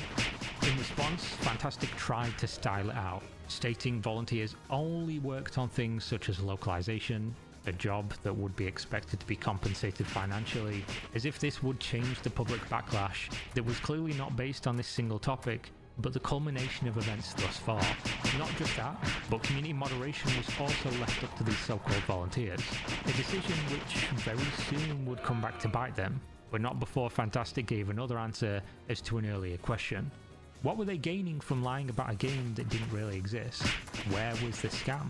Well, fast forward to January 2023, YouTuber Big Fry posted a video discussing yet another incredibly suspicious aspect of Fantastic. On January 3rd, 2023, a video titled Life at Fantastic appeared on their YouTube channel. It has since been deleted, like much of Fantastic's history, but they did initially advertise it on their Twitter as a, quote, huge premiere. The significance here is that they were, again, leveraging fans of the Day Before to tune in for what was advertised as a look behind the curtain at the game's development. Perhaps they were going to answer the question of whether or not the game was real, which was now considered naive to even ask, as almost all public discourse was that the game was a scam, no further elaboration required. This is not what people got. Instead, the video was yet another barely concealed product placement. Another deliberate bait and switch, this time for an app that Fantastic had created. An almost identical situation to the previous event. Cashing in any of their remaining credibility for eyes on another product, trying in any way they could to profit from a popularity that they seemed constantly surprised by and clearly not ready to have. The app, which was called Continent, was discovered to be owned by Fantastic. The video even included a link that said, "Download Continent," as well as a pinned comment with the same, making it very clear as to why this video existed in the first place. Purely as a vehicle to sell an app, not to lift the veil on the day before. And again, almost as if history was repeating itself, as soon as the public called them out on this fact, instead of addressing what had happened or clarifying on their intentions, they simply deleted the links, pretending like nothing had happened, just like they did when they deleted their YouTube videos. People then pointed out the suspicious activity, asking why the links were deleted, and Fantastic's next move was to simply turn off the ability to comment on the video, as if this would make everyone forget what they'd just seen with their own eyes.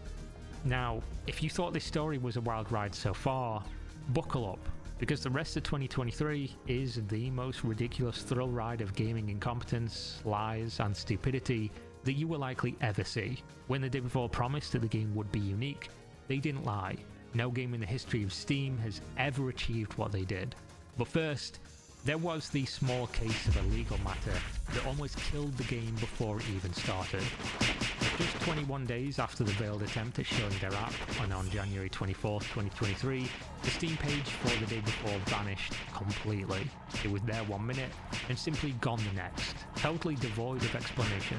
Immediately, people rushed to social media to speculate. Some feeling vindicated that the fake game they called a scam for 2 years had finally vanished, that Steam had got wise and pulled it off the platform, or maybe that the developers had given up.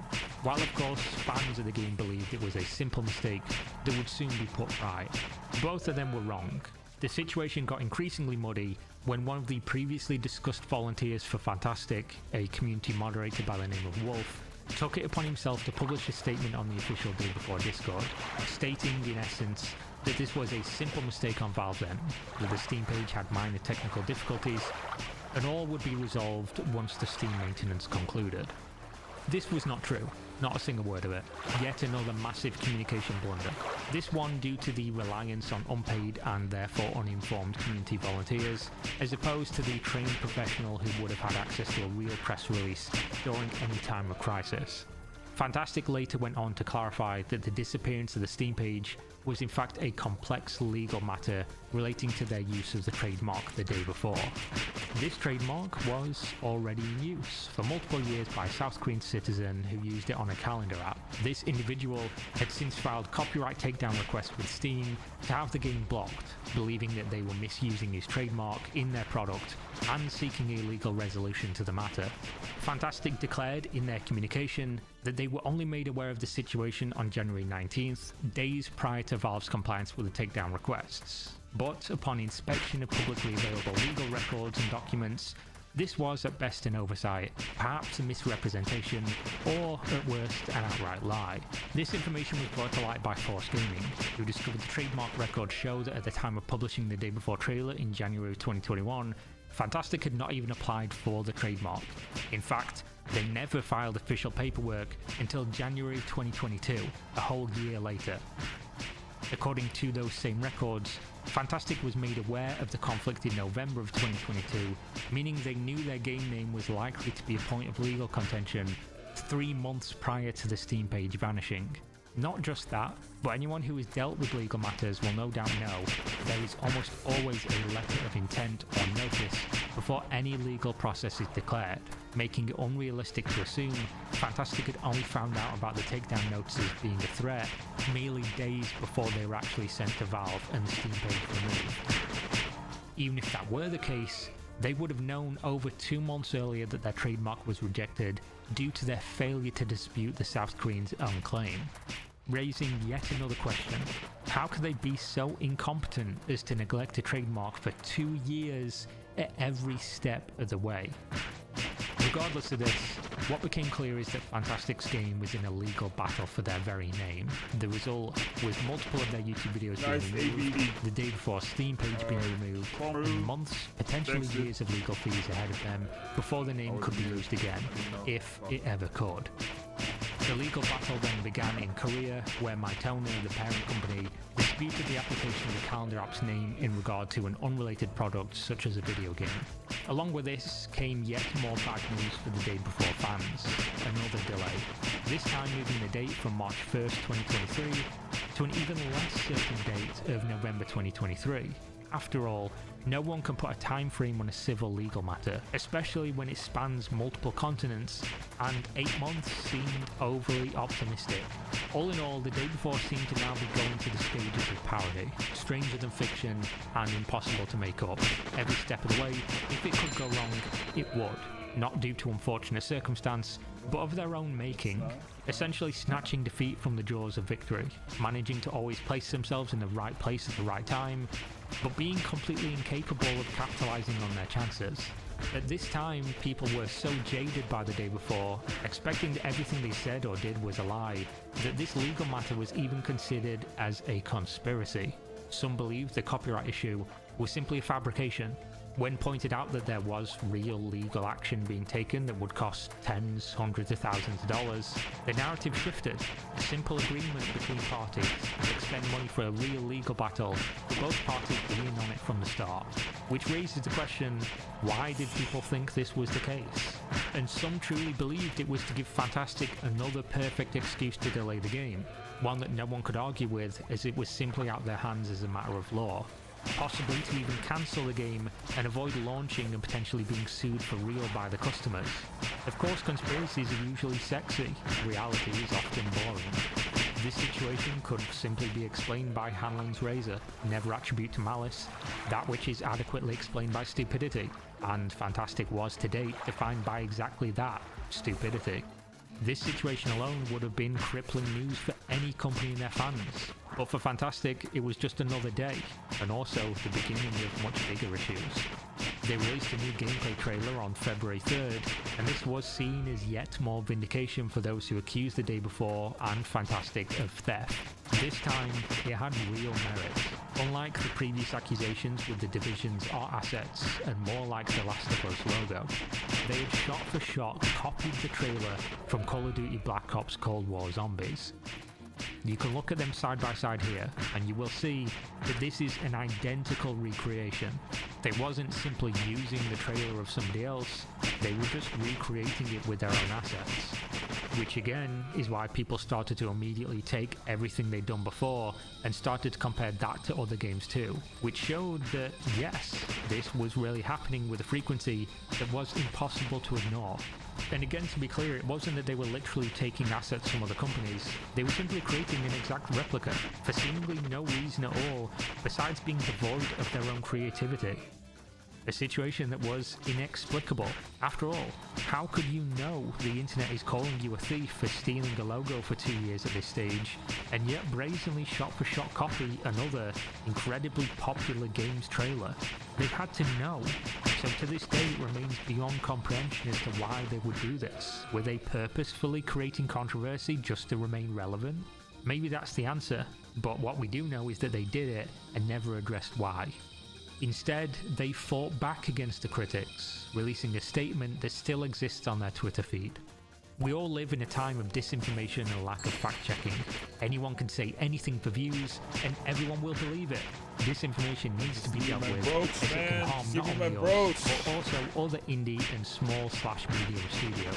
It also has a mental impact on the members of such teams. After the release of the day before, we'll think about how to help novice developers deal with fakes and allocate resources for this. Destroying is easy, creating is difficult. A very powerful statement to be sure, one that clearly addresses YouTubers such as myself, who to this point had only really given opinions on what had happened and speculating as to why it had happened. This statement could have aged very well if everyone had been wrong about the day before. The game could have released, and then they could have revisited their words here, pointing out how quickly the so-called hate mob jumped on their small studio, trying to destroy their beloved game. but you should return to this statement later to read it with the retrospect of what really happened instead. Until then, things continued to get worse. As Fantastic addressed disinformation from people they said would do anything for views, the next part of the story came from a place they would struggle to argue against: their own employees.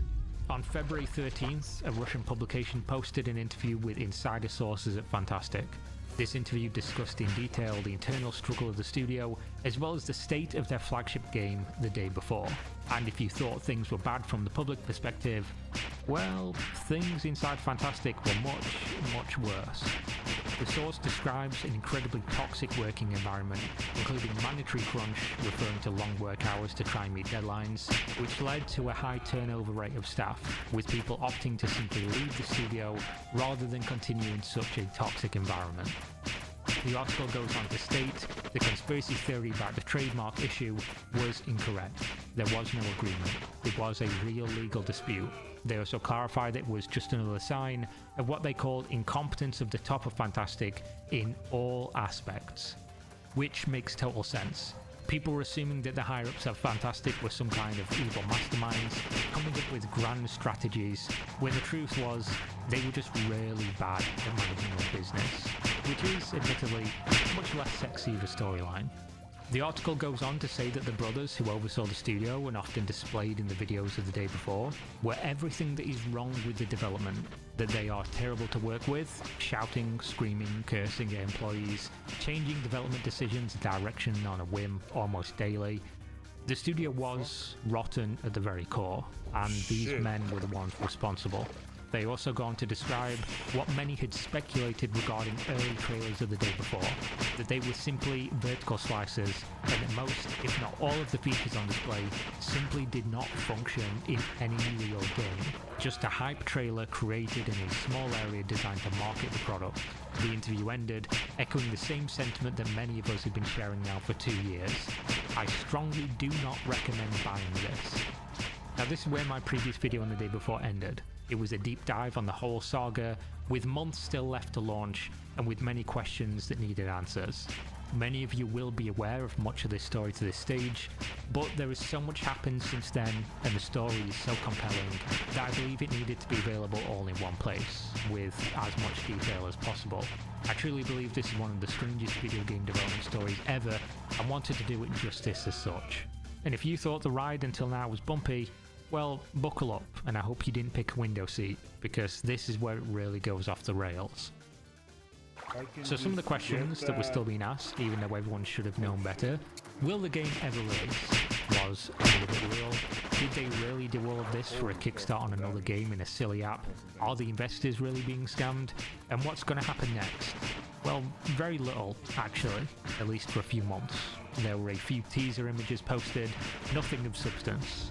There was one video, which was their attempt to prove to the world everything was legit, that all the criticism and haters were wrong, though all this video did was illustrate that at one time they had a much more original, charming and real looking video game, before they decided to change it up and go for a hyper-realistic, almost Division 2 clone. Many considered the original models and art direction to be an upgrade on what it became, especially considering people had already put together comparison videos of the graphical downgrade of the day before from that initial trailer release in January 2021 until now. By this point in mid-2023, the game was almost unrecognizable, which, spoiler alert, is going to get much worse a little later in the story. On top of that, there was a very weird obsession from Fantastic with pictures of hot tubs and cars within the game. They posted multiple teasers of these, including a sports car driving through an alleged zombie-filled city. But in true the day before fashion, mysteriously it was totally devoid of zombies, or players for that matter, yet again displaying footage that they spent time and money to create, without any real purpose or result, except for confusing onlookers. Next came a quote from Fantastic Twitter, which appeared deceptively written or conveniently placed to appear as if it was a games journalist talking about the day before. The truth is that it was quoting themselves, saying, "The day before will be at the top of Steam wish lists again soon." So to take the temperature again, the day before was at this time considered by almost everyone to be a scam for one reason or another. There was nowhere you could go and see a mention of this game without that being the prevailing sentiment. You've heard and seen why people were feeling this way throughout, but as a reminder, one of the biggest criticisms was that no one had ever played the game or seen anyone really playing it. There was only incredibly curated trailers that felt totally off. This situation could very easily have been remedied by the developers if they cared. And to be clear, Fantastic owed the public nothing. No explanation, no apology, no gameplay, no access, and no game at the end of it all. After all, nobody had paid a cent. This would of course be against their interest as a business, since proving themselves real and the game good would have renewed a massive wave of hype for a game that clearly people were interested in, but they did owe them nothing. If they felt that they were wrongly accused, but happy to let the finished product speak for itself upon launch, they didn't even need to produce proof or let people see behind the curtain until it was ready. That would answer all the questions. But clearly Fantastic did want to prove themselves prior to that day, or at least they wanted to appear to do so.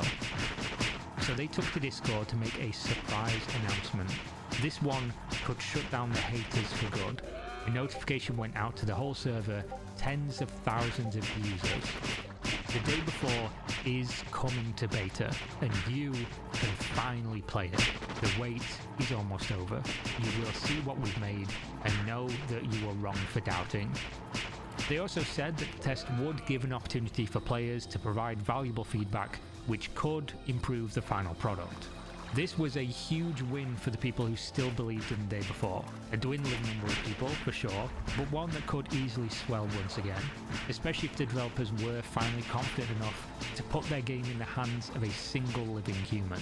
This announcement was not alone. They also parroted these talking points in a few interviews over the coming weeks with numerous press outlets. And to be clear, this was totally unprompted. Fantastic had gone out of their own way to announce and advertise this beta, raising the question, would they really be doing this if the game was fake or they wasn't ready? Not just that, but they also discussed plans for launch, which was getting dangerously close. Specifically plans for console launch and whether the game would go into Steam's early access. Now to this point, across multiple years of communication and trailers, early access was never discussed, leading the public to believe the game would be a full release on day one, which is why it wasn't surprising when Fantastic employee being interviewed also confirmed that they, quote, are not considering early access release. We are planning to conduct a closed beta phase prior to the game's launch. Why am I mentioning this? Well, remember those 2 points for a little later. They become incredibly relevant very soon.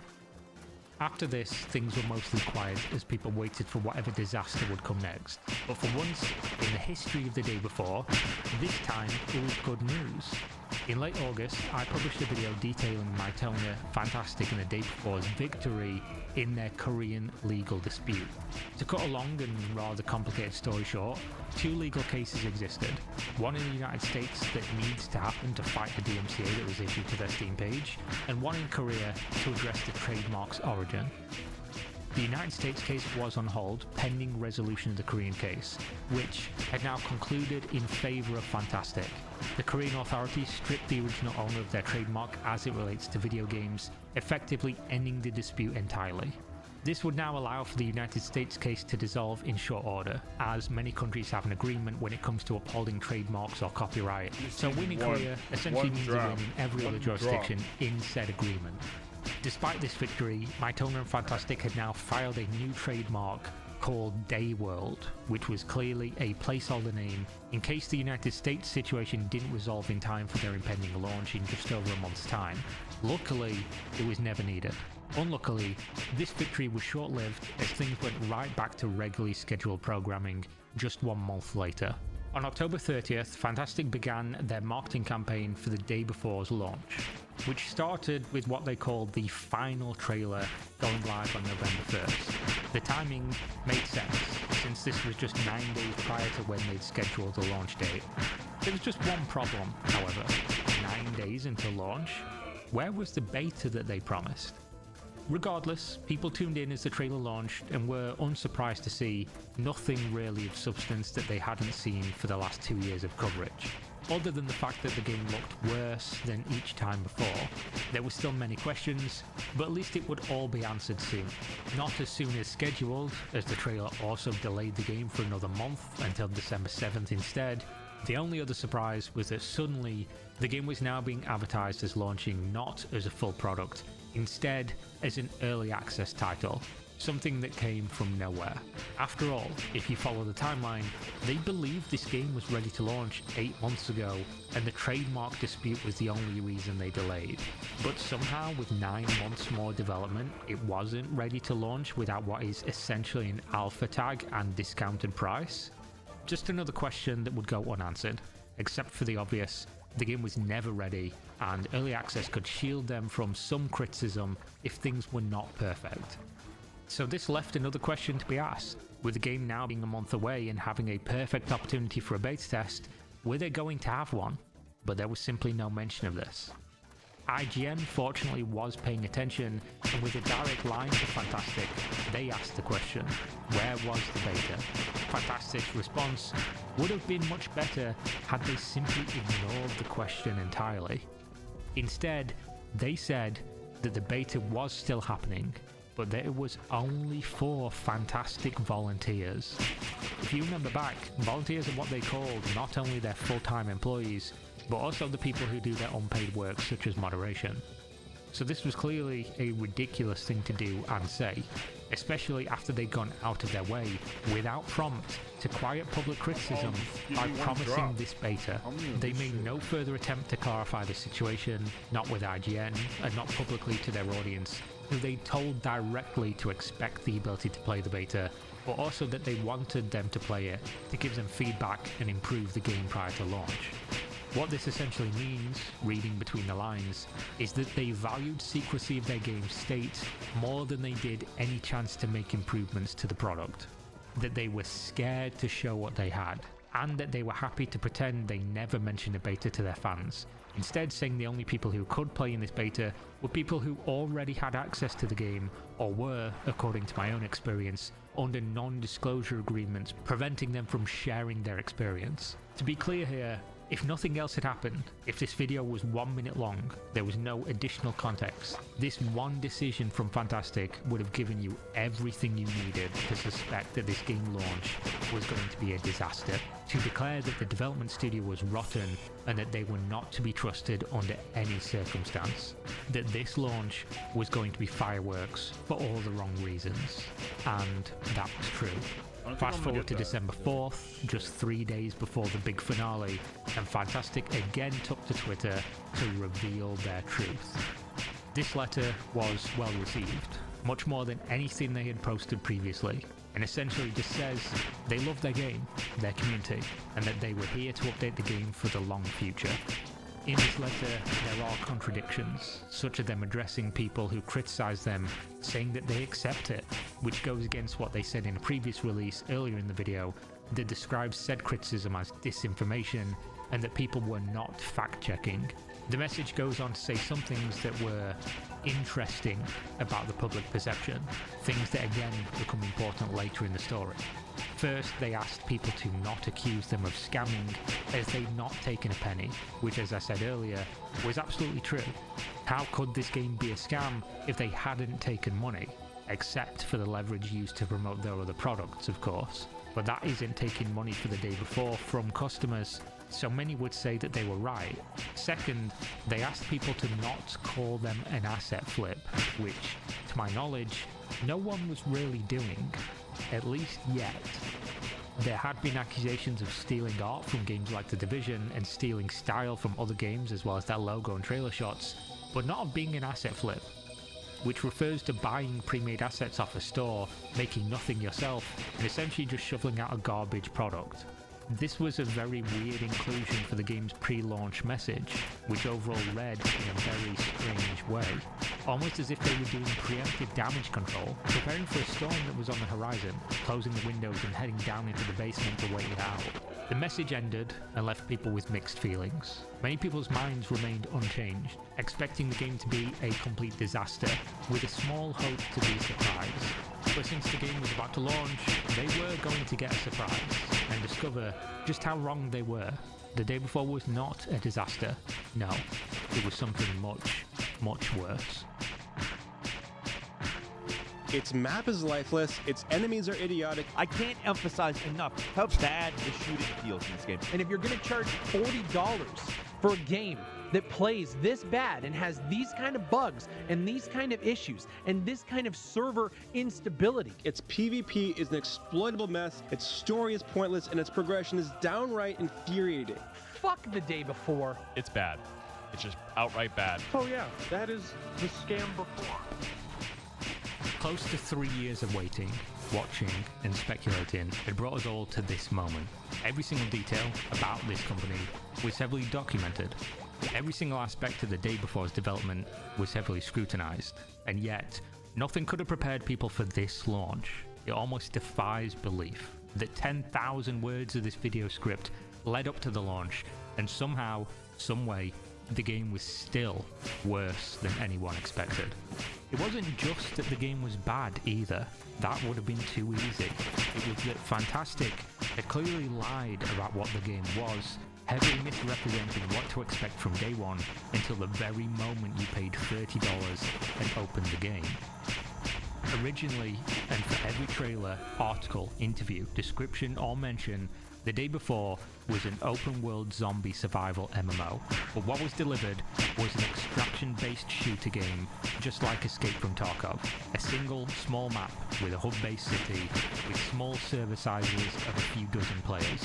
On top of this, almost every visually presented asset in the game was discovered to be assets purchased from the Unreal Engine marketplace, which on its own is not an indicator of anything, but in conjunction with the game's performance, design, and gameplay, is often referred to as an asset flip. A game that exists purely to try and make money from bashing together pre-purchased assets with little to no effort going in otherwise. And if you remember, just before release, they asked people not to accuse them of asset flipping, which nobody ever did. But now this is when the accusations began. And we'll not dwell on this too much, as this video is not a place to do a review of the game. I'll just say this: even if the developers had not misrepresented what it was supposed to be, even if we all went in with full knowledge that this was an extraction shooter and not an open world MMO, it would have changed very little about the public reaction. It would have still received massive backlash for just how broken, unfun, and lacking in activities it was. There was next to no redeeming qualities at all, and the reviews reflected that, making it one of the worst rated games in Steam history. Not just because they lied or misrepresented, but because it was a bad game, full stop, no matter what the game was supposed to be. After all, if it released as an extraction game and it was good, it would have received criticism for what they did, but it would have still been played and lauded as a good game. But that wasn't the case. The game was just bad. Now, I do want to give some speculation as to why the game was so different to what they advertised it as originally.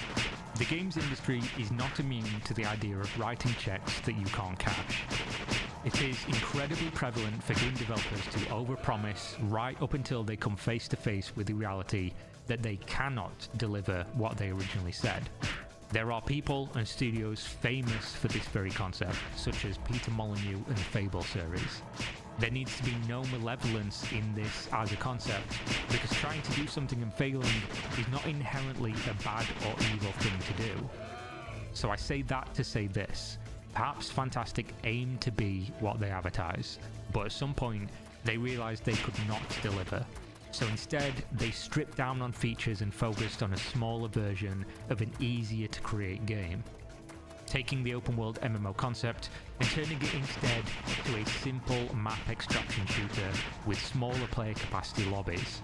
This in and of itself would not have been a problem, nor would it have been reasonably considered bad if it had been communicated prior to release. After all, nobody had paid anything, nobody was owed anything. All they had to do was tell people what was going on.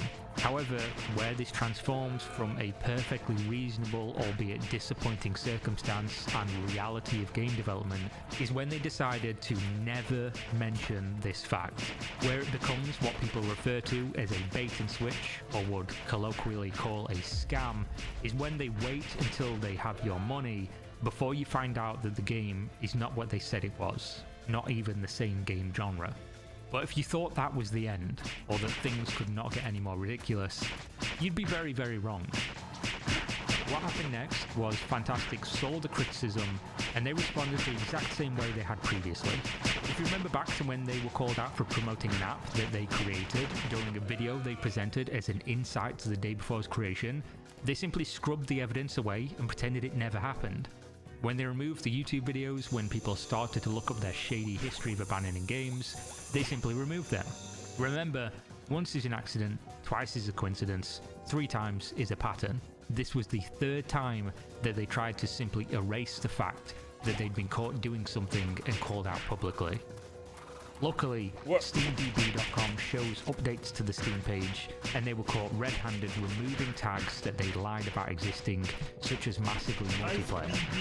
And this wasn't the end of the 3s, as another pattern was about to emerge just around the corner.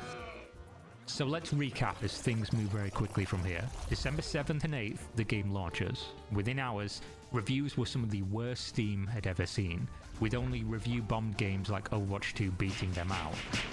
And just to be clear, was this the worst game ever made? No, of course not. There's plenty of bad games, but most bad games usually never get to the front page of Steam, they never go all over YouTube, and they're never discussed by mainstream game publications. Usually bad games release, almost nobody plays them, and then they fade into obscurity, so it's rare to see such a large number of negative reviews on a game that is front and center, just like the day before.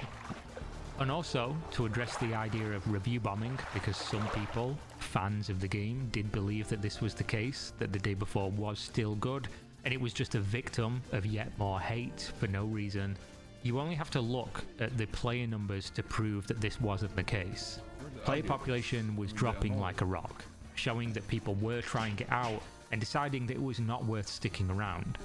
If the game was good, people would basically swallow almost anything to continue playing it, but not the day before.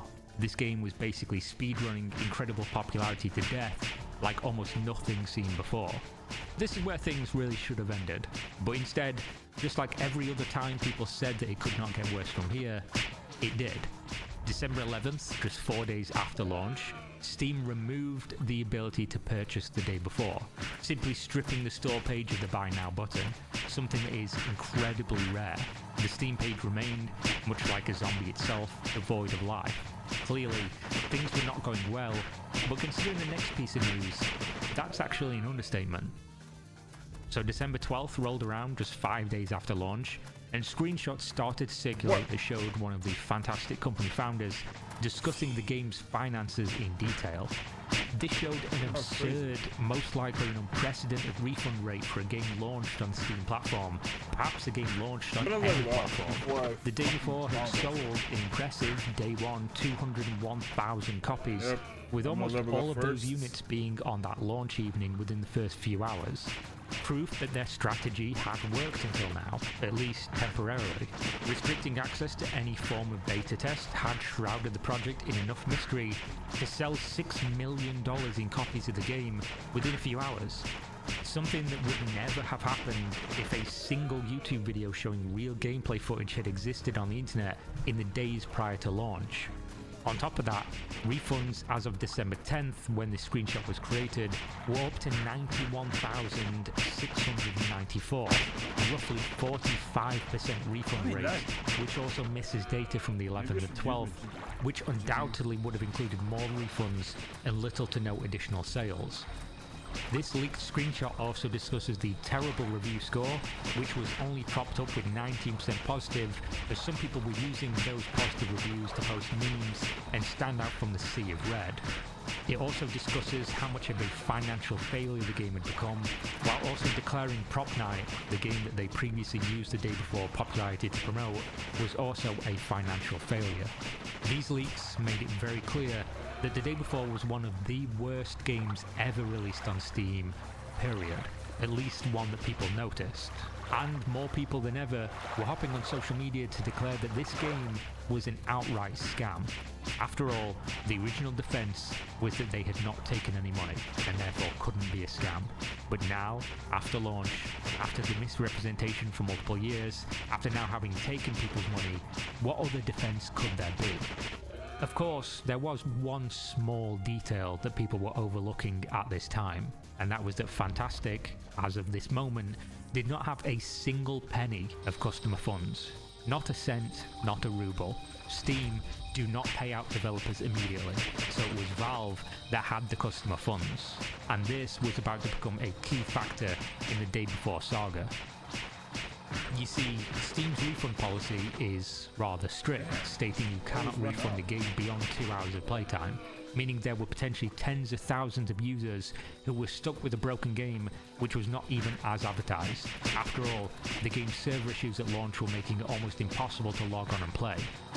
The performance was so bad that some people were waiting to see if it got better with a few fixes, like many online games do in the days after launch. This would lead to many people being out of their 2-hour refund window, perhaps without even getting into the game to play in the first place. It would be like buying a new television advertised as 65 inches, only to take it out of the box and realise it was 16 inches, then being told you cannot get a refund because you unboxed it, where, without doing so, you wouldn't have personally been able to attest to the fact it wasn't as advertised, just like the players who didn't get to try the game wouldn't know either. This led to people, rightfully so, asking Valve to step in, especially when the next news hit Fantastic's Twitter. Now, it's important to note here, personally, I was one of the biggest critics of Fantastic in the Day Before, but not even I could have expected this. Never in my years of covering or following the games industry had I ever seen anything like this. Just hours after the financial leaks began to circulate, it was all over, much faster than it started. Today we announced the closure of Fantastic Studio. Unfortunately, the Day Before has failed financially and we lack the funds to continue. All income received is being used to pay off debts to our partners. The message continued by the claim that Fantastic had taken no money during development of the Day Before, which was entirely irrelevant since they now had over 100,000 copies sold on a game that they had immediately, within 5 days, abandoned. If you thought this bonfire was already burning, with people calling them a scam all over the internet, now this was like pouring gasoline on that fire. Everybody was adamant that they'd stolen the money, that they planned this from the very beginning, that they'd just turn around and ran away as soon as that money had cleared. After all, how else could you explain what had happened? Who closes a video game studio 5 days after launching a game? After all, taking people's money, closing your studio immediately, and then saying you're going to use their money to pay debts, what other options are there? And realistically, everybody knows you don't wake up one day and realize you have no money. Clearly, the only reason the Day Before launched after over a year of delays was that this was the Hail Mary, that they were now out of money and they needed this launch. They were just out of opportunity to continue the charade. No more time to try and get the game into a better state. It was now or never. They knew this, and yet days before the release they were saying, we're here for the long term, we're going to keep updating. A way to try and placate, to try and convince people to stick around, even if it was rough at the beginning. What other reason does this exist other than to try and make money? Clearly, if they didn't launch now, they would have gone bankrupt without ever launching. So instead of calling it quits, admitting the product was not fit for purpose, an actual disgrace to try and sell this to their fans, they just launched it for $30 per copy. And the charitable interpretation is to speculate that they were hoping they were wrong, that their own game was fun enough for some people to play and enjoy. But having done so myself, subjected myself to playing the Day Before, can't imagine who delusionally the company thought they would have anything beyond a tiny initial bump out of curiosity, followed by an immediate nosedive with refunds and accusations. After all, they had 3 years to prepare them for what the public was already saying, things that they knew the public thought about them in the game. Add in that they knew behind the scenes the final jigsaw piece was this, that left no doubt that this game was going to be a spectacular failure. So when faced with the decision, abandon and get nothing or release and ride off into the sunset with something, they decided that they were going to cash in. A decision that almost certainly would have resulted in legal action had this ended here. But this story isn't quite over.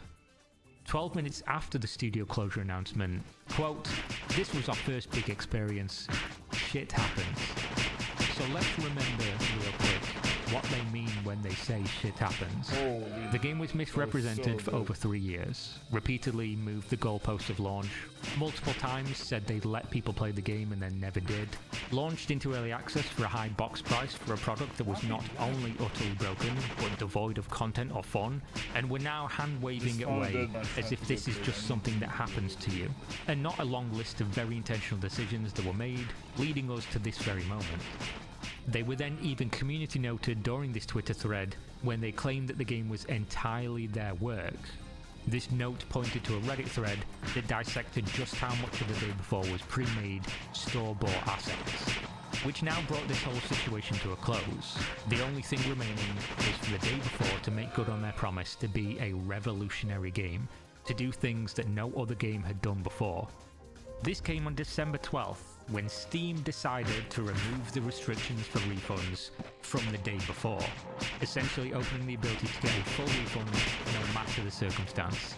But it didn't even end there, as people continued to make very valid points that some users would not see these announcements, would not post even more refund requests if they were denied before, instead leaving Fantastic to escape with some of the customer funds, pointing out that even a single penny would be more than they deserved for what they had done with the day before.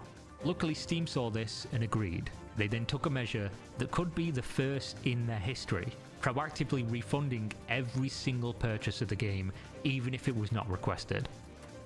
Basically wiping the stain of the day before from their platform once and for all, even giving up their own cut of money owed for the sales of the product. Making good on Fantastic's promise that the day before would make history, just in an unexpected way. With that, it seems that the story of the day before is over. Many people maintain their position that the day before is the biggest scam game ever created. A trailer that went viral, making it much bigger than it ever had any right to be. A developer that mismanaged every aspect of public relations, misleading them for years for a product that never truly existed. Showing trailers of a game that never materialized. Baiting and switching with products to try and cash in on their reputation before delivering anything of substance. And then being caught provably lying on several occasions. Without a shadow of a doubt, the day before irreparably harmed the games industry, especially the trust that people place in indie game developers and early access as a vehicle for the delivery of games that are not quite ready but need that support. A model that has produced many fantastic games, but has also been misused by people just like Fantastic. For what happened in the end, nobody got anything, except for this story, one of the most ridiculous in gaming, until someone comes along and does something worse, if that's even possible. There are still questions that remain unanswered, ones that likely will remain that way. After all, every decision made in this epic saga could have been avoided, and I always go back and forth on whether things like this are actual scams, and which definition people are using when they say that word. In a legal sense that you could prove in court, I cannot say, but in the sense that we all understand as consumers, there is no doubt what the day before became. But the more interesting question is, what was it when it began? Because there is no argument to be made that Fantastic didn't intentionally mislead customers as a matter of habit, that they made decisions to sweep issues under the rug, that they also cut their losses immediately at the end. If you were unfamiliar with the finer details, it might be easy to describe this as a studio getting more hype than they were ever ready or capable of handling, that their little game outgrew their abilities, that they just got in over their heads, which led to a hole being dug deeper and deeper as time went on, with no way to climb out before they reached 6 feet. But that narrative conveniently ignores that at every step of the way, this studio leveraged the attention that they received to try and profit, usually from misrepresentations, obfuscations, or outright lies. In the end, the comparison between what was shown and what was sold despite years of additional work makes the entire situation impossible to give the benefit of the doubt or a charitable interpretation. The release of the day before was missing almost every small feature that they painstakingly displayed during earlier trailers, leaving behind what many will go on to call the biggest scam in Steam's history. And that is the end of this story. Or at least, it should have been. But with these brothers in charge, it's possible that this story will one day be in need of another lengthy update, as despite the day before shutting down officially on the 22nd of January, a date that is no doubt passed by the time you see this video, and the studio officially shut down weeks prior to that, it seems that the brothers are not done. And if sources from seedaction.pl are to be trusted, they were never planning to be done in the first place.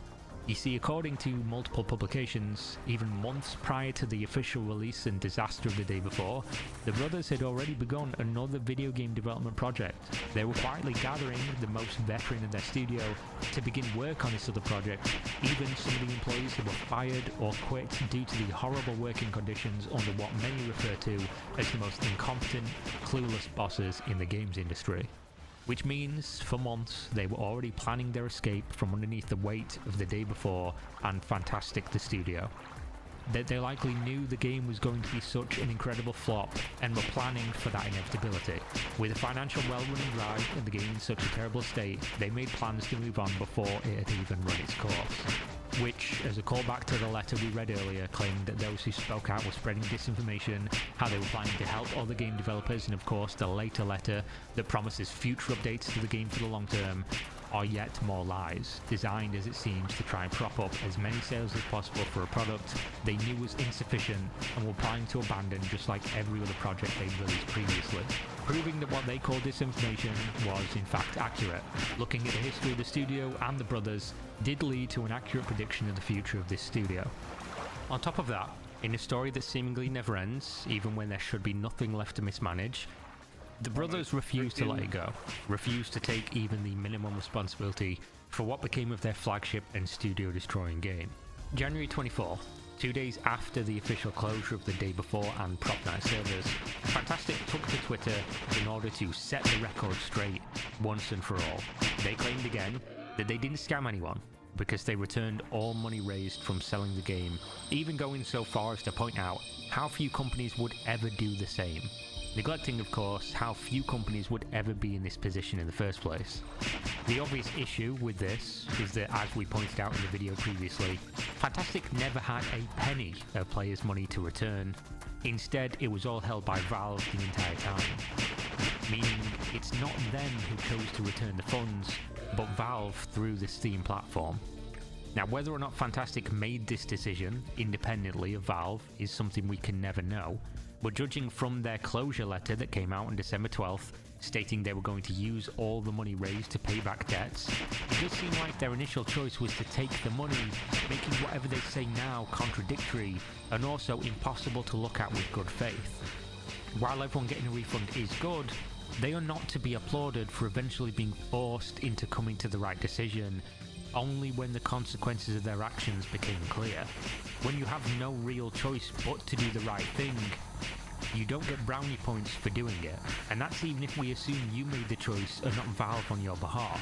The next part of the statement, they say they delivered on all aspects of the trailer in the final game, but go on to immediately contradict themselves with things that they'd left out, as well as ignoring the very clear video evidence on display that illustrates this point is completely false even on the face of it. But all of that pales in comparison to the end, where they essentially blame people such as myself, YouTubers and streamers, for making their game fail, claiming that we made so many people hate the game by just telling them what was happening and what the company had done, that it was never going to succeed. Ignoring that games which are good will always strip users of their preconceived ideas, and they'll choose to consume the product regardless of what came before, so long as the product is good enough to do so. Meaning if people chose not to play the day before, it was purely because the game wasn't good. And that ignores the objective data, with hundreds of thousands of users buying the game on release, of which over half of them refunded the game within a day, and the play numbers dropped to almost nothing within days of the game standing on its own 2 feet for the very first time. No amount of giving your opinion on whether or not a game will be good, or whether a game is good, or telling people what happened with the company prior to release, will stop people playing a good game. That's simply not how things work. Essentially, Fantastic refuse, even now, in the face of all the data, in the face of all the reviews, to acknowledge that they released a game that had zero redeeming qualities. Instead, choosing to blame anyone and everything except for themselves. The funny part here is that in true Fantastic fashion, this Twitter nonsense didn't just begin and end with silly, easy to disprove rhetoric. That would have been too straightforward. few hours after this post was made, it had been community noted. This note called the game a scam and disproved the statements made regarding the features being complete from trailer to release with a video. This video comprehensively shows what was missing from the game that was shown previously in the trailers, proving beyond a doubt that even the basics of Fantastic's new claims were incorrect. Fantastic decided the best course of action to resolve this situation was to simply delete the Twitter post, removing that community note, and then wait a few hours and repost, essentially hiding the evidence once more and trying to continue their PR spin without people calling them out. I'm not sure why they thought this would work, because the Twitter post was community noted again within a few hours, this time calling them out for deleting the post trying to avoid the note in the first place, essentially making it much worse, showing that they were trying to hide this, because the note was exactly the same, identical. Now clearly this wasn't going the way Fantastic wanted, and they didn't like the idea of public consensus and evidence being present with their public statements, so they deleted the post again, then changed their Twitter bio to a bunch of red arrows pointing to a link, which sent you to their repurposed website. This website now hosts their statements in its entirety, only now devoid of the ability to be challenged by facts or public opinion.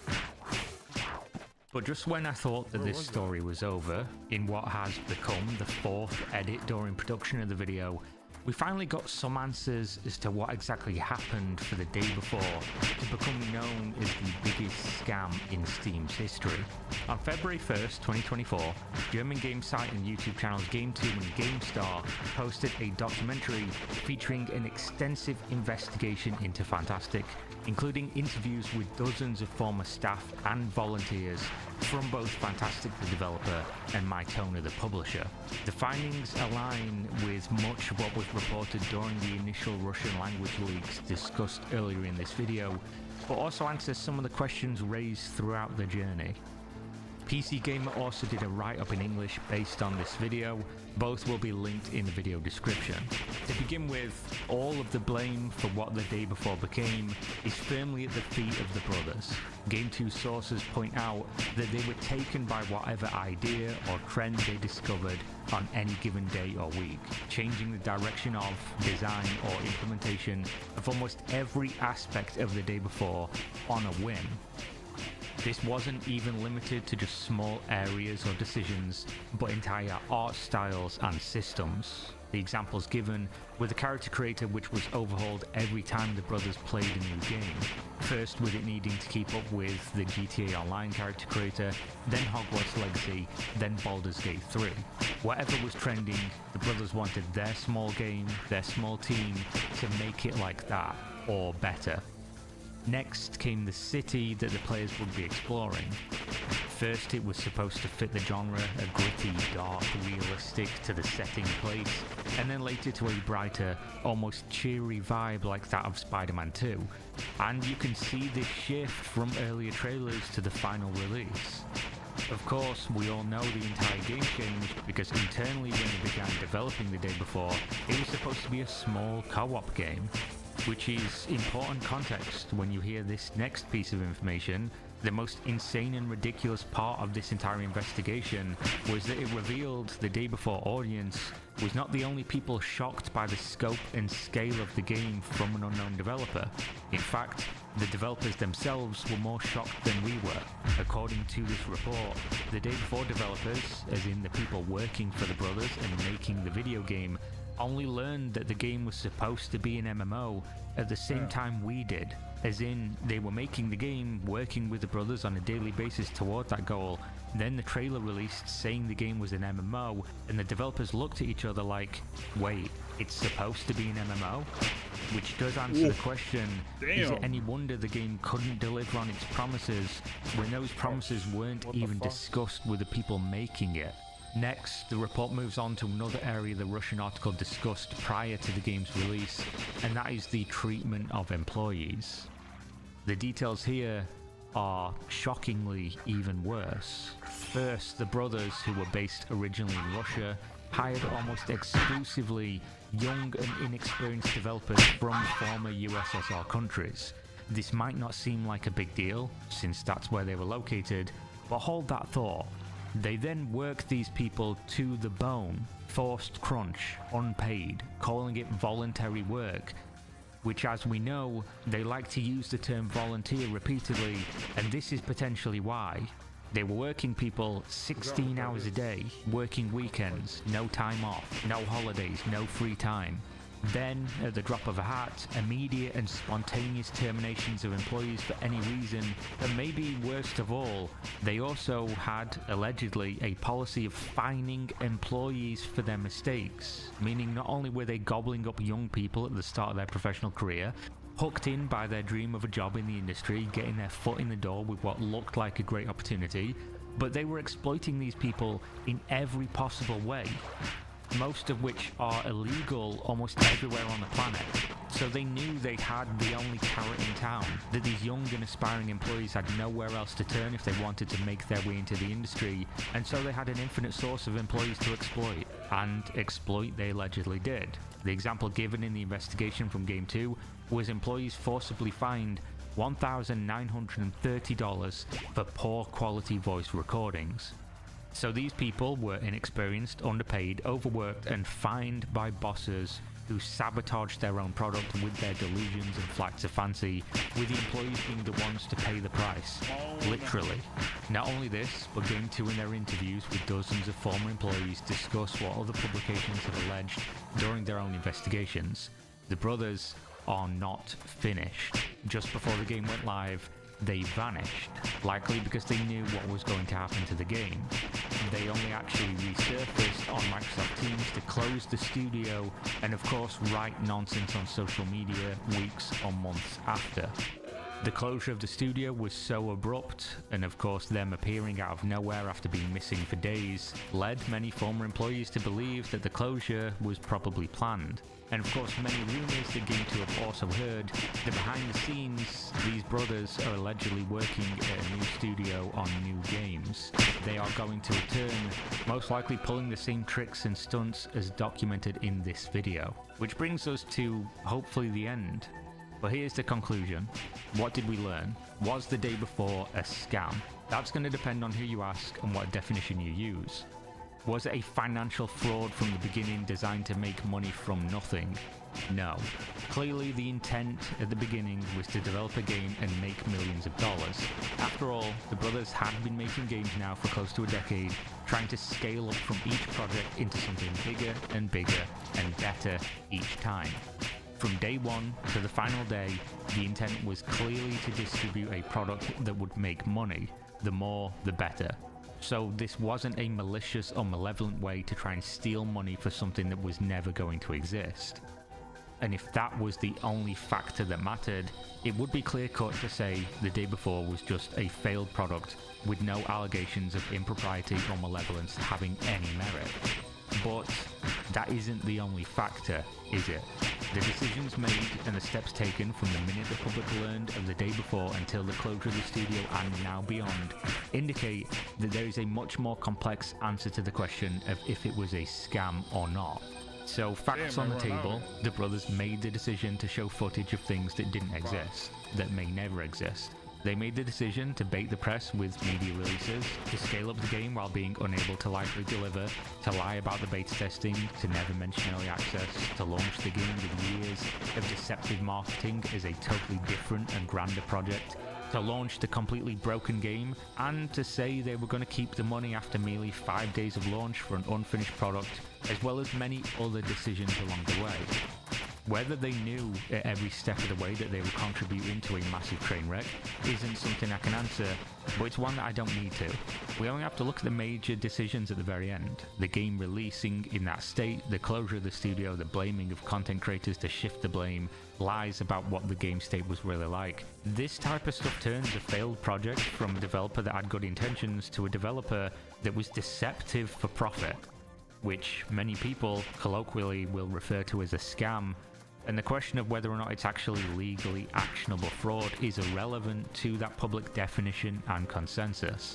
For me, the reality here is you had two guys who, according to all reports, have exploited and abused young professionals who are likely to have missed opportunities as a result, and soured their experience in an industry they likely wanted to work in for much of their life. They ruined their own opportunity with delusional management, and they expected the public to pay for this. They fought against reality every single day and allegedly are happy to start it all over again, standing on the shoulders of others, adding weight as they go, but deflecting all blame to those whose backs they break when they fall. Whether this was a scam or they scammers is irrelevant to me, because the end result is worse. No money was lost by the public, but there are still victims of the day before, the employees. The employees are fantastic and not responsible, and almost certainly were just people trying to make the best product they could. Unfortunately, with the brothers at the head of the ship, it was always going to sink, taking everyone down with it. So that's the day before, the game that everyone is calling the biggest scam in Steam's history due to how popular and far it reached. But with a much more complicated story than that simple title. Unfortunately, this does not appear to be the end of the brothers' career in the games industry, so perhaps this is not the only time I'll be talking about them. Finally, I would like to end on a good note, which is usually rare in these videos. One thing that the day before did was prove that there is an appetite in the industry for a game of this nature, that despite games like DayZ existing and being better than ever, people want more zombie survival games. They would even trust the shadiest developer ever to give one a chance to exist. So perhaps the industry is listening. Maybe the fans of the day before will be playing together in another world one day in the coming years, enjoying a game that actually exists. Hopefully we don't hear from the brothers again, and hopefully people don't join their company and continue to be exploited. But with that, this puts the final bullet in the head of the day before. Thanks for watching.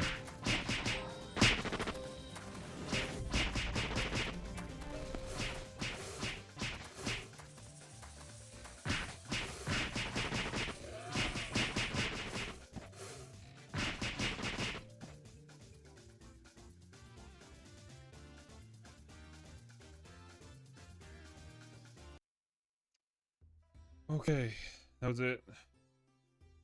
Damn. Didn't get any shit. I got this one. Oops, read that. I got two. I got that. I got that.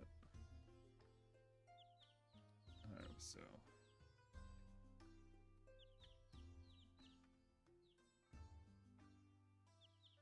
Meow meow. Bump, bump, bump.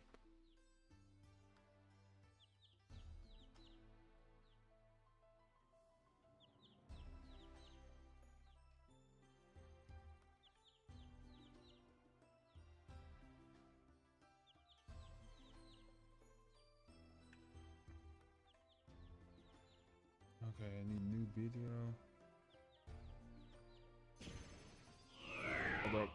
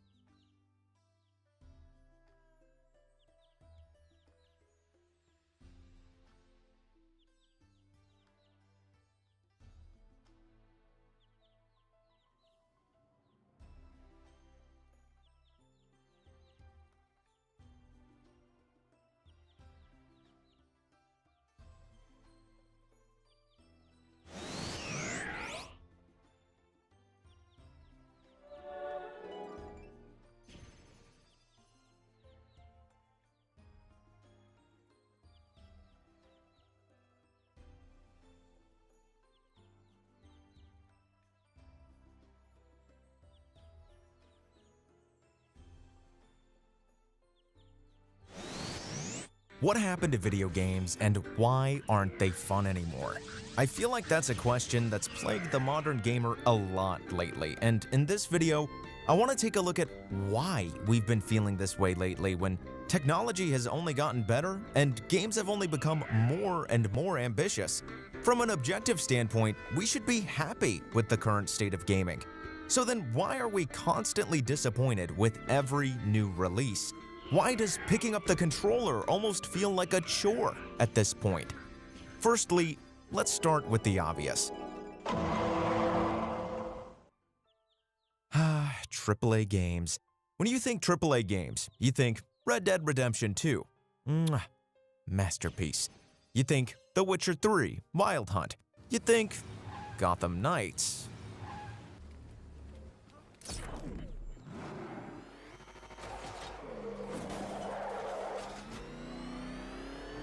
You think Madden 20,002.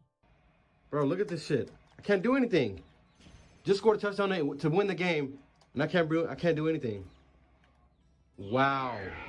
You think, oh dear God.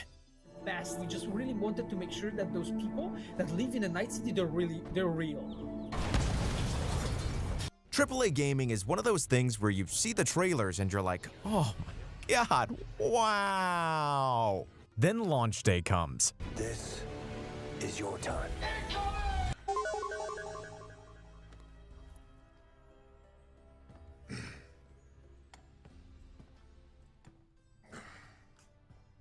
The common trend with AAA gaming these days is that so many of these games are just completely broken on launch day. Can they actually just not get around obstacles?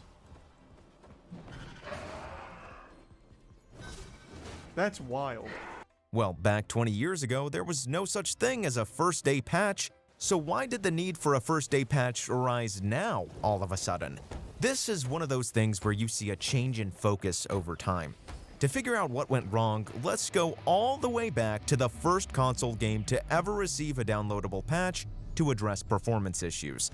Unreal Championship on the Xbox. Damn, when did the Xbox initially release again? Okay, November 15th, 2001. When did Unreal Championship release? September 24th, 2002. Wow. It took developers a whole entire year to figure out how to apply updates to a game for performance issues on the fly. So if we consider that Unreal Championship was the first game ever to receive a console update, that means almost all games before that date, and especially before the Xbox's creation, had to basically be perfect, because once your game was released, that was it. There was no on-the-fly patch you could create to fix major game-breaking bugs or performance issues.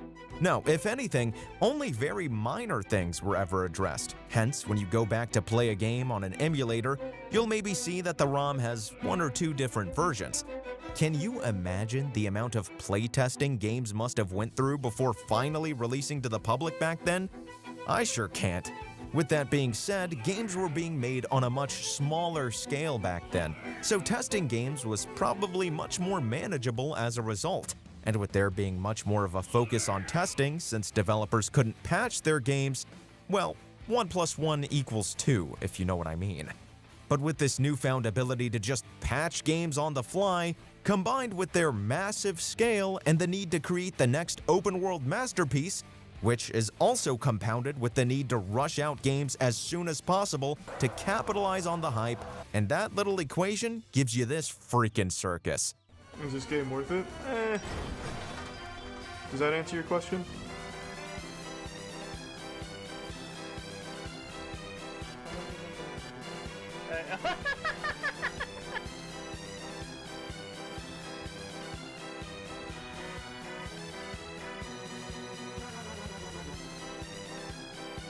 But it's not just that AAA games are broken on release day, and for many days after that, potentially that's the only problem. It's the fact that even when they actually work, most of them turn out to be mediocre at best and a soulless cash grab at its worst.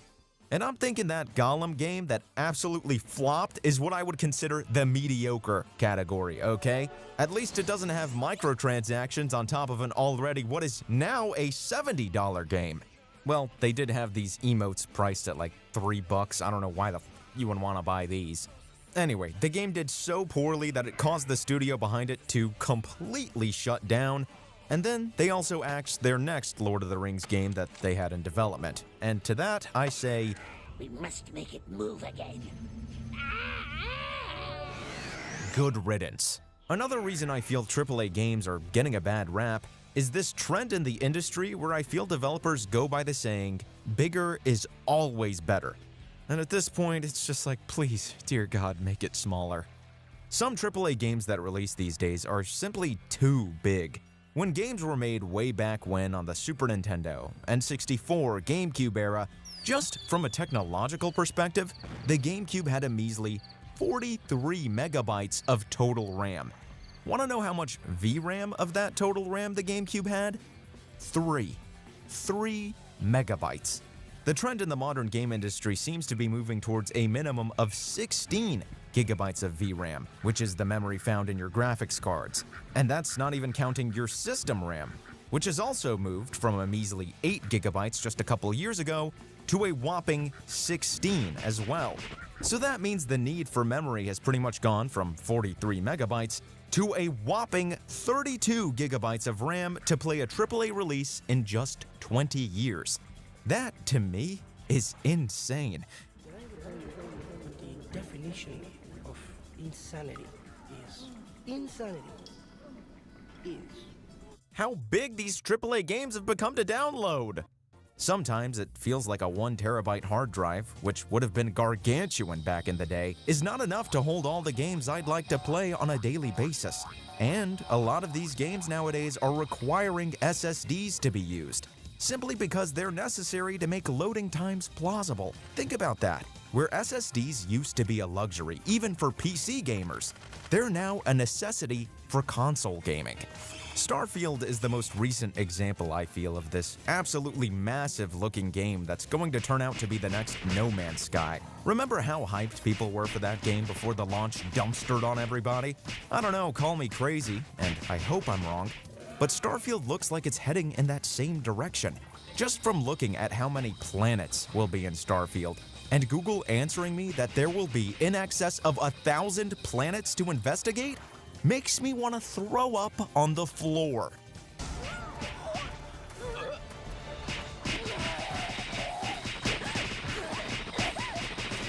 Especially when I see those nasty, forbidden words, procedurally generated technology.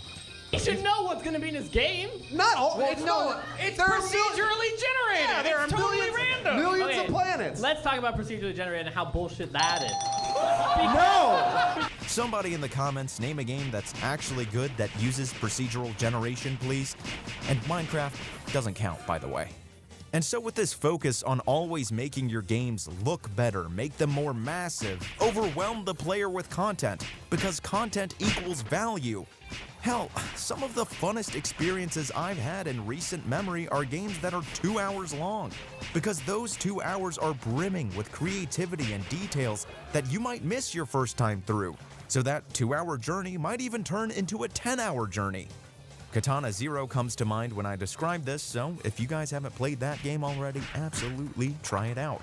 I also want to talk about how, with the focus on making these games so massive, development times continue to get longer, and in some cases, can even result in the game's cancellation. Anybody remember Final Fantasy 15? If a game was ever stuck in development hell, that one takes the cake. The game took 10 years to finally release. That is an insane amount of time to have to wait for any video game, and with that wait came an insane amount of hype. And looking back, with Hajime Tabata having to salvage and rally together a lot of broken developers to finish the damn thing, it's a wonder the game wasn't a masterpiece. And this trend just continues on with the industry. Metroid Prime 4 being another example that comes to mind. Anybody remember that announcement? Yeah, we haven't heard a peep since because they scrapped the whole thing and had to start all over again because Nintendo wasn't impressed with what Bandai Namco had put together and hired Retro Studios to develop the game in their place. See, if it's one thing Nintendo knows how to do, it's to respect their franchises. Most studios would have been like, we need to make this money back, just go ahead and release this garbage, and us, the franchise's fans, would have suffered for it. See, Nintendo knows what's important within a game, and they aren't the graphics, nor is it about how massive the world is or what new technology the game implements. Listen, in the words of Reggie Fils-Aimé, if it's not fun, why bother? This is why Nintendo is still killing it with every single release, while everybody else is sitting by on the sidelines going, what the hell are we doing wrong? That new Mario game looks like it's made for 5-year-olds. Yeah, well, hey, that new Mario game is fun, okay? Relax. Then again, though, the new Zelda kind of has this bigger is better problem too, so don't worry, Nintendo, I'm coming for you next. That's not to say all AAA games outside of Nintendo are bad, though. There are some definite good apples in the bunch, like Red Dead Redemption 2, like The Witcher 3, like potentially Spider-Man 2. I'm hoping that's gonna be a freaking banger. There's definitely competency out there, but the reason I like these games I mentioned specifically so much is because they so clearly are innovating with each new release. Red Dead Redemption 2 added new things from Red Dead Redemption and just made it bigger, better, and one of the most immersive experiences in video gaming that I dare say has ever existed. Witcher 3 makes The Witcher 2 look like a cheap indie game in comparison with all that it added to its world, its characters, and its engaging quest lines. And by the looks of Spider-Man 2, it seems to also be following in that same great trend. And I know that I'm leaving out the elephant in the room here, Elden Ring, which was a big part of my channel's success back when it released, and probably also why a lot of you are subscribed. And if you haven't subscribed already, what are you doing? Do it now, or this guy's gonna haunt your dreams. Elden Ring took the gaming world by storm back in 2022, and the shockwaves it sent across the gaming community are still very much being felt in the numerous copies and knockoffs of the Souls formula in an attempt to recreate that success. Funnily enough, Elden Ring's director, Hidetaka Miyazaki, doesn't really understand why Elden Ring was so successful. I quote, "I try not to think about it too much," Miyazaki said, "because I think it would be a bad idea to analyze it deeply and to consciously try to replicate it in another game." Even the director of Elden Ring recognizes the importance of not trying to replicate things that have already proven to be successful because it's a bad idea. Trying to replicate the magic that Elden Ring created is something that Miyazaki realizes would be detrimental to the creativity that made something like Elden Ring possible in the first place. And I think that's a truly beautiful thing, and something I totally respect this director for, even if I wasn't a total fan of Elden Ring versus From Software's previous installments. Part of the reason I think Elden Ring was so successful, even if the director himself doesn't want to take a stab at the reason, is that Elden Ring was so incredibly new and fresh, and something gamers hadn't really experienced before in a very long time. You guys remember how difficult games were back on the Super Nintendo? Man, those things were a bitch to complete. Nowadays, games tend to hold your hand and have all these different prompts and tutorials to teach you how the game works, and it's like, oh my god, let me just play the game already. Just skip. Just wait. I should read this. Elden Ring brings back that difficulty.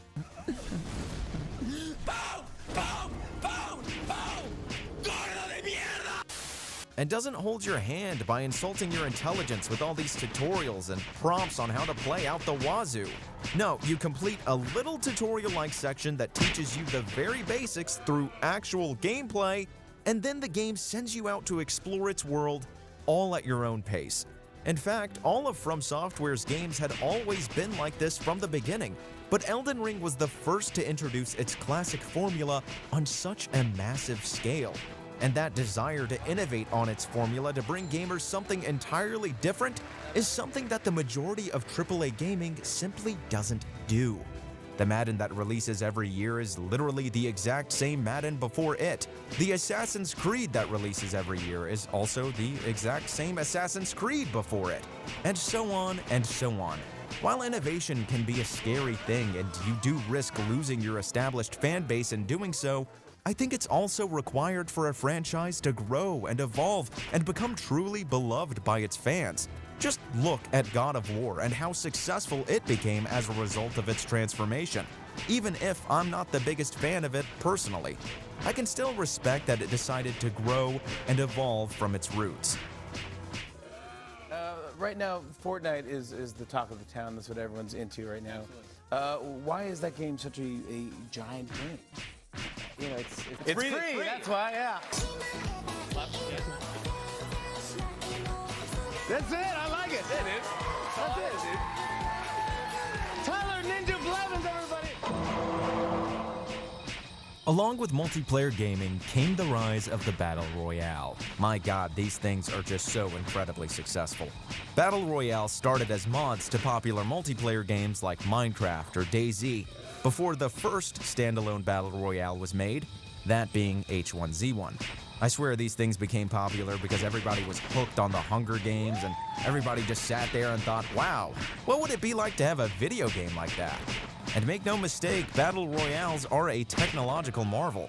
Having so many players together on a map at the same time was something people only dreamed of. Hell, one of the biggest selling points of that MAG game on the PS3 was that it could host up to 256 players, and I remember hype being through the roof for it before the game flopped quicker than a catch on a Sunday morning fishing trip. Point being, people loved striving to be the last people alive in the lobby.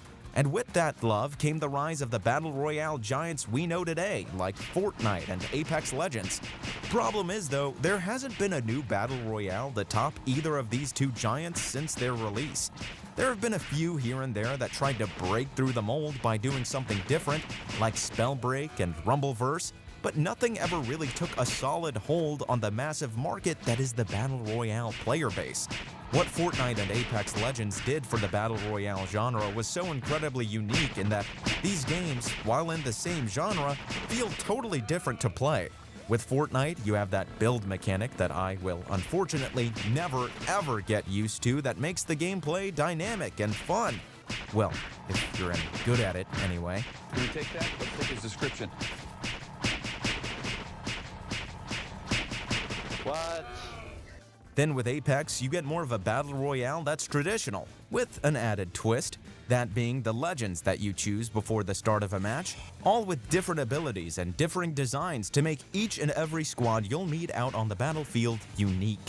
But Fortnite released way back in 2017, and Apex back in 2019. So in all these years, out of all the different variants of battle royale games that have tried to trump these giants, every single one of them has failed.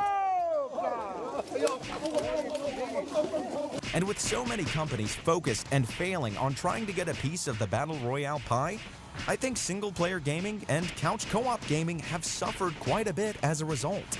Even still though, that's not to say that Fortnite and Apex Legends are perfect games. Fortnite had an issue where the average player on that game could build the goddamn Eiffel Tower in a matter of seconds. Meanwhile, I'm just trying to build the second story of my crappy studio apartment building and I'm dead.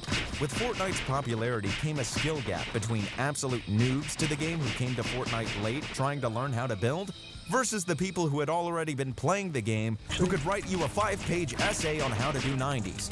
Yeah, I don't know what the hell those are either, so don't ask me. I just searched up Fortnite building terms on Google, okay? That's why Zero Build breathed new life into Fortnite. Or maybe this is what's bringing people back to Fortnite. Holy shit, the amount of crossovers they put in this game is just getting freaking ridiculous. This is like the Smash Ultimate trailer. Everybody's here, except at least Smash has some integrity and refuses to put anime characters in its roster. Listen, nothing against anime, but when you got Geralt from The Witcher next to Deku from My Hero Academia, that's where I'm gonna draw the line. Even Apex Legends, with their recent struggles in figuring out how to have a decent ranked system, flip-flopping back and forth on new ranking algos with the release of each new season, even they don't have the Battle Royale genre completely figured out yet. And like I said, we're talking about two of the top dogs. I could bring Warzone into this discussion, but I'm not a big COD guy, and honestly, this section of the video is getting way longer than I originally intended. Point being, just like with the AAA gaming industry, I think battle royales are in dire need of something different.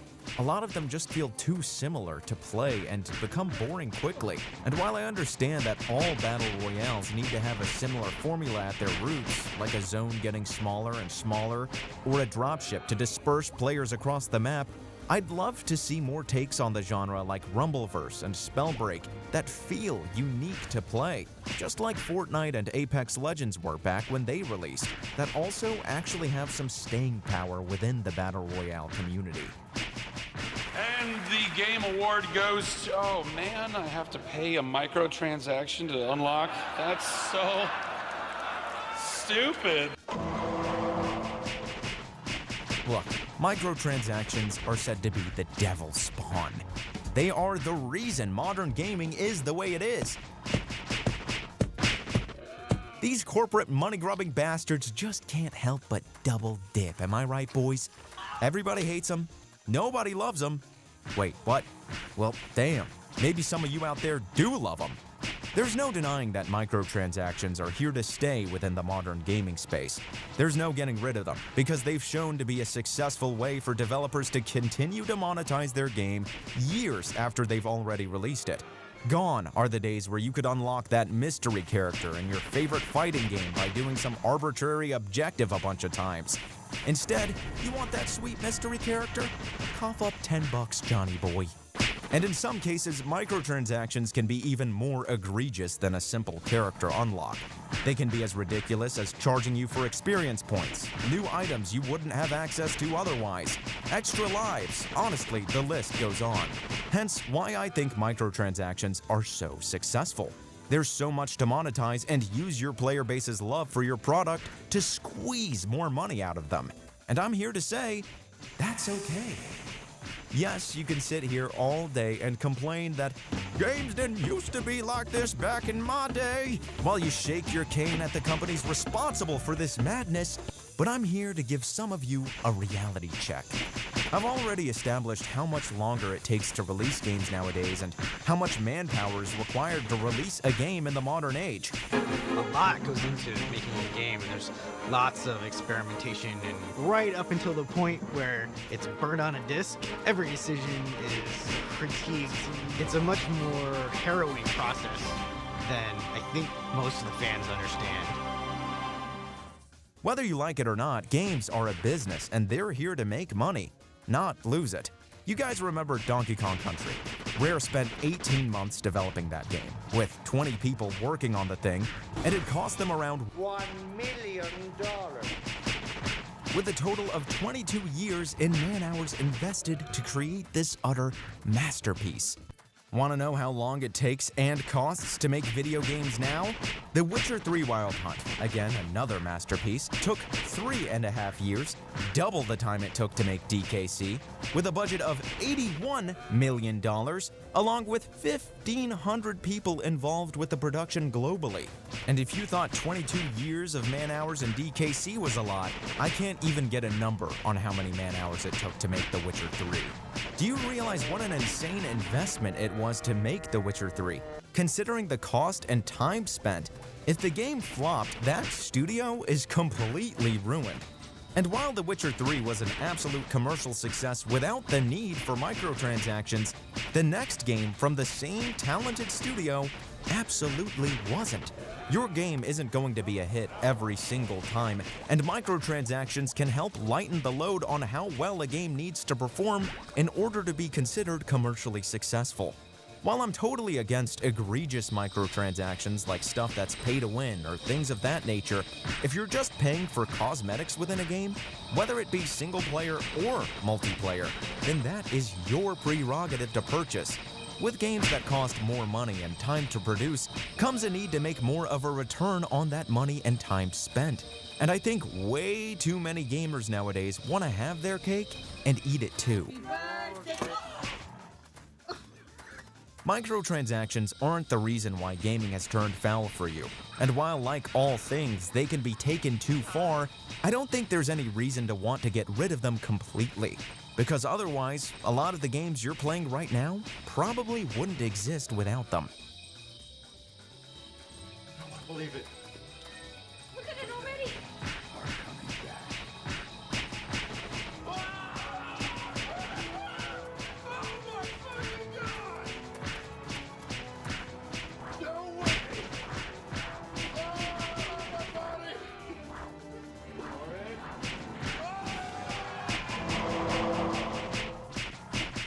Remakes are one of those things that are beloved by fans, and I'm right there with a lot of you.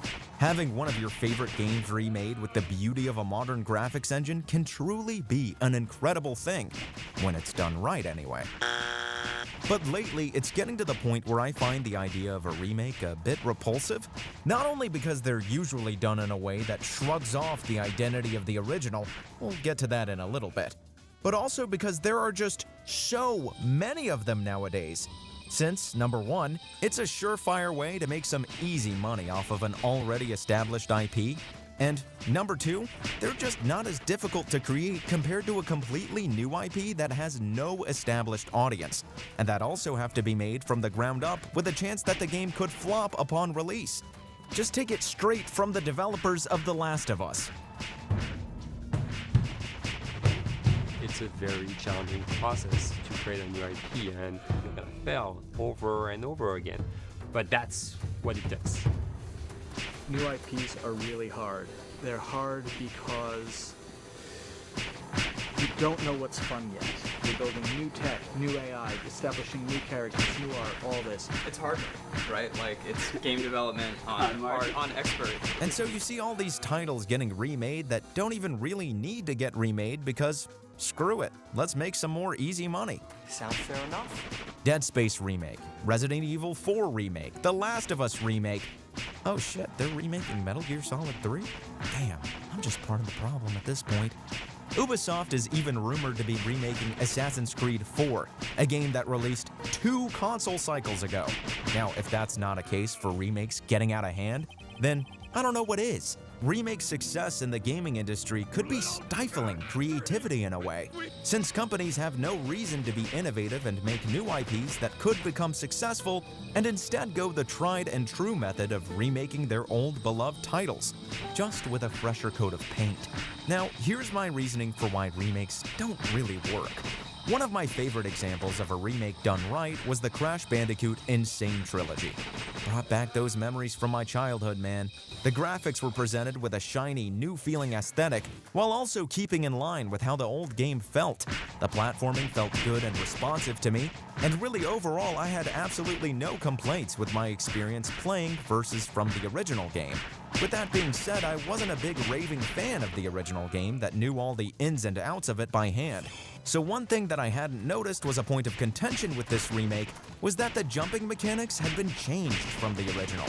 Crash actually falls while jumping and slides a bit upon landing, making the platforming a bit difficult for people familiar with the original to get used to, with someone in the comments going as far as to say the jumping mechanic is broken and makes the game unplayable to anyone that lived on the originals. All this to say, this was a remake that I feel was done flawlessly, which, if you've seen my channel and my opinion on remakes, is a hard bar to pass. And yet, there were still points of contention with fans of the original on something the developers had decided to change. So if something as good as the Crash N. Sane Trilogy is subject to scrutiny from its fans, then when something like Final Fantasy VII Remake rears its ugly head, ooh, makes me shudder just thinking about it. The whole point of remakes to begin with, at least originally, was to recreate classic games that were outdated, so that both fans of the classic, new and old, could appreciate the game in a modern setting. But somewhere along the way, remakes stopped being odes to their predecessors and started to become completely unrecognizable from the originals. With technological advancements comes a change in expectations, and with that new technology comes more manpower and man-hours to create a new game. So not only do developers need to somehow recapture the magic of what made the original so special, they have to somehow do it better, because we've come to expect so much more out of video games than the blocky polygonal character models Final Fantasy VII was so revolutionary for back in the day. And in my opinion, it really is an impossible task.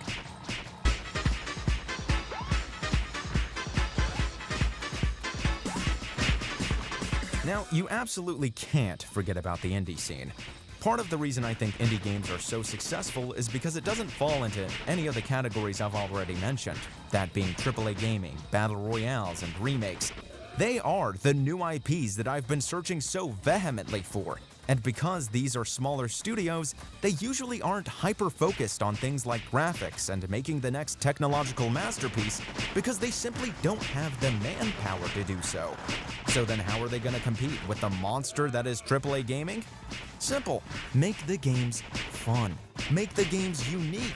Have passion for your game and come up with something entirely new and different and interesting. A lot of people are in the camp that the art of gaming has just been utterly killed by big corporations with their shiny microtransactions, and how successful each lackluster release of these Control-C, Control-V games are. And personally, while it does suck that some people choose to support games and franchises that do that kind of thing, you don't have to. I'm telling you guys, hop on the Xbox Game Pass and start playing some of these bangers like Hi-Fi Rush. It's like Devil May Cry and Rhythm Games Had a Baby, where you gotta do combat to the beat and all the soundtracks are freaking bangers, mixed with an aesthetic that makes me feel like I'm watching a Studio Ghibli movie. Let's rock, big boy. Planet of Lana, which I haven't played myself yet, but it's on the list, because it looks like this mix of Inside and Limbo with its unique puzzle solving and 2D platforming sections. Not to mention, again, the art style is just so strikingly good. If RPGs are more your speed, you got Chained Echoes, an RPG modeled after the ones in the 90s like Chrono Trigger, just modernized with a whole new take on turn-based combat. Part of the reason I think the indie scene is so successful is the fact that it does tend to pull on those familiar memories that you had playing The Legend of Zelda, Ocarina of Time, or Final Fantasy VII, GoldenEye, where you're locked up in your childhood bedroom late at night with the covers wrapped around you with nothing but the light on your television screen reflecting the game back at you, lighting up the room. The thing is, there's no denying that time waits for no one. Maybe that kid in that bedroom whose only worry was how he or she was going to beat that boss that night before bedtime now has to worry about other kinds of bosses. Why did you leave today, 2:45? Maybe instead of that quest line you need to complete, there are bills that need to be paid, a wife and kids to take care of, or any other multitude of things that an adult needs to take responsibility for, and gaming is no longer a luxury you have time to afford. And maybe, instead of the microtransactions being the problem, or corporate greed, or rehashed gameplay, maybe it's just that you're getting older and with time, your priorities change. Hell, I know that's a reality I've needed to face. That doesn't mean that gaming has to be this forbidden fruit that only children have the luxury to enjoy. I still enjoy gaming today, and even if it's a bit less fun for me than when I was in my childhood bedroom without a care in the world, it's still a place that I can escape to whenever I want to experience these vast, different worlds I'd never have the opportunity to otherwise, just like it was for me in my childhood. And so I hope this video can help many of you disgruntled gamers realize that too, and to never take gaming for granted. Sure, there will always be that inevitable cash grab out there that will leave us soured and bitter, but as long as there are developers out there that continue to push the gaming industry further and further, I don't think gaming will stop being fun anytime soon. And on that note, I think that's going to be it for this video. Thank you guys so much for watching. If you enjoyed, don't forget to like the video if you liked it, dislike it if you disliked it, and let me know what you think in the comments down below. Make sure to hit that subscribe button because I got way more videos planned like this in the future, so trust me, you don't want to miss out. Also, if you guys made it to the end, consider checking out my Patreon. I got some things planned for supporters like unreleased videos, access to my scripts, my thumbnails, my writing process. If you guys are interested in any of that, check the link down below. With that, I'll catch you guys in the next one.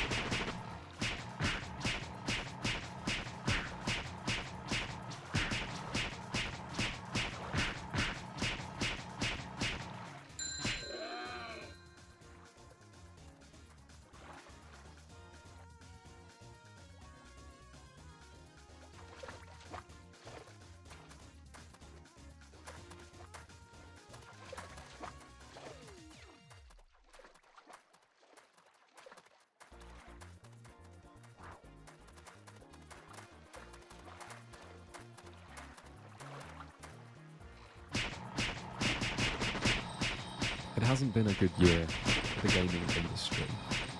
A lot of games have failed, a lot of developers have been laid off, and discontent amongst consumers seems to be at record highs. If you spend much time online, you've probably seen some variation of the phrase, gaming is dying. I know I have, but here's the thing. I've seen variations of this phrase being thrown around for many years, during which I also saw gaming grow faster and more consistently than any other major media industry. For years, as people were declaring gaming dead, gaming was actually booming. But it's not booming anymore.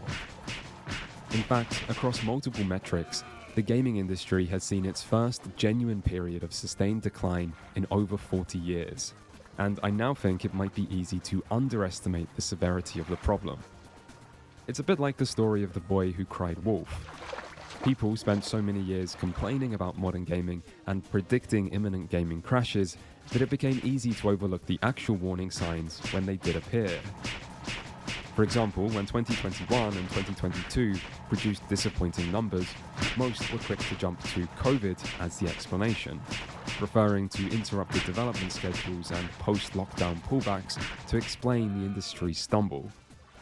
But as one bad year eventually turned into 4 in a row, this explanation stopped seeming sufficient.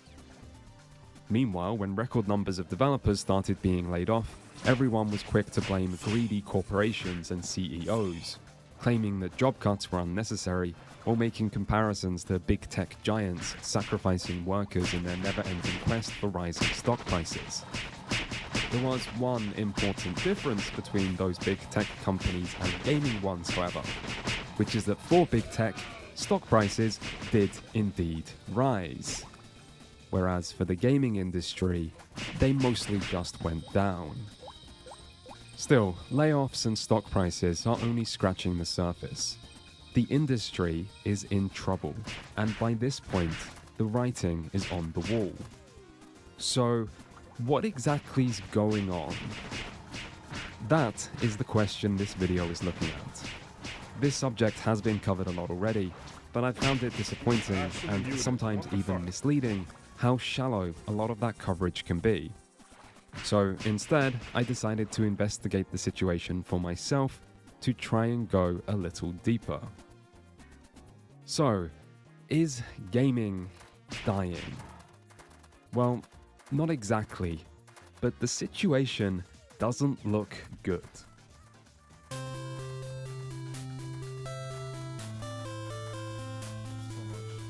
Video games were an economic miracle. The gaming industry came out of nowhere and rode the wave of technological advances year after year, blowing away economic forecasts and becoming the biggest entertainment industry in the world, by a wide margin. Today, the gaming industry isn't just larger than the movie and music industries combined, its market value is almost triple their combined size. For years, the numbers all just went up, until something unexpected happened. The rate of growth increased. The 2010s saw consumer spending on video games grow at twice its historical average and 3.4 times the rate of world GDP. In a time when people might have expected the industry to finally mature, with growth slowing down, the industry instead grew faster than ever, making everyone optimistic for the future. Video games were an economic miracle.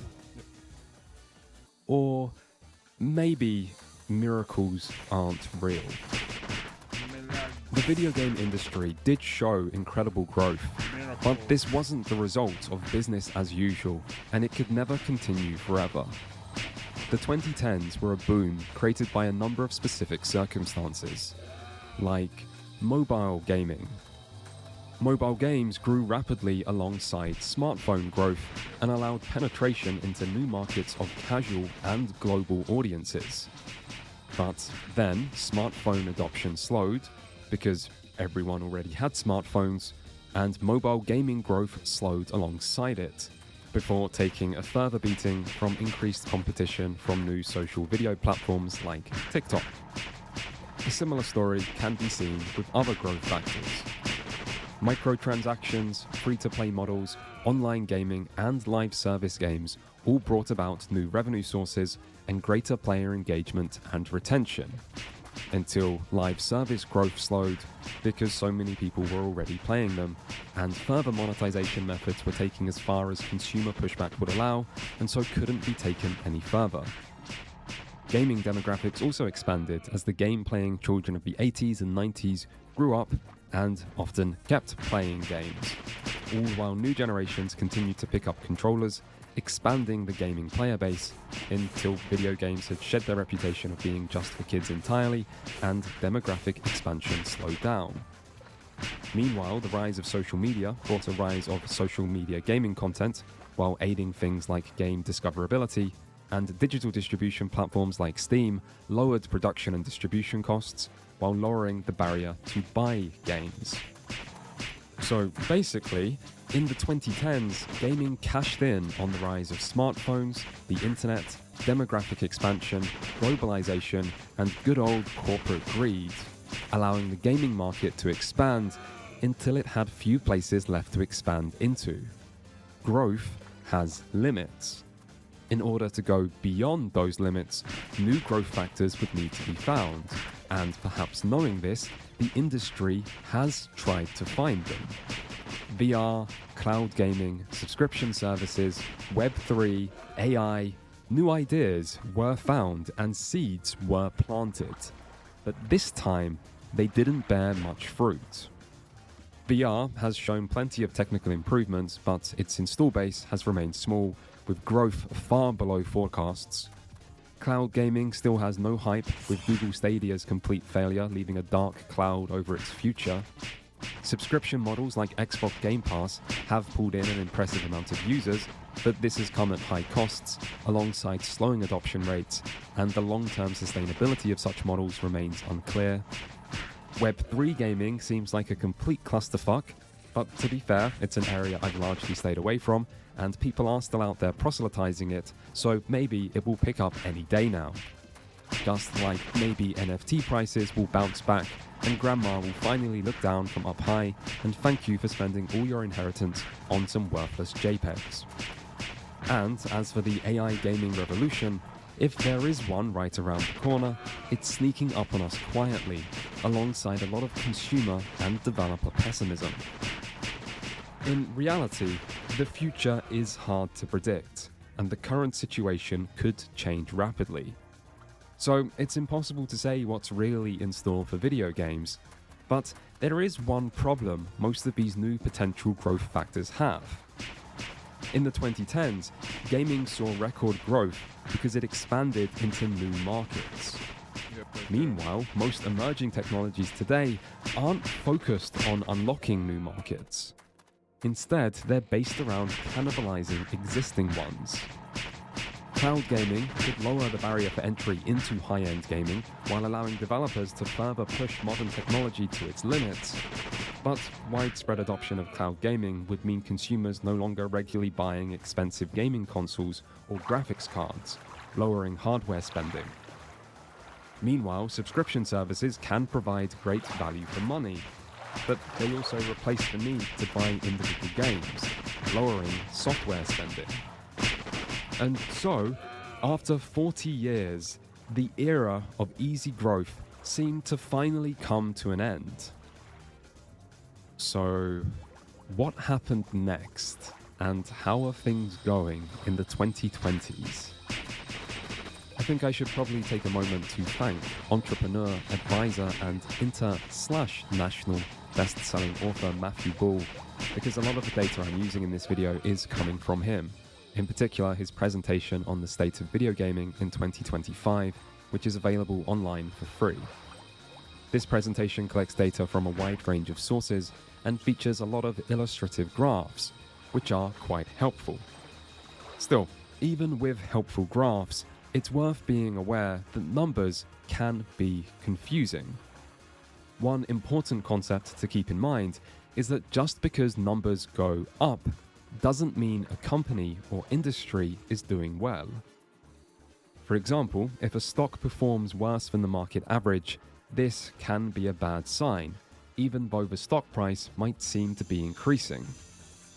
So when you look at something like this graph, which shows the performance of many major gaming stocks over the last 4 years, you might look at it and think, well, at least Capcom is doing well by being up 36%. However, this is a period where stocks, and particularly tech stocks, have performed well. And so even Capcom is still performing far below the S&P 500 for this period, with most other gaming stocks performing considerably worse. Likewise, small increases in things like revenue or consumer spending might still be less than inflation. For example, looking at worldwide consumer spending on games shows a rather flat line that is well behind most forecasts. And that might seem okay, because the line is flat, so at least the industry isn't shrinking.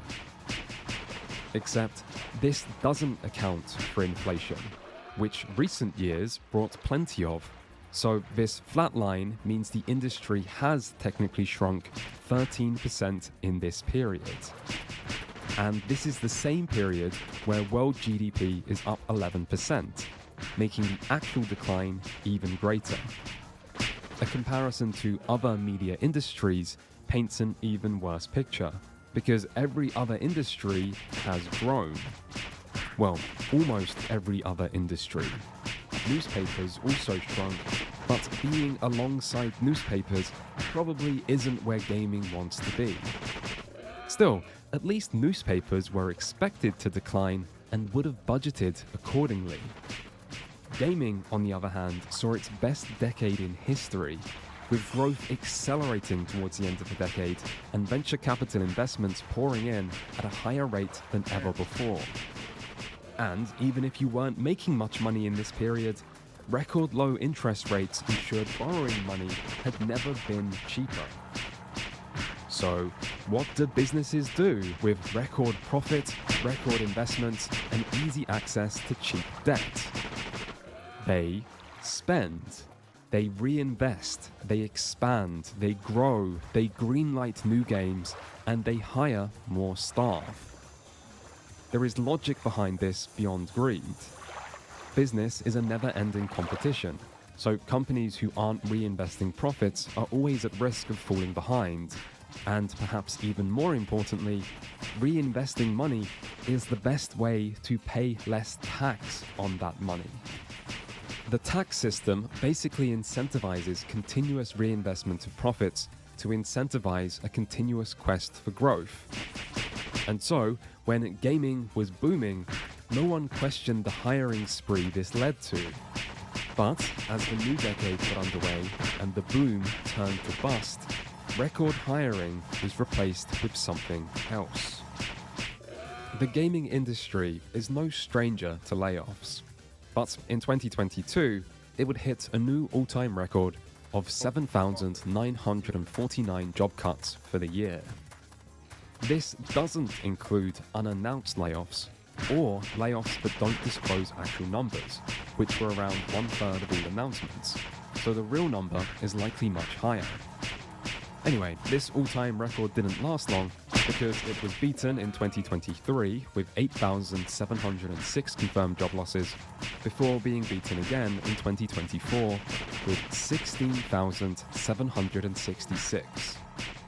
For comparison, the number from 2021 was 567, making 2024 an increase of 2,857%. The gaming industry is no stranger to layoffs, but it's never seen layoffs like this before. A recent survey from GDC revealed 11% of developers reported being laid off in recent years, with 41% reporting being impacted by layoffs. Many hope these layoffs will slow down in 2025 and that the worst is already over. It remains to be seen whether this is actually true. Still, there's more to the layoff situation than meets the eye. In case you didn't know, video games are expensive, and they've only become more expensive over time. In 2009, Naughty Dog's gaming blockbuster Uncharted 2 cost $20 million. 10 years later, The Last of Us Part 2 cost $220 million. This is over. Meanwhile, 2015's Call of Duty Black Ops 3 cost over $450 million, and by 2020, Black Ops Cold War would rise to $700 million. A number that is, by the way, higher than the most expensive movie ever made by some margin. Games are costly, and most of their cost is labor. In a recent Bloomberg article, Jason Schreier estimated an average game developer in LA costs between $15,000 and $20,000 a month, meaning the cost of 100 developers is 18 to 24 million per year. Jesus. Now, games usually take much longer than 1 year, and AAA games take much more than 100 developers. So, you can do the math if you want. And so, when gaming companies want to save money, they cut jobs, because that is where most of the money's spent. Still, there is another way to lower labor costs. LA has some of the highest average salaries in the world, but what if you could use game developers from low-wage areas? Have you ever watched the credits for any recent AAA game? I don't blame you if you haven't, because these days they just drag on and on and on. And that's because modern gaming has massive amounts of outsourcing. Outsourcing has grown significantly over the last 20 years, and today it's difficult to find any major release that doesn't have a double-digit number of external studios listed in its credits. And this includes highly acclaimed games like Elden Ring, as well as independently published games like Baldur's Gate 3. Everyone is doing this. Outsourcing can allow specialized studios to be brought in for specialized work, like audio and visual effects or 3D modeling, and can allow more scalability and flexibility to meet the changing demands of development. For example, by bringing in lots of QA staff towards the very end of development. Mostly though, outsourcing is a way to lower labor costs, as much of the outsourcing industry exists in lower wage areas like India, Southeast Asia, or South America. So, as gaming revenue slows and development costs keep going up, outsourcing becomes more and more attractive, further incentivizing cutting staff numbers in higher wage areas. And yet, for Western developers, the problems don't end here.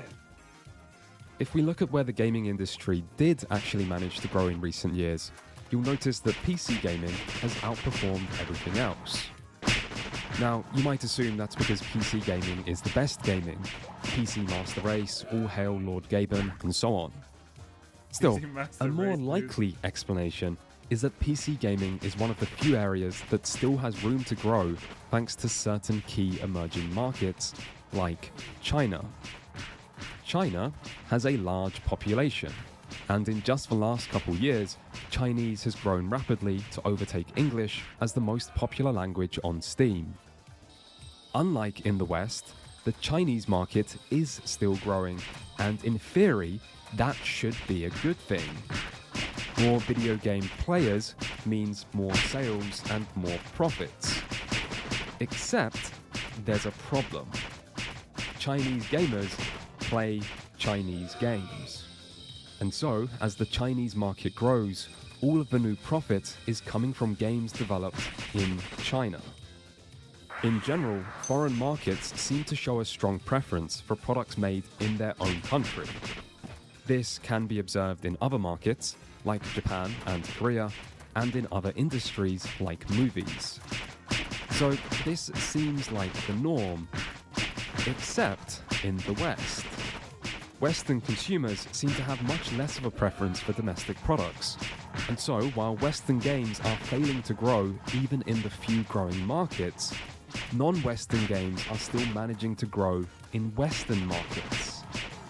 For consumers, this isn't really a problem, But for Western developers, it means competition is still increasing, even though market size is stagnating, all while foreign developers are able to operate at much lower development costs due to their much lower wages. The gaming industry is not dying. Personally, I wouldn't even say it's in crisis. A lot of what's happening is understandable. Record growth over the 2010s led to an overly optimistic outlook and the start of a bubble. And now, instead of continuing to grow and grow until the bubble bursts and the industry genuinely crashes as it did in the 80s, the bubble is instead deflating a bit, which some might even argue is healthy. But that isn't the full picture. The global gaming industry might not be in crisis, but nearly all of the problems, the layoffs, the cancelled games, the falling stock prices, the high-profile failures, and the angry consumers are concentrated in the West. So, global gaming may not be in crisis, but the Western games industry might be. And if it isn't, it sure looks like it's heading in that direction. So, hopefully, this has provided a decent overview of the current situation. There is a lot more that can be said about this, and quite a bit more that I intend to say. But you could stop watching here if you want to. I've tried to make this section function as a satisfactory standalone that's about as in-depth as the average game player probably wants. If you do want to know more though, you can stick around as we go deeper. Just be warned that some parts might get a little political from here on. Now, the explanation I've just provided explains a lot about what's happening in gaming recently. Yet, when most people talk about this subject, almost nothing I've just covered is even acknowledged. Instead, most explanations for gaming's decline focus on 3 different narratives that each claim to explain who or what is really to blame. So, I think it's worth looking at each of these narratives to see if there's more to this situation than industry trends and macroeconomics. Starting with everyone's favorite.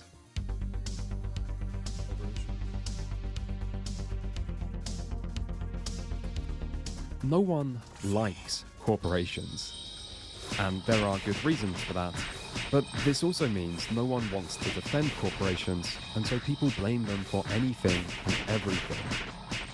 Often, corporations deserve blame, but this still creates a risk of oversimplifying complex problems, which I think is what usually happens in gaming as soon as the word corporation is invoked.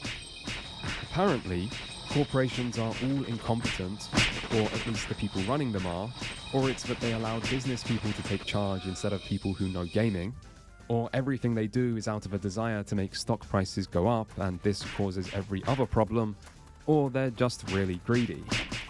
And there's some truth to all of these, which is why people say them, but none of these are new. The gaming industry grew for many years, and then suddenly stopped growing. So something changed recently, and it's not the sudden arrival of corporations.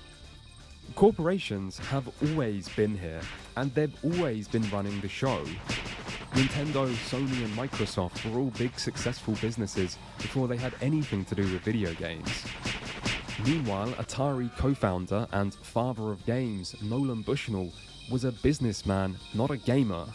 He wasn't directly involved in making any of Atari's successful games, and the other thing he's famous for is founding Chuck E. Cheese.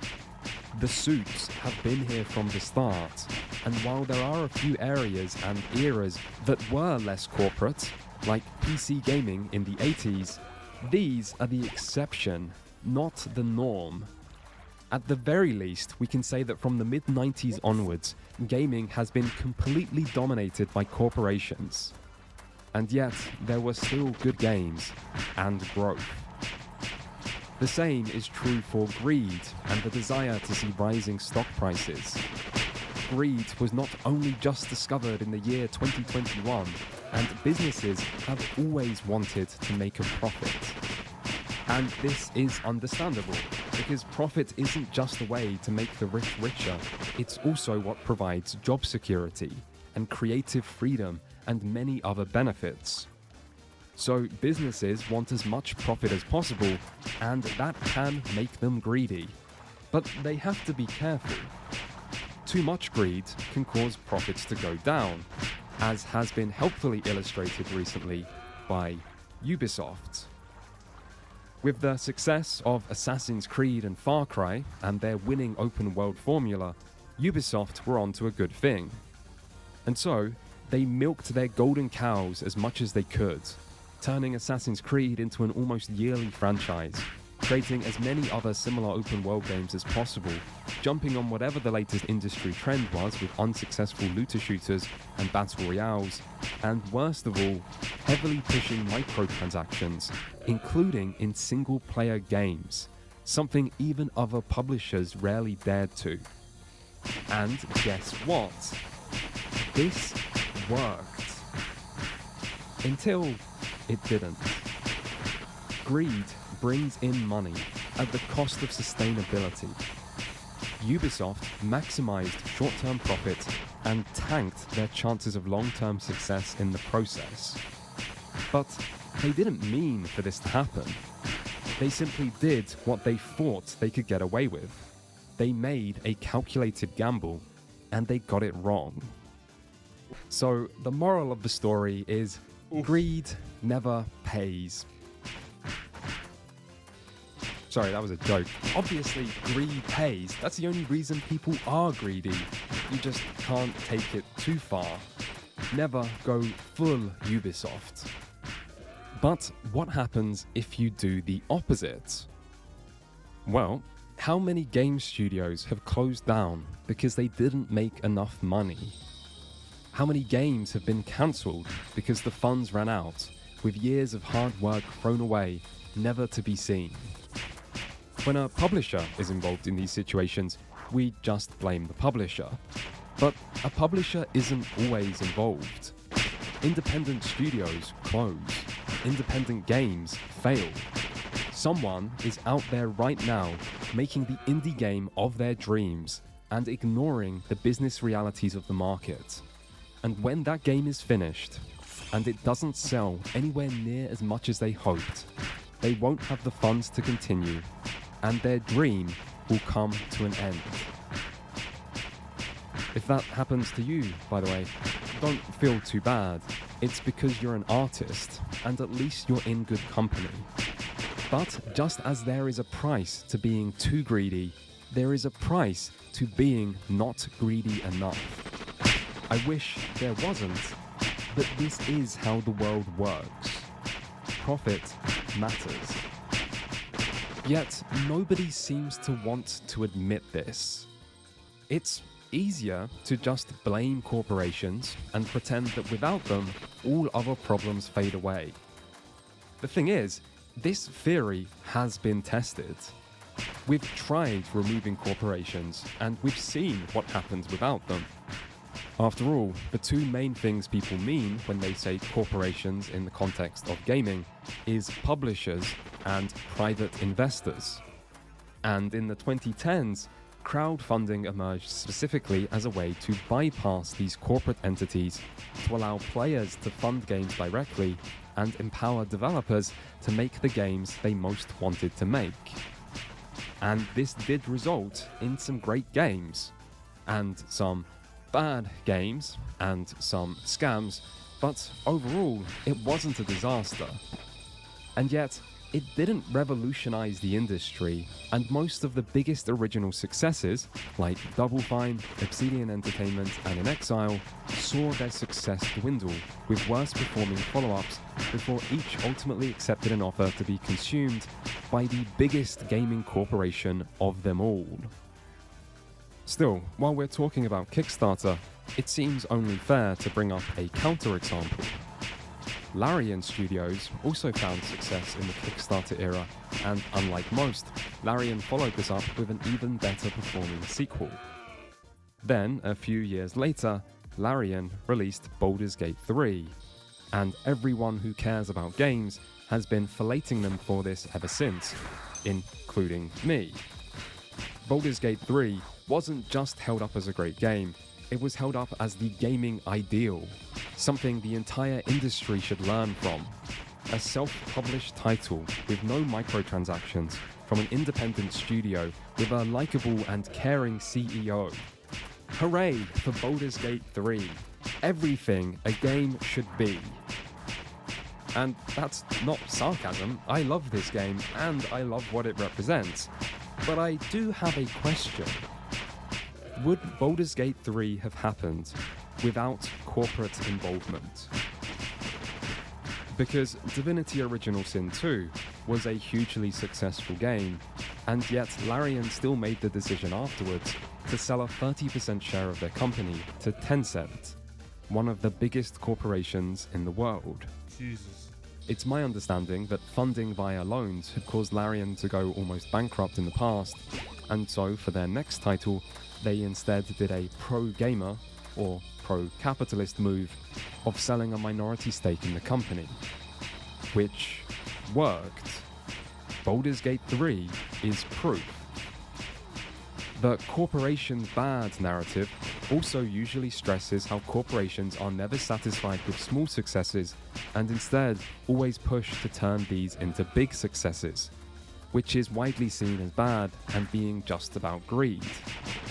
But this is also what Larian did. After the success of Divinity Original Sin 1, they aggressively hired and expanded to triple their size. Their next game, Original Sin 2, was even more successful, and then they aggressively expanded again. And even though Baldur's Gate 3 was about as successful as a game can be, meaning you might expect them to just keep everything the same now, they're not. They're still expanding, opening new studios and still growing. And maybe that is the best thing to do. It's not like I know. No one can predict the future. Reality is complicated and things are rarely black and white.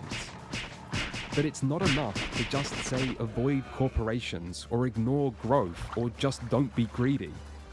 Because there are countless examples of developers doing all these things who still fail.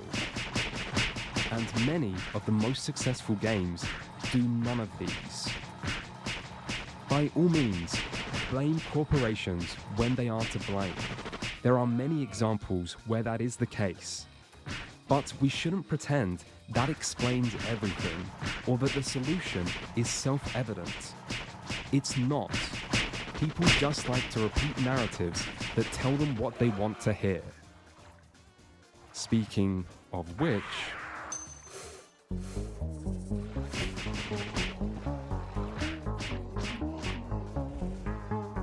This is a sensitive subject, and I understand that most people don't really like it when non-political YouTubers talk about overtly political topics.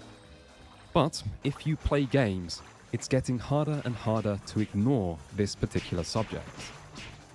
Now, given how often wokeness is discussed online, I do think it's reasonable for people to question what role it's played in Western gaming's downfall. People obviously have different tastes and beliefs, so the things people see as woke, like certain female leads, diversity, and LGBT representation, are going to be more appealing to some players than others. Ultimately, developers should be free to make whatever game they want to make, and supply and demand can take care of the rest. That said, today it does seem like there is a greater supply of woke games than there is demand. And this, combined with the fact that people who do dislike these features often strongly dislike them, is probably creating lower sales for certain woke games. If we go back 10 years ago, however, I don't think this was true, and it's easy to find games that might have benefited from their woke qualities. For example, many people consider Overwatch's very diverse cast of characters to be one of the things that made it such a success. Meanwhile, Undertale's several gay characters and gender-neutral protagonist who has they-them pronouns is surely part of what made that game so insanely popular with the Tumblr crowd, which clearly helped push it further into the mainstream. And I don't think Gone Home would have generated anywhere near as much attention if its story wasn't gay. When supply is low, woke or progressive elements might boost sales. But supply is not low anymore. Still, to blame wokeness for every problem in modern gaming is a vast simplification that seems obviously politically motivated.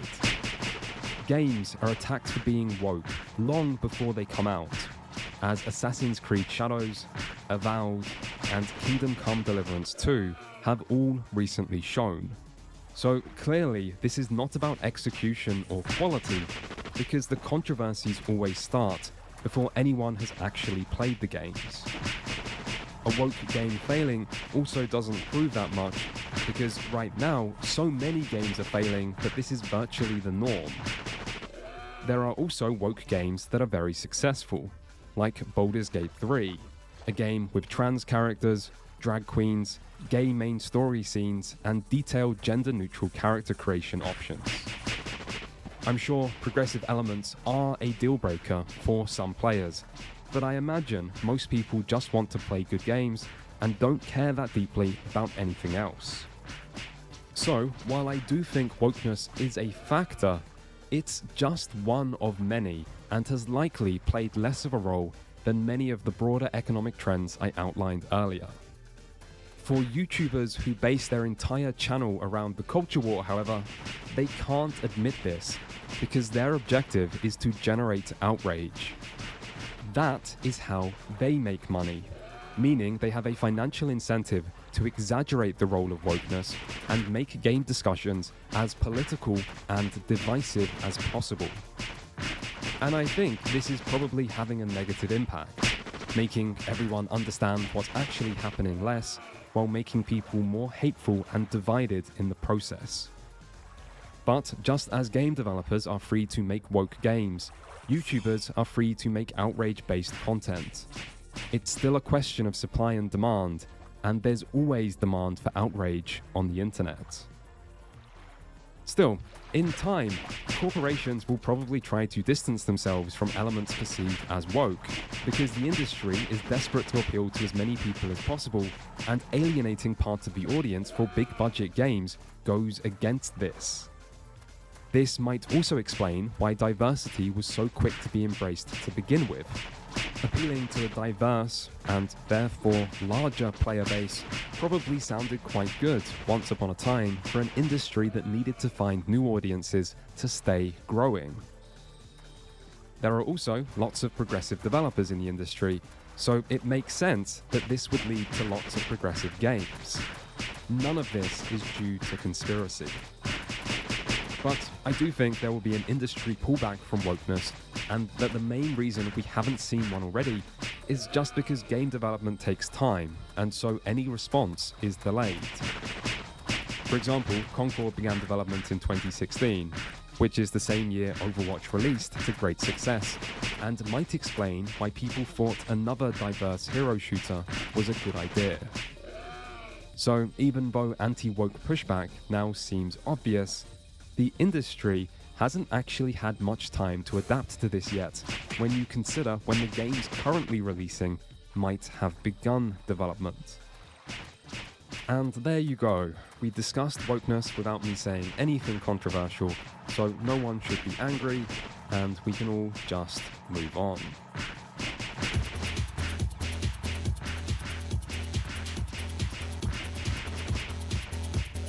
If blaming corporations is appealing to some people on the left, and wokeness serves that role for those on the right, what is the explanation for everyone else? Or for corporations? If blaming corporations is appealing to some people on the left, and wokeness serves that role for those on the right, what is the explanation for everyone else? I mean, won't someone please think of the poor YouTubers who want to pretend to be apolitical to avoid alienating their audience, but still want to join in farming outrage and act like everything is simple and obvious? Well, don't worry, there's something for them too. Just blame everything on games being bad. Did a game fail? It's because it's bad. Are modern games failing? It's because modern games are bad. Did stock prices go down? That's what happens when games aren't good. And are developers getting laid off? Well, maybe they should try making good games.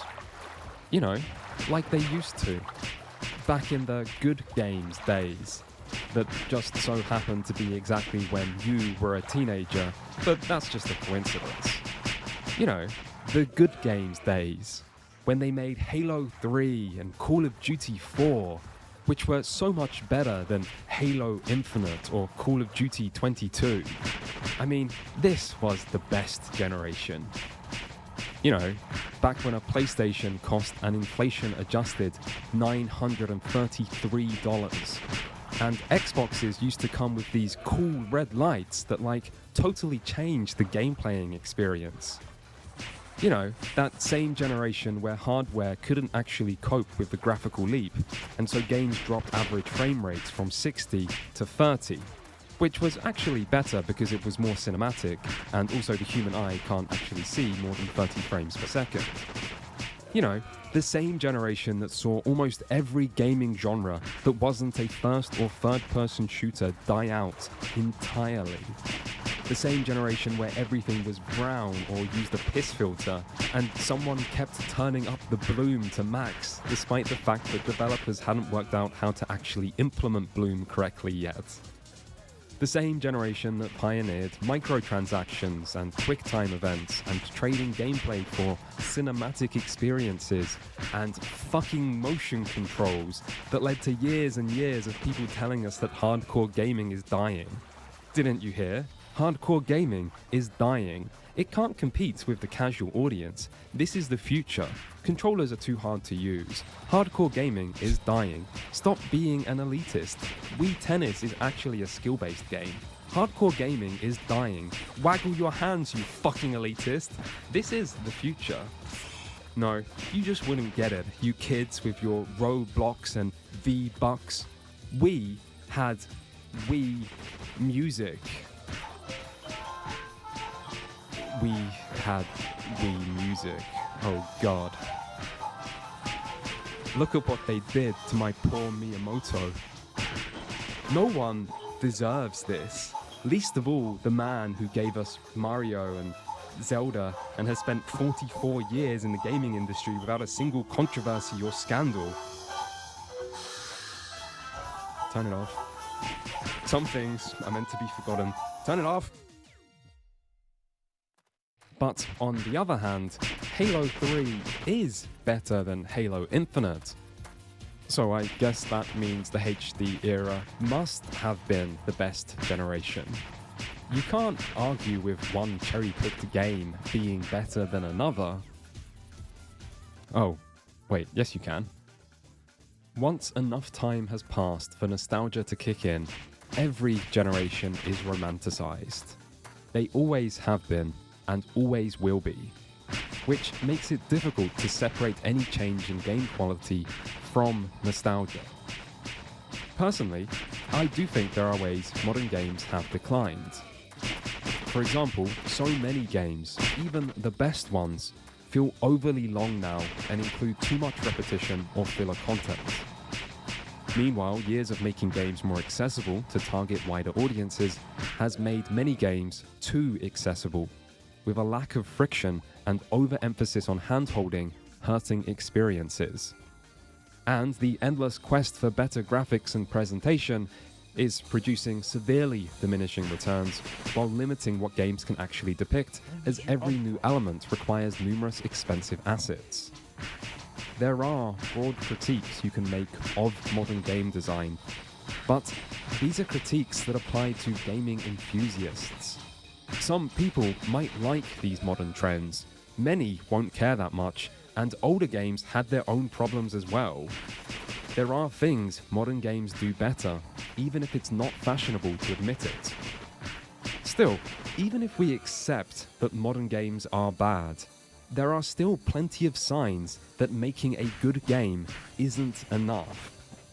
I mean, 2023 was a year full of good games, but there was no noticeable improvement for the industry in layoffs, cancelled games, stock prices, or consumer spending. Other famously strong years also show little divergence from broader trends. Gaming history is also full of great games that flopped. System Shock 2, Vampire the Masquerade Bloodlines, Grim Fandango, Ico, Okami, and Earthbound are just a handful of examples that prove even great games can bomb, and there are plenty more examples both before and since. Also, if making a game good was the only thing which mattered, why is so much money spent on marketing? Even indie games can spend up to 50% of development costs on marketing, and AAA games might spend much more. Marketing doesn't make a game better, and in some ways could be seen as making a game worse by taking financial resources away from the game itself.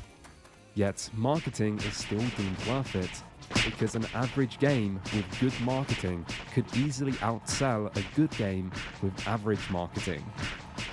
I mean, Among Us went from hundreds of concurrent players on Steam over its first 2 years to hundreds of thousands in 2020 after a few content creators accidentally made it a viral sensation. There is more that determines success than just quality. Really though, this narrative isn't even about good or bad games. When people say just make a good game, what they actually mean is just make an amazing game. The examples used to support this narrative aren't actual good games, they are the best of the best. It's always the Baldur's Gate 3s and the Elden Rings that developers just need to replicate, as if this is some easily achievable task anyone can do.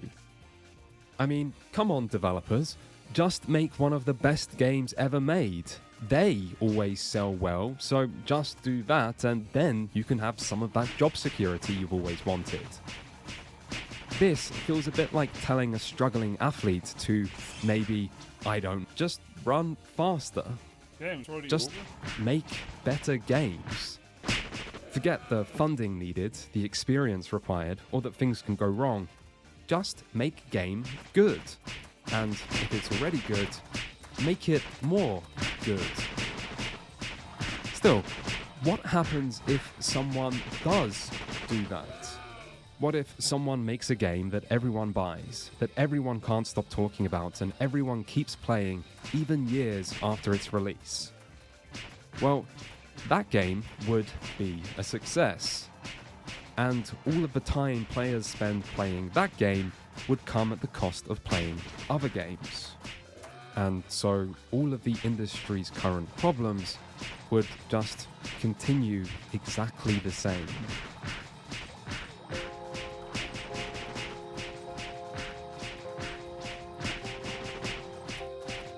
When people talk about the problems of modern gaming, they love to use indie games as a counterexample. It doesn't matter whether someone's upset about layoffs or failed games, or whether they think the problem is wokeness, corporations, or game design, indie games are somehow always the answer. They are everyone's champions, here to save us from anything the rest of the industry throws our way. So, what about indie games? In 2015, some indie developers started to use the term indie apocalypse to describe the state of the market after the introduction of Steam's Greenlight program. Their concerns can be best illustrated by the data. In 2013, 436 new games released on Steam. By 2015, that number had grown to a massive 2,824, a 550% increase. Many worried that this new competition would prevent indie game development from being a viable career. And that was in 2015. Since then, the number of new games has grown to 18,966 in 2024. And old games are still around and creating even more competition, as indie games aren't invalidated by technological advances or new console generations. Now, Steam has also grown in this period, but not by the 4,250% that new games have, and most of its growth is from overseas markets. So if there was a problem in 2015 from too much competition, that problem is many, many magnitudes bigger today. In fact, despite the number of games on Steam massively going up, the actual number of games grossing over 100,000 in their first year is decreasing. Damn. When people talk about indie games being the solution, showing AAA how it's done and profiting from the rest of gaming's decline, they point to the same couple of success stories and then pretend that these are somehow representative of the norm. I mean, haven't you heard? Balatro and Palworld are smash hits, so I guess indie games must be doing great and everything will be fine. I'll be back real quick. Hold up.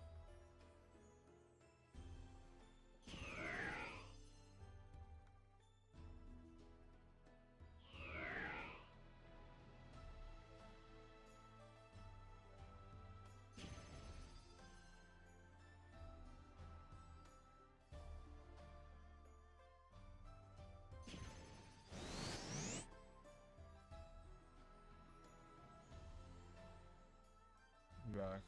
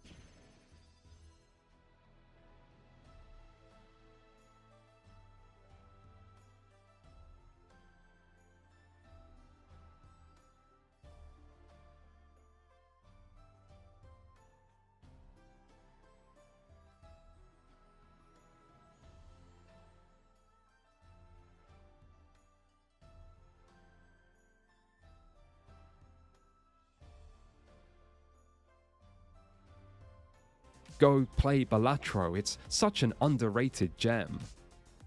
In reality though, much like with Baldur's Gate 3 and Elden Ring, these are just the outliers. Each year, indie games do produce a couple of mega hits, but when there are almost 20,000 new titles, that means these represent 1 in 10,000. So, what about the other 9,999? If we return to that 100,000 gross revenue figure that few developers even reach, we can look at what that number actually means. Thanks to revenue calculators, we can estimate that 100,000 in gross revenue leads to about $29,500 in net revenue. So, if you're a solo developer and it took you 5 years of full-time work to make your dream game, you'd be earning $5,900 a year, minus your overheads. Meanwhile, for a team of 5 developers, that would be $1,180 per year, which is about 50 cents an hour. And that's assuming you're one of the lucky winners who makes at least 100,000 gross. The vast majority don't. But hey, Balatro's doing well, so I guess everything's fine. Take that, AAA. Do you know what the single most common piece of advice I hear given to indie developers is these days? Don't. Don't quit your job. Don't make it your career. Don't do it. And if you can't do that, do it as a hobby with no expectation of financial reward. Or get a degree outside of game design and work in a better paid industry for 10 plus years so you build up enough financial security that you can afford to spend a few years working for little to no pay. So, I guess indie games were just in a bubble and now the bubble has burst. Which is funny, because I keep seeing people say that about live service games and AAA games. And if anyone cared enough to talk about them, they'd say the same about mobile games. So I guess everything was in a bubble. What a strange coincidence. Or maybe this is all just part of the same industry trend, because it's not an indie problem, or a live service problem, or a AAA problem, it's a gaming problem. For a long time, the industry grew and grew, but growth has limits. Gaming is a colossus. It has spread far and wide, into new demographics, across greater age ranges, and into other countries. But there aren't many more places for it to spread to. And so, in order to keep growing, it needs to increase revenue. And yet, the actual retail price for a new game has been getting lower and lower, all while the costs to create games have been rising. This means games need to sell far more copies, but they're still in competition with every other game, and so they're forced to keep retail prices low, all while making games longer and longer and continuing to push graphics further and further in a desperate attempt to try to attract players. There's a problem with this, however, which is that technological advancements have slowed, meaning old games remain attractive. Once upon a time, gaming went from Grand Theft Auto 1 to Grand Theft Auto 4 in about 10 years. Meanwhile, in the last 10 years, gaming went from Grand Theft Auto 5 to Grand Theft Auto 5, because Grand Theft Auto 5 still looks good, and more importantly, still makes money. The one shining beacon for revenue was microtransactions and live service, and look no further than Grand Theft Auto 5 for proof of this. But while this did increase revenue in select titles, it did this at the cost of an even more limited resource: time. Live service games make more money, but take up much more player time, meaning the market for single-player games decreased as a result. Still, this does show how growth needs to be done now the industry's stagnating. If you can't grow outward, you need to grow inward, by cannibalizing the competition. The rewards for the winners of this are substantial. Select live service games make more money in a year than some countries' GDPs. But there can only be so many winners, because players only have so much time, and with that time they gravitate to the same few titles, maybe the ones their friends already play, or that they've already invested time and money into. And so, just 5 games make up almost 50% of all console playtime. while in 2023, games released in 2023 made up only 6.5% of playtime. Live service games didn't help the industry, they just helped live service games. And yet, a similar trend can be seen in single-player games. In this expansive market, the games that win sell more copies than ever before and can stick around for years, continuing to sell year after year, continuing to be discussed on social media, and continuing to get support from official updates and user-created content. Baldur's Gate 3 had more daily users in 2024 than the year it released, while Hogwarts Legacy hit 30 million units in less than 2 years. Some games are winning bigger than ever, and this doesn't just apply to big-budget titles. Eric Baroni, the one-man developer behind Stardew Valley, likely has a net worth in the hundreds of millions, and there's a genuine chance that from Stardew Valley alone, he will one day be a billionaire. Small games can win as big as anything. It's just that every year, there are more and more losers. And again, this exact same trend can be seen in mobile gaming, with the top 3 games making 40% of revenue and 82% of revenue going to titles over 2 years old. So, this is the other key part of this story.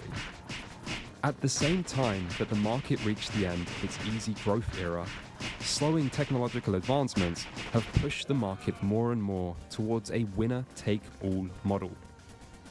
The winners do now win bigger than ever before, but the number of losers goes up and up, which has exacerbated many of the other trends people have been observing, like high-profile failures, layoffs, and cancelled games. Ultimately, however, this is not a malfunction of the system. It is the system working as intended. Video games are in a race to the bottom for your time and money. And so, development costs will stay high and retail prices will stay low as the number of losers will keep increasing, all while the winners cannibalize as much of the competition as they can. Now, I don't really know much about capitalism. I mostly just stick to video games.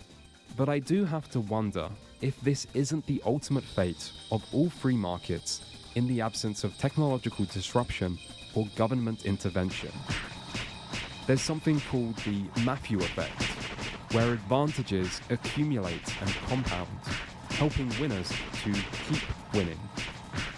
The result is that the rich get richer and the poor get poorer. And this can be observed on an individual level just as it can at a market-wide one. I'll let you decide whether that is a good thing or not. Regardless, for video games, this has been a clear trend for many years, and now that industry-wide growth has slowed, its impacts are simply becoming more apparent. And so, part of this isn't the result of anything going wrong. It's more like capitalism going right. And it will continue for the foreseeable future unless something new and unexpected disrupts the market. As for who's to blame, you really only have 2 options. Either it's the economic system itself, or it's you and me. Consumers shape the market. We decide where we put our money and how we spend our time. And what we're seeing all around us is the result of those decisions. Thank you for watching.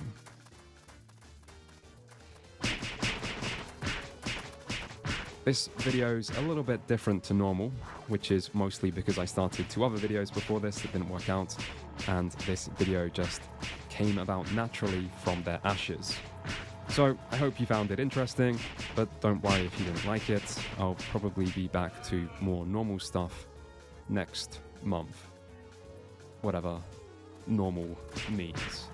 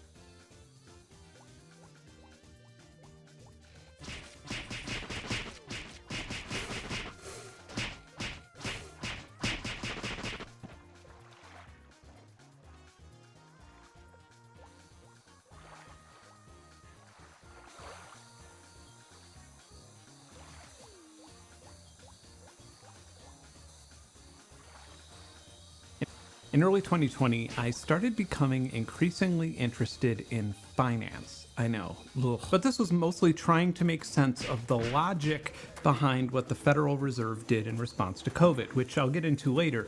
But the more and more I learned... It hasn't been a good year for the gaming. In early 2020, I started becoming increasingly interested in finance. I know, ugh. But this was mostly trying to make sense of the logic behind what the Federal Reserve did in response to COVID, which I'll get into later. But the more and more I learned, the less and less it made sense. So I started deeply analyzing stocks from companies that I was personally and professionally familiar with, such as CuriosityStream and Spotify, which led to me starting a private fund that strategically shorted those companies. I even ended up getting hired as a freelance consultant for venture capital firms. Me, a musician with no higher education whatsoever. And the more time that I spent looking at and studying the big picture, the more that I doubted myself, as if the only two options were option A, me being unable to understand what every 25-year-old day trader understands, or option B, I'm right and every hedge fund manager and billionaire is wrong. But what if there's a third option? What if capitalism's death wasn't a mistake or something that the ultra-wealthy were trying to avoid? What if the pesky burden of labor laws and taxation could be avoided by deprioritizing the goal of financial profit, or maybe even money itself? This video is going to explain or explore what I and an increasing number of economists think is happening or has already happened to capitalism. More importantly, I'm going to try to encapsulate the unsettling socioeconomic reality that we're living in, as so much has happened in the last decade that it seems foggy to us.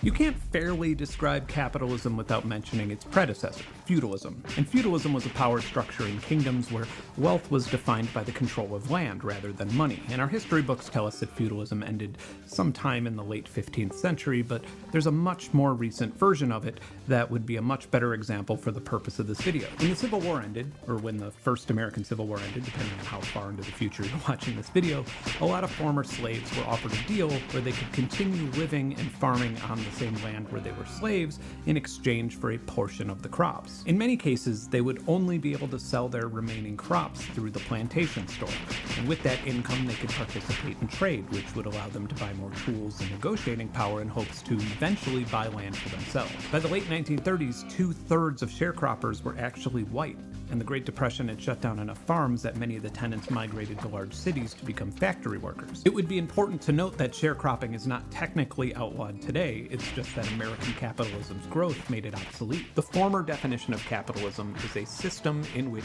individuals and private parties control the means of production, and profits are the key driver of economic activity.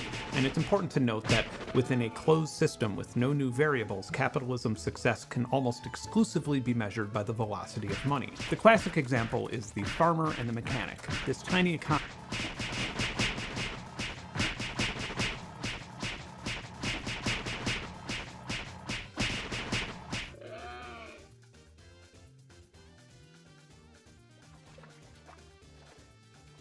I know, ugh. But this was mostly trying to make sense of the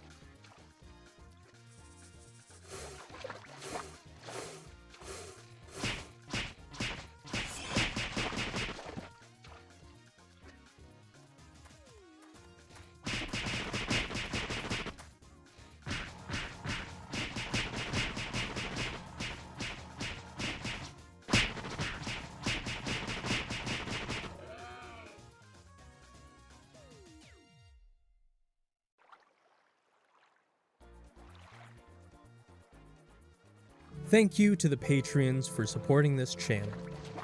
As someone who grew up in the early 2000s and witnessed in real time the launch of things like YouTube and the social media boom, dined under the stained glass lamps at Pizza Hut, traded Yu-Gi-Oh! And Pokemon cards on the playground, and consumed a life-threatening amount of strangely dyed food items, I can't escape this feeling that everything has changed.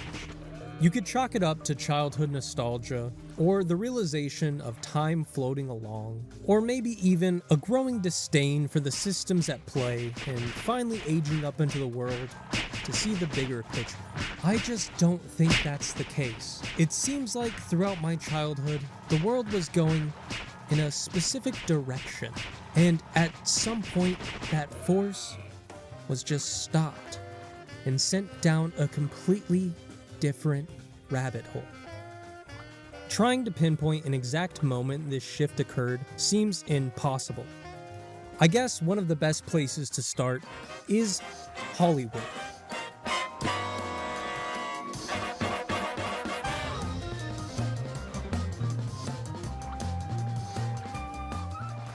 I remember being thoroughly engulfed in the Harry Potter franchise as a child.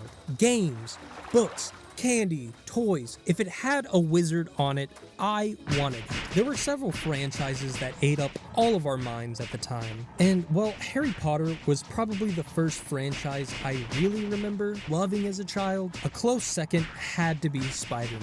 That's a cute outfit. Did your husband give it to you?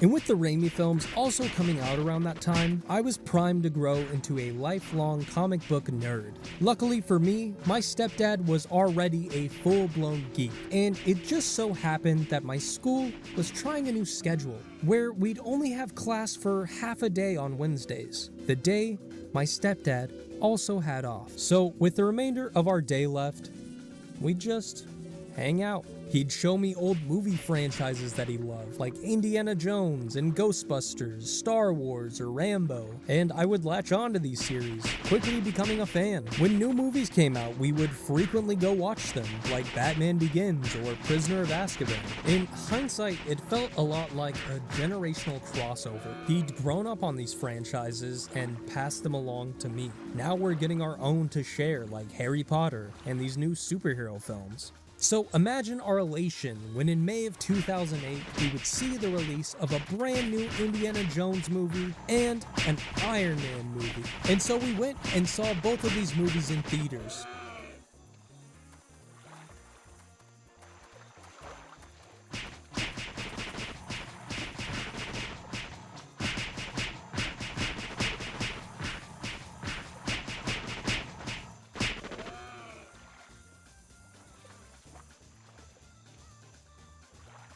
Okay, what up, friendos? Welcome back. You know you're in for a real treat when you see about 30 tabs open on my screen and we're looking at something that was on Kickstarter at one point, because it just always makes for the best content. Untamed Isles is back. If you don't know what that is, you will be forgiven. It was a while ago, I think 2021, when the whole saga started. Untamed Isles has appeared on Steam, and I'm telling you, as soon as you start looking at this game, you might be somebody who's new to my channel, new to this content, whatever it is, that's just seen this pop up and thought, oh, I'll search around on Google and see what's going on. Is this going to be a cool, interesting new Pokemon-like that Nintendo might run down in the streets like a dog and try to fuck to death, legally, of course. But in fact, no, it's a game that originally was on Kickstarter, asked for $200,000, got $800,000, invested it in cryptocurrency, lost it all, and then basically fucked off into the night sky. And at the time as well was heavily invested in making their own NFTs and things, and now he's back by some weird fucking cryptocurrency companies that are talking in complete buzzwords about doing things with a game that has absolutely dirt for a name. So we're going to go through it from the very beginning. I'm going to give everyone a refresher on the history and everything, so bear with me while I try to stumble through. Basically, my experience with this game, which it never was, is that I saw it on Kickstarter, and being somebody who always does laugh and tell people not to invest money in Kickstarters, especially MMO Kickstarters, I made a video showing the trailer saying, yeah, it looks cool, but I'm very skeptical. And as you can see here, doing a quick control left for crypto, the skepticism was warranted, because you've got two words already that strike fear into the hearts of fucking every mortal: Kickstarter and MMO. But then you involve crypto as well, and you basically got the three horsemen of the apocalypse there. So when I saw this, I was like, yeah, definitely don't give them any money because this is fucked, right? This is going to be an absolute mess. And Joshua Grant, the guy who was the CEO of Channel Fireball, who lended credibility to this project because it's somebody who's already a successful entrepreneur, who has got a reputation, who's got experience in building things, throwing his name and hopefully money behind something like this. Yeah, that's going to lend a little bit more credibility than just random people on Kickstarter saying, oh, we can definitely do all these things that you're going to give us money for. So I spoke to him. I raised the same points and problems with him in private. I made multiple videos about this, saying people shouldn't give them money, saying they're already funded, I guess, because people already did, because they see a flashy trailer on Kickstarter and just think, oh yeah, I'll give you my money for whatever reason. You know, have we not already taught you this lesson, old man, just beating it to death in the corner? But then obviously, as usual, I don't know why I'm saying that, I was proven right, wasn't I? Because as time went on, there was very little updates, and then within 1 year, and this is going to be hilarious, by the way, not in the haha funny way, but because people lost a bunch of money on this, but in the stranger than fiction, the world is stupid kind of way. They just posted this on August 11th, 2022, saying essentially, we lost all your money on cryptocurrency, so see ya. You know, bye-bye, we're out of here. Thanks for the $800,000, by the way. And then later on, basically came out and said, oh, we didn't lose your money on cryptocurrency. It wasn't in one of these updates, by the way. It was in an AMA on their Discord or something like that prior to that closing down. As you can see here, apparently they had a bunch of investors pull out the project. I found it on the Discord server, not sure why it wasn't mentioned here.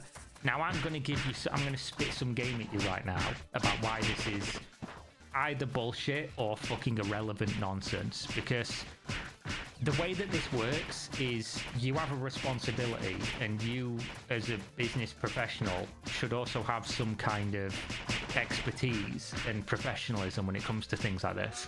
So if you had investors pull out of the project, I've got two questions for you. Why did you say this? We leaned into the crypto market and expanded rapidly off the back of the positive interest. When the crash came, we ended up heavily exposed with too short of a runway. I'll translate that for you from fucking middleman PR speak bullshit. Heavily exposed essentially means that you had money tied up in this thing, and too short of a runway is, well, I mean, what happens if you're in a plane and you run out of runway? You crash and burn. So it might be the case that you had investors that pulled out, but riddle me this one. How did you run out of runway when you asked for 200,000, people gave you 840,000, and within a year you were too exposed to cryptocurrency and essentially bankrupt and had to pull the plug? Doesn't really make a lot of sense, does it? I know he said that they heavily expanded, but this just shows a level of complete fucking incompetence, doesn't it? It's either incompetence or something worse. I think it stinks. I think it absolutely reeks of bullshit when you're literally bragging here over 420% funded, but you ran out of runway within a year. That's fucking wild. Especially when, by the way, I'm going to talk about this now. This is the account that's back and posting about, ooh, it's the comeback of the game that never was, the Untamed Isles. Shen.root, ShenX Crypto. But he's the CEO and founder of Gen 3 Games, never fucking heard of you, and the project leader of the Tradeverse, Zerpmon, and StayKfi. Now I'm just gonna say, none of this shit is relevant to anybody's life, and you're the project lead of nothing. If you have so many projects that I've never heard of, and I'm, you know, not heavily involved in cryptocurrency, but, you know, I know some people, I'm around, and obviously cover it for videos quite a lot, and I'm heavily involved in gaming, and I've never heard of any of this shit. You're the project lead of the best place to buy, discover and trade your favorite Futureverse and Root Network collectibles. Never heard of these either. You can get some Zerpmons though. Fucking fantastic. Get yourself some Zerpmons, lad. Get your sent it shop and get yourself some Zerpmons. So Zerpmon's the other thing that he's involved in. What Gen 3 Games is involved in some Zerpmons. Coming soon to the Root Network. Is that one of the other ones? No, but he's called Shen.root, so I guess that's the Root Network. And then StayKfi. Earn daily rewards on your favorite tokens. amazing. So this is all good, you see. This is all an interconnected web of companies and systems and things that nobody uses and is irrelevant to everybody's life. But of course, this is somebody you should definitely trust because they're the CEO and co-founder of this thing nobody's heard of, and the project lead of a bunch of stuff that is interconnected with the other stuff that nobody's ever heard of. And obviously, he's saying, rather than the original MMO of the Untamed Isles, we're shifting to multiplayer instance-based extraction-style gameplay loop, alongside various global social hubs and multiplayer features. The Zerpmon IP will be involved. Great. I can't wait. I've been saying for years, can't wait to get the fucking Zerpmons involved in my games. Zerpmon for life. And they're going to change from turn-based to real-time combat reminiscent of games like Power World. Watch out, fucking Nintendo's ears just perked up. And then you just get to the stage of hilarity, don't you? As a team of 15 people working on multiple large-scale games and on-chain experiences, we now have the opportunity to work on some incredible IP and bringing it to life. How about you 15 people work on making one of the large-scale games first, and having that be successful, instead of multiple large projects and then taking more on? You just look like a fucking clown. Maybe this is a really cool guy, and maybe he's really good at his job, and maybe he's like a very savvy businessman, a very savvy programmer. Some might even say a savant at project leading. You have to be leading so many projects successfully. But none of that's relevant, because nobody cares and nobody will care, because you're bringing back a game that took people's money that most people wouldn't have been involved in anyway because it's cryptocurrency involvement. And they're saying now this is going to be a Web 2 experience at its core, leveraging Web 3 technology, and then just says a bunch of buzzwords. But then you look at who they're partnered with, and this is where it starts getting interesting, you see, because they're partnered with Futureverse, which is a gold checkmark on Twitter, which is great, and they're building on the Root network. And what would you know? Who works at the Futureverse? Well, if it isn't our buddy Josh Grant, VP Game Experiences at Futureverse for the last 1 year and 8 months. So, and you can see here, Altered Phoenix, formerly known as Fat Loot Studios, is a gaming studio based in New Zealand that employed over 80 staff and managed a large, massive multiplayer title. Which one was that? The studio raised funds privately and through crowdfunding. The business was merged/acquired by Futureverse in Q1 2023. This was the business that I took from start to acquisition. And it just goes to show, right, that cryptocurrency, the world of crypto, is just the hills have eyes. They're all just fucking each other's cousins. Like, it's just incest. Because your game studio that you're bragging about here, that you took from nothing to acquisition, you're now the VP Game Experiences at Futureverse. You didn't manage a large multiplayer title.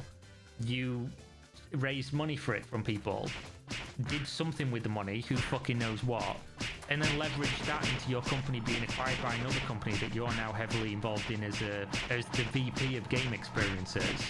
And now your company, through layers of abstraction, is using the assets and stuff that people paid for before for another thing to essentially re-release a game that you've just posted back on Steam with your old developer name. Like, all of this just looks sketchy as fuck. It all just looks ridiculous. And it's especially ridiculous because, follow me on this mystical fucking magical carpet ride.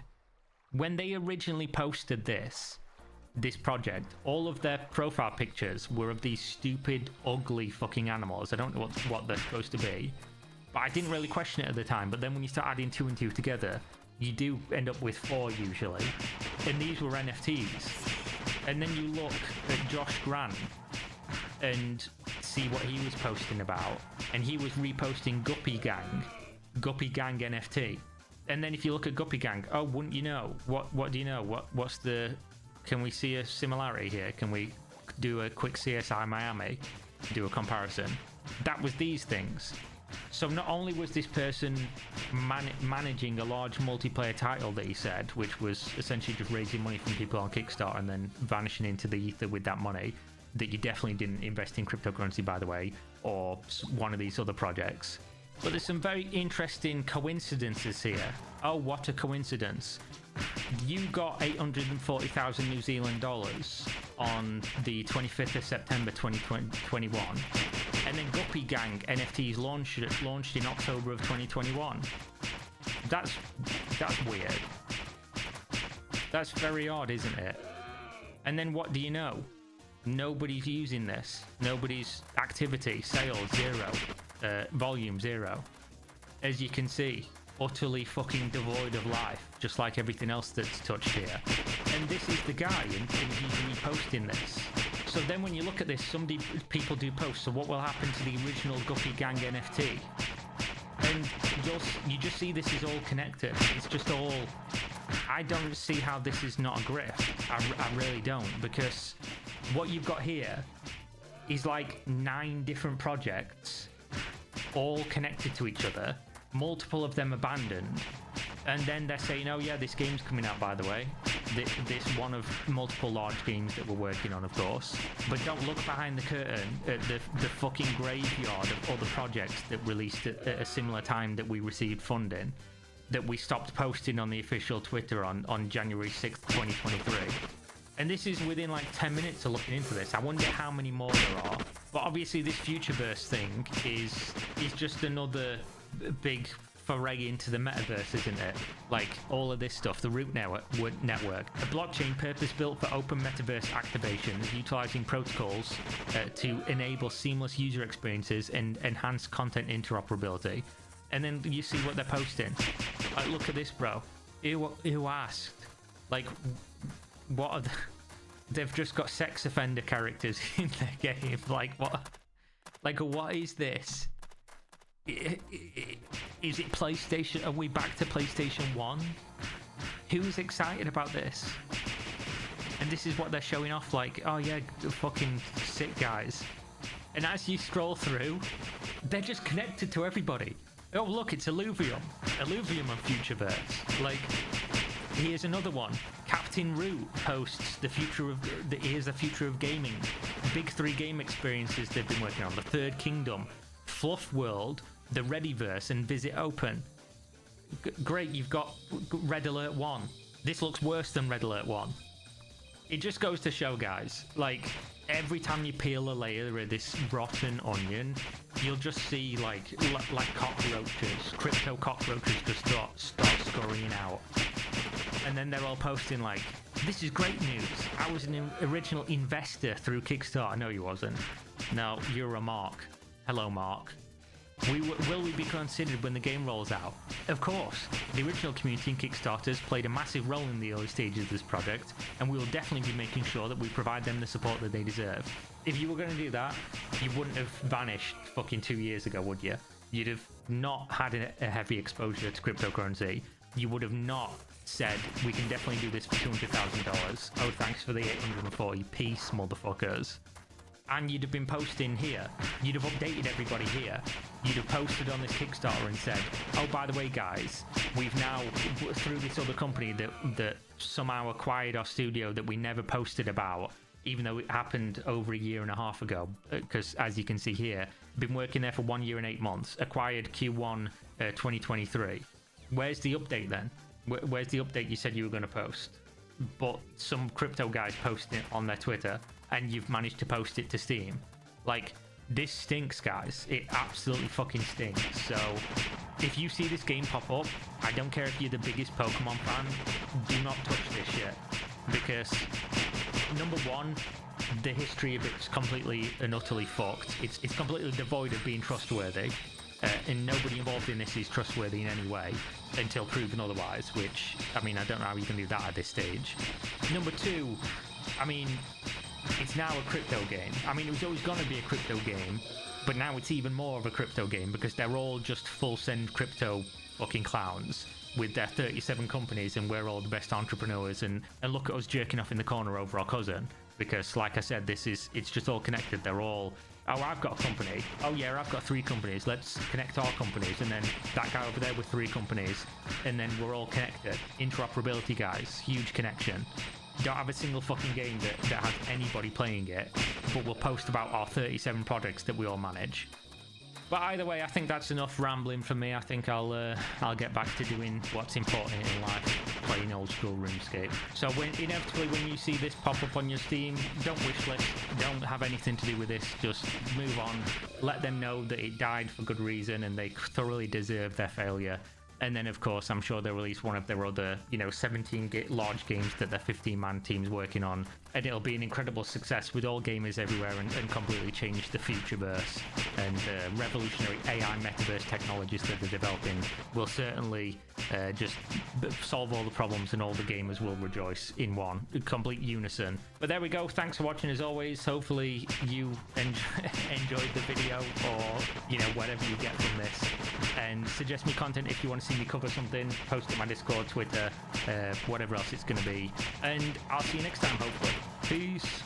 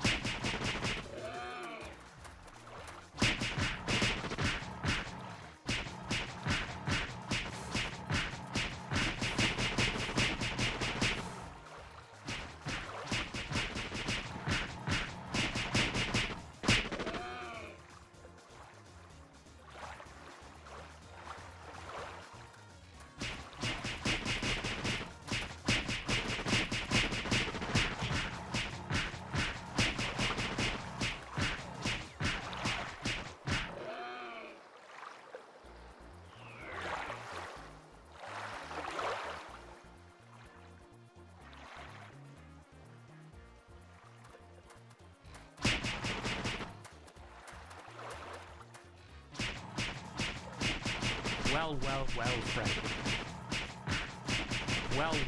friendos. Welcome back, and do I have an amazing, interesting topic to discuss today.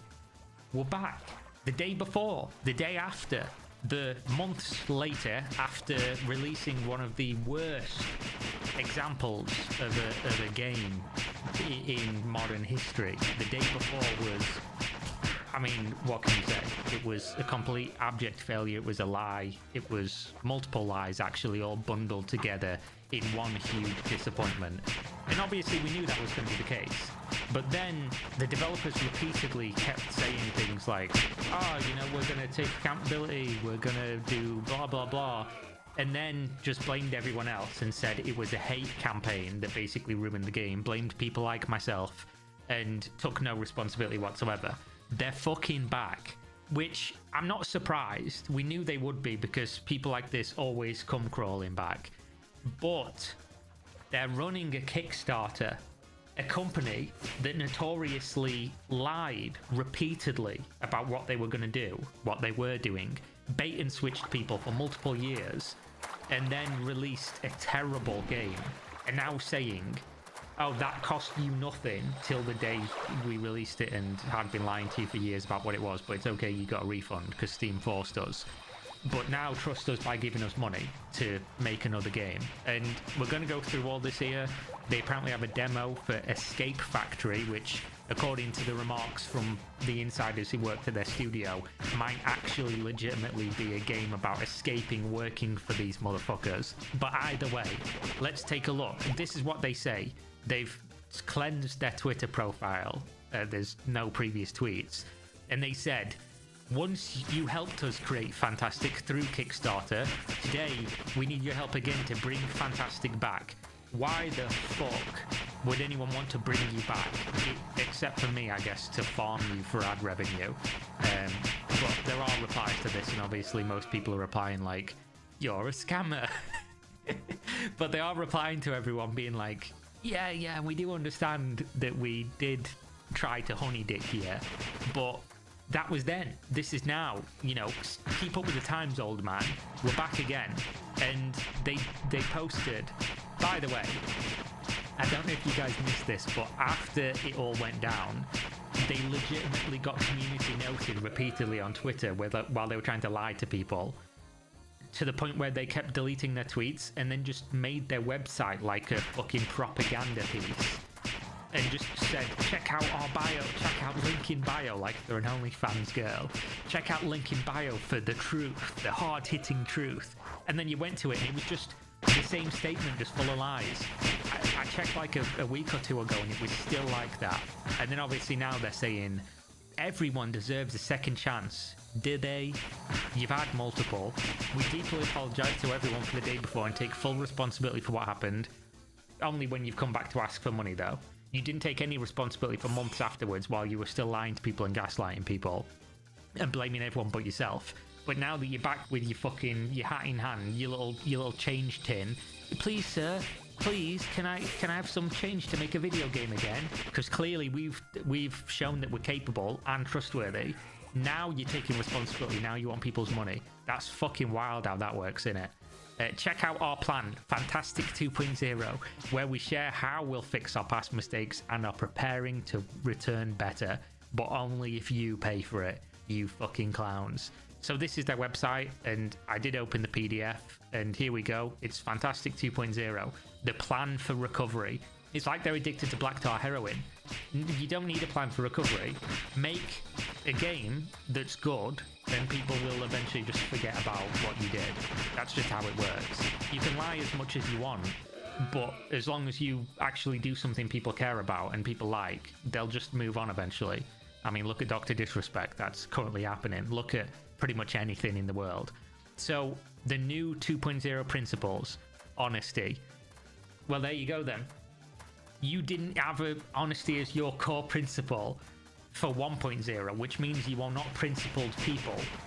So I just don't understand the premise of like, yeah, it's all right now though, because now we're honest. Like previously, no honesty, but now you can trust us. 2.0, you know, new year, new me, honesty. From now on, our development and marketing will be based on the principle. just imagine the self-report. From now on, we won't be lying to you, said the people who were proven as liars repeatedly. Like, it's frankly hilarious, but also crazy. We commit to building trust within our community through direct and honest communication. That should obviously just be like built in, right? We commit to openly communicating the challenges we face without concealing any details. All aspects of marketing will remain clear, transparent, and free from embellishments. Fuck me. Transparency. We understand the mistakes and absence of past communications. We commit to ensuring transparency in development and openly providing honest and comprehensive information. We will actively engage with the community on our platforms. You fucking blocked and banned loads of people already, by the way, and you've not remedied that. Particularly Discord, to ensure everyone is informed and involved. Again, they just want your money. We'll provide regular development progress reports to keep the community updated at every stage of our work. Before the official release of any product, we'll offer free open betas for early testing to gather feedback and ensure the highest quality. Professionalism. Right, this should be a fucking good one then. We are transitioning because the professionalism they displayed before was somebody responded and said, why is this game utterly fucked? And they just said like, shit happens. But now, don't worry, part of Fantastic 2.0 is professionalism, brought to you by the same people. Our game we've been hyping for multiple years and loads of people have bought based on a lie. Shit happens, mate. Fucking move on, what's up with you? We are transitioning from a volunteer-driven approach to one firmly rooted in professionalism. By the way, again, they just called everyone who worked there volunteers. Oh, you work here and we've not chained you up in the basement, volunteer. We're paying you, of course, volunteer. Just to obfuscate the fact that they were literally using volunteers to do like actual paid positions at the company. Our objective is to gather industry professionals and specialists and improve our existing employees' skills. We will continuously raise all standards and practices, aspiring to become the company that earns your trust and admiration. Good luck then. You won't be getting a fucking penny if I can help it. Like, I will, every time you post anything on Kickstarter, I'll immediately be making a video saying, guys, don't back this. Don't trust them. Don't give them a penny. If they want to make something, go ahead without other people's money. And then if it's good, I'll say, yeah, this product's good, but obviously the company is still this company. Strategic objectives through 2024 and 2025. Strengthen community engagement. Active community engagement in the development process will be achieved through regular updates, feedback loops, and community events on Discord and other social media platforms. Your social media is always just going to be like it's just going to be a meme fucking battleground. Like, people are just going to be clowning on you constantly for good reason. Transparency will be enhanced through frequent communication and regular development updates, ensuring the community remains informed and engaged. You've repeated yourself here. Raise development standards. A key objective is the commitment to delivering high-quality, innovative games that meet or exceed community expectations. I mean, the day before did exceed expectations. It actually released, which is something a lot of people thought it never would do. And it was innovative in the way that it closed down probably faster than almost any game ever. In fact, did Concord beat it? I can't remember exactly how long it took, but it was pretty fucking innovative in rushing release and death like that. Comprehensive testing and community feedback will improve technical quality, ensuring that the final product is polished to the highest standards. Expand professionalism. They love it. They love professionalism now. Very, very professional, very trustworthy. The professional development environment will be radically enhanced by attracting top talent, I fucking doubt, fostering ongoing internal discussions and debates, and improving current working conditions while advancing the skills of existing employees.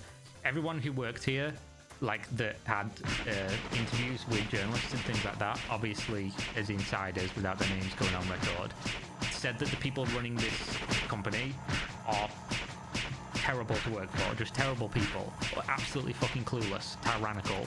So yeah, good luck with that one, I guess. Good luck, you know, roping people into this one. Optimal working conditions will be provided to maximize creativity and productivity. It's always funny, right, that people only say that they're going to do all these great things after the fact, right, after they've done all the things completely polar opposite to what they're saying now. They're just going to suddenly overnight, click of a finger, we now know everything that went wrong, and we've improved as people so drastically Like, obviously, second chances, you know, I am for second chances in general, but you add loads of chances and you continually, over the course of years, prove that you don't have the moral compass or the ability to do things, you know, based on principle or anything like that. You're doing this basically because you see no other option, because probably nobody will invest in your company anymore. The rebranding process will be completed to align Fantastic's identity with its new core values of honesty, transparency, and professionalism. Things you would just expect from people usually. Continuous improvements. All processes at Fantastic will undergo continuous improvements to ensure that the community receives increasingly better products as a result. And they're going to brand rebuild. So here you go, look. This is the fucking hard-hitting apology you were waiting for. They've got a new logo. It's yellow. Is it? No, it's blue. It's my add-on that's turning it yellow for some reason. So there you go. If you were burned by what they did and you had complaints or criticisms, don't you worry, because I'm here to tell you that they have a new logo, which means everything that happened, put all that shit in the past, because the new Fantastic brand, embodied by its vibrant blue logo and bold geometric design.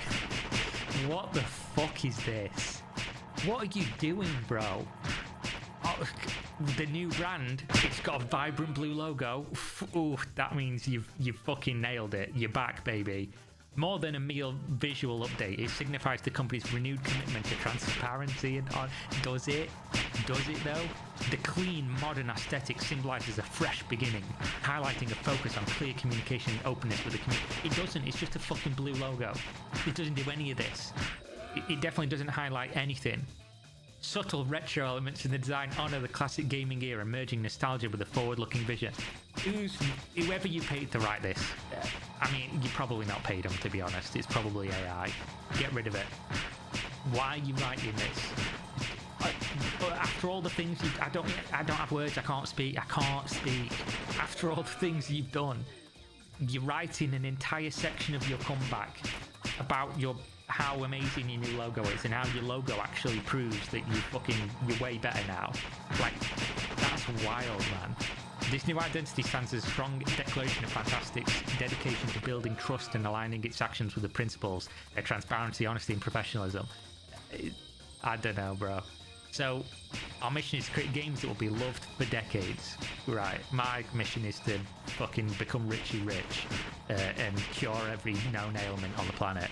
All great saying it like, but that's just it, isn't it? I'm not going to read the rest of this. The plan for recovery.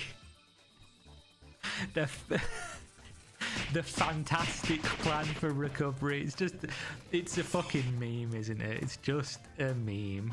So now let's head over to their Kickstarter and look at the trailer for what they're doing. And if you look, people have already posted. This is a reply, Mellow Online 1 to Sid Alpha, and this has been confirmed by multiple people.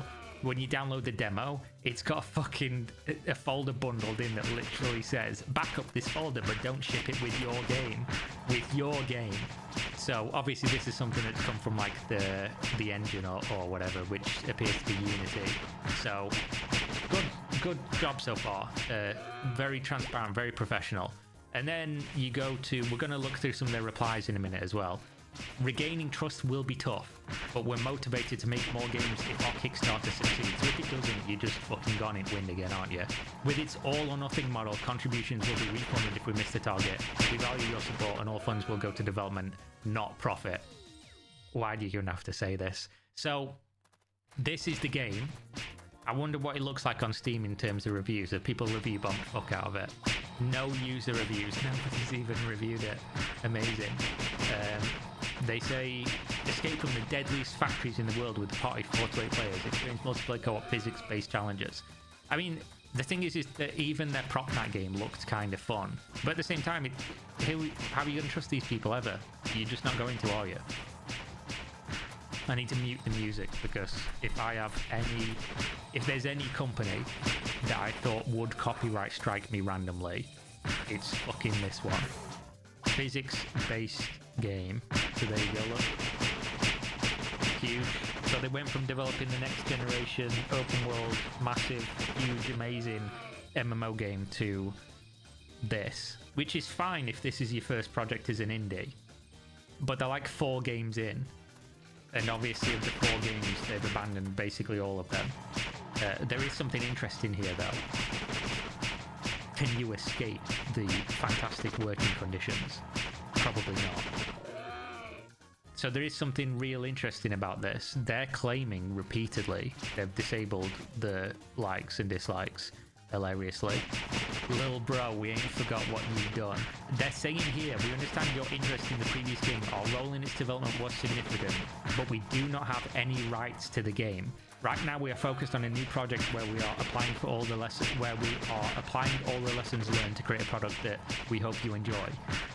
We'd like to, when somebody asked about the day before, we'd like to, but we have no rights. So I'd imagine that Fantastic, because there was like ownership between Fantastic and Mytona. I'd imagine Mytona just own everything now, and then Fantastic is now solo, right? I could be completely wrong, maybe I'm missing something, or they sold the games, because they're saying this about Prop Night as well. They don't have and they've done this before, like the Long Dark or whatever it is that they made. Was it the Long Dark? I don't remember the name. They made multiple other games, and they either abandoned them or they released them, abandoned them in early access, by the way, every single time, and sold the rights to another company. So they've either done that, and we're going to see like a day before Rebirth or something from some other company, which I doubt, or Mytona now owns that and they have nothing to do with them. I'd be interested to see. I'm not going to go digging into it now. I might do after this video. But we'll see. If Mytona's completely dropped them, that's fucking hilarious, because I think even the people involved were like quite high up at Mytona, but they were clearly very unhappy with what happened. So it wouldn't surprise me if they just fucked them off essentially. So here's their Kickstarter, and they're asking for £11,646, which is what, like $12,500, $13,000. I don't know what the conversion rate is in the moment, but no more than like $14,000 US for a game. You're asking for like 14k to deliver a game. You've already got a demo, obviously, so I wonder what that money's even for. And here we go. Fantastic is in a transformative phase, aiming to create video games that will be loved for decades by blending innovation, emotion, and quality. With a focus on honesty, this has been written like a fucking bot, mate. Everywhere. Honesty, transparency, and professionalism. We are redefining our approach to game development to deliver the best experiences to our community. And how we're doing that is just getting you to pay for it. We're just getting you to... Oh, look, AI manager. You can't see that, can you? Because my camera's in the way. There's a fucking thing here that says AI manager, with a person's account on Kickstarter. So here we go. We sincerely apologise for everything that happened and are committed to making things right. Don't think that's going to happen personally. Here we go. FAQ answering questions about their return. Why is the website so fucked? I'm going to open their Q&A in Notepad because their website is just fucked for me. What has changed since the closure, and why did you decide to return? After the closure, we reflected on our past mistakes and initiated significant internal changes to drive radical improvement. We've discontinued the practice of involving external volunteers and now fully committed to a more professional approach. Honesty, transparency, and community engagement have become our top priorities, so not professionalism in that one. Having learned from our past mistakes, we've developed Fantastic 2.0, a plan for recovery. How do you plan to avoid past mistakes, and what specific steps have been taken to improve communication with the community? So this is all just obviously super PR. We're committed to honest marketing. Has the team changed? Our team has become smaller, but it still consists of the same people who created all our previous games. Fucking great. That's a big selling point then, isn't it? Knowing how all that worked out, that's a huge selling point. All the same people are still here, other than the ones that aren't, of course. Some team members are helping out on a goodwill basis, some are juggling other jobs, and some are working only in the evenings. So they've got no money now, they've got no backing, that's why they don't own those games anymore. I imagine that Mytona are no longer funding them in any way, and have taken the games as some kind of like some kind of way to recuperate or whatever. So maybe you'll see an eventual the day before release with Mytona at the helm. Who knows? Why else would you want that stuff? It's fucking beyond me, because it was all just Unreal Engine store assets and Corm making like a paper mache out of semen and assets. What kind of support are you expecting from the community? If you expect anything more than nothing and laughter, you don't know anything about what's going on. We're counting on active support, especially for our new game Escape Factory on Kickstarter, as this is a crucial moment for our return. Unlucky, mate. I'm sorry to tell you. Like, there is a world in which, when the game was about to release, if you just came out and said, look, nobody spent any money at all, we've said what we wanted the game to be, and we were striving for that, but we missed the mark massively. And the game is now, obviously, a clear alpha. It's missing, like, most of the stuff we said it was going to have, but this is what we've got. And the game's not what we said in any way. It's now an extraction shooter because we had to scale down from an open world MMO. And it's very early, but we're gonna work on it. If they just said that, just a mea culpa, the game would have received a little bit of backlash, some laughter, but the game would have been fine. Like, people wouldn't have been as vitriolic towards it. Because at that point, again, nobody spent any money. They just spent time basically following the game, which is your own problem, really. But they didn't. They released a game that they were still, even in the material of launching the game, saying it was X, and then you paid money, downloaded it, and it was Y, which is, that's a fucking wild thing for anyone to come back to later on and just say, yeah, actually, we now are going to support you again. You'd have infinite good faith from me personally, and I know from a lot of other people that are adults and think, you know, about people deserving a second chance if they have admitted to what they've done wrong and whatever else. A lot of those people would also give you the benefit of the doubt. They probably wouldn't give you money, but they probably wouldn't actively, you know, be preying on your downfall at that stage, and they'd probably give you games a go if they did look fun. But at this stage, I don't think anybody's doing any of that, because you didn't do those things. You just continued to lie until you were caught, and then you blamed everyone but yourself. You actively, even maliciously, was trying to blame people, like, these specific people are at fault, and actually everything was great, and we failed because of you. Which is fucking wild. What will happen if it doesn't reach its goal? If it doesn't reach its goal, unfortunately, we won't be able to return. In that case, all funds raised will be fully refunded. We hope for your support and believe that we can overcome this challenge together. Do you have any lawsuits right now? No, we don't. We're not in conflict with anyone and are ready to start from scratch. What a weird question. What an odd question. I don't know why there'd been any lawsuits in the first place.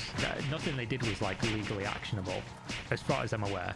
Like, false advertising in video games seems like a thing that just doesn't exist. Like, you just get away with it. Like, there's been mainstream cases of large games doing this for years, and nothing ever happened, so there would be none of this. What happened to Prop Night in the day before, and do you have any reflections on the unsuccessful launch? After the unsuccessful launch, we couldn't continue development due to financial losses, which led to Fantastic's closure.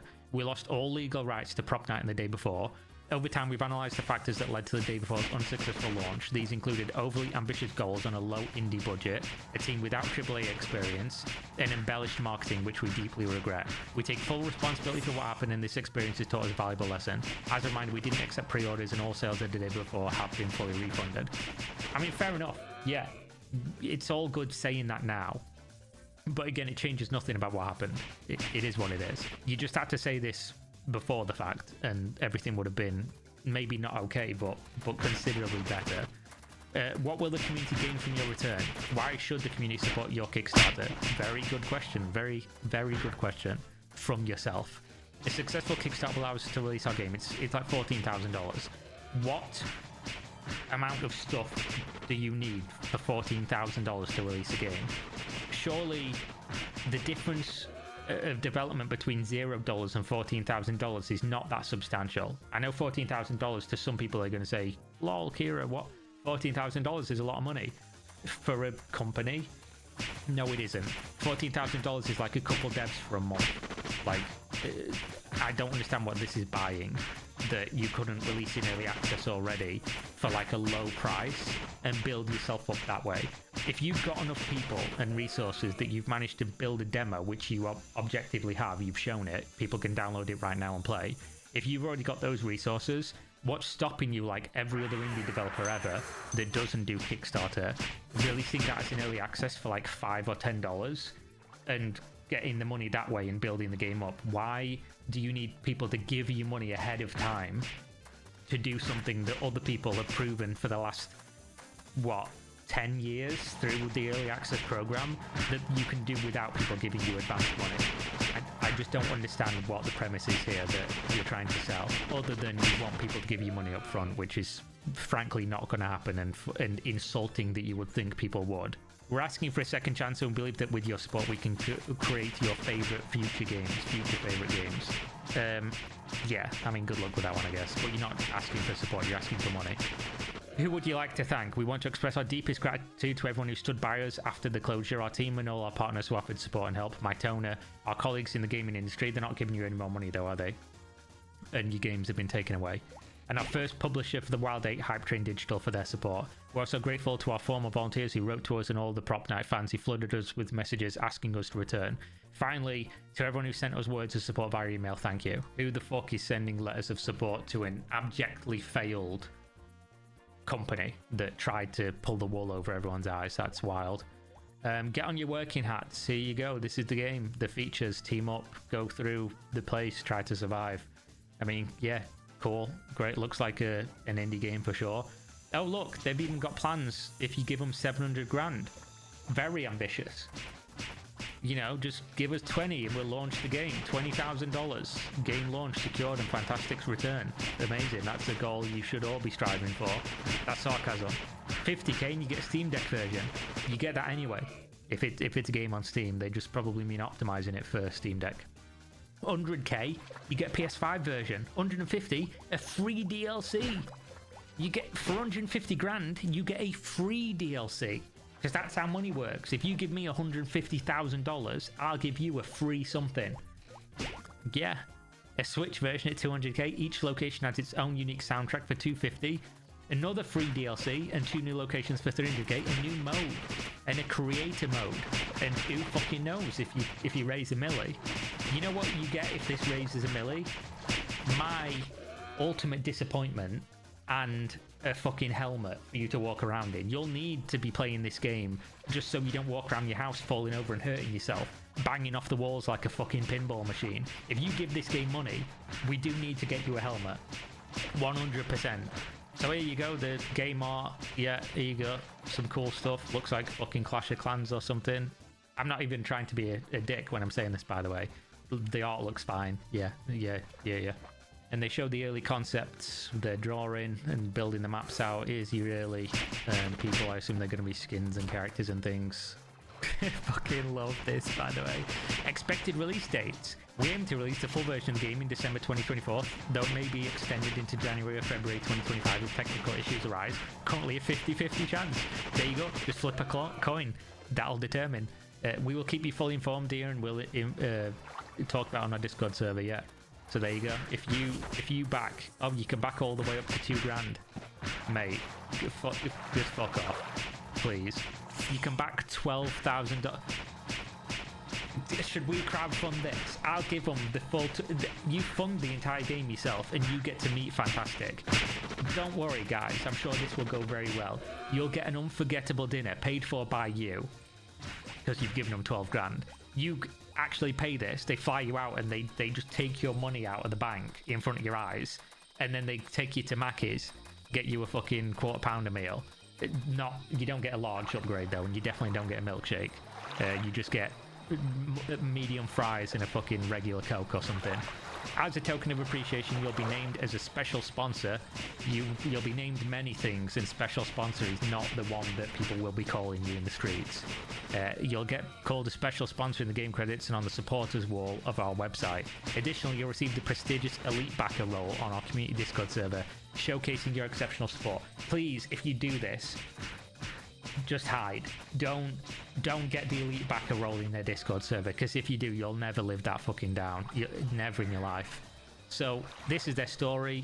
2015, they got 1,257 backers on Kickstarter for their game The Wild 8, which they then gave to somebody else after it released in early access, and essentially personally abandoned it. They, in collaboration with publisher Hype Train Digital, released The Wild 8, which became the first Steam top seller with over 200,000 copies sold. The game was later acquired by the publisher. And then they released Dead Dozen, its first attempt to develop a larger game. The game was closed due to low sales within a very short period of time and in early access, as usual. Then they did Radiant 1, which became a mobile hit, ranking high in the top charts of the App Store in US, China, and other countries. The game received high ratings. There you go. Highly recommended from IGN. Very prestigious. Love it.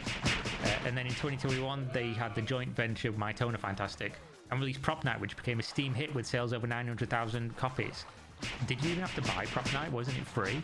I don't remember that being a game you needed to buy. And then they released the day before, which periodically became the #1 most wishlisted game on Steam, and was featured multiple times at Nvidia events. Due to technical issues and low ratings, the game was removed from sale in December 2023, and all funds were refunded.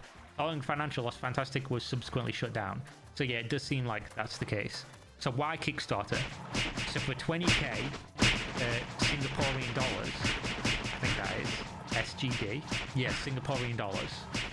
Very odd for a Russian company, but you know, times were in and all that. Which includes basic salaries until the game's full release. While the team has become smaller, it still consists of talented individuals. At the moment, some team members are working out of goodwill. So here you go, game development will be 65 to 75%, rewards and fulfillment will be 20 to 30, and 12 to 20% Kickstarter fees and taxes. And then they just have it in Russian. So again, if at any stage you need $20,000 to release a game, you could release that game. You've already got it to this stage without taking anyone's money. You could release this game in early access and on the merit of your product, raise the money you needed for a full release. Like, you don't need a Kickstarter. The fact that you have one is sussy fucking backer, is all I'm going to say. The fact that you need a Kickstarter when you already have a product that is far enough along for you to release a demo makes no fucking sense to me, other than you trying to get money off people up front. Just saying. And I'd say this about anybody. Like, you can just release on early access, and then if the game is worth people giving you money, they will, and then you can use that money that sold a product to make the product better. Loads of people already do this. Game companies have literally gone from nothing to smash it multi-millionaires doing this. So you either can or you can't, and people shouldn't give you money. Some people have, I assume, as a meme or whatever. Here's Michael Superbacker. Your boy Michael Superbacker, he's giving some money. It's going to be awesome, Charlie. I assume he's referring to Moist Critical. We'll see. By the way, there we go. That's the Fantastic fucking return. They are replying to loads of people on Twitter saying, you know, we're really sorry and we're trying to be better and blah, blah, blah. Good luck. You know, best of luck to you, but you won't be doing it with the public's money. Definitely not. But thanks for watching. It's 1 o'clock in the morning. Figured I'd just, you know, stop playing RuneScape for 20 minutes and record this, but it is what it is. It's been 35, so definitely not 20, but yeah. Suggest me content in the comments. Let me know what you want to see in, you know, Discord, Twitter, all those things. And yeah, I'll see you on the next video, I guess. Peace.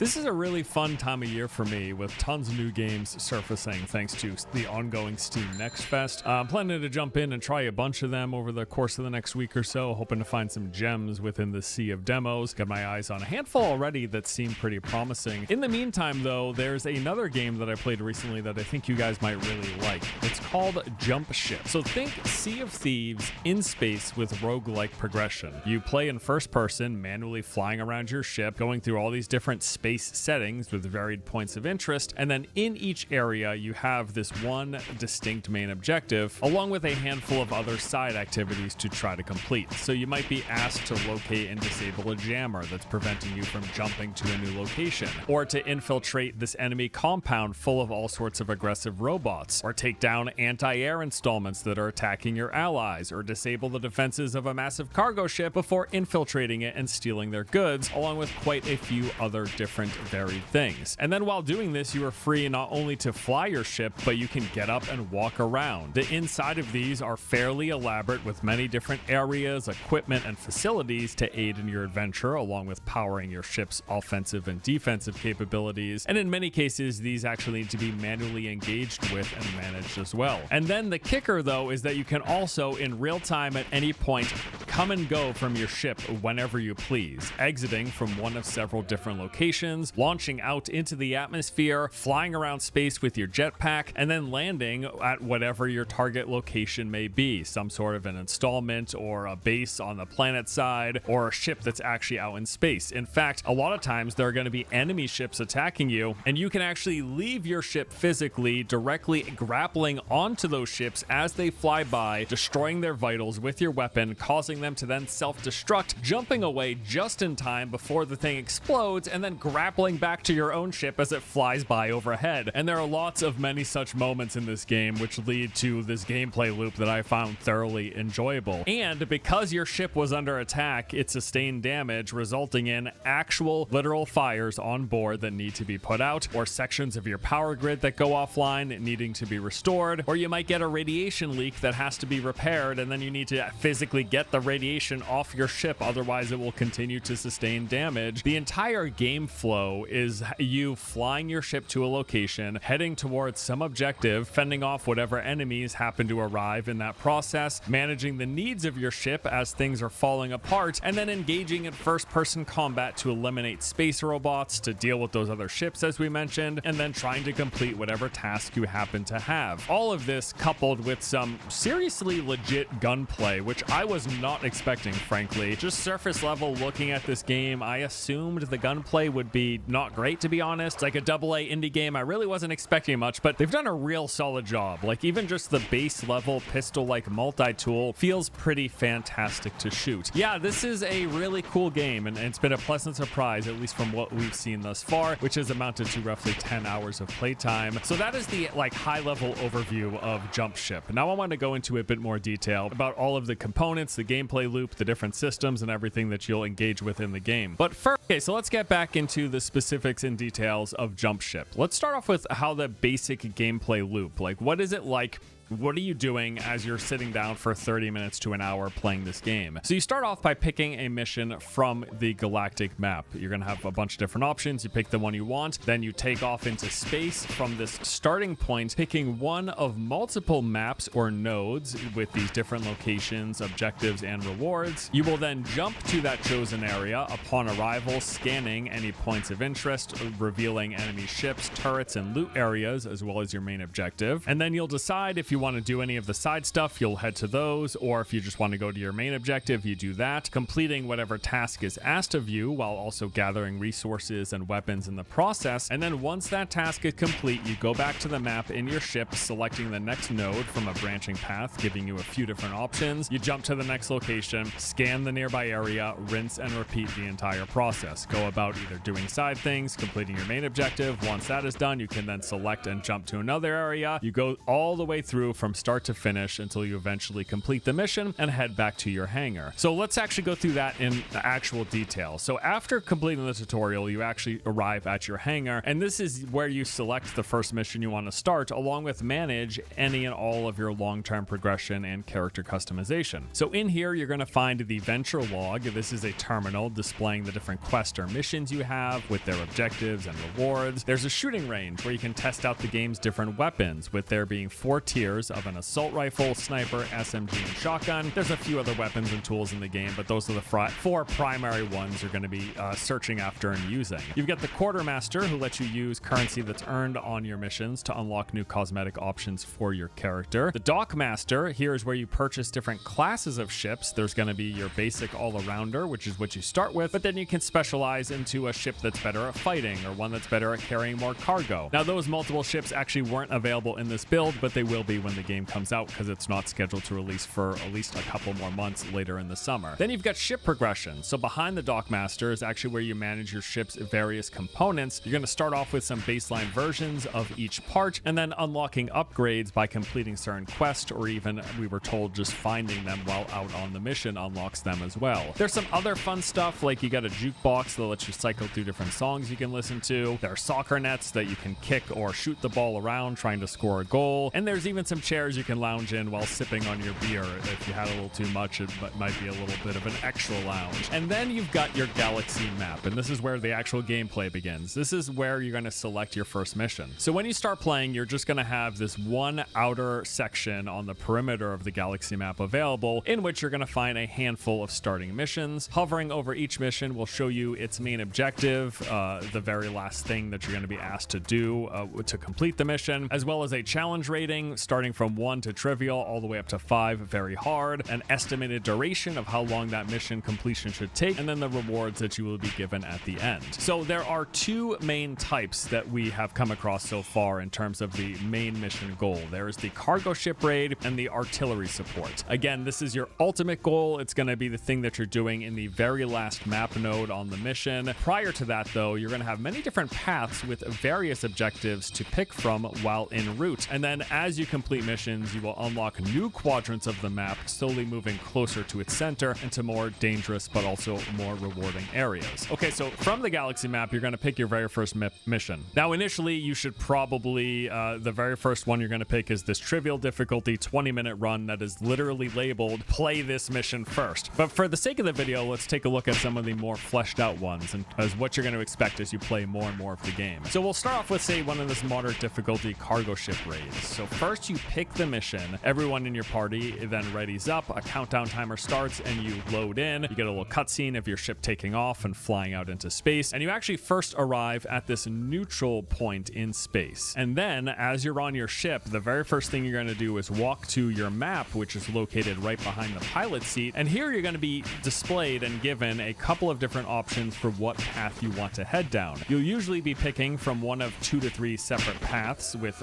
further maps branching from there, and every node is going to display the map's location, whether it's somewhere in space, in an asteroid field, on a planet, on a moon, wherever. It's also going to show the threat level and the reward that you can expect to get for completing it. So you're going to select the first one that you want, and then one player hops into the pilot seat, points the ship in the direction, and then initiates the jump drive, first making sure that everyone is seated, otherwise someone is for a world of hurt. Jumping will then load you into that selected map, and then it's time to do your first objective. Now, before we do that, though, I want to actually take a closer look at the ship itself, because there's a lot here. So the ship consists of multiple different locations, terminals, and stations. First off is the sensor display. Right behind the pilot seat on either side of the mission map are 2 sensor displays that give you this overhead, like aerial view of the current map that you're in. So it's going to display the location of your current objective, as well as any other noteworthy points of interest. Now, some number of these will actually be hidden, simply requiring you to scan in order to reveal them. And then once scanned, you're either going to see a grouping of enemies, some loot, or other point of interest, and those will remain on your HUD while you are going about completing that particular objective on that particular node. Also on the ship is this power grid. Now, this presents you with a grid of open slots, which you place the ship's different components in a Tetris-like fashion within. So as you play, you're actually going to find and unlock new reactors reactors along with additional generators that will open up more available slots. And how this works is the higher level components take up more space typically, requiring you to fiddle around with their placement if you want to actually have them available and power it up. Then you've got your assembler. This uses materia, which is a resource that you'll find in a mission, to craft different weapons and utility items. Here you can make weapons like a rocket launcher and an SMG. You can also make a fire extinguisher, ship ammo, armor, a ship repair kit, along with any of the ship's numerous components in case one of them happens to get destroyed or lost. There's the cargo pad. So outside of the ship are actually a couple of transporters that you can use to quickly dump items into, and then those will appear on this pad after they've been deposited to either be moved elsewhere or scrapped, or for you to just pick up if you want to take them out on while doing an objective. There's the scrapper, which will turn any items you don't want or some of these hot ones that are specifically made to transfer into materia. And again, that materia is used at the assembler, but also at things like the medical station where you can transfer materia into healing yourself. You're also going to find fire extinguishers at a few locations. You will need to pick those up when your ship inevitably catches on fire, which is going to happen. Also bound to happen is your ship taking damage, in which you will physically need to take repair kits and place them into the core, which will heal them quickly over time. And if you haven't been able to tell already, this is in a lot of ways very similar to Sea of Thieves. The ship itself is a big part of the gameplay experience. You'll be moving around it, you'll be arranging the power grid, you will be putting out fires, healing the core, and repairing any damaged components or areas of the ship that happen to sustain damage while you're getting in dogfights out in space with other enemy ships, done actually manually as well with your power tool. You physically have to patch up the ship in various ways. But then beyond that are all of the missions and objectives you have, which you actually do in first person, typically having to leave your ship and set out on foot or floating through space. So there are numerous ejection tubes that give you a quick exit from the ship, along with a handful of doors that actually require you going through an airlock room before entering or exiting. For the most part, you will use the ejection tubes to leave the ship because that's the fastest, and then you'll only be really using the doors when you're entering into the ship. Okay, so that's a bulk of what you'll find and do and have to pay attention to on your spaceship. Let's talk about the rest of the gameplay experience. So after you first jump and arrive into a brand new map, you're going to have some primary objective like we mentioned. These can vary, but the ones that we've seen most often include the following. You'll have to disable a jammer.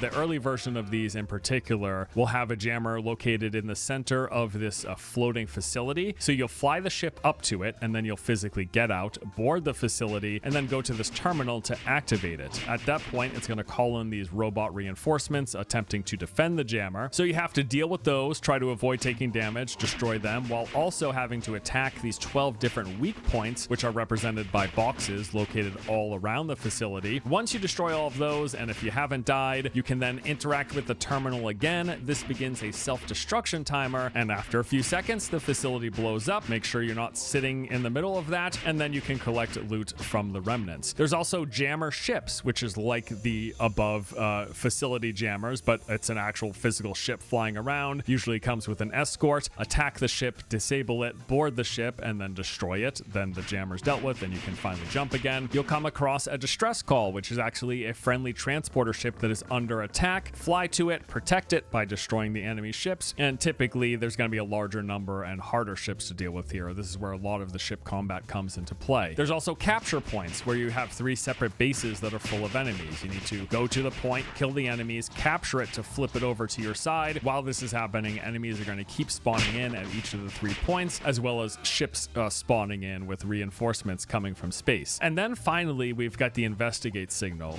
So this is some of my favorite stuff. Basically, these will be some sort of a base located on whatever given map it happens to be on. Some of these maps will be in space at facilities floating. Some of them will be on asteroid fields. Some of them will actually be planet side or on the side of a moon. So you go there and then have a additional task to complete at the facility. So these areas are predominantly always full of enemy robots, and there's like a wide range of different robots with different attack types and weapons and special utility and things you have to deal with. You engage with them in FPS fashion, and this is where the game's gunplay really shines. It is actually pretty darn phenomenal. Like, I'm super impressed, especially for an indie game, how good it feels to shoot weapons. So you typically, when you go to these investigation areas, you have to move through several locked doors heading further inside inside of some facility, and then once inside, interacting with some sort of a terminal, all while fighting robots along the way. Now, once inside, we found a few different objective types. There's one that asks you to restore power, where you got to go around finding multiple batteries and then placing them into this outlet. Other ones ask you to override a security system. So you start the override. This will be interrupted throughout, usually like 4 or 5 times. While you're waiting for this progress bar to fill up, there's going to be tons of enemy reinforcements spawning in. And then we saw an open gate one where you had this area with a really large, like, reinforced door that actually requires you to find and return these 3 radiation cores that are spread throughout the map at other locations. So you got to get into your ship, fly to the core, pick up the core, put it on your ship, and then bring it back to the gate. Problem, though, is these cores progressively deal more and more damage to you as you hold them, and while they're on your ship, they will also deal damage to your ship over time. So you gotta basically try to make this transport as quickly and carefully as possible. And yeah, as mentioned, these mission types are absolutely 100% my favorite sort of objective and activity in this game. I'm really hoping to see more of these and more elaborate variations of these as the game continues through development and leads up to its release. In particular, as much as I love these, I would want to see some bigger facilities with more enemies, with harder enemies, and more complex tasks for us to complete. Please, I'm begging you to make that. And then sometimes you'll come to a map node that just says, hey, there's some valuables here, go find them, with little to no danger, but just loot to discover. In particular, we found this one asteroid field where we went inside of an asteroid and it was just full of chests with a ton of good items inside. That was fun to find as well. Now, in addition to that main objective in each node that you're jumping to, there's usually a couple of other side things that you can do in each one of those maps. So these include things like buoys or derelict ships. These are just essentially empty stations floating in space devoid of enemies. In most cases, they will have several loot chests with weapons, resources, and currency inside for you to pick up. And then there's also the ship remains, which is just materia that's floating out in space from ships that have been previously destroyed. And then also, as you're going through these missions, there are several threats for you to contend with. So there's going to be floating mines out in space, and if you get too close, they will lock on, track you down, and then jam themselves into your ship. You or a teammate has to then exit and attack them, otherwise they deal continuous damage to the ship's core. There are sentry turrets, which have a very long range, and if you get too close, they fire homing missiles that will explode on impact, damaging your ship, although I will note they can be dodged if you boost and spin the ship at the last minute. There's also just enemy ships patrolling around. They'll roaming around every single map. If you get too close, they will engage. You'll have to deal with them. There are invasions that can happen, so periodically, besides the roaming ship patrols, you're just going to get new waves of ships spawning in, and you have to deal with those before you can jump to a new location. And then all of this and taking damage and being attacked results in you having to fix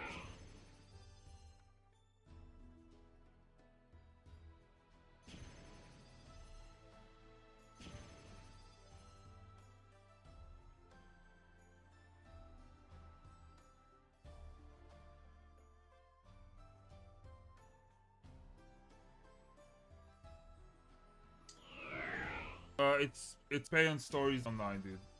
You can type exclamation server.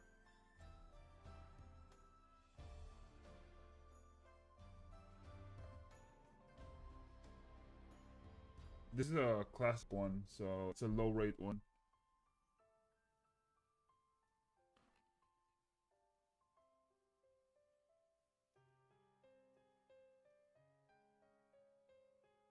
Can I crack it?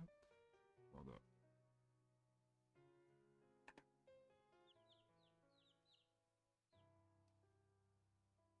I can craft this. What's there going? Silver. No.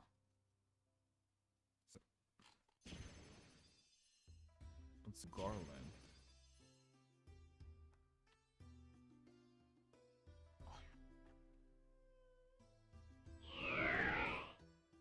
Shit, dude.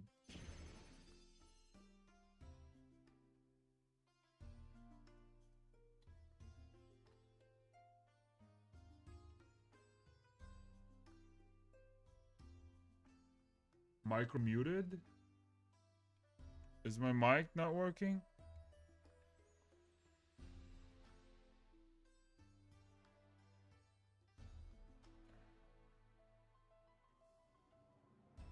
Yo. I can hear myself. Yeah. I can hear myself.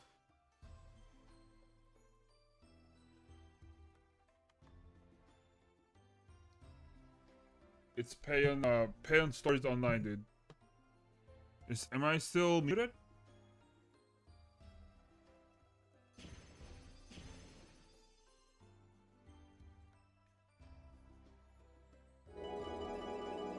Am I still muted? Oh. Am I still muted?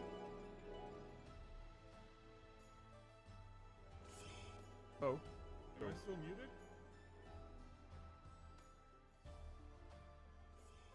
Oh.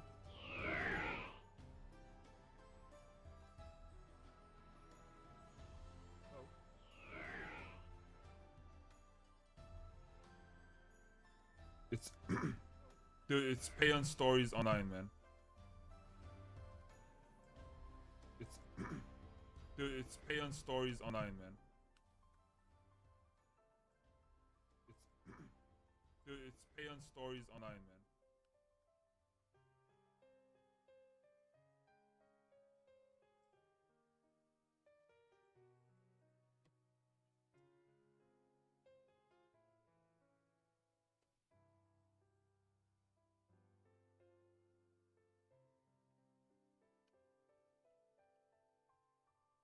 No, hold up. What else I need?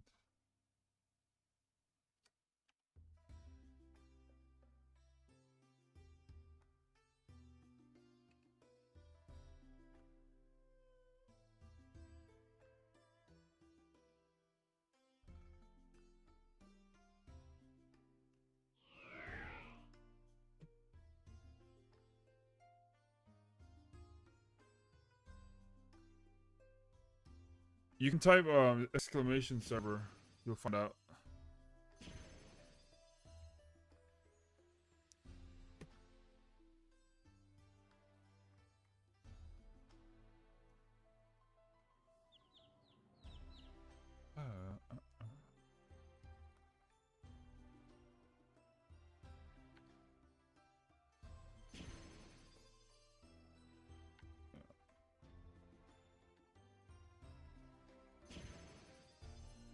Put that in there.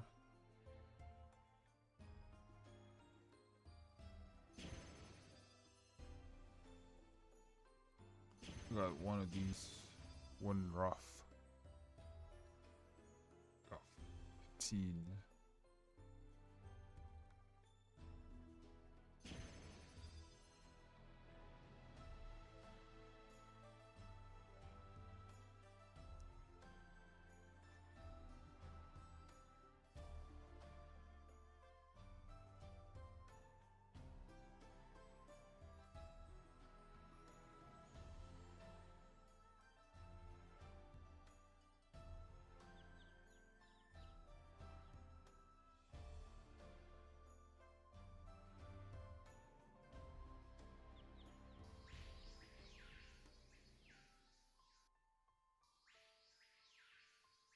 Shit.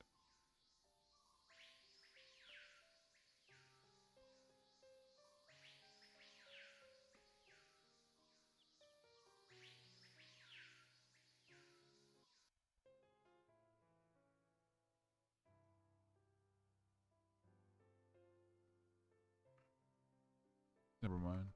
Hold up.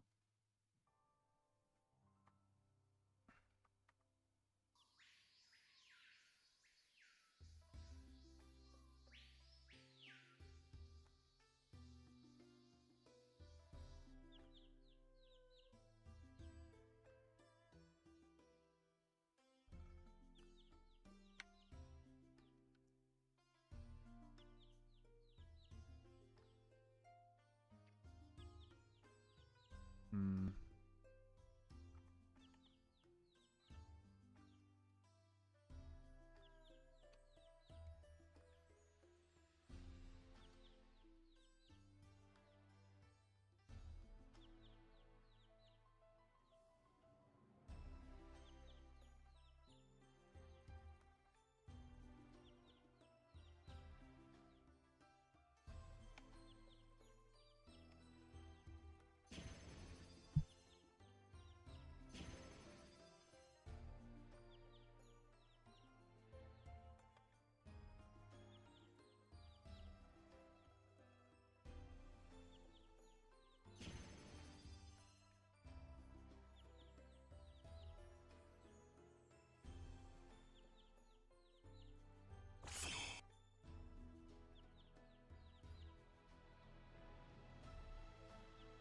Taking a break, so I've been grinding shit all day.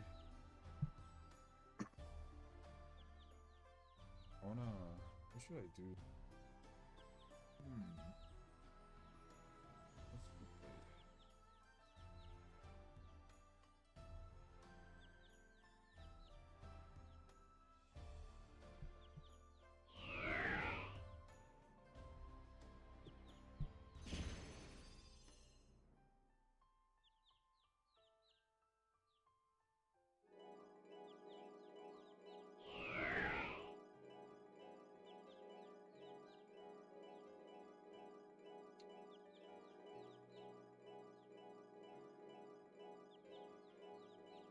This shit's worth.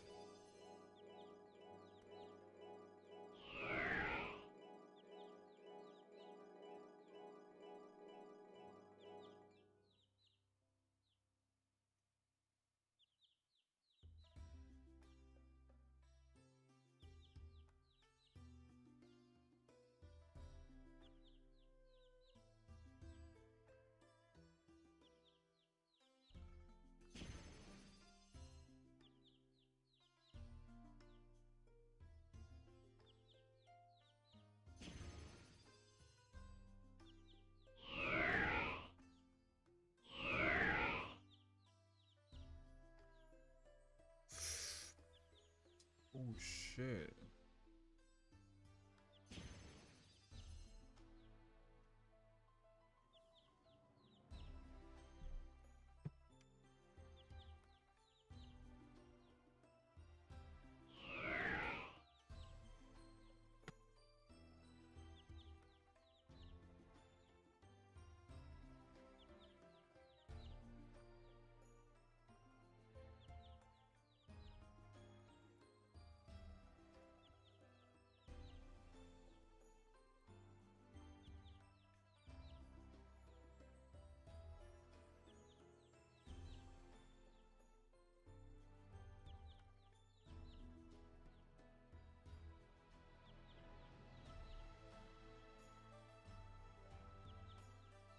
Cannot wait.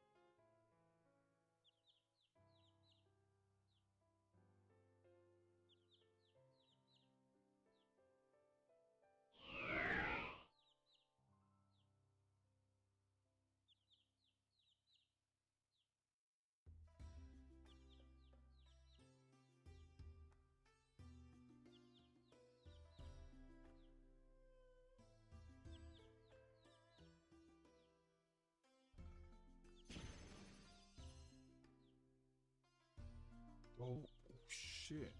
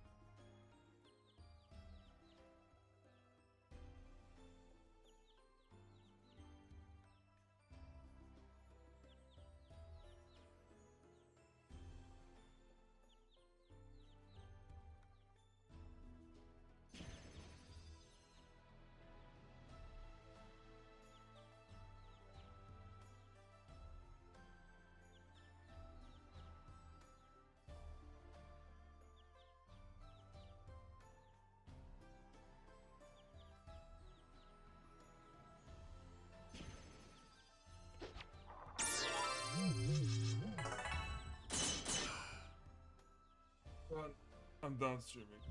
So tired.